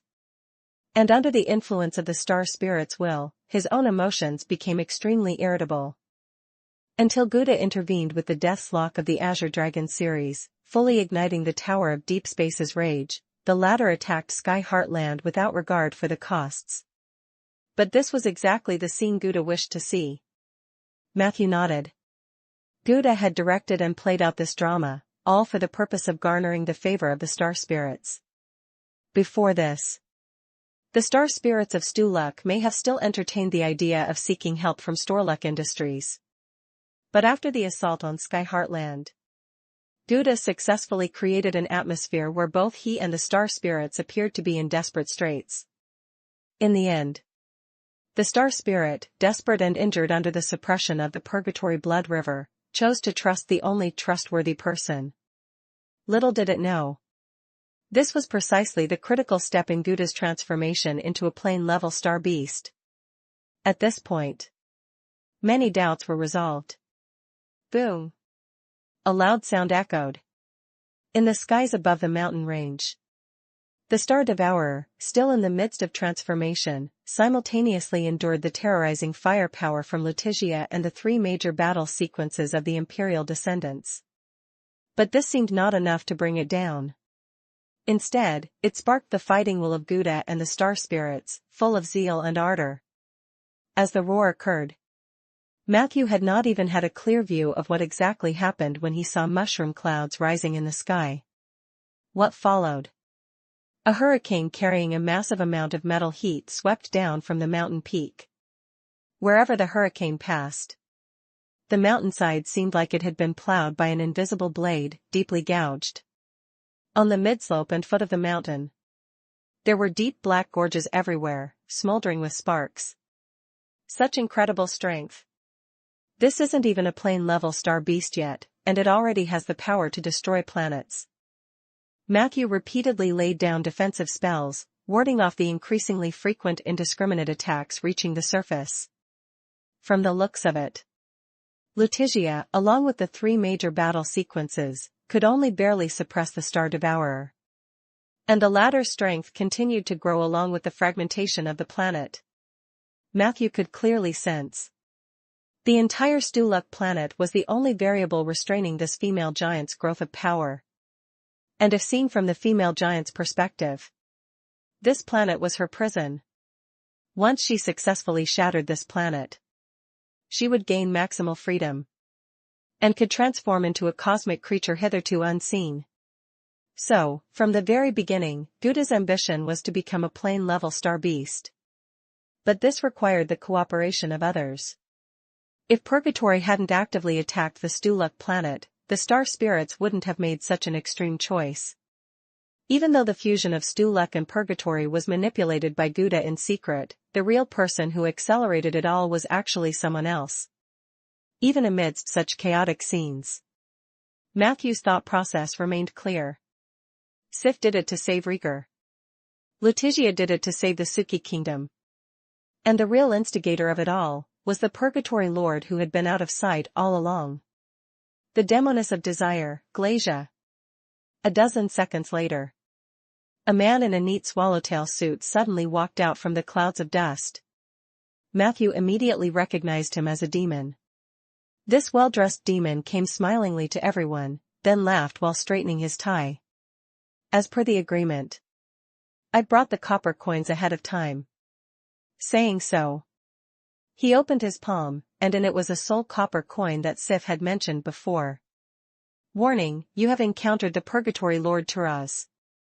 Chapter 1811, 501 I'll take care of this for you. Chapter 1811, 501 I'll take care of this for you. Looking at the polite demon, Sif couldn't help but frown. This is not what we agreed on. Glacia demanded that I complete the 10th Purgatory and then trade with her.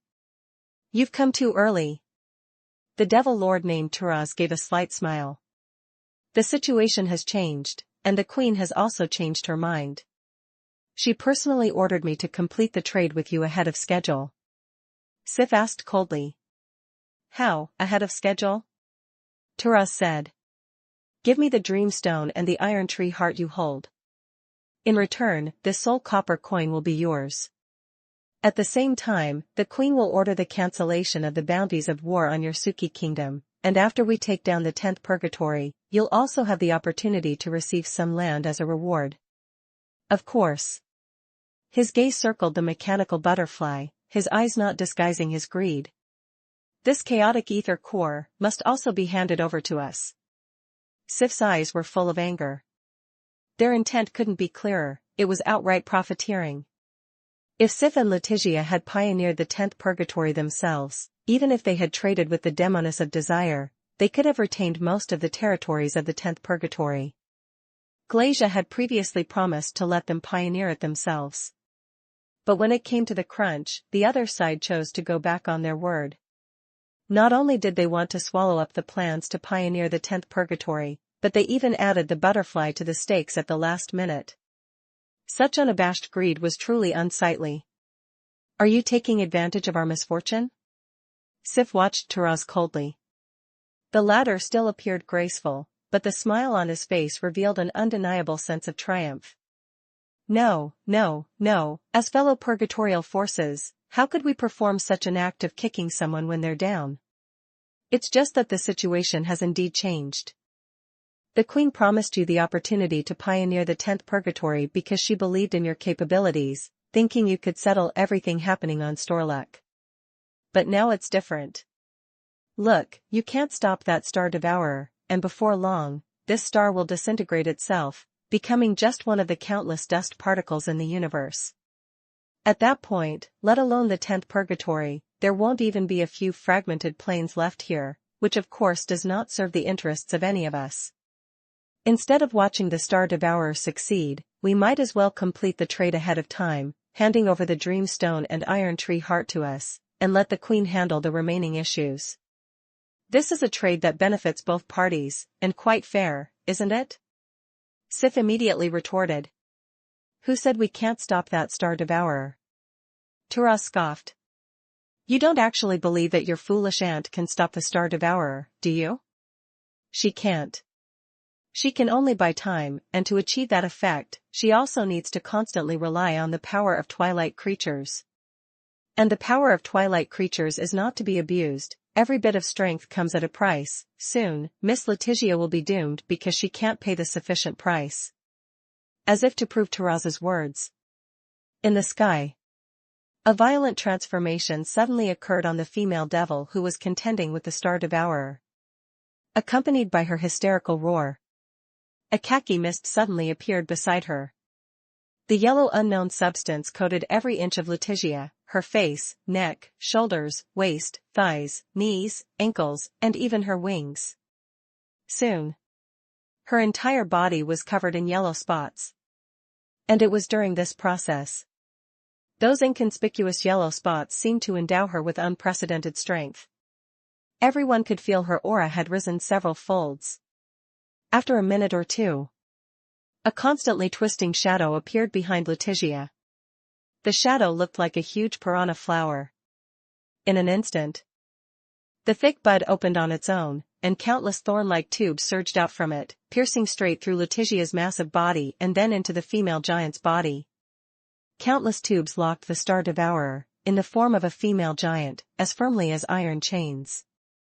Hiss! The moment the tubes entered the body, even the powerful Star Devourer couldn't help but let out a pained groan. At the same time, the aura of the Star Devourer also rapidly collapsed. Matthew could sense. Those tubes not only directly suppressed the Star Devourer's strength but were also frantically drawing nutrients and energy from him.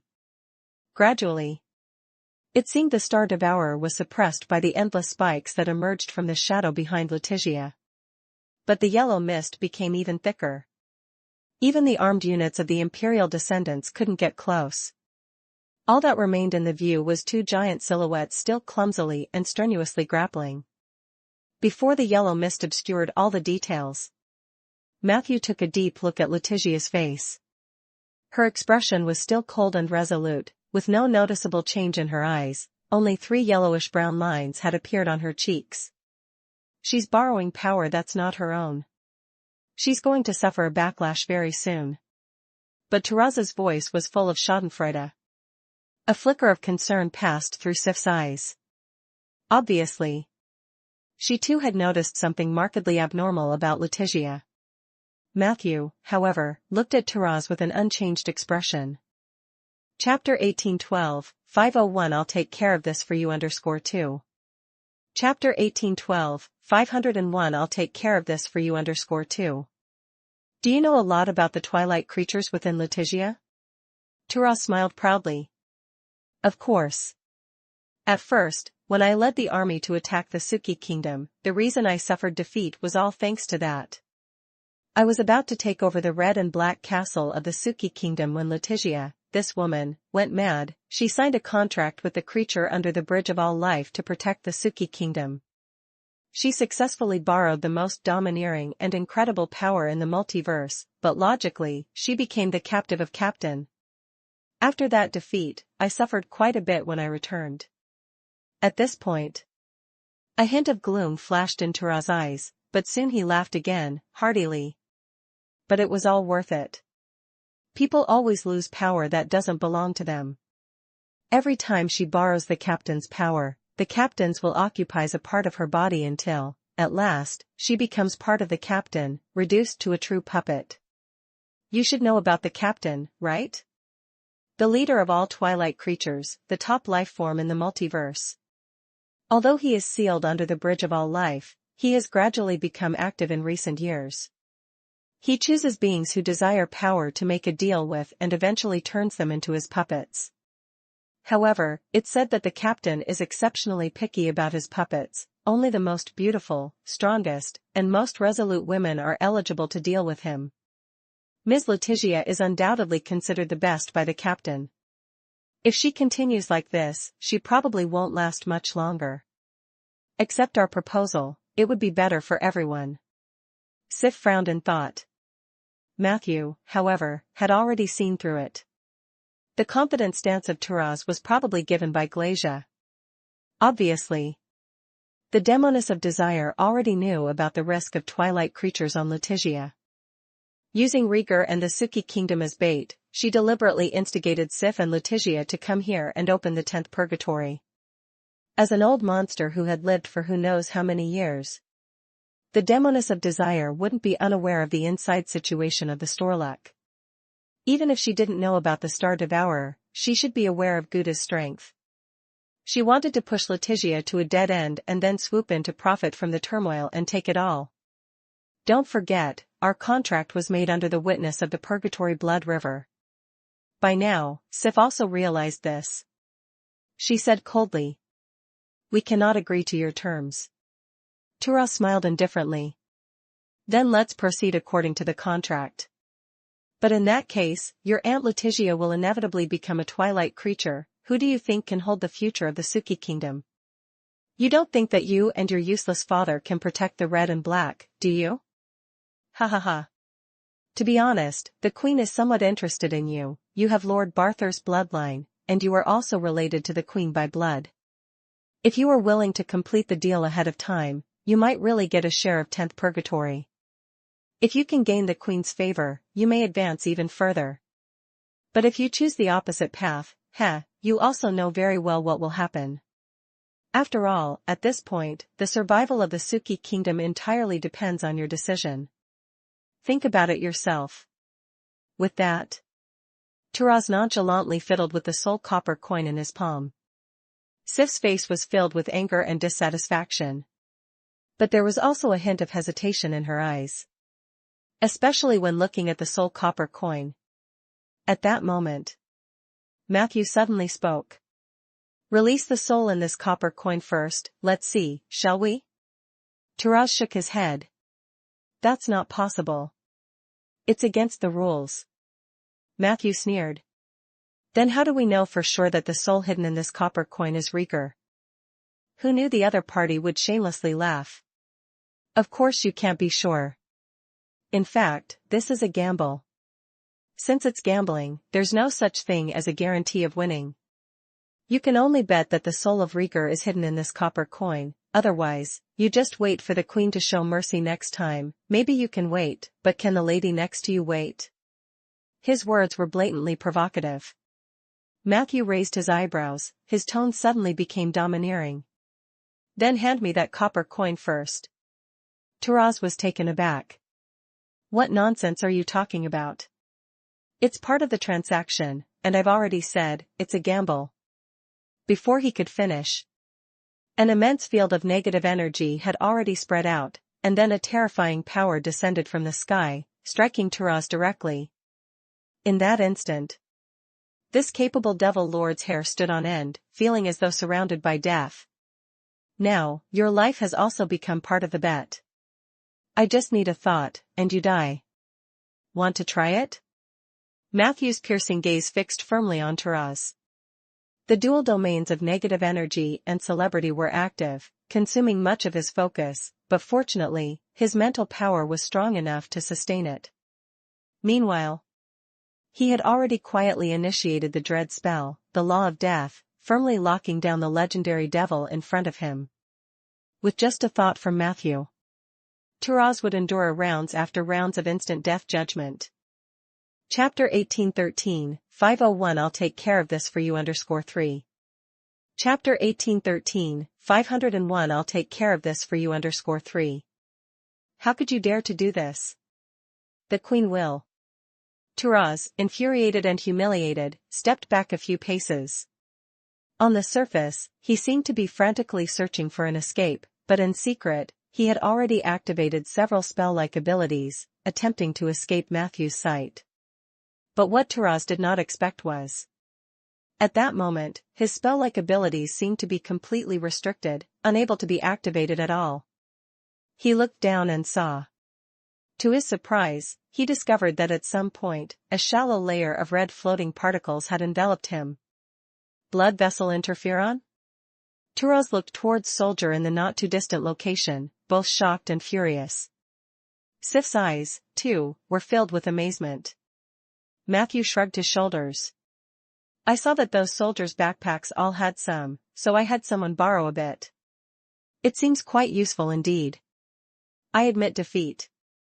Turaz remained calm. Without saying another word, he tossed over the sole copper coin. But I'm just following orders. If you really kill me and anger the demoness of desire, the only one who'll suffer is yourself. Matthew caught the copper coin and handed it to Sif. She used the power of her bloodline to open the coin, and from within floated out a man who was both ugly and fat. It was definitely not Rieger. Sif's face instantly became exceedingly grim.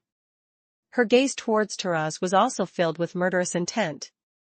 It looks like the demoness of desire is dead set on wiping you all out. Matthew's expression was not relaxed either. Starting from the crossbow bolt shot towards Rieger, Glacia had probably already begun her scheming. It was obvious. She wouldn't easily forgive Mephisto's betrayal from before. Nor would she let the Suki kingdom off the hook. Every deal with her was full of traps and schemes. She would trap you in difficulty and then slowly guide you into taking action on certain matters. In the process of continuous struggle, you would inevitably fall into the grave she had prepared for you. This is the way of demons. Go back and tell Glacia to take good care of Rieger's soul. It won't be long before I'll personally go to Purgatory to talk with her. Matthew deactivated the negative energy domain and the law of death, then unceremoniously said to Turaz. Now, you can scram. Turaz narrowed his eyes. You're the boldest young spellcaster I've ever seen. Tell me, what gives you the confidence to challenge the great demoness of desire? Matthew completely ignored Turaz. He walked straight up to Sif and said, indisputably. Give me the contract of Butterfly. And also, those medals you promised to give Butterfly for the ether transplant, hand them all over to me. Sif instinctively glared. Why should I? Matthew blinked. Hand over the items to me, and I'll settle this matter for you. You wouldn't really want to see Letitia become a twilight creature, would you? Sif was still reluctant. But Matthew's stance was even more adamant. He pressed forward 2 steps, his nose nearly colliding with Sif's forehead, his gaze even more fierce and menacing. Hurry up. Hand it over.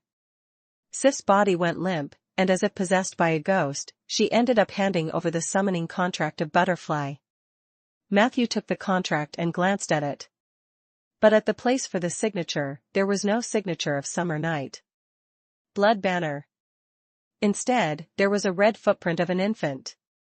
So, it's a boy, right? Matthew asked. Sif, with cheeks slightly red, gave a soft snort.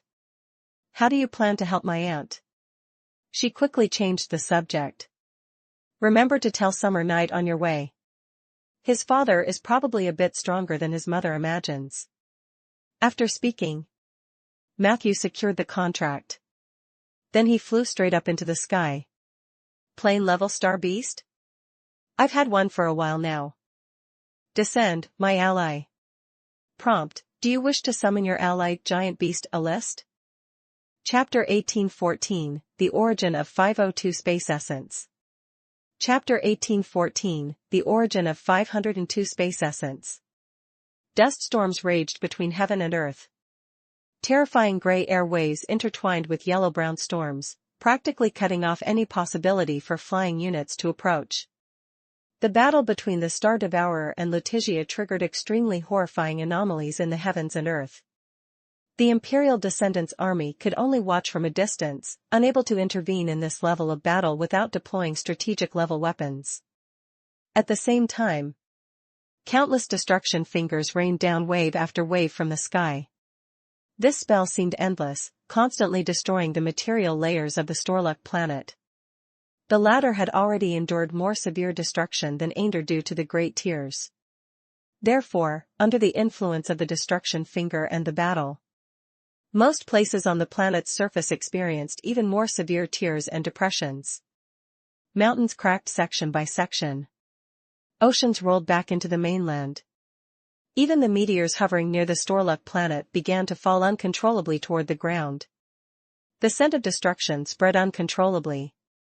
Emergency alerts were issued from almost all of the Imperial Descendants' military bases on Storluck. Countless spaceships rose from the ground. Most of them orderly passed through the space barrier, heading to Hume Tri-Star or other even more distant planets. All of this was a fleeting glimpse Matthew caught while flying high into the sky. It seems the Imperial Descendants are well prepared for all kinds of calamities. They actually shut down the space barrier voluntarily, and the earlier sky-reaching matrix has vanished too. Matthew quickly realized. The Imperial Descendants had probably initiated the highest level of evacuation. Actually, this wasn't good news for him. Once the opponent decisively abandoned the planet, the Imperial Descendants' strategic weapons would have space to be deployed. Although Matthew had the lost paradise to resist, constantly being ready to dodge the singularity cannon was not a pleasant experience. However, now wasn't the time to think about these. Accompanied by Matthew's tiny figure soaring into the sky, the battlefield of the Star Devourer and Letitia also exhibited fractures resembling violet evening skies.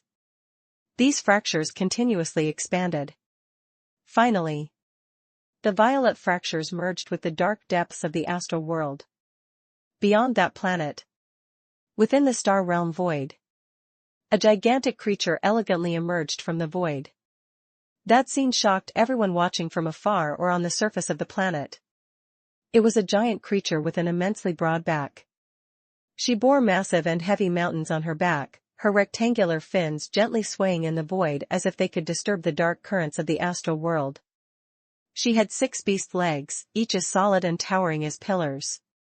It's my honor to be the first void traveler to arrive in the outer world. I thought you had forgotten me, Matthew.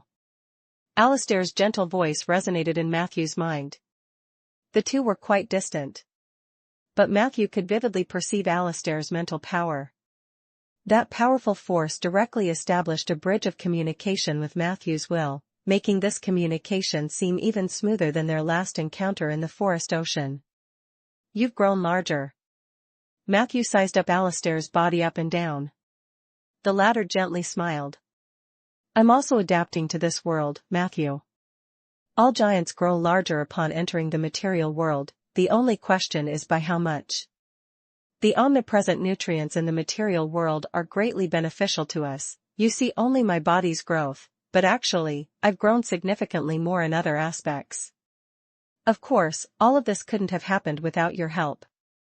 It's our contract that made the universe more hospitably accommodate me. I could draw more nutrients than others still on the way. Thank you, Matthew. Alistair, though gigantic, spoke with a tone that was truly comforting, giving off the air of a wise and nurturing woman. Matthew shook his head. For me, it was just a small effort. But now I need your help. Alistair slowly moved her body, stepping 1 foot from outer space towards the vicinity of the planet's surface. I guess the help you need must relate to this Star Devourer, right? When she mentioned the term Star Devourer, her tone grew slightly unhappy. Matthew nodded. I hope you can defeat him, or at least suppress him. Alistair readily answered.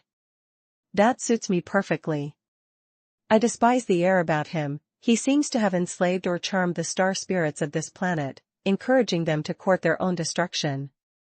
Trying to become one of the giants by this method? Curse it. As she spoke, Alistair's massive body charged forward. In an instant, the entire Storluck planet shook even more. It was lucky that the Imperial Descendants had preemptively closed the space barrier. Otherwise, a hit from Alistair might have triggered even more severe fluctuations. If the battle between the Star Devourer and Letitia made people feel it was the beginning of the end for the Storluck planet, then Alistair's arrival was the end of this catastrophe for everyone else. Boom! Accompanied by an even more terrifying dust storm. The true giant's body pressed directly onto the Star Devourer, and the female giant's body instantly disintegrated, with a great deal of spirituality turning into air swirls and ribbons scattering in all directions. But Alistair merely shifted a leg slightly, and easily stepped on a shining blue ribbon. Chapter 1815, The Origin of 502 Space Essence 2.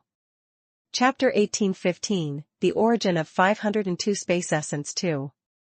The ribbon struggled for a while.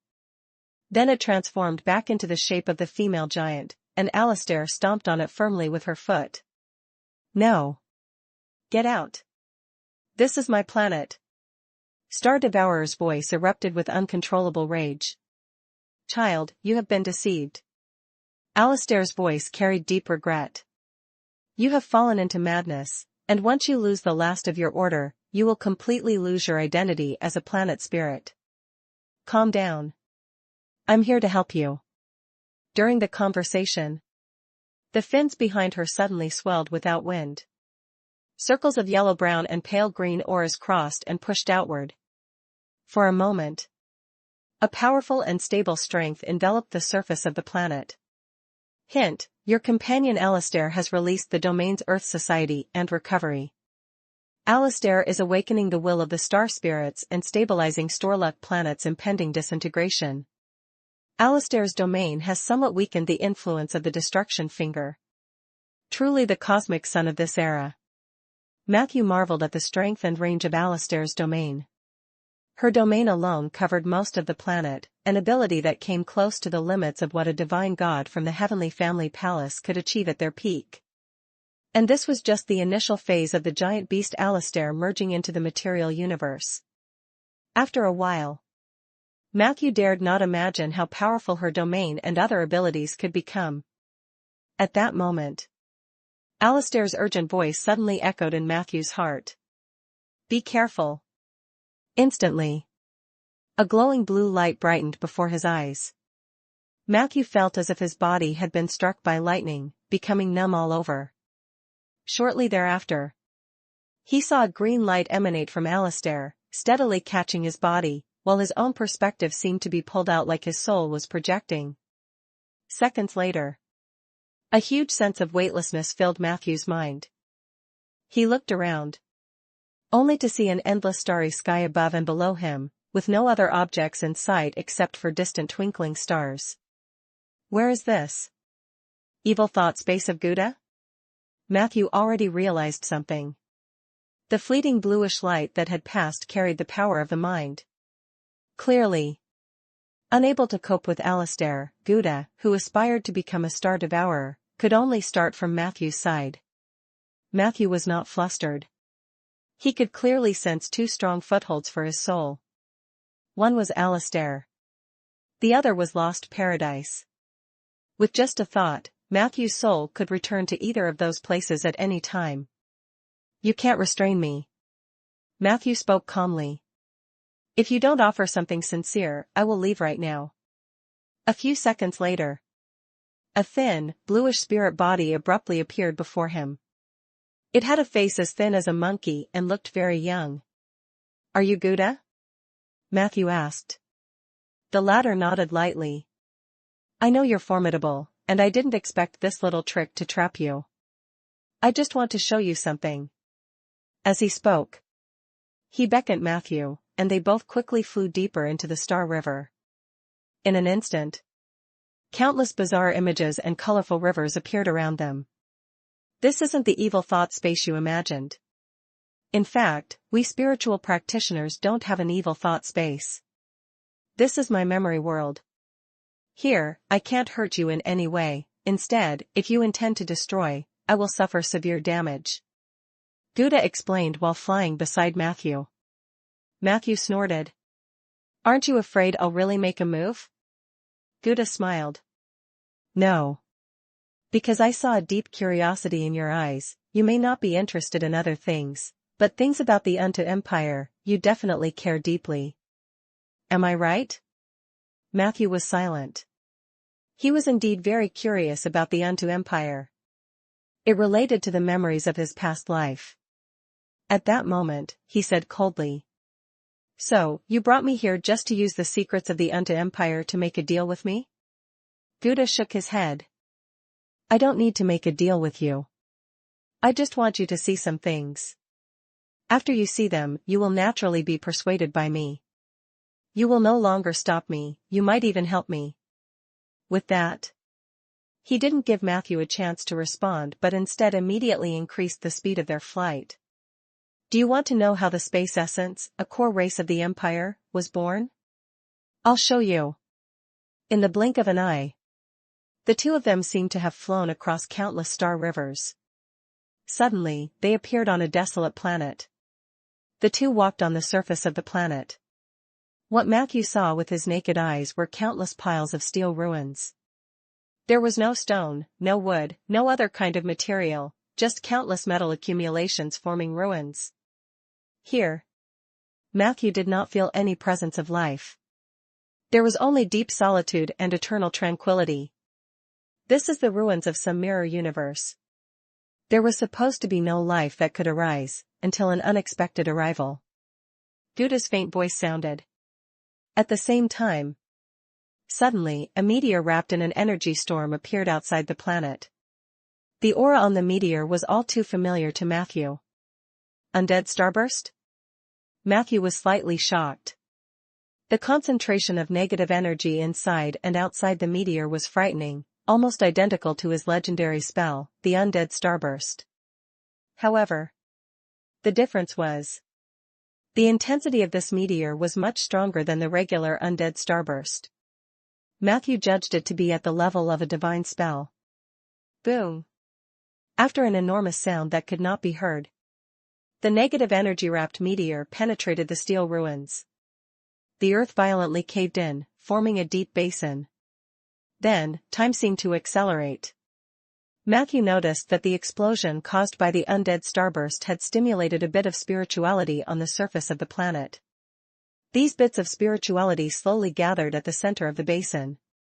Gradually, they attached themselves to some steel components, forming a very unique type of life form. This is the original space essence. They are composed of the purest negative energy and inanimate abandoned metals. They were born in a universe that had already gone out. They are the miracles of life. Gouda's voice was filled with emotion. Although in the later years, due to the conquests and destructions of the Unto Empire, this race was eventually stigmatized as space undead. But initially, everything was so beautiful, the space essence were graceful and intelligent, and deeply loved peace. They were like cosmic elves born in an abandoned world, deeply cherished by other races in the abandoned universe. At least before they stepped out of the ruined universe. As Gouda explained, the scene in front of Matthew was rapidly changing. The meteor brought spirituality that created more than 240 space essence. These essence began to move on the surface of the planet. As Gouda had said, they were beautiful and industrious. They quickly established a civilization on the surface of the planet. That was a very long period. Matthew did not know how many years had passed. But from the changes in the background of the planet, it was not difficult to see that this period of civilization stability lasted at least thousands of years, possibly even tens of thousands of years. If not for other factors, this group of space essence might still be living peacefully on this forgotten planet. But the turning point still arrived unexpectedly. One day, a space essence who was replacing his metal components surprised to discover a strange light coming from beyond their planet. Quickly, they discovered a seemingly powerless floating spaceship in the outer space of the abandoned planet. Driven by curiosity, they collectively boarded the spaceship. Inside the spaceship, there was only one owner. He warmly welcomed the space essence. That owner of the spaceship. He claimed his name was Giza. Gouda said. Chapter 1816, 503 The Secret of the Evolution Method. Chapter 1816, 503 The Secret of the Evolution Method. The encounter between Giza and Space Essence began with an accident, after which, both sides created a splendid civilization that influenced several universes. But at that time, they merely engaged in tentative exchanges and a brief alliance. Giza told the Space Essences. He was an explorer from a higher dimension. Alone, he piloted his spaceship exploring this universe's ruins, but unexpectedly found a group of intelligent life in a land where civilization had perished. He showed great curiosity and appreciation for the space essences. On the other hand, the space essences were equally astonished by Giza's strength and knowledge. They discovered that Giza possessed a previously unheard-of powerful energy that was extremely compatible with the innate structure of the space essences. Giza told them, "The extraordinary power he wields is called psionic power. It is a type of mental power that can break through the soul confines of the mind, and only intelligent life with an elite soul, mind, and will might have a chance to master it." In their subsequent exchanges, Giza also demonstrated the uses of psionic power and his incredibly profound mental will. He settled down on that deserted planet. In the following period, Giza and the space essences interacted frequently. The space essences were keen to understand any knowledge related to psionic power, though Giza appeared very generous on the surface. In reality, he took extreme precautions to keep the methods of nurturing psionic power secret. This resulted in the space essences never quite grasping the essence of it. For a long time, the two sides remained in this stalemate. Eventually, some of the space essence leaders could no longer sit still. They approached Giza, hoping he would impart the methods of nurturing psionic power to them. At first, Giza seemed to be in a difficult position, stating that the training of psionic power was advanced knowledge from a higher dimension, and according to the customs of his own civilization, it could not be taught to other life forms. But after numerous pleas from the essence leaders, Giza eventually decided to make an exception. He agreed to select some individuals of exceptional talent among the essences to enlighten them in the cultivation of psionic power. As a return, the entire space essence race had to regularly complete some tasks assigned by Giza. After a short adjustment period, Giza and the space essences formally entered a honeymoon phase in their relationship. As promised, Giza selected a group of essences with strong mental power, used secret techniques to help them master psionic power, and enabled them to practice it at a basic level. And the rest of the space essences, also under Giza's guidance, established a huge outpost on this deserted planet at the edge of the universe. Once the outpost was established, Giza almost completely controlled the space essence's internal discourse.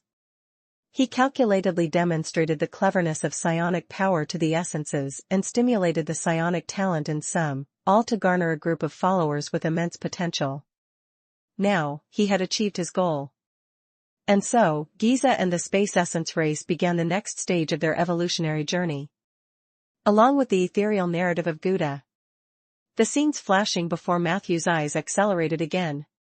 He saw Giza recruiting groups after groups of wanderers from other universes through that lighthouse-like outpost. These groups varied in origin and racial talents.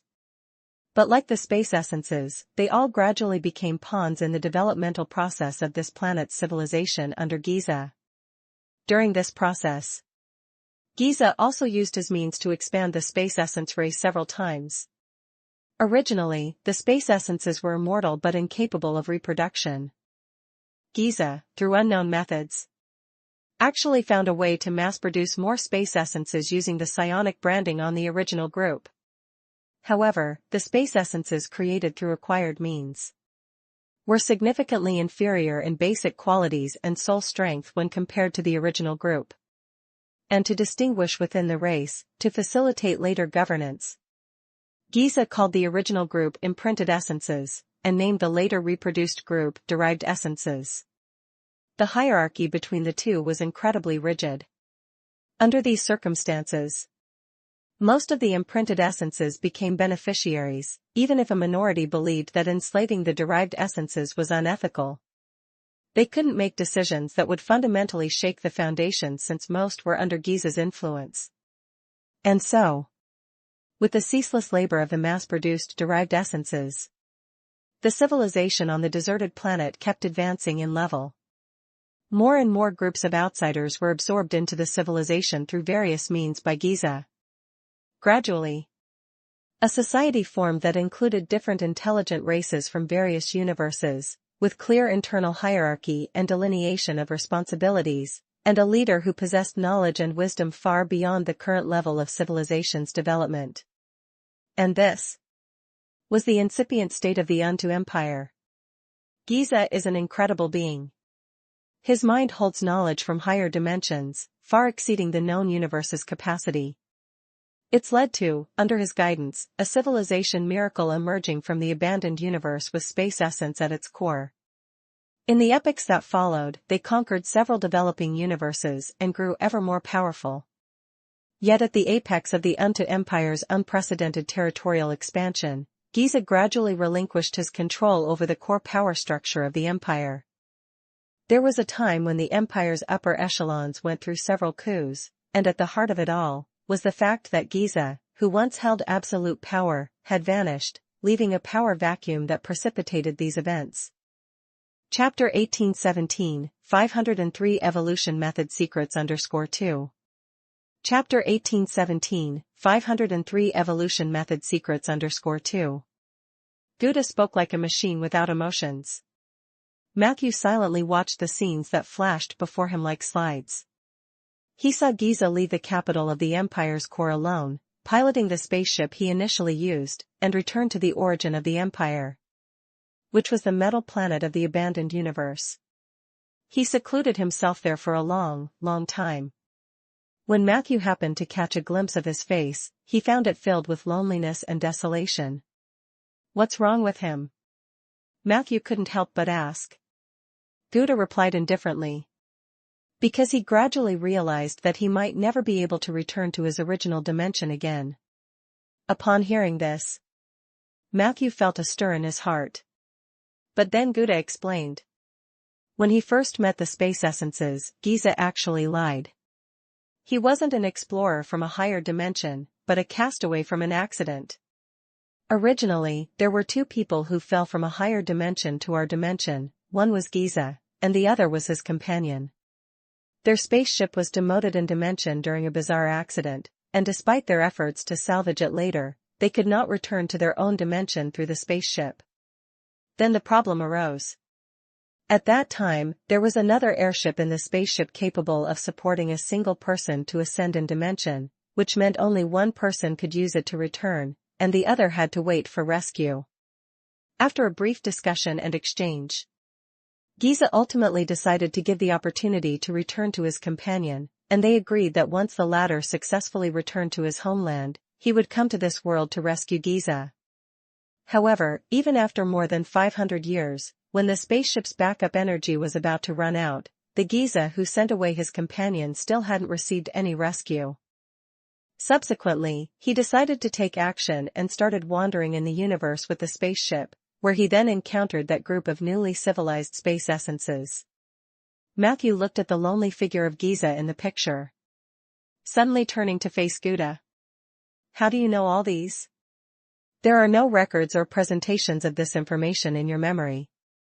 Gouda offered no explanation. Instead, he continued on his own. Giza deliberately subjugated those space essences and imparted to them knowledge and psionic power, to help them establish a splendid civilization in the universe. It was actually to set up a beacon of civilization in the universe to attract attention from higher dimensions.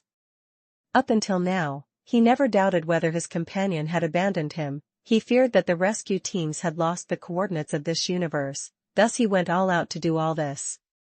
At that time, the Unto Empire civilization had already spread across multiple universes, capable of extending its tentacles into higher dimensions.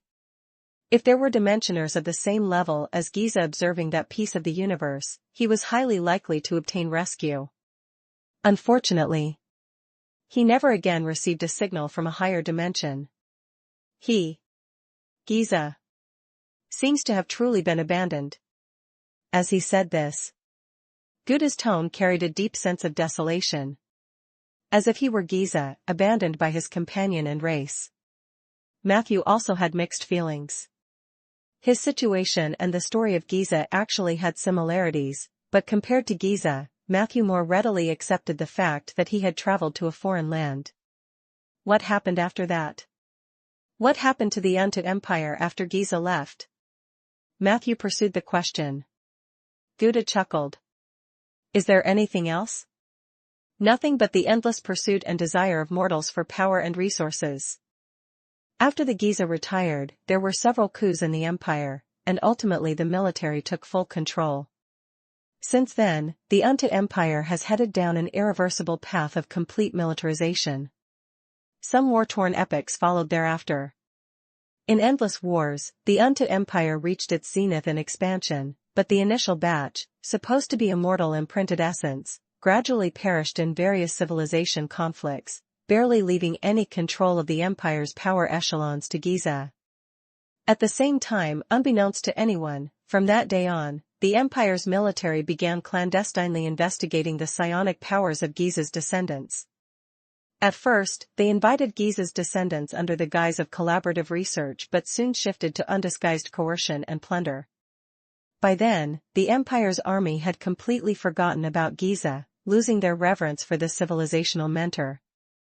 Driven by their desire to unravel the mystery of psionic power, they began wide-scale persecution of Giza's descendants.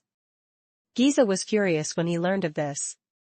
Then one day he piloted a spaceship back to the capital star system, only to be met with military threats from the Empire. The first batch of followers of Giza, all imprinted essences, had vanished, and now those in control of imperial power were former severely oppressed derived essences. Bearing a grudge against Giza, he ordered the latter's arrest and subjected him to relentless torment.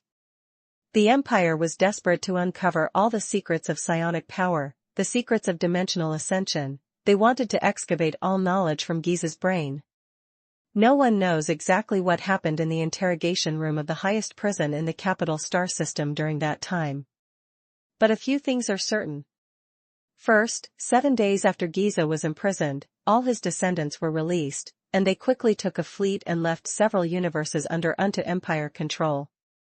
Second, around the same time, an army loyal to the Empire secretly traveled to the origin planet, Giza's hideaway. It was said that this army was tasked with searching for an item related to psionic power. But before the army could return to the capital star system, the third event occurred. An unexpectedly fierce civil war broke out within the Empire. No one knew the exact cause of the civil war. But eventually, all parties were blinded by rage, and various horrific taboo-level weapons were brought onto the battlefield. In the end, after key planets in the capital star system and several surrounding universes faced destructive annihilation, the Undead Empire finally, and abruptly, collapsed amid this strange civil war. Thereafter, the army sent to the origin planet was forced to wander other universes and eventually became the well-known Storluck Industries.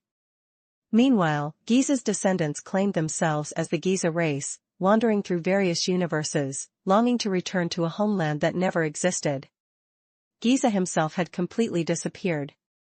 Some say he died in the massive explosion in the capital star system, others say the civil war was his doing, and he surely knew how to escape unharmed.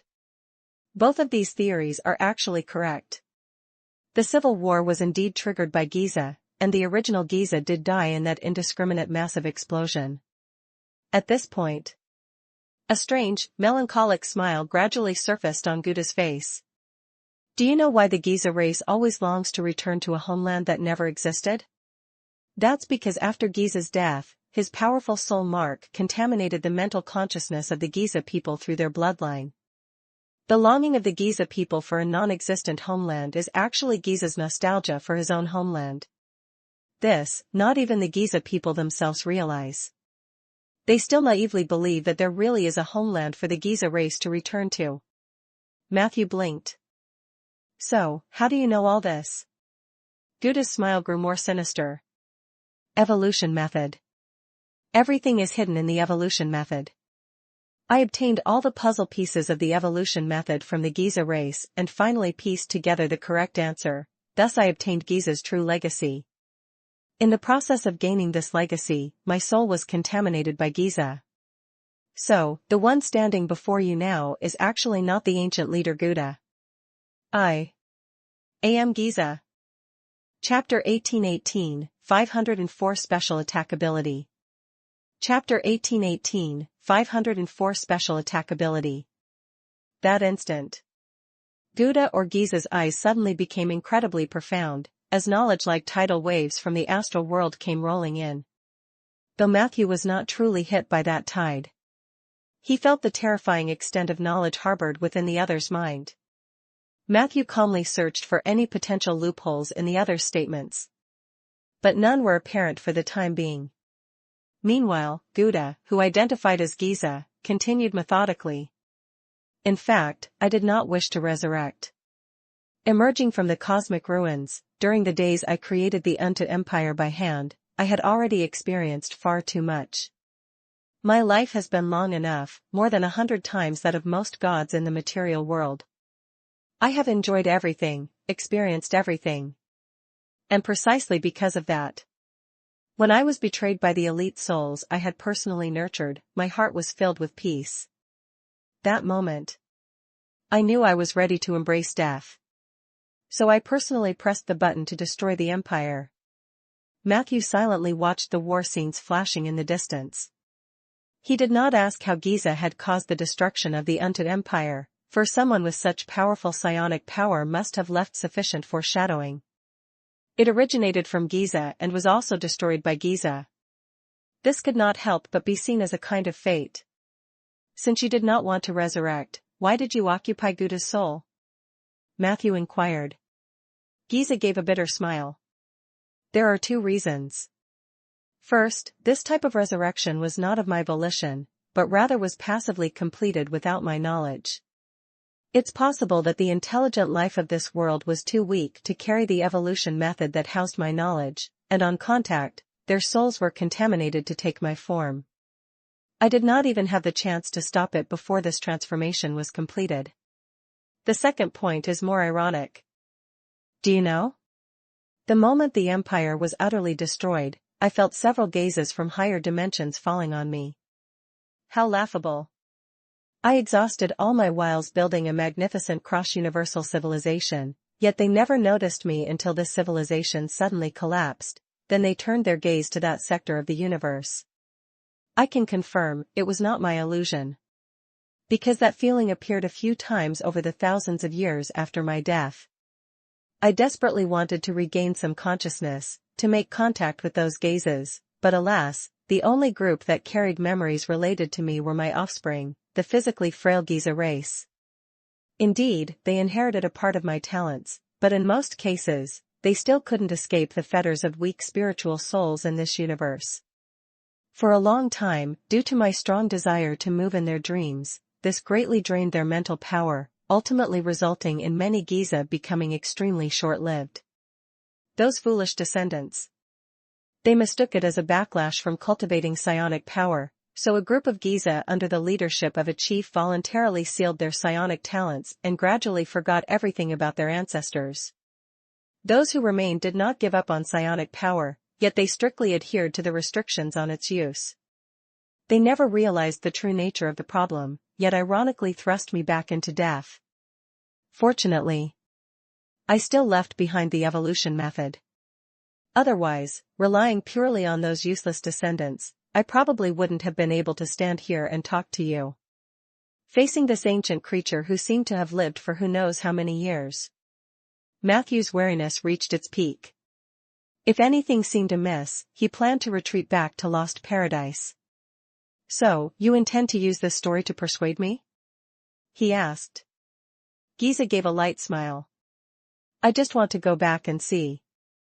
I hold no malice toward this universe, nor do I have any attachments to it. If I were completely dead, then I would just cease to exist, but since I have come back to life, I naturally wish to return to my dimension, to find out why my companion never came back for me. To achieve these, becoming a star beast is the only way. You must have sensed the changes in this universe. The giant beasts are about to descend, they are the children of fate for the next era, no one can resist them, only by joining them can one secure a place in the next era. I'll be blunt. The dimensions of your universe are too low, and the energy levels too shallow. Only for this reason, could it be selected by a higher-level civilization, relegated to a breeding ground for the giant beasts. Do you not want to see the outside world? I have already seen the first light. I am confident I can return to my former dimension, and I can take a few people with me on the journey back. Just help me. Then with my own soul as a promise, I will take you away from this lowly region of the universe, to a world with infinite resources, endless lifespan, and freedom to explore. You could even go to my homeland. There, intelligent life forms know no pain, are not constrained by emotions or desires, and people can freely do what they wish. You will become capable of anything, you will be free of worries, and you will understand the true meaning of life. Giza said, referring to his homeland. Chapter 1819, 504 Special Attack Ability _2. Chapter 1819, 504 Special Attack Ability _2. The intense yearning and pride radiating from within made his soul shine as brightly as the blazing sun. However, Matthew had become quite the seasoned veteran. The more the other side exaggerated their claims, the more his heart filled with doubt. If your dimension is so wonderful, why did you and your companion choose to leave it in the first place? Giza pondered. Don't laugh, but it might be that too much time has passed, or perhaps I lost a part of my memory during the resurrection process. I truly can't recall the initial motivation for my companion and me coming to the ruined universe. It was probably to explore something. Matthew shook his head silently in his mind. Giza's words seemed fairly sincere. But Matthew always felt like their mind might not be entirely clear. Could it be that Gouda acquired some of Giza's memories, causing a cognitive confusion, and mistook himself for Giza? He thought to himself. The next second, Giza unexpectedly perceived his inner thoughts. It's normal for you to have such thoughts. In fact, you could consider me to be Gouda, except that I possess all of Giza's memories and knowledge, and the self known as Gouda has been completely overwritten by Giza's will. Does it really matter whether I am Gouda or Giza? All I want is to convince you to help me destroy this planet. Help me become a qualified star beast. If you're not reassured, I can sign a contract with you. And if you're still not reassured, this contract can be signed in front of that giant beast friend of yours. Every giant beast is a child of destiny in the next era, they can discern the good from the bad for you. Joining forces and then leaving together, isn't that the perfect ending? Seeing Matthew's thoughtful expression, Giza persuaded further. There's one more thing, you might think I'm hypocritical, but this is the truth. The first time I saw you, I felt a special kinship. Really? It's such a subtle feeling. At first, I was confused, but gradually, my soul noticed something. You're like me, you don't belong to this universe either, do you?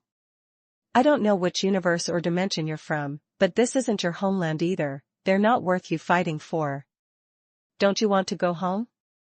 Upon hearing this, Matthew finally replied decisively.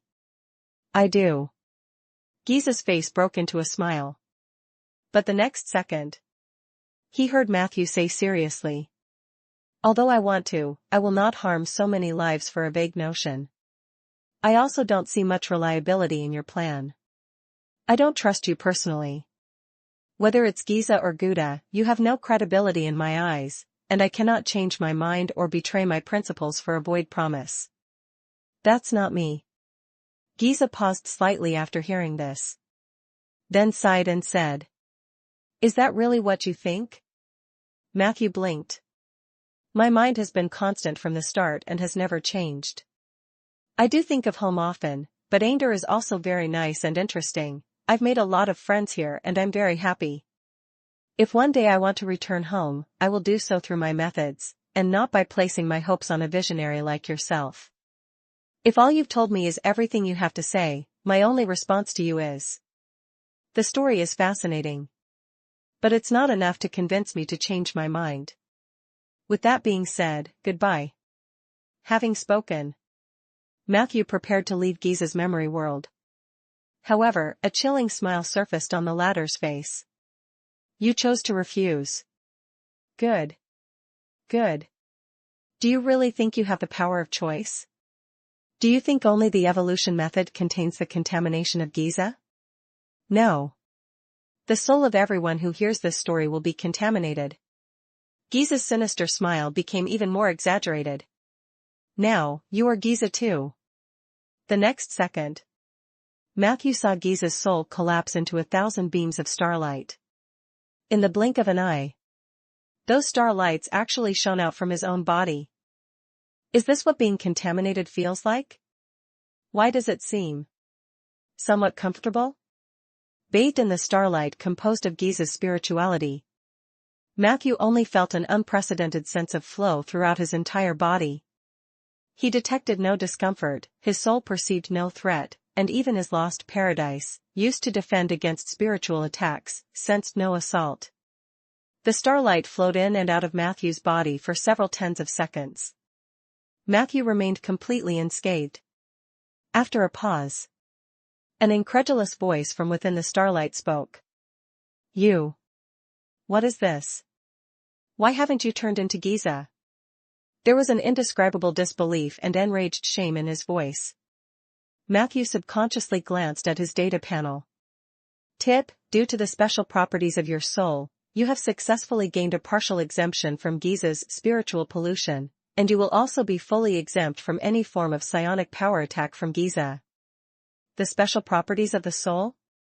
Could it be related to his identity before he crossed over? A thought struck Matthew. Although Giza's mental power couldn't harm him and being bathed in it was quite exhilarating, he didn't like being constantly troubled by someone. For safety's sake, he attempted to summon Gordon's fire from the depths of his soul. Whumph! A streak of black fire crossed the sky. The miserable scream lasted only 2 seconds before it was completely extinguished. Matthew saw it. The moment Gordon's fire appeared, all of Giza's spirituality was sucked into the black flame as if by a mighty whale drinking water. 2 seconds later, Giza's soul was completely burned to ashes. Immediately after, the entire world began to collapse slowly. Gordon's fire has such a distinct restraint against Giza's soul? Even understanding the strength of Gordon's fire, Matthew was shocked by what had just happened. Because this wasn't something that could be explained by mere strength. In the instant that Gordon's fire appeared, Giza's soul seemed to be directly absorbed into it without any power to resist. And as far as Matthew knew, Gordon's fire didn't seem to have the ability to absorb Giza. That's it? Feeling the collapse of the psychic world, Matthew continued to subconsciously search for any possible loopholes. He had been prepared for a difficult fight with Giza, yet the adversary's demise was this simple? The next second, a torrent of information flashed across the data panel. Tip, you have killed Giza with Gordon's fire, special attack ability. The Authority Lord of the Tauren has plundered new abilities and domains for you. 1. Domain, Construct. You have mastered the mechanical domain and gained a large body of construct knowledge. In the following time, you will automatically learn some basic abilities within the domain and gain the ability to independently create golems. 2. Ability, Undead Construct. You have acquired the ability to perfectly fuse spirituality, constructs, and negative energy. You will be able to summon a fully constructed undead army, numbering no more than 4,000. Under the influence of your domain, this undead army will have a militarized organization and each member will possess a certain degree of military training as well as the skills and knowledge for space adventures. Special attack ability? Matthew realized something. Was Gordon's fire specifically intended to counter Giza? Does that mean Peggy and Giza have a connection? Matthew was quite curious about the intricacies involved. But alas, Giza was dead. The memories inherited from the two Peggys did not provide a clear origin of Gordon's fire either. These mysteries would have to wait to be explored another day. For now, he was about to extract himself from Giza's psychic world. At that moment, something caught Matthew's eye from the corner of his vision in the collapsing world, light balls rapidly forming. Those were Giza's knowledge. Tip, you have discovered a large number of knowledge light balls, would you like to capture them? Chapter 1820, 505 The Reasonable Giant Beast. Chapter 1820, 505 The Reasonable Giant Beast. Knowledge light ball of Giza? Matthew's heart was instantly moved. Even though these light balls represented only a small portion of Giza's vast ocean of knowledge, for Matthew, it was a huge gain. After all, if the story just now was true, Giza was the one who had created such a brilliant civilization in the Undead Empire. His knowledge came from higher dimensions. It definitely warranted collection and preservation. No sooner thought than done. While observing the collapse rate of the spiritual world, Matthew quickly used his mental power to capture those scattered knowledge light balls. The process was not easy. After all, he was in someone else's memory world. Although his own mental power was considerable, it was hard to feel as comfortable as the real master. Fortunately, Lost Paradise provided some help. During the capturing process, Matthew noticed that light balls within about 3 to 5 meters were automatically captured by Lost Paradise. This greatly enhanced his capturing efficiency. A few seconds later, Matthew looked at the several hundred knowledge light balls, large and small, that had appeared in Lost Paradise, and though he felt satisfied, there was still some regret. Compared to the number of light balls in Giza's memory, these few hundred were merely a drop in the ocean. Matthew wanted to capture more. But reason told him not to be greedy anymore. This is someone else's memory world, and with Giza's death, the world is about to collapse completely. If I don't leave before that, I might also vanish from this plane. With this thought, Matthew suppressed his greedy heart, and quickly, through his contract with Alistair, disappeared from Giza's memory world. The return journey was not as quick as imagined, but it was stable. Matthew could feel Alistair's soul, like a lighthouse on the shoreline, guiding him in the right direction, and this sensation made him feel warm and secure. On the way, he quickly reviewed the appearances of those light balls and used the Founder authority to store these light balls in a chamber made of cosmic base rock. The amount of knowledge in these light balls is indeed significant, but they cannot be absorbed lightly. Matthew remained calm and restrained. The name Giza itself harbored a certain degree of spiritual pollution. His memories had a similar ability, and without proper extraction or filtration, it could be dangerous. Even though Matthew could completely resist Giza's spiritual pollution, he was not willing to take rash risks at this juncture. Meanwhile, to protect the others in Lost Paradise, it was better to seal them away first. The Tauran authority has certain plunder and filtration capabilities. I can wait until this authority grows strong enough, then use it to extract the knowledge inside. Matthew quickly devised the most prudent plan in his mind. He still hadn't fully confirmed whether Giza had really reincarnated inside Gouda's soul? Or had Gouda experienced severe mental derangement while receiving Giza's memories? After so many incidents, Matthew no longer blindly trusted the results displayed on his data screen. The data screen was just a manifestation of his own insight. It was seldom fooled, but not necessarily infallible. If Peggy really has connections with Giza, does it mean Peggy also comes from a higher dimension? I had played a game related to the Undead Empire in my previous life, then traveled. From the game's perspective, I too might be from a higher dimension. Could it be that my encounter with Peggy was also not merely coincidental? At the thought of these, Matthew felt an itching curiosity. He was eager to uncover the mysteries, yet there were very few in the entire multiverse qualified to give him answers. Perhaps Plague Daughter Kesha was one of them. Matthew couldn't help but recall the god of the other world who seemed to have mistaken him for her child. Amid these thoughts, his soul gradually neared Alistair's soul. The warmth was amplified hundreds of times. The wind roared in his ears. As the wind grew stronger, a sense of solidity surged in his heart. Matthew realized he had returned. On the data screen, notice, your divine artifact, Lost Paradise, has captured a large number of knowledge light balls. At the same time, Lost Paradise has absorbed a large amount of pure spiritual source. You can use the Sea Elf meditation spell to absorb the spiritual source, thereby enhancing your mental power.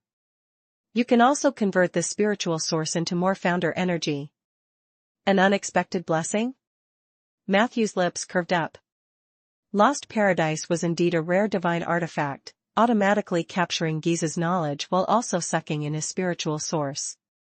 A source was, relatively speaking, less polluting than memories. With the strength of lost paradise, it could completely digest it. In that case, perhaps the other two could be resurrected earlier? Even the Mirage Dragon could be considered. After all, once resurrected, they would all work for lost paradise, and more workers are always better. The thought had barely crossed Matthew's mind when Alistair's gentle soothing voice came to his ears. Everything will get better. You were just deceived, enticed by him. We are not born perfect, we always make mistakes, but turning back in time is always better than continuing alone stubbornly. Matthew looked carefully.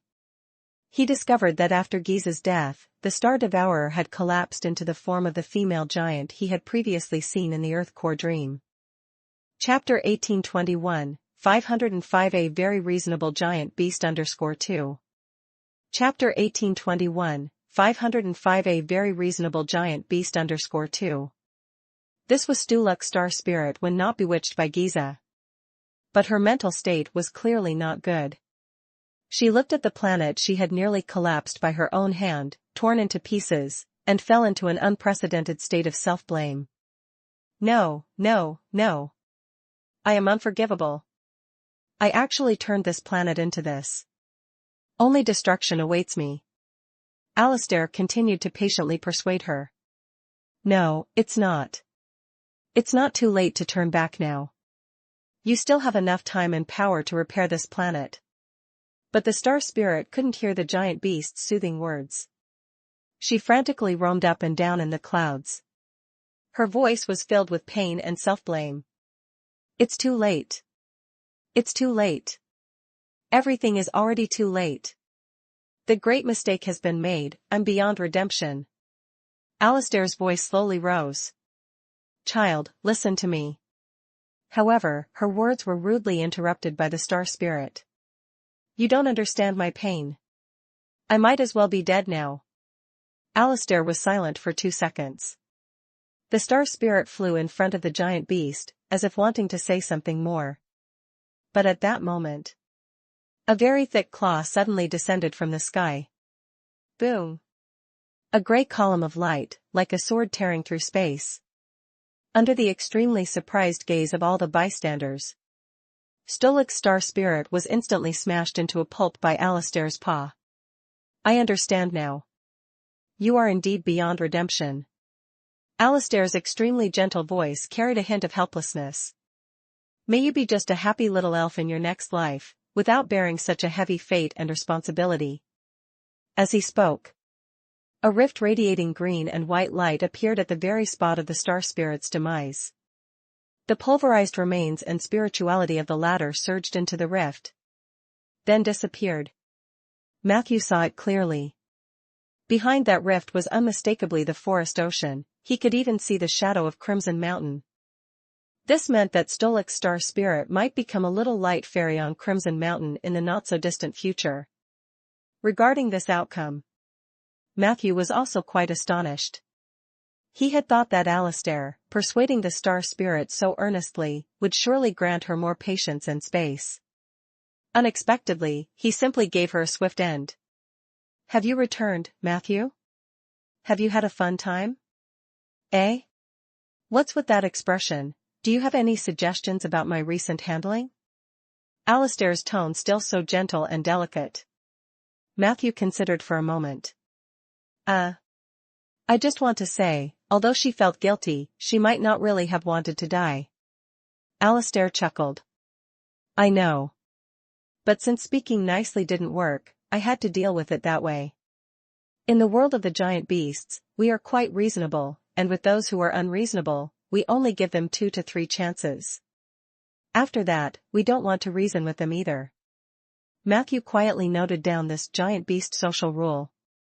And through that moment, Matthew also saw another side of Alistair's resolute and imposing demeanor. This made him feel more affection for the amiable yet decisive giant beast before him.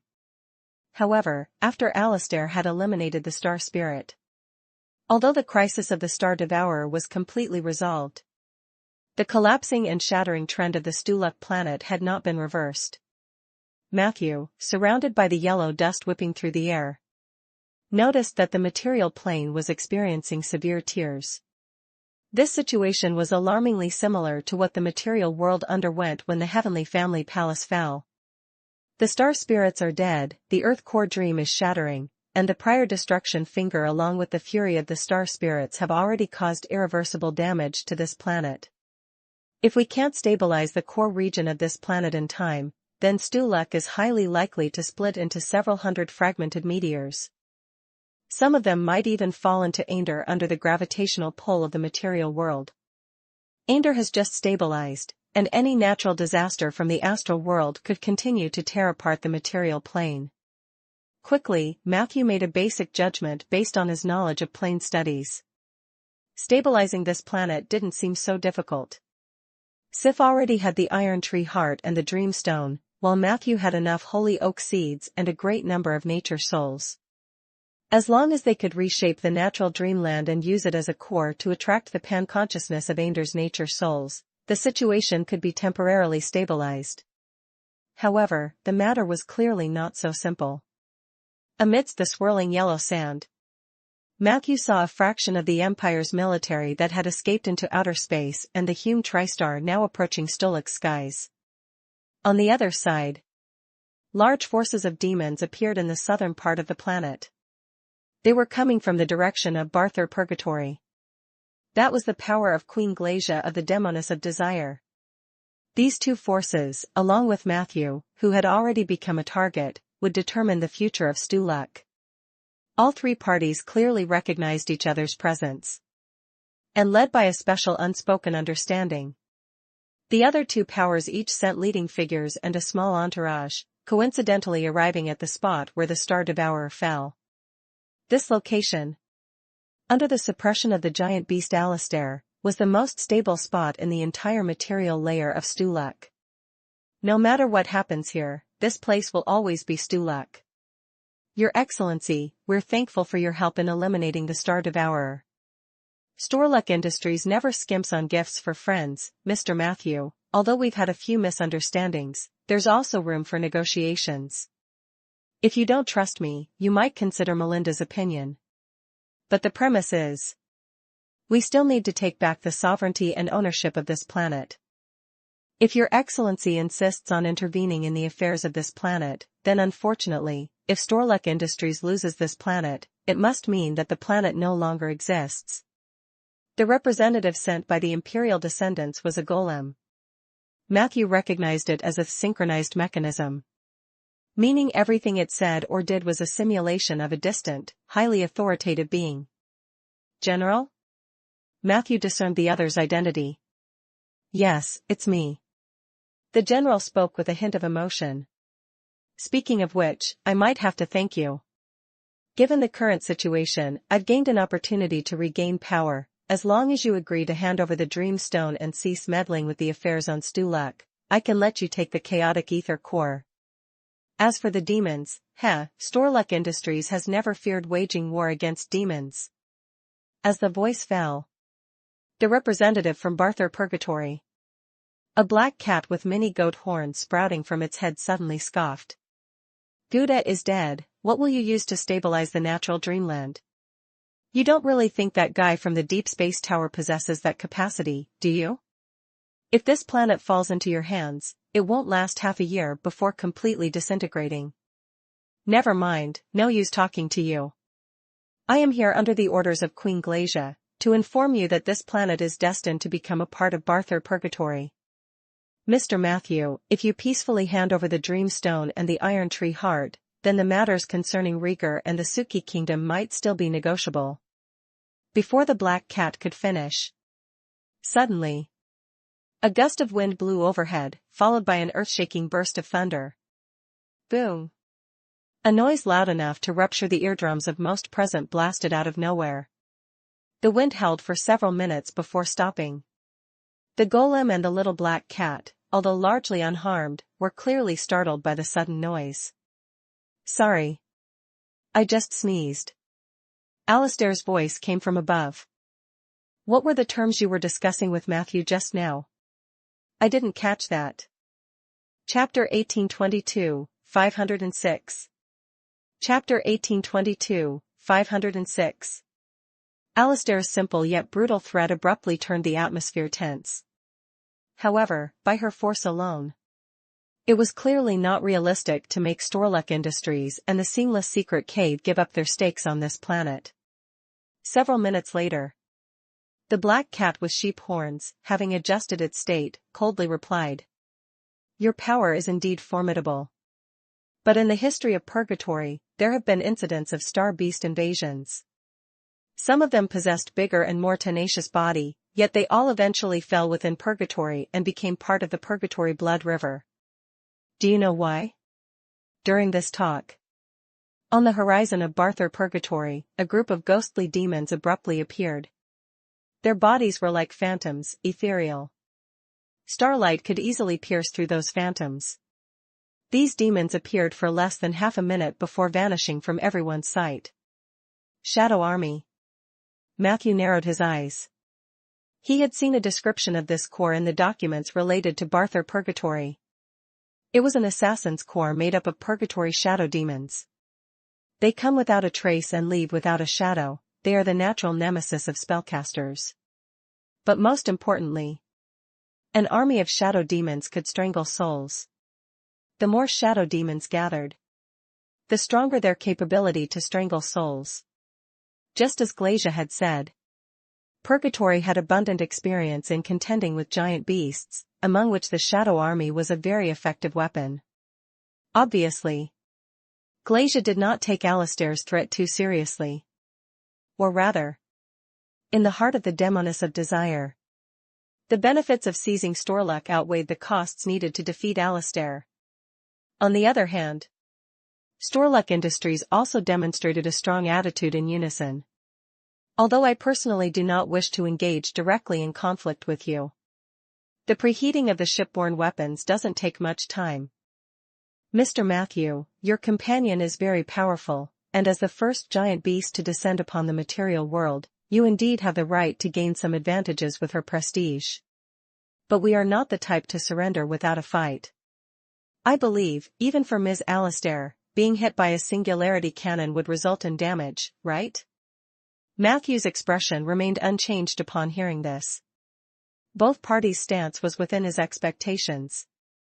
Let alone the fact that Storluck Industries had occupied this planet for so many years, they would definitely not readily hand over their painstakingly nurtured achievements.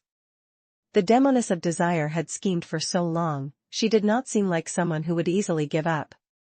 Everyone knew it well. Among the three parties, the only one likely to make concessions for mutual benefit was actually Matthew. Though he had a giant beast companion, and stood in the same camp as Sif, who possessed the Iron Tree Heart and Dream Stone, this planet did not mean as much to him personally. This was also the reason why both parties were willing to negotiate with Matthew. They both believed by negotiating with Matthew and haggling, perhaps they could exchange it for key resources from his hands at a good cost-performance ratio. After that, both Storluck Industries and Barthur Purgatory were prepared for a decisive battle with each other. But for now, they were merely engaging in verbal battle before the major conflict. However, Matthew responded in a way beyond all expectations. First, he coldly warned the black cat with sheep horns. Just as I told Taraz, take good care of Riker's soul. If anything happens to him, this will undoubtedly be the biggest mistake of your life. The demons of the Seamless Secret Cave are also not permitted to set foot on Storluck. If you persist in your folly, then I am more than willing to keep you company. Before Glacia could react, Matthew then turned to the synchronized mechanism and said, "About the last incident with the singularity cannon, I haven't settled the account with you yet. If Storluck Industries withdraws from this planet, I might temporarily not pursue your accountability. Under your governance, the star spirits went mad, and the planet has fragmented. You have no right to remain here. The best course for Storluck Industries is to leave this planet entirely. Otherwise, your fate will be no different from the demons of Barthur Purgatory." The incredulous voice of a general immediately came from the synchronized mechanism. "Are you mad? Do you intend to provoke Storluck Industries and Barthur Purgatory by yourself?" Glacia's voice was also full of astonishment. I did not expect you to be so indifferent to Rieger's life and death, but that's beside the point. Do you really want to go to war with both of us at the same time? On what basis? On what basis? Matthew smiled silently. Several seconds later, a slight stirring began beneath the earth where everyone stood. It was only then that they suddenly noticed. Beneath the giant beast Alistair's feet, several star realm portals had unexpectedly appeared at some unknown point in time. At this moment, all the portals were shining with a grayish glow. One after another, bone dragons emerged from the portals, followed by a massive skeleton behemoth. Then came the dark warriors, zombies, ghosts, banshees, skeleton soldiers. In an instant, under the leadership of the chrome-gold nether dragon Philolius, skeleton prince, Rick, and queen of banshees, Sinfran, the vast sea-like undead army successfully passed through the portals and successfully arrived on this planet. These portals. Did you utilize that sampan plane? Glacia was the first to detect the special nature of these batch of Star Realm portals. Chapter 1823, 506_2. Chapter 1823, 506_2. Logically speaking, Matthew had to exert significant effort to summon undead from the material world or the negative energy plane to Storluck planet. At least, there was absolutely no time for him to set up the Star Realm portal just after the battle had ended. But Matthew had the sampan plane in his hands. This plane was like a sampan that could travel back and forth between the material world and the astral world. After the Great Tear, the sampan plane was not damaged but instead became even more soulful after losing its restraints. Matthew was able to greatly control the direction of the sampan plane through the 8 extreme celestial instrument and the wings of wind. This was precisely why he used that plane as a super springboard to transport military forces from the material world to the astral world. In one fell swoop, he gathered over 50,000 undead. As soon as these undead landed, they scattered across the surface of Storluck planet under the command of their respective leaders. Matthew's instruction to them was to occupy the bases that Storluck Industries had evacuated. As for how many objectives could be achieved, he did not know. Anyway, capturing one was better than none. Undead? The general's voice carried a hint of taunting. No matter how many undead you have, they're just cannon fodder. Matthew's response was quite calm. Cannon fodder or not, why don't you come and find out for yourself? You don't think this is all the military strength I have, do you? I can honestly tell you, if I wish, I could cover the entire Storluck planet with undead and negative energy. Matthew was not boasting with this statement. In the past 6 months, the number of deaths across the multiverse had surged. He had also secretly accumulated a large number of dormant soldiers. Compared to that, the increase in the number of undead from the Fear of Death graveyard was actually the smallest. The majority came from Philolius's territory in the 6 ring lands. At least 60% of this temporarily summoned undead army came from Philolius's territory. After becoming legendary, the latter had not slackened, but kept expanding his territory. Now, he was the unquestionable king in the 6 ring lands and had over 100,000 undead under his command. Even so, Philey's loyalty to Matthew remained as strong as ever. With just one command from Matthew, not only did he lead the charge, but he also sent his elite Bone Dragon army and the newly formed Feathered Dragon army to the front lines. Watching the Bone Dragon army on the ground forming a black line, and the negative energy Feathered Dragon swiftly soaring through the sky, the general and Glacia, after their initial astonishment, finally took Matthew's intentions to interfere with this planet seriously. As long as there is death, I will not lack loyal soldiers. As long as I am here, this planet will no longer be at your mercy. Matthew arrogantly declared Storluck's sovereignty to both parties. From now on, this is my planet. Glacia smirked with rage. Very well. Then prepare for war. The general coldly said. Your madness is truly astonishing. A mere small mage, not yet legendary, with the strength surpassing that of his peers due to various adventures, actually fancies that he can conquer a planet all by himself? Matthew straightforwardly retorted. Who said I was going to conquer this planet all by myself? He then looked towards Letitia. I think the Suki Kingdom would be more than happy to join my camp.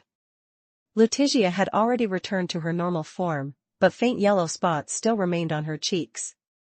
Hearing this, she replied without hesitation. Of course. As long as I can turn part of Storluck into the territory of the 10th Purgatory, I would be glad to do so. Sif didn't speak. But her eyes shone with bright starlight as she looked at Matthew. The allies you've found are already on a downward spiral. Glacia's taunt was not yet finished.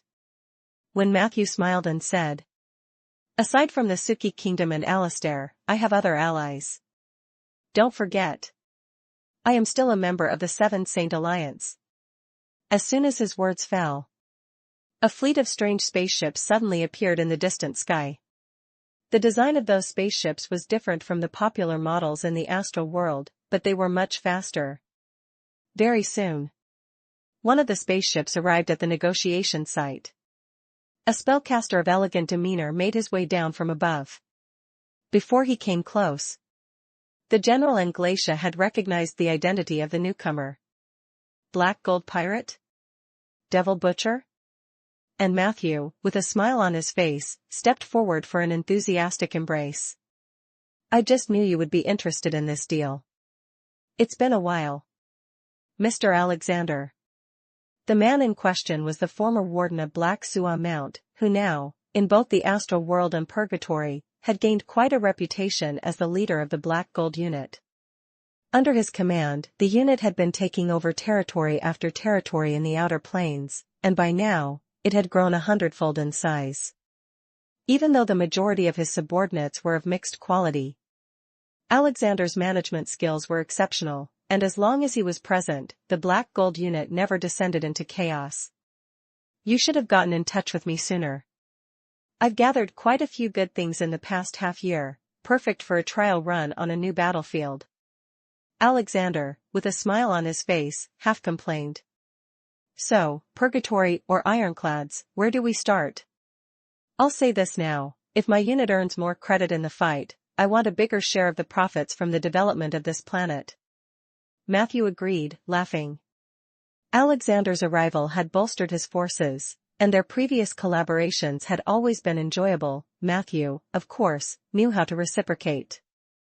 In this age where outer planes were frequently collapsing, a comparatively stable planet like Storluck was an exceedingly rare and cherished resource. As long as one could firmly keep hold of it, it would be an endless source of benefits. For Matthew, who was currently positioned, a little more or a little less wasn't so important. Black Gold Pirates, Undead Army, and the Suki Kingdom. It doesn't seem so much like a rabble after all. Glacia's tone became much more serious. I admit you have more chips for negotiation. Seeing the change in the other party's tone, Matthew cut her off directly. I told you, I'm not here for negotiations, this is my planet. If you're not happy with that, then let's fight. If only death and destruction can wake you up, then I'm more than happy to accompany you on your journey. Glacia's voice utterly transformed. Very well. I will make you regret uttering those words. Within 3 days, I'll rip out your soul and have you begging at my feet. After her words fell, the black cat with goat horns exploded with a bang, turning into segments of blood-drenched intestines. And the golem on the other side broke off all connections. Alexander's smile quickly faded from his face. Letitia, too, looked as though she was bracing for a formidable enemy. Everyone knew the real battle was on a hair trigger. Nervousness was inevitable. Only Matthew's face remained calm, his mood unperturbed. He had, in fact, been long prepared to face a war. The chaos storm that had disrupted Canning City was still not quite enough for Matthew. He yearned for a more intense chaos storm. And then to end it with his own hands. He had come to a clear conclusion. Every legendary necromancer was forged atop a mountain of corpses and a sea of blood. If the undead calamity on the sampan plain was a prelude, then this protracted war on Stuluk would be the climax of his ascent to the pinnacle with his undead army. Only from within death could one find the path of undying that transcended all creation. War, chaos, death, order. Those things that seemed ethereal and elusive at times, yet followed a certain pattern, cycling endlessly. That was his legendary path. Down south, towards Barthor Purgatory, a large number of demons have appeared. Wait. Why are they retreating again? A hint of confusion flickered in Alexander's eyes. It was at that moment that Matthew suddenly saw a middle-aged spellcaster appear beside Alistair. His pupils contracted slightly. That was Holy Mage Link? Chapter 1824, 507 Planet Defense War and Summer Night's Superpower. Chapter 1824, 507 Planet Defense War and Summer Night's Superpower. Matthew was surprised at Link's arrival. Among the 4 heavenly mages of the Alliance, Matthew had some connections with Isabel and Soria, but he was relatively unfamiliar with Link and Nameless. He knew only that this heavenly mage had a fiery temperament and aggressive methods. Within the higher echelons of the Alliance, Link was an even more vehement human supremacist than Isabel. He was also one of the heavenly mages who had contributed the most to the Alliance or humanity.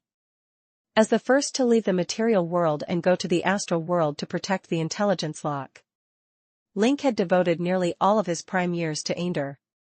As far as Matthew knew, Link was also the one whom the gods of the Heavenly Palace despised the most.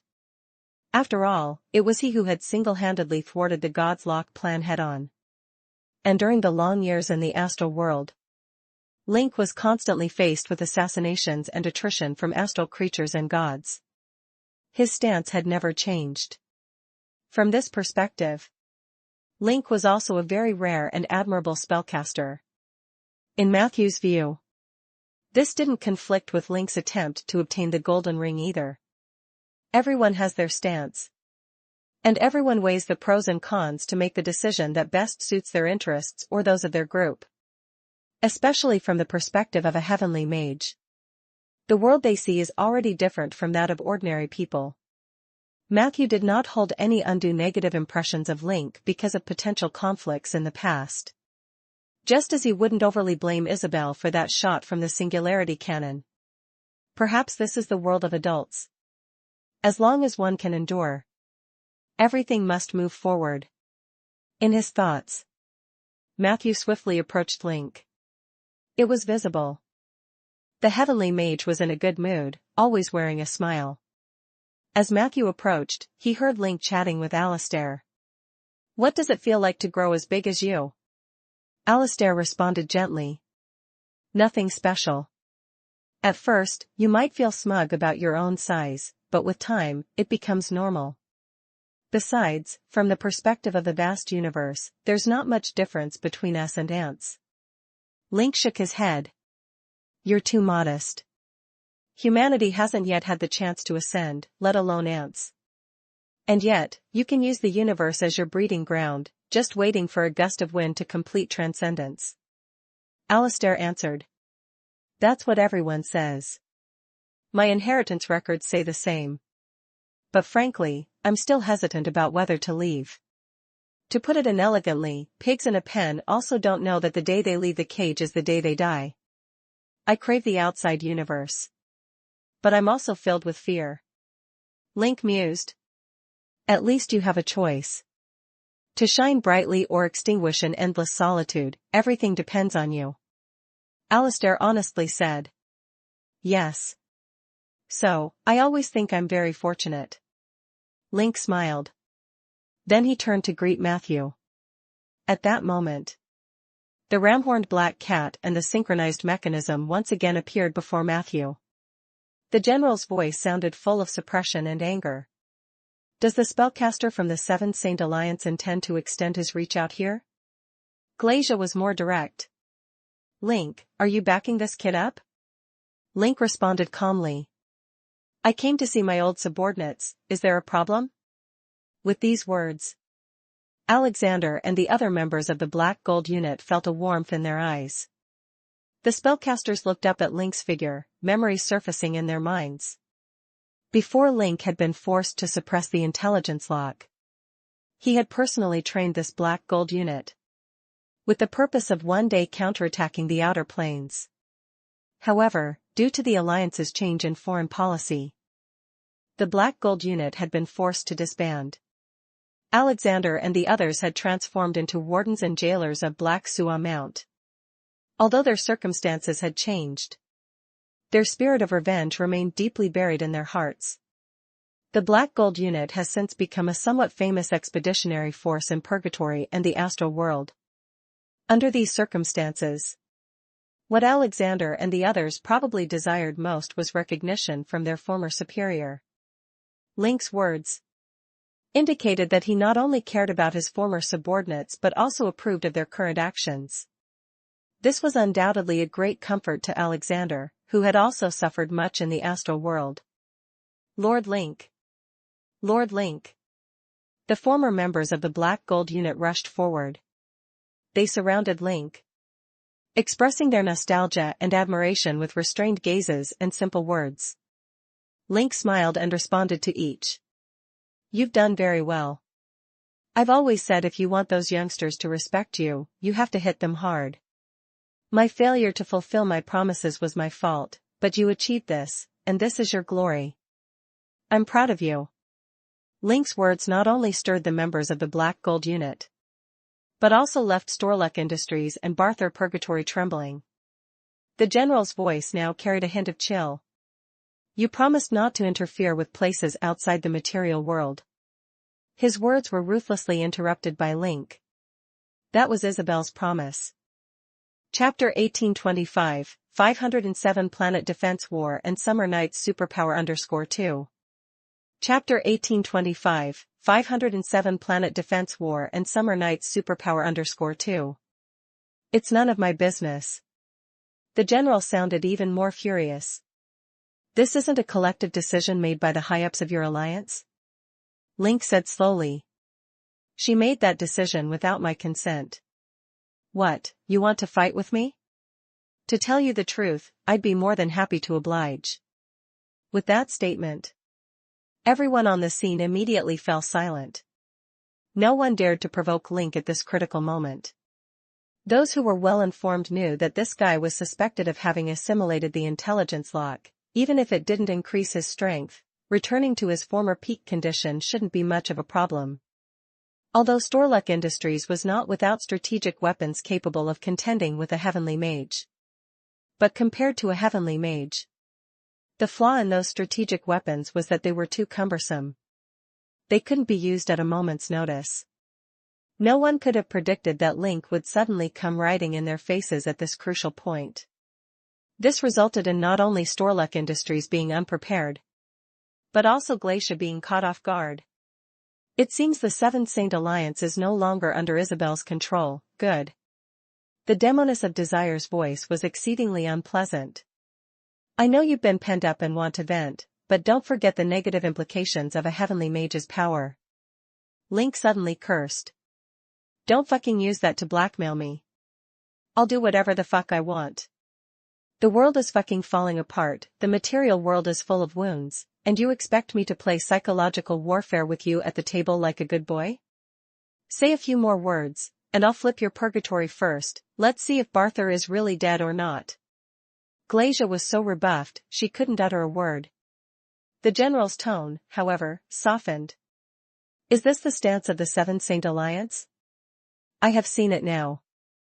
Very well, we concede this time. I will hand over this planet to you. Our people will completely withdraw within 3 days.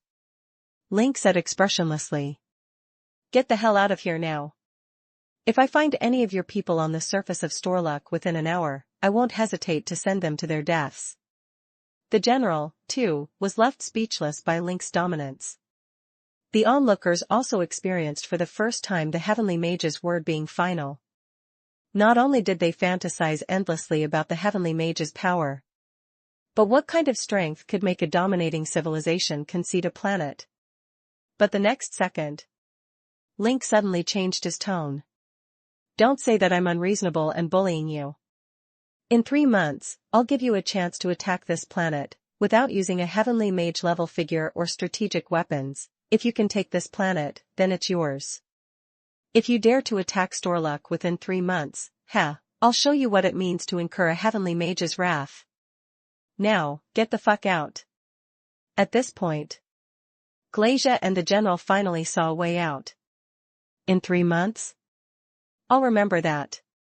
Let's go. Very well, a heavenly mage wouldn't go back on his word. We'll give you 3 months. In no time, Chen Bing's purgatory army at the southern border had vanished without a trace. The sky full of densely packed flying machines also withdrew from space, docking towards the direction of Hume TriStar. When Matthew heard Link's last words, he felt much more at ease. If Link simply bulldozed others with his power, it meant he also wanted something from this planet, and without Isabelle and Soria getting involved, Storluck would most likely have to be given to Link. Now the situation was different. Matthew realized Link didn't hold much desire for this planet, and in 3 months, he would still have to fight for its ownership. The other party even swept away the potential for heavenly mage-level weapons. This was nearly the best scenario for Matthew. After driving away both parties' forces, Link first chatted with his old subordinates like Alexander for a while. Then it was Matthew's turn. The 2 men stood on Alistair's broad back, gazing at the shining Hume TriStar above them. Link said leisurely, "First stabilize the core of the planet with a natural dreamland, then figure out how to subdue those 3 satellites. After the initial pacification of the conflict in Storluck, you can ask Nameless for help, getting him to cut this planet. You must realize, the south of this planet has been contaminated by Purgatory, with long-term overlapping. Purgatory Blood River will seep into the new natural dreamland. You can't just kill another star spirit again. The only way is to divide it. This requires a very adept understanding of plane studies spells, and Nameless is the only one in the multiverse capable of doing it. As for how you ask Nameless to accomplish this, that's your own business. If the division is successful, consider giving Purgatory's part as a favor to the Blood Banner Kingdom. They need it. The intact part, you could ask Qin Wuyue for help, have her use the moon to pull it close to Ainder, or directly create a dual moon plane system with the moon. I'm just proposing a general idea. You would be better off implementing the details. After all, this planet will be yours in the future." After hearing this, Matthew found it incredibly enlightening. He had only considered using natural dreamlands to stabilize the planet, then facing other challenges. Chapter 1826, 507 Planet Defense War and Summer Nights Superpower _3. Chapter 1826, 507 Planet Defense War and Summer Nights Superpower _3. But Link had everything arranged for the follow-up. Truly a heavenly mage of broad knowledge and vast experience. "Thank you." Matthew expressed his sincere gratitude. Link waved his hand. "I am simply fulfilling someone else's request." Matthew was slightly taken aback. "Teacher?" Link said with a smile. "She is not in a position to appear in person this time, so she sent me." Matthew nodded slightly. "That singularity cannon fired half a year ago was actually a misunderstanding. You can understand her position, right?" Link suddenly said this. Matthew was a bit surprised but still nodded and said, "Of course. You must also understand my position." Link continued. "I really need the golden ring. It's not because of the magic net, nor because of the power of the chaotic ether, but because this divine artifact can help me reach a very important location." Matthew held his breath, knowing the crucial information was coming, and then asked, "But the God of Truth has been banished by me." Link coughed. "But the chaotic ether core is still here." Matthew hesitated. "You mean to?" Link quickly said. "I know the legendary construct housing the chaotic ether core is your friend. Don't worry, I have no intention of doing anything to him, just need his cooperation. I want to create a miniature version of the golden ring. Not only will it not cause any harm to him, but it can also reduce the pressure from the chaotic ether on him." Matthew thought it over. If that's the case, I have no problem with it, but you still need to communicate with Butterfly himself. I have to know what he thinks. Link nodded. Okay. Bring him here later, and I can explain in front of you how to create a miniature golden ring. Matthew secretly breathed a sigh of relief. Link was proving to be quite approachable, which was a relief. If he had forcibly demanded the ether core from Butterfly, then that would have been troublesome. Do you have confidence in the planetary defense war 3 months from now? Link suddenly asked. Matthew pondered for a moment. I have at least a 60% chance. Link shook his head. Not enough. War is about using every means at your disposal and then winning. Draw in whatever allies you can. Implement any strategies you have. Don't worry too much about short-term gains and losses or what others think. Only victory is authentic. Matthew nodded, acknowledging the lesson learned. Link added. Do you know why it's in 3 months? Matthew looked thoughtful. Is it related to the teacher? Link nodded. Pretty much. Her time to influence this universe is running short, and this is the last thing she can do for you before she leaves. Cherish it. Additionally, once the miniature golden ring is constructed, Nameless and I will be departing for a while, leaving Soria as the only remaining heavenly mage in the Alliance. That's when your real test begins. The imminent departure of the heavenly mages. Matthew had sensed it was coming. But still, there was a hint of confusion on his face after receiving confirmation from Link. Link explained. I've been invited by the head of the Space Undead Army, the Deep Cold King, to explore the ruins of the universe that are said to be the origin of the Unto Empire. Nameless wishes to follow in the steps of the Calamity Mage and plans to come with me. As the days of heavenly change intensify, our departure will become normal. You should understand. We are guardians. But not forever. Aside from Soria, who is reluctant to part with worldly treasures, every heavenly mage yearns to touch upon calamity-grade power, to ascend like Mr. Capital or to transcend. It's ironic. When weak, one yearns for strength. Yet once strong, one feels constrained by the environment, trapped in a cage, eager to break free of all shackles and venture into the unknown. Humans never seem content. He said all this with a self-mocking smile on his face. But to Matthew, what felt more real and more moving than that smile was the fervent desire in Link's eyes when he spoke of transcendence. In the ruined universe where the Unto Empire originated, is there something of inestimable value hidden? Matthew asked seriously. Link shook his head. I don't know. Excitement unlike any before shone in his eyes. Because nothing is known. That's exactly why we have to go and see. Don't we? Afterward, with Matthew's introduction, Butterfly had a brief conversation with Link, and the former agreed to Link's proposal for creating a miniature golden ring. After Link left, Matthew rushed to prepare various matters. The planetary defense war in 3 months could not be taken lightly. Facing the general leading Storluck Industries and the demon armies under Glacia, Matthew had to perform a super-military mobilization, commonly known as a surge in troops. Of course, for a necromancer, a surge in troops was not an uncommon event. More than increasing numbers, Matthew was focused on finding high-quality allies. He immediately returned to Ainder to call friends and arrange for times, while also drafting a group of spellcasters and druids from the Rolling Stone Kingdom. Most of the former group were members who had declared to follow Matthew back at the mage camp and had integrated into Rolling Stone City's society over the past half a year.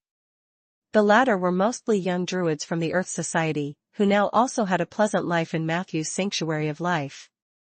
Chapter 1827, 507 Planet Defense War and Summer Nights Superpower 4. Chapter 1827, 507 Planet Defense War and Summer Nights Superpower 4. After bringing them to Storluck, Matthew handed over the task of reconstructing the natural dreamland to them. In the past 6 months, these people had also grown quite a bit. Reconstructing the natural dreamland without any interference was not difficult for them. Especially with the help of the shameless bear. Subsequently, Matthew summoned the god of travelers from Lost Paradise and handed over the holy oak seed to him, entrusting him with the final check. Having done all this, he then transported a large number of undead to the north of Storluck. There, he had the mother of slaves lead people to clear the land and build graveyards. For a necromancer, to become rich, one must first build graves. Forget about anything else. Before the Great War, building several grave sites with a base of operations was stronger than anything. Additionally, Patton also sent some people over, mainly to help collect various equipment and blueprints from the Storluck industrial base. He himself was actually very interested in these technologies and wished he could come over in person, but due to his position as king of the Crucible House and the relatively dangerous situation in Storluck, Matthew stopped him. Of course, Matthew had good reason to do so. The former Rolling Stone Kingdom had already had its soul hooked away by the Purgatory Devil, and now with Storluck adjacent to the original Sinner Barthur Purgatory, wouldn't it be a laughing stock if another one got hooked away? In conclusion, under Matthew's arrangements, portals sprung up one after another. Troops marched toward Storluck in a formidable array, one after another, starting their work. All this was seen by the imperial descendants on the Hume TriStar. Apart from feeling so angry they itched, there was nothing they could do. They could only pin their hopes on the war 3 months from now. 3 months? Heh. Link said they couldn't attack Storluck within 3 months, but he didn't say I can't take the initiative to strike. After being busy for a while, Matthew looked at the satellites in outer space, his eyes flashing. Suki Kingdom. Red and Black Castle. Inside a room next to the Sky Garden. Is he, Summer Night? Matthew looked at the sleeping baby on the small bed with mixed feelings. The latter was lying spread-eagled, his right hand seemed to be clutching something like an umbilical cord, and even in his sleep, his 2 feet would restlessly kick occasionally. He patiently observed the baby's face. Several minutes later, he admitted somewhat sullenly. The child's appearance seemed to resemble Sif more. Wait a minute. Summer Night turned over, adopting a side-sleeping posture, Matthew suddenly discovered with delight. He does look quite a bit like me after all.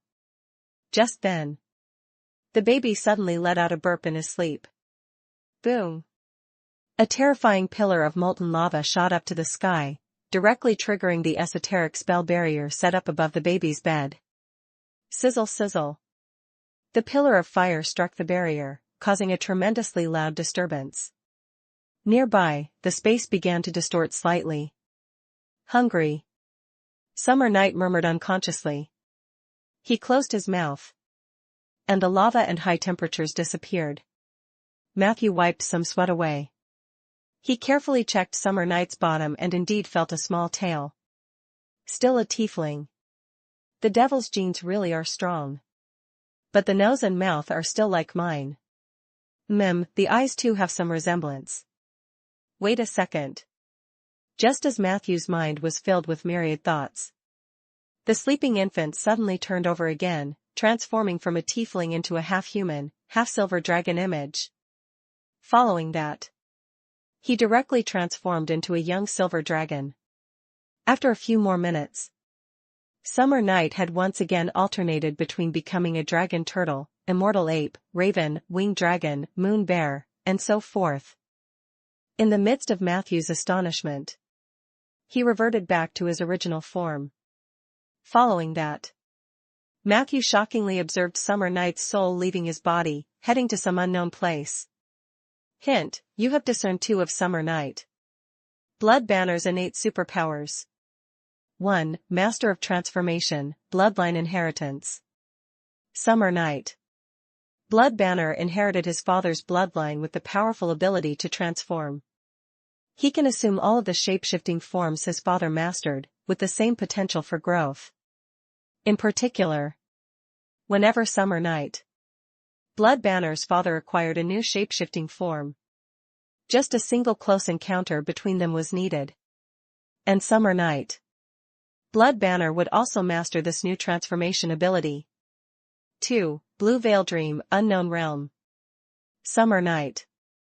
Blood Banner, influenced by the blood of Barther and chaotic ether, passively mastered the legendary spell Blue Veil Dream from birth. After a certain time period, he would soul travel to other worlds. Summer Night. Blood Banner would forget most of the memories and knowledge from the other worlds but would retain a very small portion of them. This greatly benefited his growth and also laid foundations for unforeseen perils.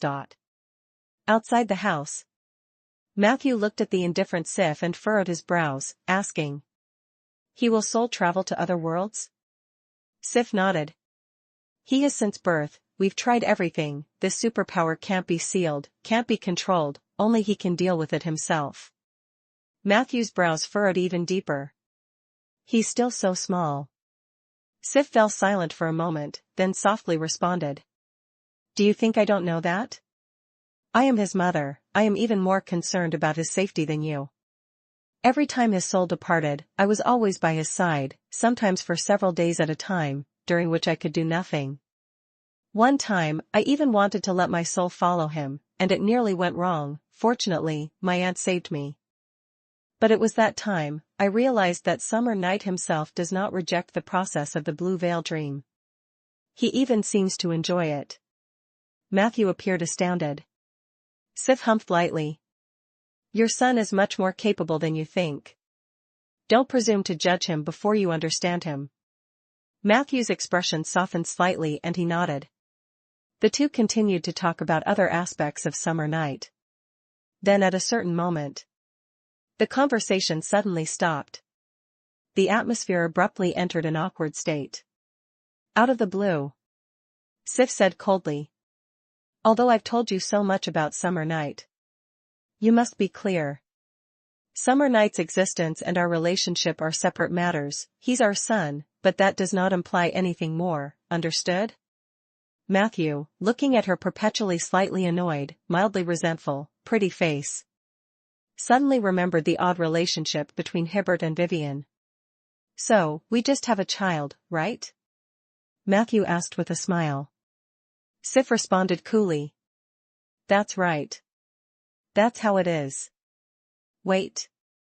What are you doing? This is the corridor? Summer Night is sleeping next to us. The maid is watching. There's a bed in the next room. Keep it down. There's not going to be a next time." 2 hours later. At Soria's Crystal Palace. Matthew entered guest room number 3 looking refreshed and buoyant, and faced the regal heavenly mage, confidently stating his purpose. "I want to borrow money." Chapter 1828, 508 Super Enhancement and Supreme Sage. Chapter 1828, 508 Super Enhancement and Supreme Sage. Hearing Matthew's words, the usually graceful and dignified Soria actually let out a rare laugh. "Very good. You've finally figured it out." Matthew replied with a smile. "You know why I'm borrowing money?" Soria's face nearly burst with a smiling expression. "Of course. Besides spending it here with me, what else could you do with the money you borrow from me?" Matthew grimaced with a bitter smile. "You're right. So, about how many gold coins can I borrow?" He had intended to keep things separate. First to discuss the loan with Soria, and then proceed with the expenditure items. However, this approachable heavenly mage didn't plan to delve into these details at all, simply slapping the list of previously seen items lightly in front of him. "Pick whatever you want," Soria said softly. "I'll personally brew you a pot of tea. This is a rare big business opportunity, can't just fob you off with a magic drink." With those words, she moved with happy strides, her hips swaying as she entered the tea room next to the VIP area. Matthew's ears twitched. Despite the soundproof barrier, he seemed to still hear Soria laughing next door. "Why do I feel like a lamb walking into a tiger's den?" A bitter smile spread in Matthew's mind. Soria's attitude was very clear. No matter how much money Matthew borrowed this time, she would approve it. Obviously. She recognized Matthew's potential, and also approved of his trend of gradually turning this potential into strength. Before coming here, I assessed myself at 10 million gold coins, of which Lost Paradise alone is worth over 5 million. It seems I've underestimated myself. Moving up from the legendary, often the price can no longer precisely reflect the value. My own value can't actually be measured in gold coins. No wonder Soria is so delighted. I'm probably one of the debtors she most desires. Matthew touched his nose. He saw through all the nuances. It could be said, from the first time he came here for strengthening, the relationship between the two was destined. In such a tumultuous situation, Matthew urgently needed Soria's abilities to perfect his own shortcomings. And Soria, who always liked investing and lending, clearly needed someone with potential like Matthew to further expand her legendary path. This could be the last chance to plug any gaps before reaching legendary status. Anyway, I'll get the abilities in hand first. At that moment, Matthew completely calmed down. He read Soria's item list carefully. Even more attentively than the last 2 times. From time to time, he would pause and mark 1 or 2 items with the magic quill in his hand. He was so focused on this process that he had no idea when Soria returned to the VIP room. All in all, Matthew grouped the abilities and spells he wanted to be enchanted into 3 categories. The first group, cramming before the exam, also known as the swallowing group. This part was mainly to fill in the useful spells from other domains that Matthew had neglected due to specializing in necromancy and natural abilities. Excluding the domains of necromancy, prophecy, spell, and transformation, which were not needed by Matthew. There were still harmonized spells, enchanted, illusion, defense, novel spell from another world, and the strange techniques newly created by Ronan. The last 2 domains were not offered for strengthening services at Soria's place.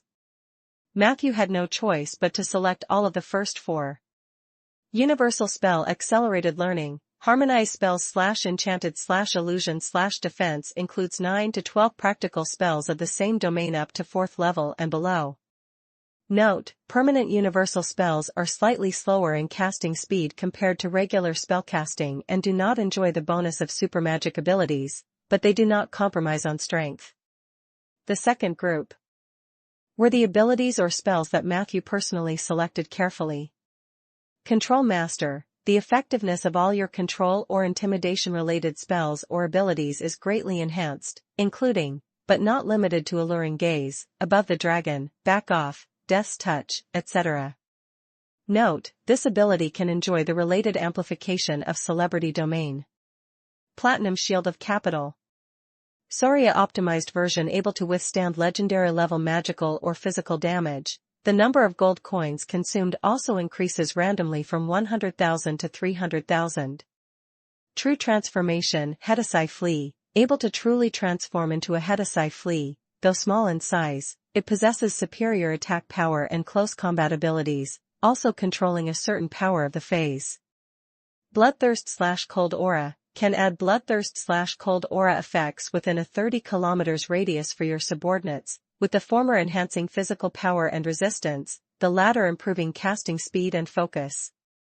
Swarm Mind, can provide a unified swarm mind network for non-mechanized, non-undead groups, allowing them to be uniformly dispatched and become more well-trained. Besides these were a few other spells that could provide Matthew with a stronger immediate combat force. The final group was even more special. Each spell or ability in this group was worth a fortune because they came from the 4 guardians of the 7 Saint Alliance. Chen's Drunken Fist, Ronan's Super Disintegration, Yorua's Gravity Space. Apart from Roderick's Divination, Matthew could say that he had mimicked the niche techniques of the 4 guardians. Each of the above 3 legendary spells, each of the permanent values alone was 200,000 Alliance gold bars. Once the key aspects were permanently set, each spell could, at most, only be used 10 times. And once used up, he would have to find Soria to recharge. And she obviously wouldn't provide the service for free. As Matthew thought about this, he felt even more distressed, but at this point, he had little room to retreat. Chapter 1829, 508 Super Enhancement and the Supreme Sage _2. Chapter 1829, 508 Super Enhancement and the Supreme Sage _2. Win the upcoming Star-Planet Defense War. Become a legend. Only this way would he be qualified to continue thriving in Ander. Otherwise, he was destined to become like those names that had once shone bright in the material world, streaking across the night sky like meteors, before silently vanishing without a trace.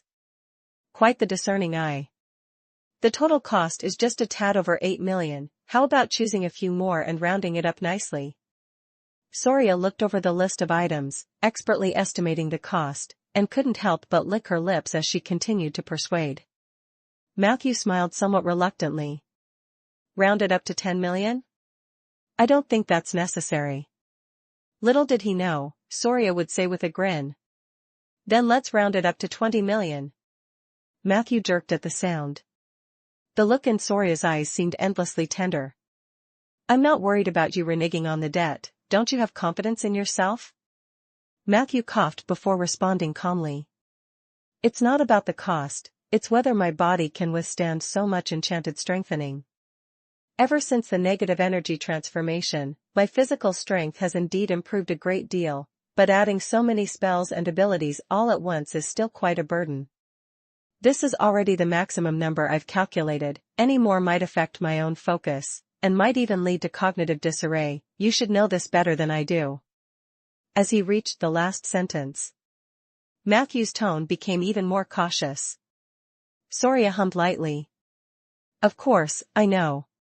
You can choose now and come back for the enchantment after becoming a legend. I haven't planned to cram 20 million worth of goods into you all at once. Matthew wiped the sweat from his forehead. Let's talk about the future when it comes.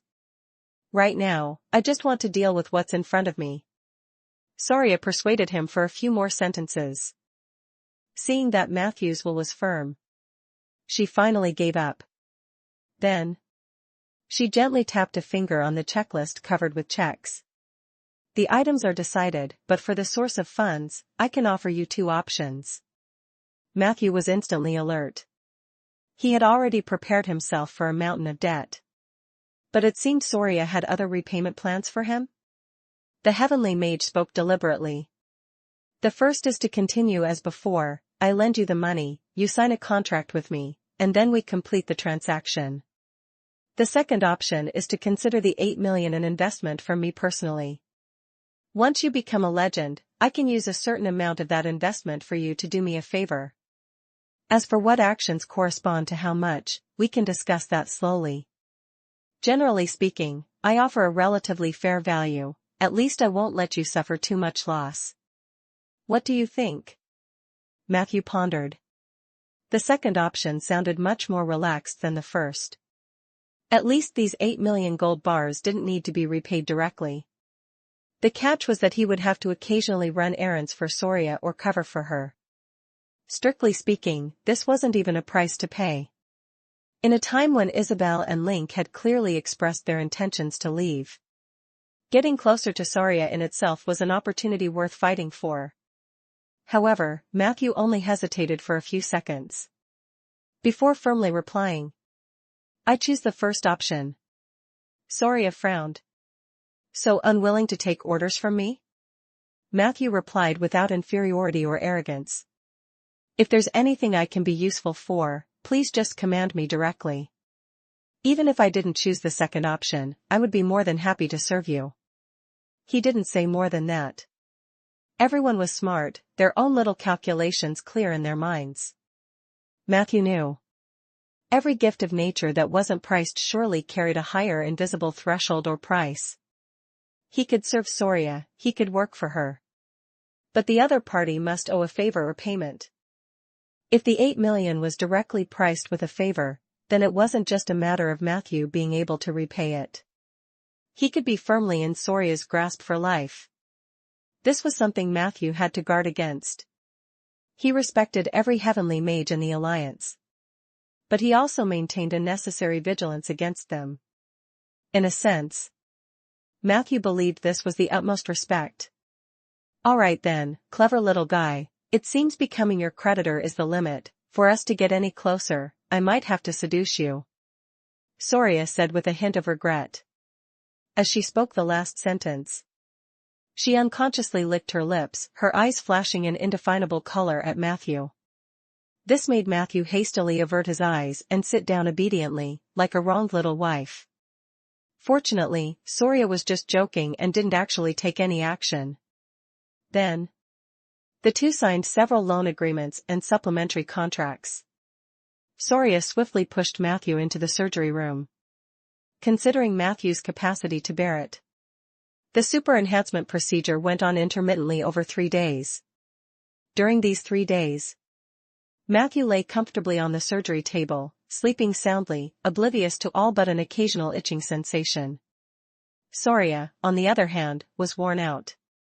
After the last spell constancy was completed, Matthew saw Soria looking so pale she could barely stand. Finally, she had someone else finish the post-surgery and awakening procedures for Matthew. Chapter 1830, 508 Super Enhancement and Supreme Sage _3. Chapter 1830, 508 Super Enhancement and Supreme Sage _3. A myriad of spells had been implanted in his body. Matthew felt a bit crowded, but above all, he felt one thing. Thrilled? Questioned Margaret. Understand Margaret. Now, I've become Giant Margaret. Matthew was overwhelmed with emotions. Recalling how Margaret once had merely 2 million in abilities all over.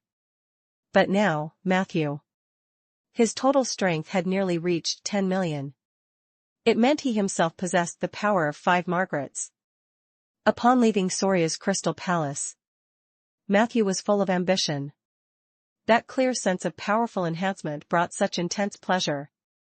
Intense enough that it made the nerves at his temples keep twitching. It felt as if a tiny joyous figure was about to jump out from inside. Still, I need to show some temperance. Matthew rubbed his forehead. After all, the power obtained through a heavenly mage's enchantments is still an external force. There's always a feeling of discordance in using it. I still need to find a way to fully integrate this external force into my own abilities. Of course, Matthew had been prepared for this situation. Having left Soria's crystal palace, his next step was to urgently travel to the Northland's arcane castle. There, he would undergo a period of secluded spell upgrade training, mainly focused on upgrading spells and expanding his signature spells. Matthew had long heard of the wonders of Arcane Castle, and now he finally had the chance to experience it firsthand, a prospect even more exciting than Soria's handiwork. However, during the time he was handling the final procedures for his trip to Arcane Castle through the Silver Council, a message came from Butterfly. The Foreign Affairs Director, Martin, whom he had met once before, invited Matthew to Cyber Dragon. Upon returning to the material world, the first thing he did, following Link's instructions, was use Clone, creating a human body for Butterfly. That body was naturally identical to the previous Butterfly. Subsequently, Butterfly implanted a portion of its consciousness into that clone, thereby obtaining the capability to continue its activities in human society. He brought the shrunken mechanical Butterfly back to Canning City.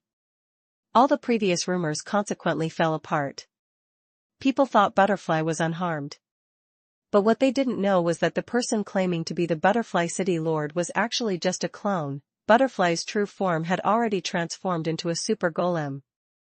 Matthew escorted Butterfly back to Order City, partly to manage the aftermath of the chaos storm that had shaken Canning and partly to return the spaceship and golem mines Butterfly had borrowed from Cyberdragon.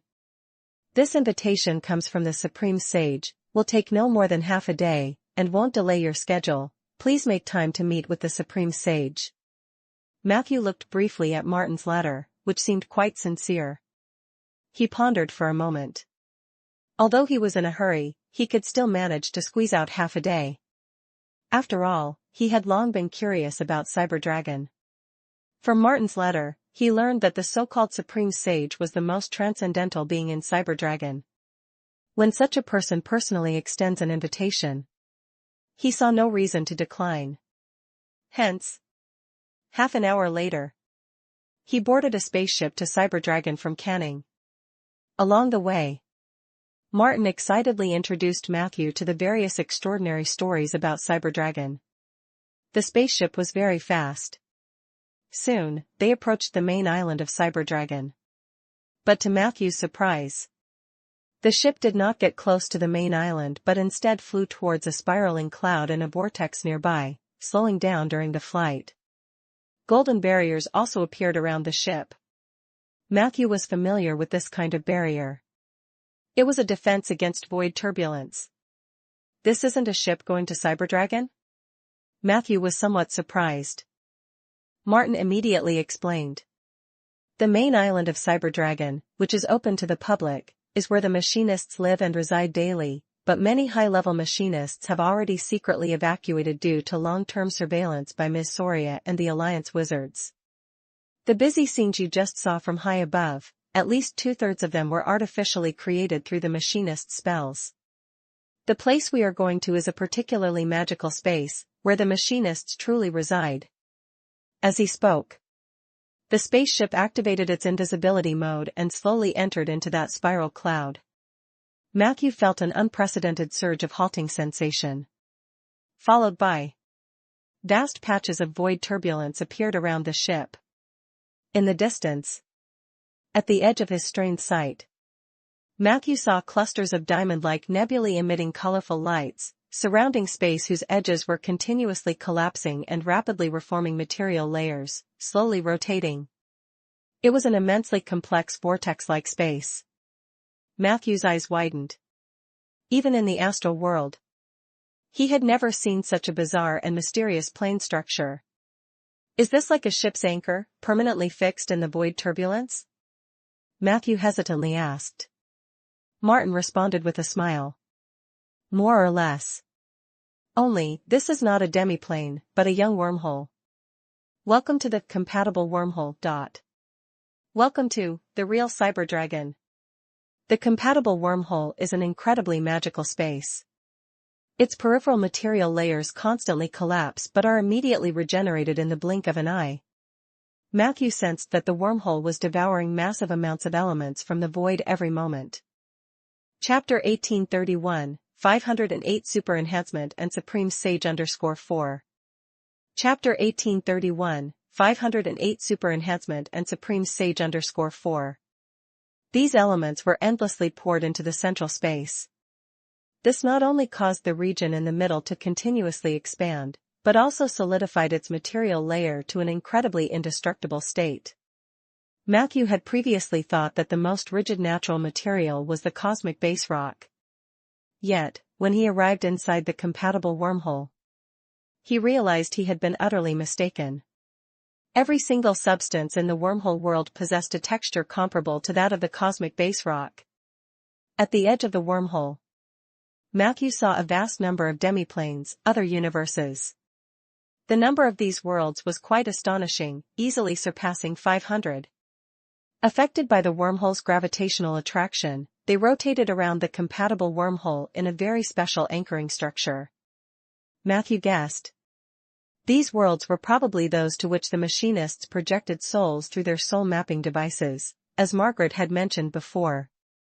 After disembarking, Martin swiftly led Matthew through the area where high-level machinists resided, toward the secluded Wise Man District. There were 5 towers in the Wise Man District, symbolizing the 5 beloved machinists most adored by the Cyberdragon masses. They were recognized as sages and were bestowed with different sage titles. Among them, the most prestigious was the owner of the Tower of No Illusion, Granny Bono. She was also crowned by the machinists with the title of Supreme Sage. Matthew faintly remembered. The butterfly had introduced itself as the honorary chief of the Tower of No Illusion, indicating it also had a deep relationship with this Supreme Sage. Granny has been waiting for you. Just go in. Under Martin's guidance, Matthew entered the grand doorway of the Tower of No Illusion alone. Guided by a golem that resembled a crab, He boarded the magic elevator, ascending directly to the top of the Tower of No Illusion. There was a massive star chart. It displayed the compatible wormhole and the orbital paths of numerous surrounding worlds. This star chart was initially built with the help of a great star mage from Sioux Country. When the star chart first landed, Sioux Country was at its peak of prosperity. The emperor at that time even planned to marshal his troops and flatten the abyss. And now, the star chart still observes the multiverse's various changes for us, while the eastern continent, once home to billions of Sioux souls, has already gone through a cycle of destruction and dormant reincarnation, preparing to enter a stage of universal rebirth. An ancient, disagreeable voice came from beside the star chart. It was at that moment Matthew suddenly noticed the other party. It couldn't be helped. She was too short, emitting no additional presence, and didn't even have the characteristic rust smell of golems, making her hard to spot next to the star chart. "Are you the Supreme Sage?" Matthew stepped forward to pay his respects, but did not hide his surprise. "The renowned Supreme Sage is actually a fishman." "You must be full of questions, right?" The short fishman female named Bono chuckled. Her laughter was also unpleasant to hear. However, Matthew could feel her kindness and composure. He respectfully said, "No one rules that the Supreme Sage cannot be a fishman. While the general public holds stereotypes, believing fishmen to have low intelligence, as a necromancer who has been misunderstood for many years, I think anything that happens in this world is reasonable." "Hello, I am Matthew." Bono's face showed deep appreciation. "You said it well, at least sparing me the trouble of explaining a lot. No need to clarify many details like when receiving other people, nor to prove my identity and intelligence, hee. Matthew spoke with a smile. "I think any intelligent person would not do that." Bono nodded. "But not everyone in the world is as smart as you. I can understand their existence. But I prefer someone like you." She did not hide her appreciation for Matthew, which left him somewhat flattered. "Since, exceptionally, I do not need to elaborate how I transformed from an ignorant deep-sea fisherman into the Supreme Sage of the Cyberdragon. Let's get straight to the point." Bono continued with his grating voice. "You should know that the Cyberdragon's purpose is to observe and then protect. We guard this universe without disrupting the world's balance as much as possible while also exploring other universes. This is the limit of what outsiders can understand. But what I need to explain to you is, for the Cyberdragon, observing is more important than protection. Observing this universe and the surrounding ones is the greatest, even the only reason for the existence of the Cyberdragon organization." Matthew murmured. "So, what is the significance of observation itself?" Bono bluntly said. "Existence. Without observation and recording, existence is meaningless. The rise and collapse of a civilization, if not observed by other beings, will eventually be completely extinguished in the endless cosmos, becoming an insignificant ripple in the darkness. The mission of the Cyberdragon is to select the most cutting-edge talents from various professions and groups, entrust them with the task of observing, and then pass it down from generation to generation. As for the machinist, the fact that this profession could shine so brightly within the Cyberdragon was entirely accidental. Speaking of which," Bono cut to the chase. "This time, I invited you here to formally invite you to become a member of the External Observer team. Your task is to observe this universe and its surroundings from your own perspective and record it through various means. It is a very long process. But trust me, you will reap many benefits during this process that others can't reach. You will also become a member of the Cyberdragon core team. To put it more mundanely, you can receive a substantial reward for this part-time commission, and subsequent observation records can be exchanged for a continuous stream of income. What do you think?" Matthew asked with doubt. "Just like that, I'm in? No assessment or anything?" Bono smiled. "You may be unfamiliar with us, but we are already very familiar with you. As for the assessment, it actually began a long time ago. Remember that, Robin? It's not just a source of information for the world's calamity, it's also our eye. After experiencing many events, especially the Ascension incident and the recent Golden Ring incident, we unanimously determined that you have the virtue required to become an observer.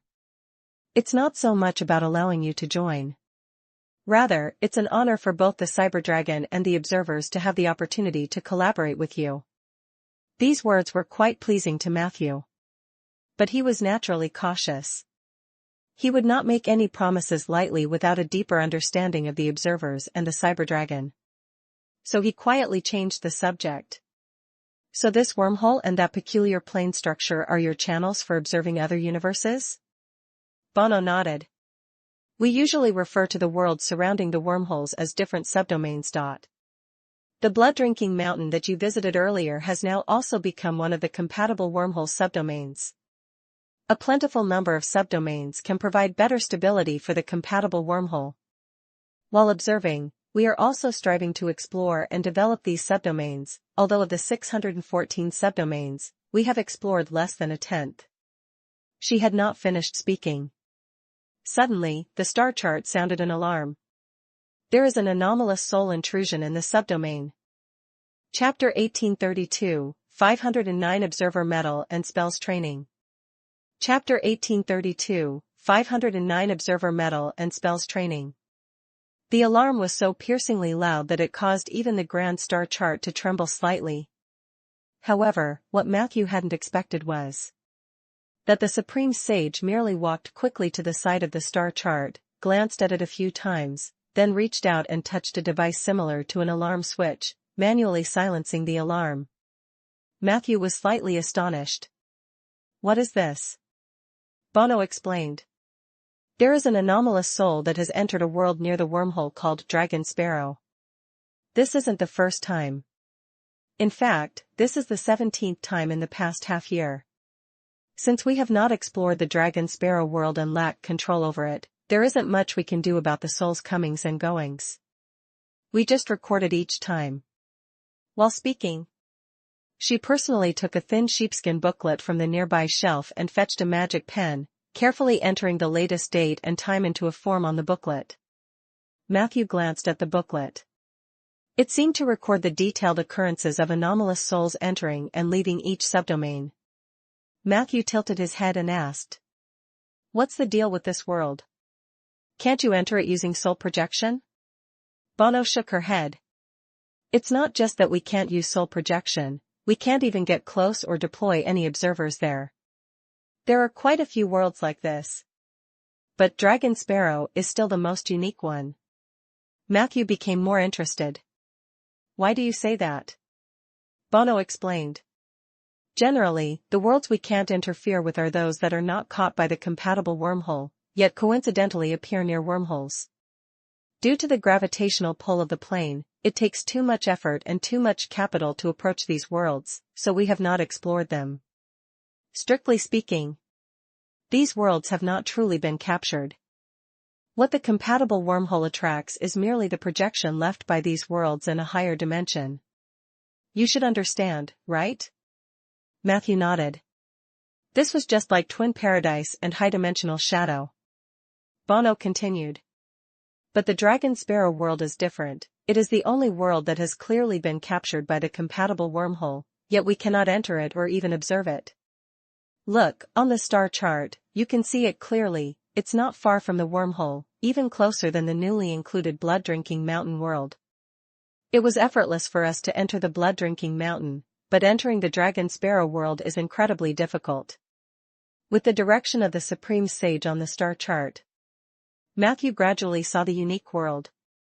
From the perspective of the star chart, the world looked like a bird enveloped in thick fog, about to soar. The head of the bird was held high. It looked very proud.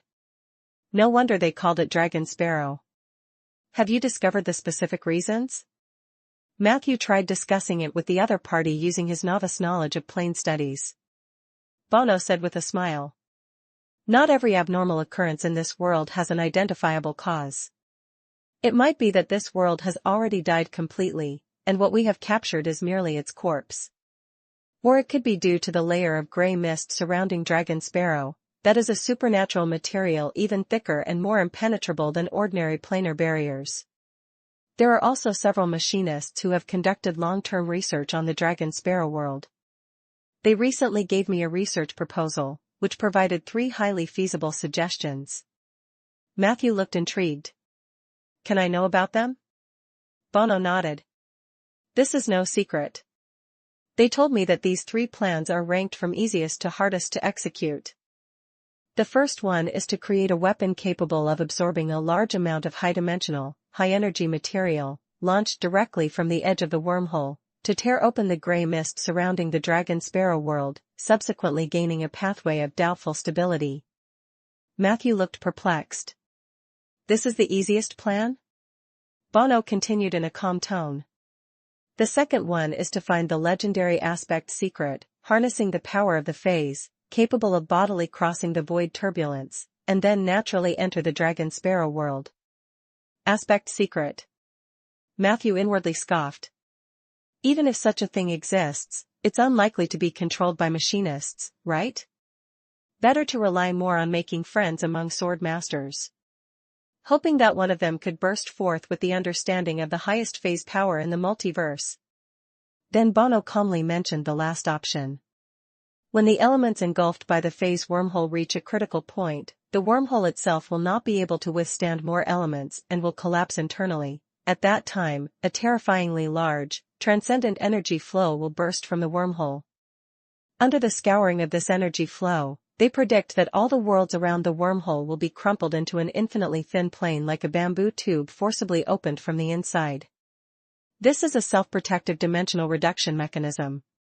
It also provides us with an opportunity to oversee the two-dimensionalized Dragon Sparrow world from a relatively higher dimensional perspective. Of course, the prerequisite is that we are still there, not implicated by the destruction of the wormhole. After hearing this, Matthew could only pretend to ponder for a while. He then routinely complimented a few sentences. But in his heart, he suspected that those machinists were just making it up, simply to scam project funding. Chapter 1833, 509 Observer Medal and Spells Training _2. Chapter 1833, 509 Observer Medal and Spells Training _2.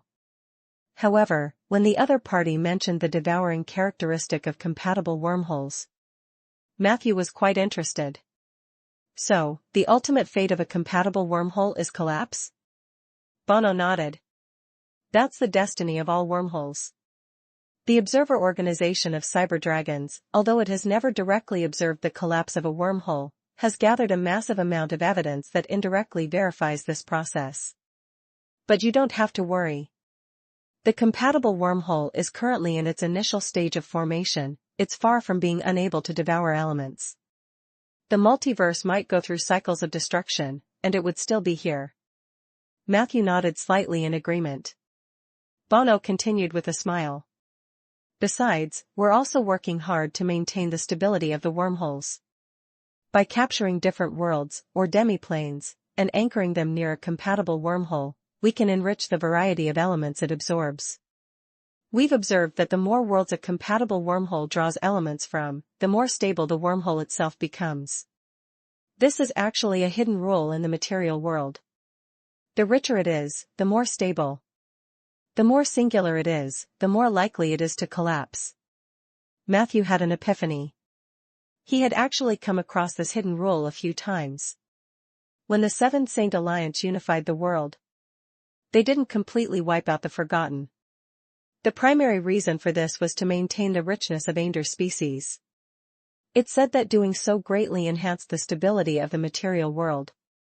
Matthew had been half skeptical of this rule before. After all, there was no direct evidence to prove it. But if the Supreme Sage of Cyberdragon said so, there likely was some rational basis for the rule's existence. So, order must be rich, dynamic, diverse, that is the most stable.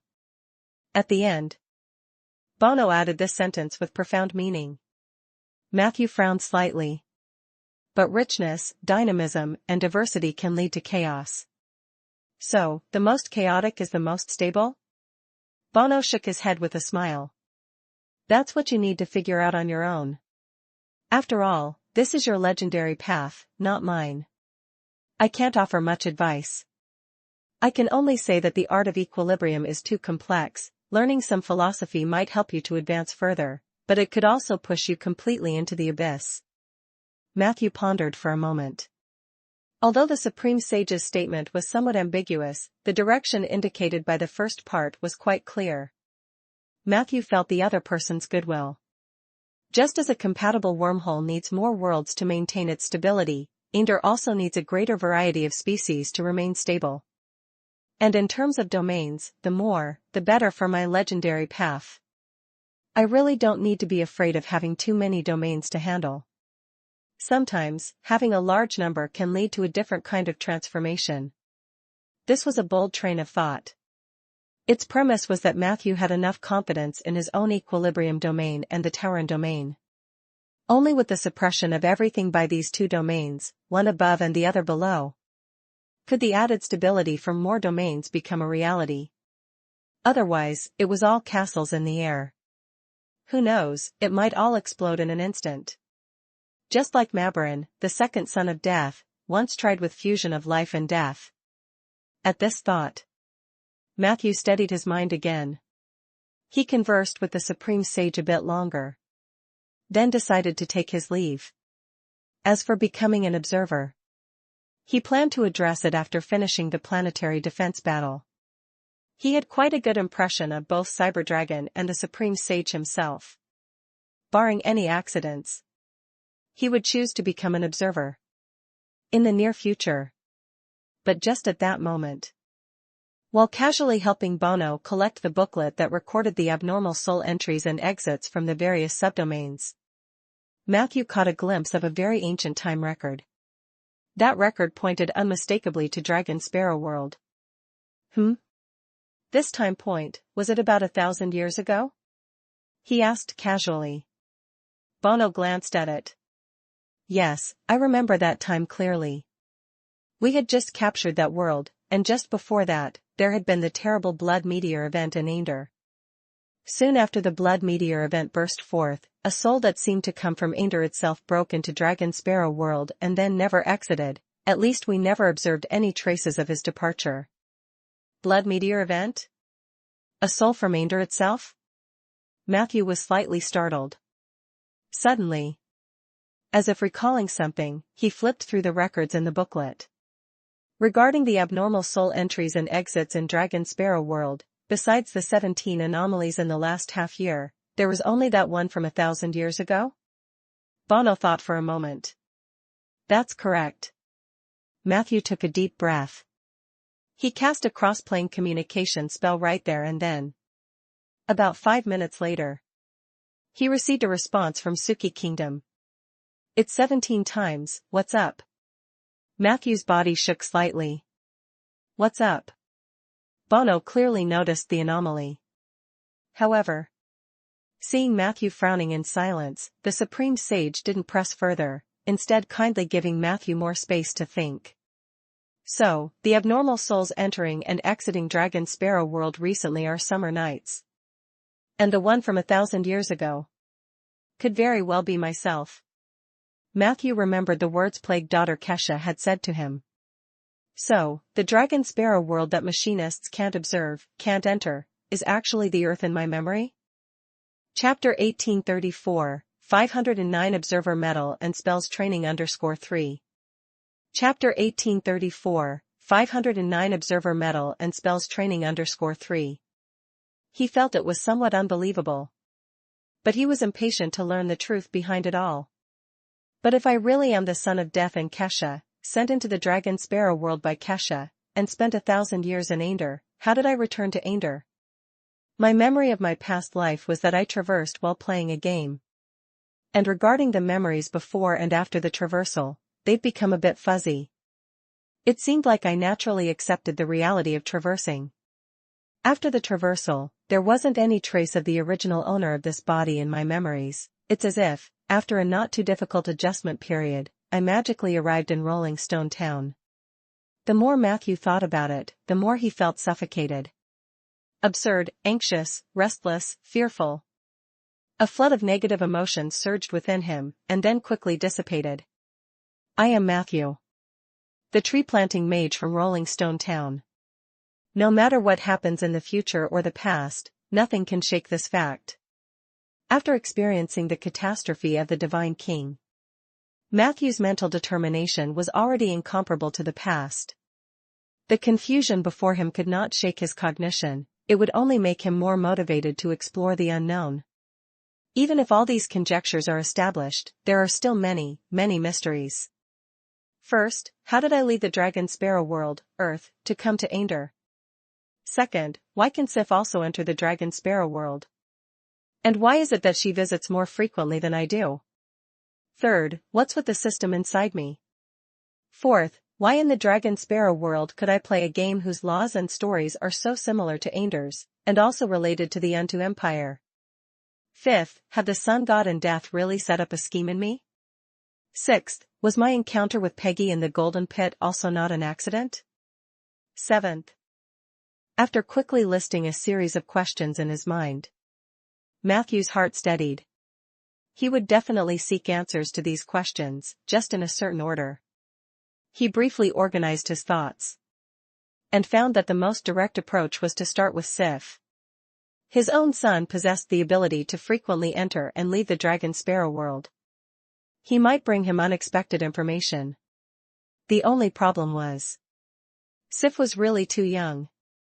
Even if his own child was precocious, it was unknown to what extent he could understand. Under normal circumstances, juvenile tieflings should have somewhat stronger communication abilities than humans do, but they would not be ahead of 3 years old. Matthew pondered silently. It seemed that in the future, he would have to ask Sif to pay more attention to this aspect. After his thoughts were concluded, Matthew found the Supreme Sage and expressed his willingness to join the Observer organization. Bono probably guessed something, but she didn't ask anything. Instead, she just smiled and welcomed Matthew to the Observer organization.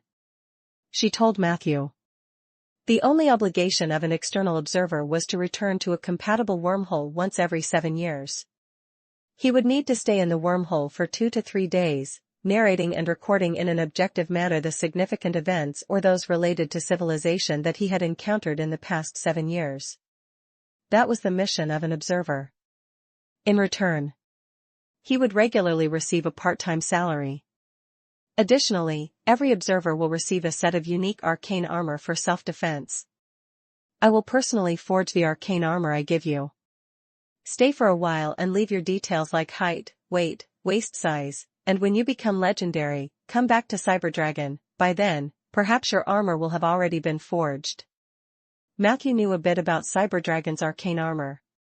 He knew that it could greatly enhance the strength of a spellcaster. And arcane armor personally forged by the Supreme Sage should be the finest of all armors. He was already impatient to put it on and try it out.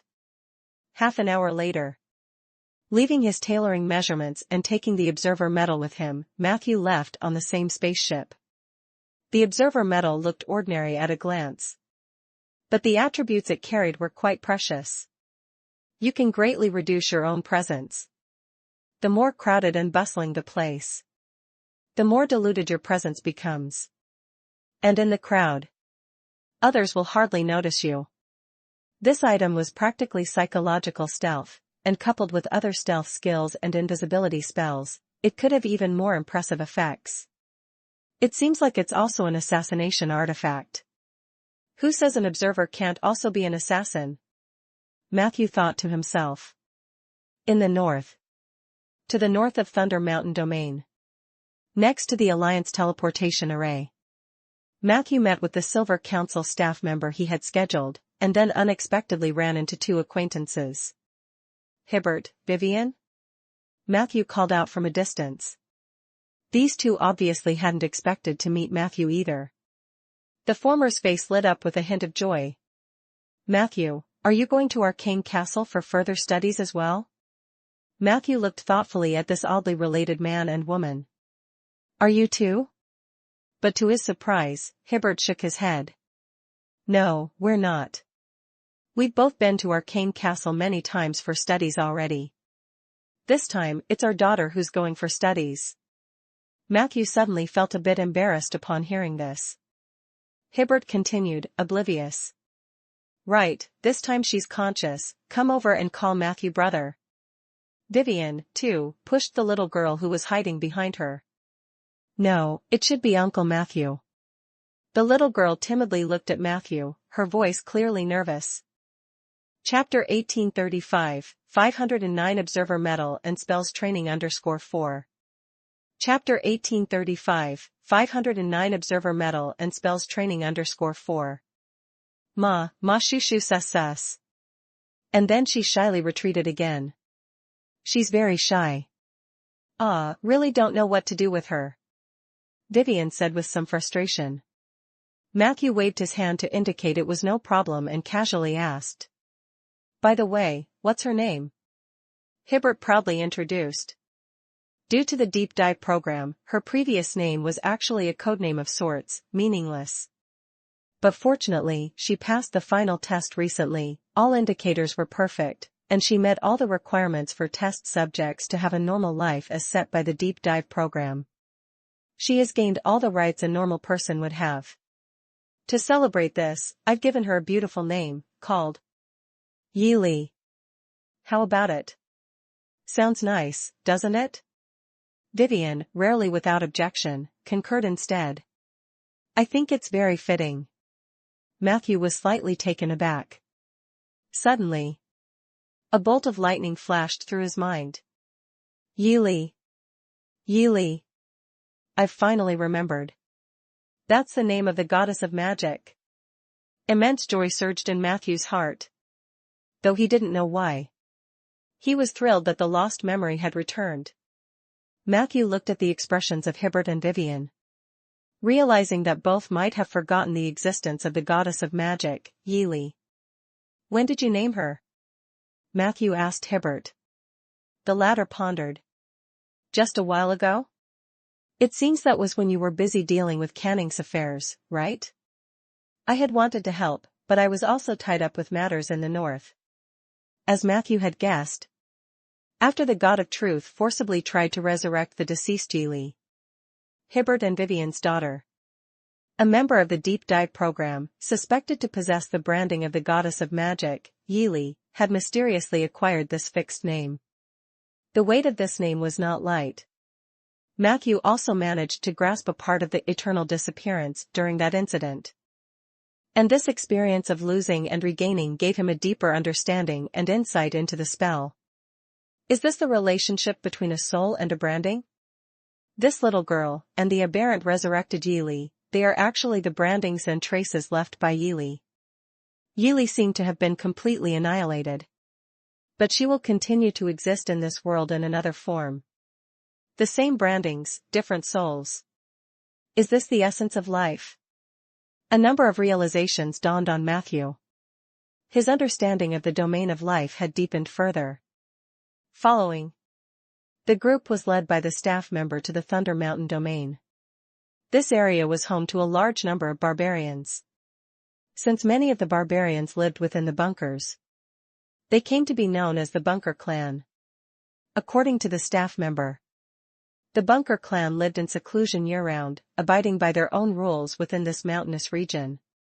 Most of these barbarians were fearsome and strong, with great physical strength but without any grasp of magic. But they were the earliest and the most loyal servants to the Calamity Mage.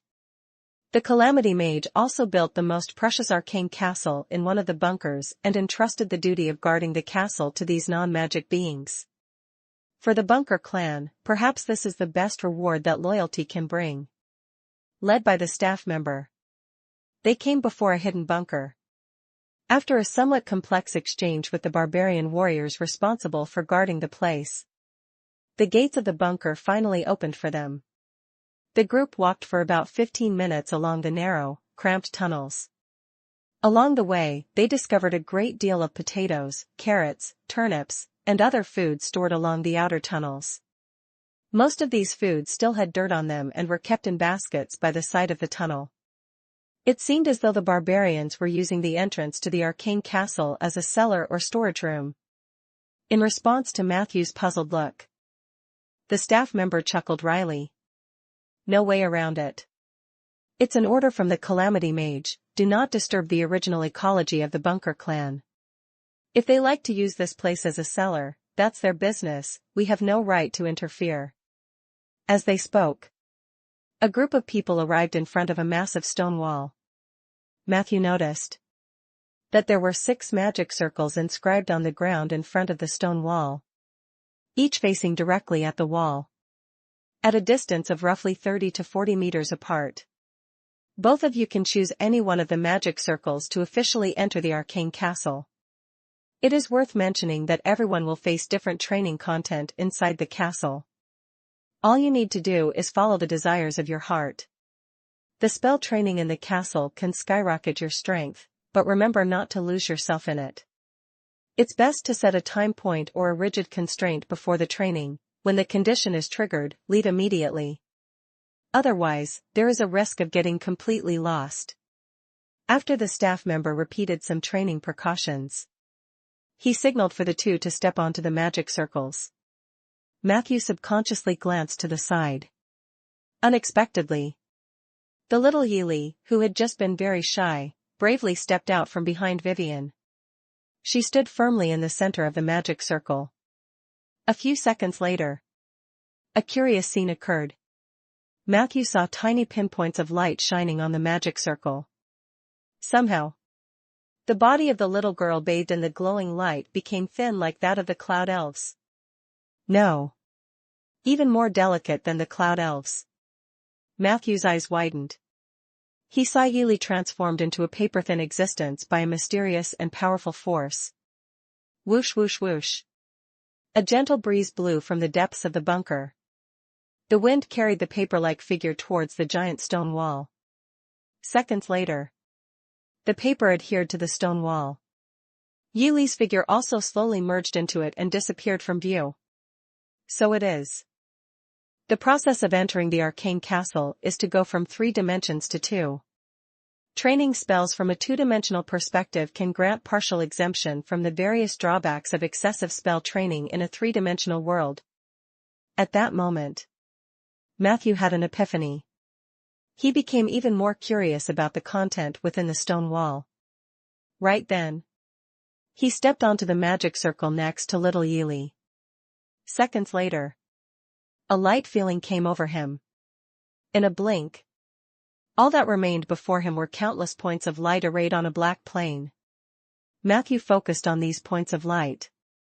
Soon, he realized that each point represented a spell he had mastered.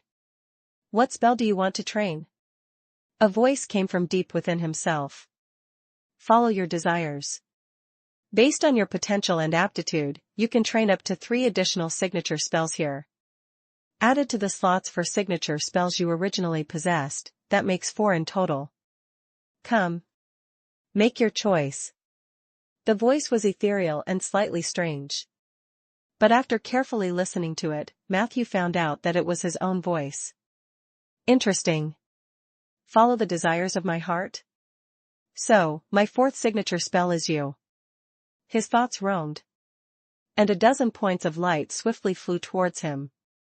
Prompt, you have established transfiguration, including shape-shifting form, as your 4th signature spell. Spell training begins. Chapter 1836, 510 Tomorrow's Withered Flower and Behind the Ether Door.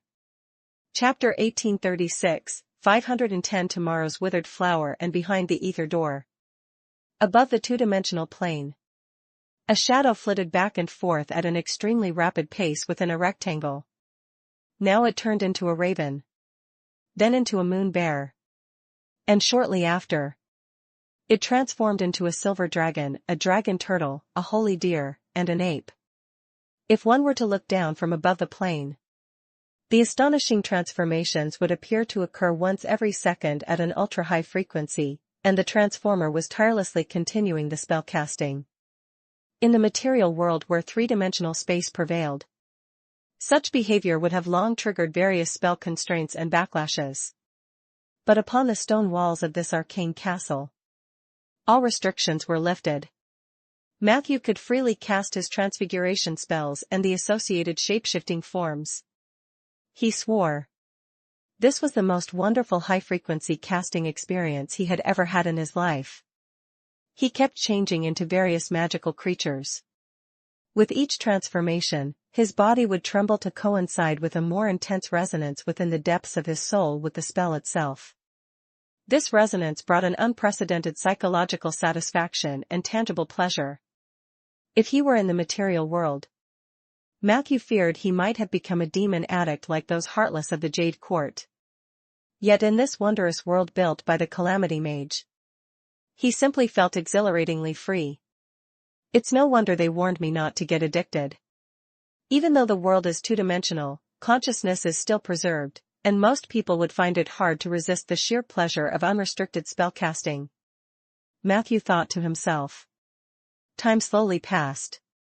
The flow of time within the world of the stone walls was much slower than in the material world by an unknown factor. He had plenty of time to practice each spell. In the blink of an eye, his signature spell, True Transformation, not only successfully encompassed all Matthew's shapeshifting forms but also derived a whole new set of attributes. True Transformation. By chanting this incantation or performing an action sufficient to complete a shapeshifting form, you can transform into all of the following creatures: Raven, Moon Bear, Winged Dragon, Wind God, Silver Dragon, Deep Sea Dragon, Turtle, Holy Deer, Eastern Immortal Ape, Hedesai Flea, any middle and lower level undead, skeletons, zombies, ghosts, banshees, dark warriors, mummy, vampires. Furthermore, your true transformation has acquired, but is not limited to, the following keywords. 1. Free switching. You can switch directly between all transformation forms without reverting to human form, reducing the switching time to 0.05 seconds. 2. True transformation. All your transformation forms are supported by the effects of True Transformation, with separate creature data and corresponding special panels. 3. Independent life. Each of your transformation forms possesses a separate and independent health points, and when the health of one form is near death, you can choose to revert to human form or switch to another form. 4. Invincible transformation. There will be an extremely short period of invincibility when using True Transformation or switching forms, during which time you are untargetable, unhittable, unblockable, etc. 5. Same kind summon. No matter what creature you transform into, you have the chance to summon 3 to 12 of the same kind to serve you. If no similar creatures exist on this plane, you will be compensated with 12 doppelgangers slightly weaker than your original form. 6. Wild Hunger. All your transformation forms' physical attacks incorporate a 5% lifesteal effect. 7. Legendary Gift. Your legendary transformation forms will gain an additional legendary gift. 8. Domain Dominator. All your transformation forms will receive stronger judgment support within their own domains. 9. For a moment, a plethora of data flashed before Matthew's eyes.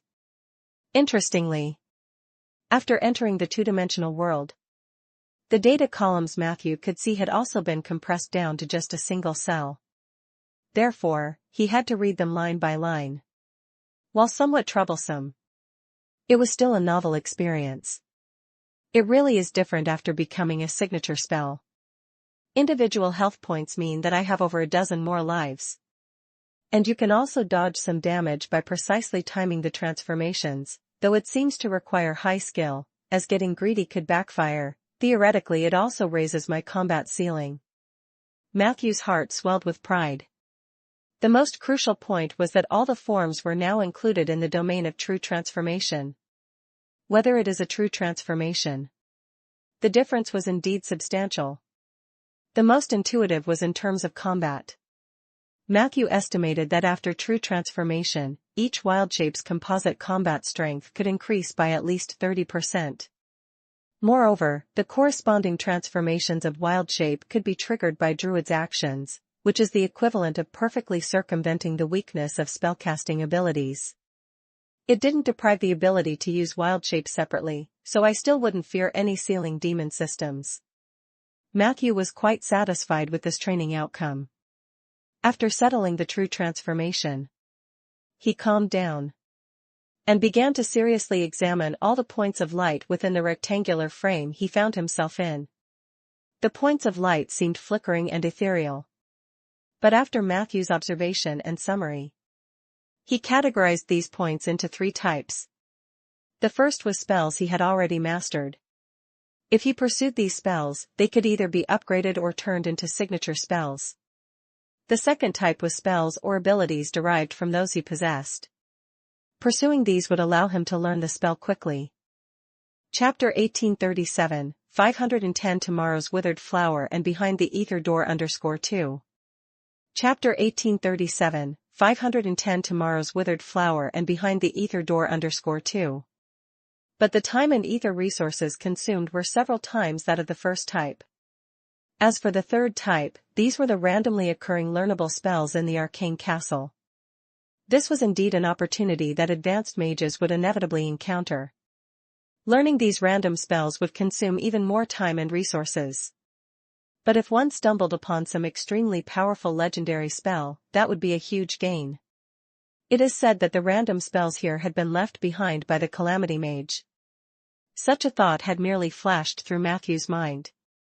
I already possess enough abilities and spells for myself. Why waste limited time and resources on a gamble? Rather, I should continue to enhance myself. His resolution gradually solidified. Next, Matthew devised a short spell training plan for himself. The first part, Fusion. This was targeted at abilities that were turned into spells which he had obtained from Soria. Matthew planned to relearn them through spell training opportunities, allowing himself to truly master these spells. This step might seem redundant, repetitive. But it was crucial for Matthew. It was a process of converting someone else's things into his own. He knew that behind every shortcut, hidden problems must exist. He wanted to minimize these hidden problems as much as possible. The second part was to upgrade the remaining personal spells. That is, to enhance the energy levels of most of the useful spells to tier 5. After spell enhancements, reducing the energy level to use the spells hardly required any additional resources and effort. On the contrary, spell upgrade was genuinely a super magic ability. This was also an essential process of solidifying basic skills. Upon completion of the above two parts, Matthew had essentially achieved the primary purpose of his special training in the castle. If there was still time left, he intended to practice several signature spells. Unless there was really surplus time and an excess of resources to the extent that they couldn't be used elsewhere, he would avoid touching the random spells left by the Calamity Mage. As soon as he thought it, he did it.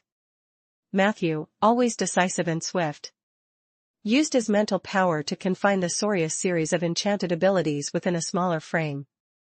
Then, he began systematic spell training on these abilities. Utilizing these abilities, essentially equal to spell casting. And in the continuous process of spell casting, Matthew gained experience and insight into the relevant spells. In this manner, he did not know how much time had passed. After Matthew had trained all the enchanted abilities to a certain level, except for the 3 legendary spells, he discovered he had gained a new ability. All laws return to flow. You can convert any abilities you possess into standardized spells corresponding to those abilities.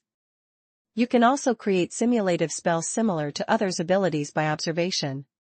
Indeed, if accepting Soria's enchantments is like absorbing them from the outside, then transforming these abilities back into spells is an expression from the inside out.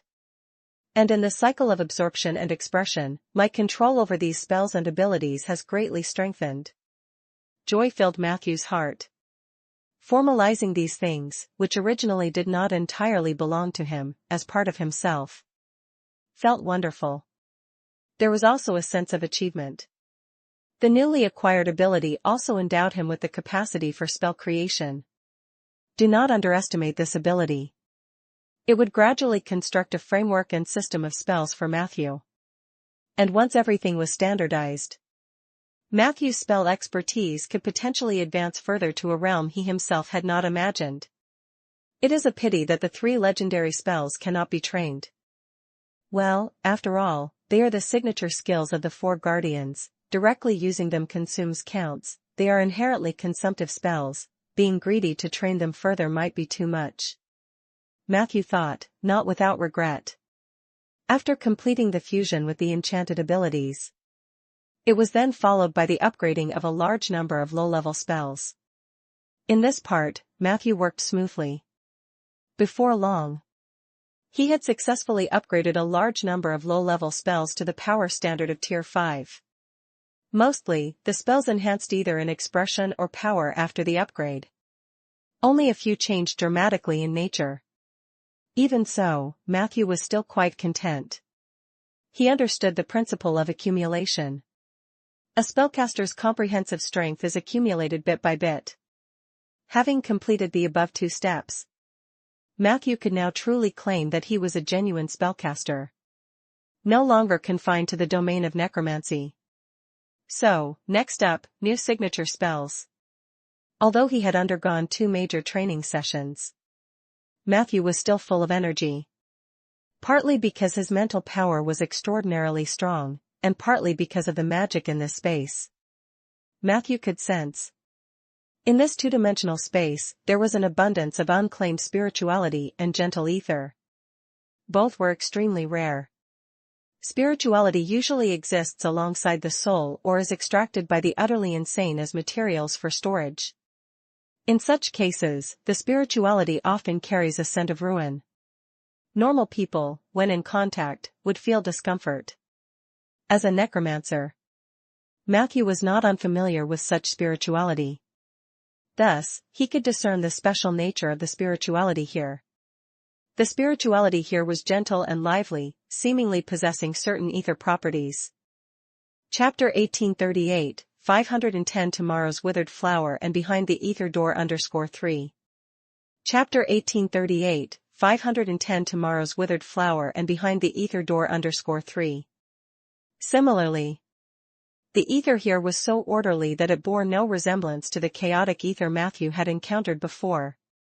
This showed the great power of the Calamity Mage. Matthew's consciousness bathed in such a space. Not only was his spellcasting level making a sudden leap, but his mental power was also further solidifying and sublimating. This experience was truly wonderful. Even someone as resolute as he kept having thoughts about wanting to stay here permanently. Fortunately, he controlled himself in time. He then began the final part of his special training. After an unknown amount of time, Matthew looked at the data panel at the newly completed 2 signature spells, feeling extremely satisfied. These 2 signature spells were Tomorrow's Withered Flower and Undead Summoning. The former was a creation of Matthew's by fusing the 4 spells Magic Counter, Rebound Spell, Spell Suppression, and Mystic Lock into a new superior magic through the All Laws Return to Flow mode. Tomorrow's Withered Flower, you can activate this spell instantly, its form manifesting as endless pale yellow bubbles. Wherever these bubbles go, they can neutralize or destroy the effects of all other spells. If a large number of bubbles accumulate in a specific area, usually spherical or hemispherical, it can turn that space into a spellmill zone. You can also encase a specific target in a giant bubble, rendering them incapable of spellcasting. At the same time, the bubbles created by Tomorrow's Withered Flower can also neutralize some physical attacks. Without a doubt, this was an incredibly powerful spell. As long as the opponent's energy level did not exceed the limit, no matter what move they made, Matthew could neutralize it. Unlike Magic Counter or Rebound, which need to be set in advance, Tomorrow's Withered Flower can be used spontaneously, even reactively. This afforded Matthew greater flexibility in real combat. Not to mention it could also neutralize some lower-level physical actions. It was as if whatever card the opponent played, Matthew could render it useless. As long as he had enough mana and mental power.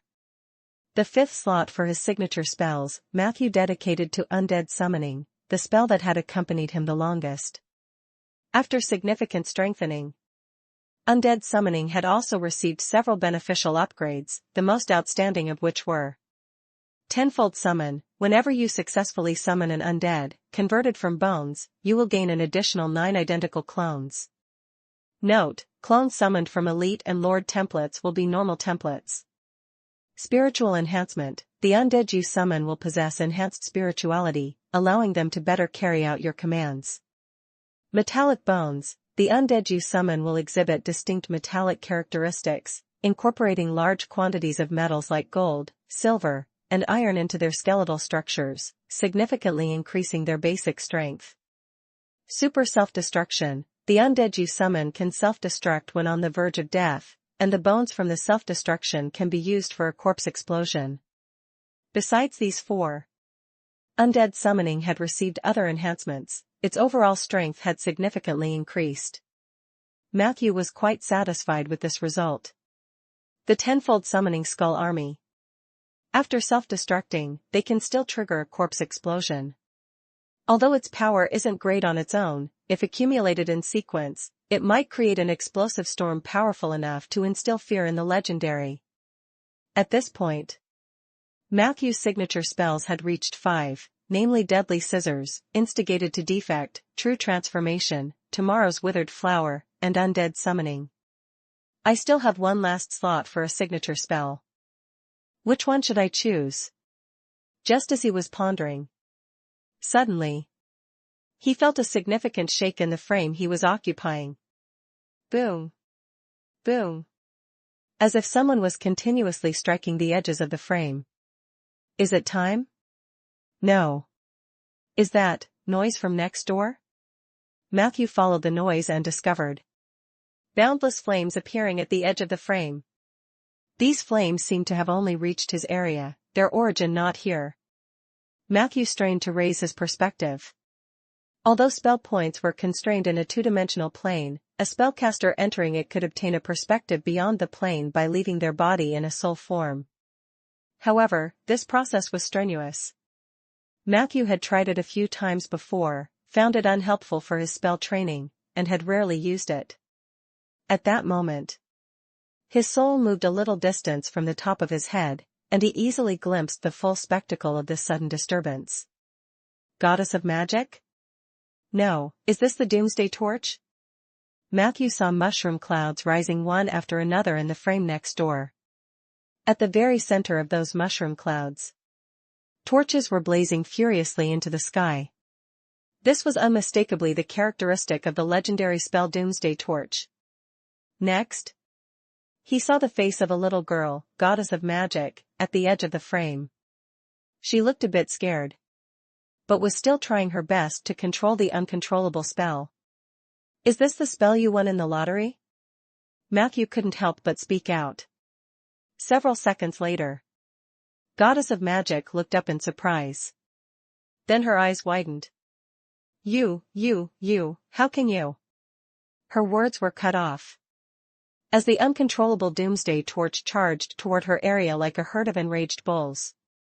Chapter 1839, 510 Tomorrow's Withered Flower and Behind the Ether Door _4. Chapter 1839, 510 Tomorrow's Withered Flower and Behind the Ether Door _4. Matthew hadn't even opened his mouth when she anxiously said, "You need to get out of the way. I can't suppress this spell much longer. I don't understand why. This is just a simulation training. How could it cause such severe backlash?" Compared to Goddess of Magic's anxiety, Matthew was much calmer and composed. This was the domain of a calamity mage. Even if a spell within one of the grids went out of control, it wouldn't possibly affect other areas. Rather, it was the Goddess of Magic herself who needed to worry. Although the magical backlash here wasn't as severe as in the real world, judging by the intensity of the Doomsday Torch, if the young girl didn't handle it properly, her mental power could be seriously damaged. And in more extreme cases, it might even affect her intelligence. Out of his friendship with Hibbert, Matthew tried to summon Gordon's fire from the depths of his soul. A few seconds later, a black flame with a whoosh hung above the plane. It actually worked. Matthew's eyes lit up. Normally when he summoned Gordon's fire, he usually had to communicate with Dark Peggy in the Lost Paradise. Coordinating with her allowed him to master the flames even better. But in this special place, Matthew discovered that his control over Gordon's fire seemed to have improved even further. Without time to think too long, he tried to send Gordon's fire toward the Goddess of Magic. This type of flame had a tremendously powerful negating effect on conventional spell flames. Matthew thought that as long as he could help her stabilize the immediate situation, she should be able to handle it afterward. However, as Gordon's fire moved forward, Matthew felt a clear sense of obstruction. That was normal. The Calamity Mage would have set various rules in this place. If every advanced mage in these grids could easily switch rooms, wouldn't the arcane castle become utterly chaotic? Matthew leveled his mind, slowly advancing Gordon's fire without haste. And then, something miraculous happened. As he relaxed his efforts, the sense of obstruction also decreased a lot. Before long, that black fire was smoothly burning across the plane under Matthew's control. Finally, the black flame reached the goddess of magic's side, quickly suppressing a portion of the backlash from the doomsday torch. For a magic prodigy like the goddess of magic, such assistance was ample. In less than 3 minutes, she managed to suppress the raging doomsday torch. Thank you, thank you. Immediately after, the timid voice of the goddess of magic came from next door. I actually remember you. Before I was frozen, when I was lying there, I was actually conscious. At that time, I heard your voice. While Matthew retracted Gordon's fire, he recalled the scene of his first encounter with the goddess of magic. A smile involuntarily crept onto his lips. Yes. And poor Vivian and Hibbert, making them act as parents really is tough on them. The goddess of magic seriously shook her head. No, it's not. Daddy and Mommy treat me very well. Those experiments, they were just to help me survive better. Matthew nodded lightly. He was about to end this conversation and continue his journey of spell mastery when, at that moment, the goddess of magic stopped him. You knew my predecessor, the branding, right? The young girl stared intently at Matthew, her eyes exceptionally bright. A flicker of surprise crossed Matthew's eyes. Seeing that he remained silent, the young girl went on to say, Before I met you, there was often a hollow feeling deep inside me. Like being abandoned by the whole world. It's a particularly lonely feeling, very uncomfortable, really uncomfortable. I've had the company of my parents and many spellcasters since I was born, all of whom have been very kind to me. I shouldn't be feeling like this. She quietly shared. So I quickly guessed that this feeling didn't originate from myself, but from the branding that nurtured me. That branding, she must have been a very powerful god during the Age of Enlightenment. For some reason, everyone including myself has lost all memory and impression of her. It's precisely because of this that I became the first person capable of operating independently from the deep dive program. I think I'm very lucky. But I'm also very curious. My predecessor, that branding, what kind of person was she really? You must know, right? I sense a very familiar aura with you. Were you friends? Little goddess of magic asked with an expectant look on her face. However, Matthew simply shook his head. To be honest, I only had a few brief encounters with her, and know very little about her. Disappointment was written all over the little goddess of magic's face. Is that so? She quickly asked again. Then, what kind of being was she in the eyes of others? I want to hear the most honest and straightforward assessment. Matthew said seriously. Resolute, magnificent, promiscuous. Promiscuous? The little goddess of magic's eyes widened in shock. Matthew smiled. Her reputation in personal life was indeed rather ordinary. However, you have to understand, living a life of indulgence is the norm in Ander. If a person isn't absurd enough, then either they are the master of the temperance subdomain or they are a mediocre and incompetent nobody. Supernatural powers are inherently born from and accompanied by absurdity. These are the universal laws of all things, at least in this universe. The little goddess of magic nodded somewhat absent-mindedly. Seeing her start to ponder, Matthew chuckled and was about to withdraw. Before retreating, he didn't forget to retrieve that blade of Gordon's fire that he had summoned. However, during this process, Matthew unexpectedly discovered that there was a secret door where Gordon's fire burned a small path above the plane. Eh? What is this place? Before Matthew could figure out what was on the door, a fervent force welled up from the depths of his soul. It was a magic rune hidden within Lost Paradise. It was the secret spell of the Door of Ether? In Matthew's astonished gaze, the rune fused into the secret door. The latter opened as a result. A powerful suction force directly pulled Matthew's soul inside. And the little goddess of magic, standing dumbfounded in another frame, was also captured by this force. Both of their figures vanished into the secret door in an instant. Bang! The door closed tightly, as if it separated a whole era. Is this the space behind the Door of Ether? The legendary realm that preserves the original appearance of the world? Matthew looked around the surroundings with surprise and excitement. The place resembled a relatively dry cave. The ground was wide and flat. Nearby was a blue fountain. Next to the fountain stood a dead old tree, beneath which was a tree stump. Hanging from the dry crown of the tree was something glittering gold, somewhat resembling a miniature sun. And on the surface of the tree stump, Matthew saw a segment of a silver-white ring. Tip, you and Goddess of Magic have successfully entered behind the Door of Ether. You've discovered the magic spring, aspect secret, and ether ring. Chapter 1840, 511 Magic Spring Water and Divine Contract. Chapter 1840, 511 Magic Spring Water and Divine Contract. So familiar. I must have been here before. A murmur from little Yeely resonated from behind Matthew, her eyes filled with curiosity and confusion, but utterly devoid of fear or hesitation. The kid sure had guts, Matthew thought to himself. He quickly confirmed that he and Yeely had both returned to their normal states. However, somewhat worrisome was the fact that they could not use magic or magical abilities in this place. Is spellcasting prohibited beyond the Door of Ether? Matthew speculated, following the guidance of the data bar. His gaze swiftly passed over the magic fountain, the crown on the withered tree, and the ring on the tree stump. However, what ultimately captured both of their attention was a shelf placed behind the tree stump.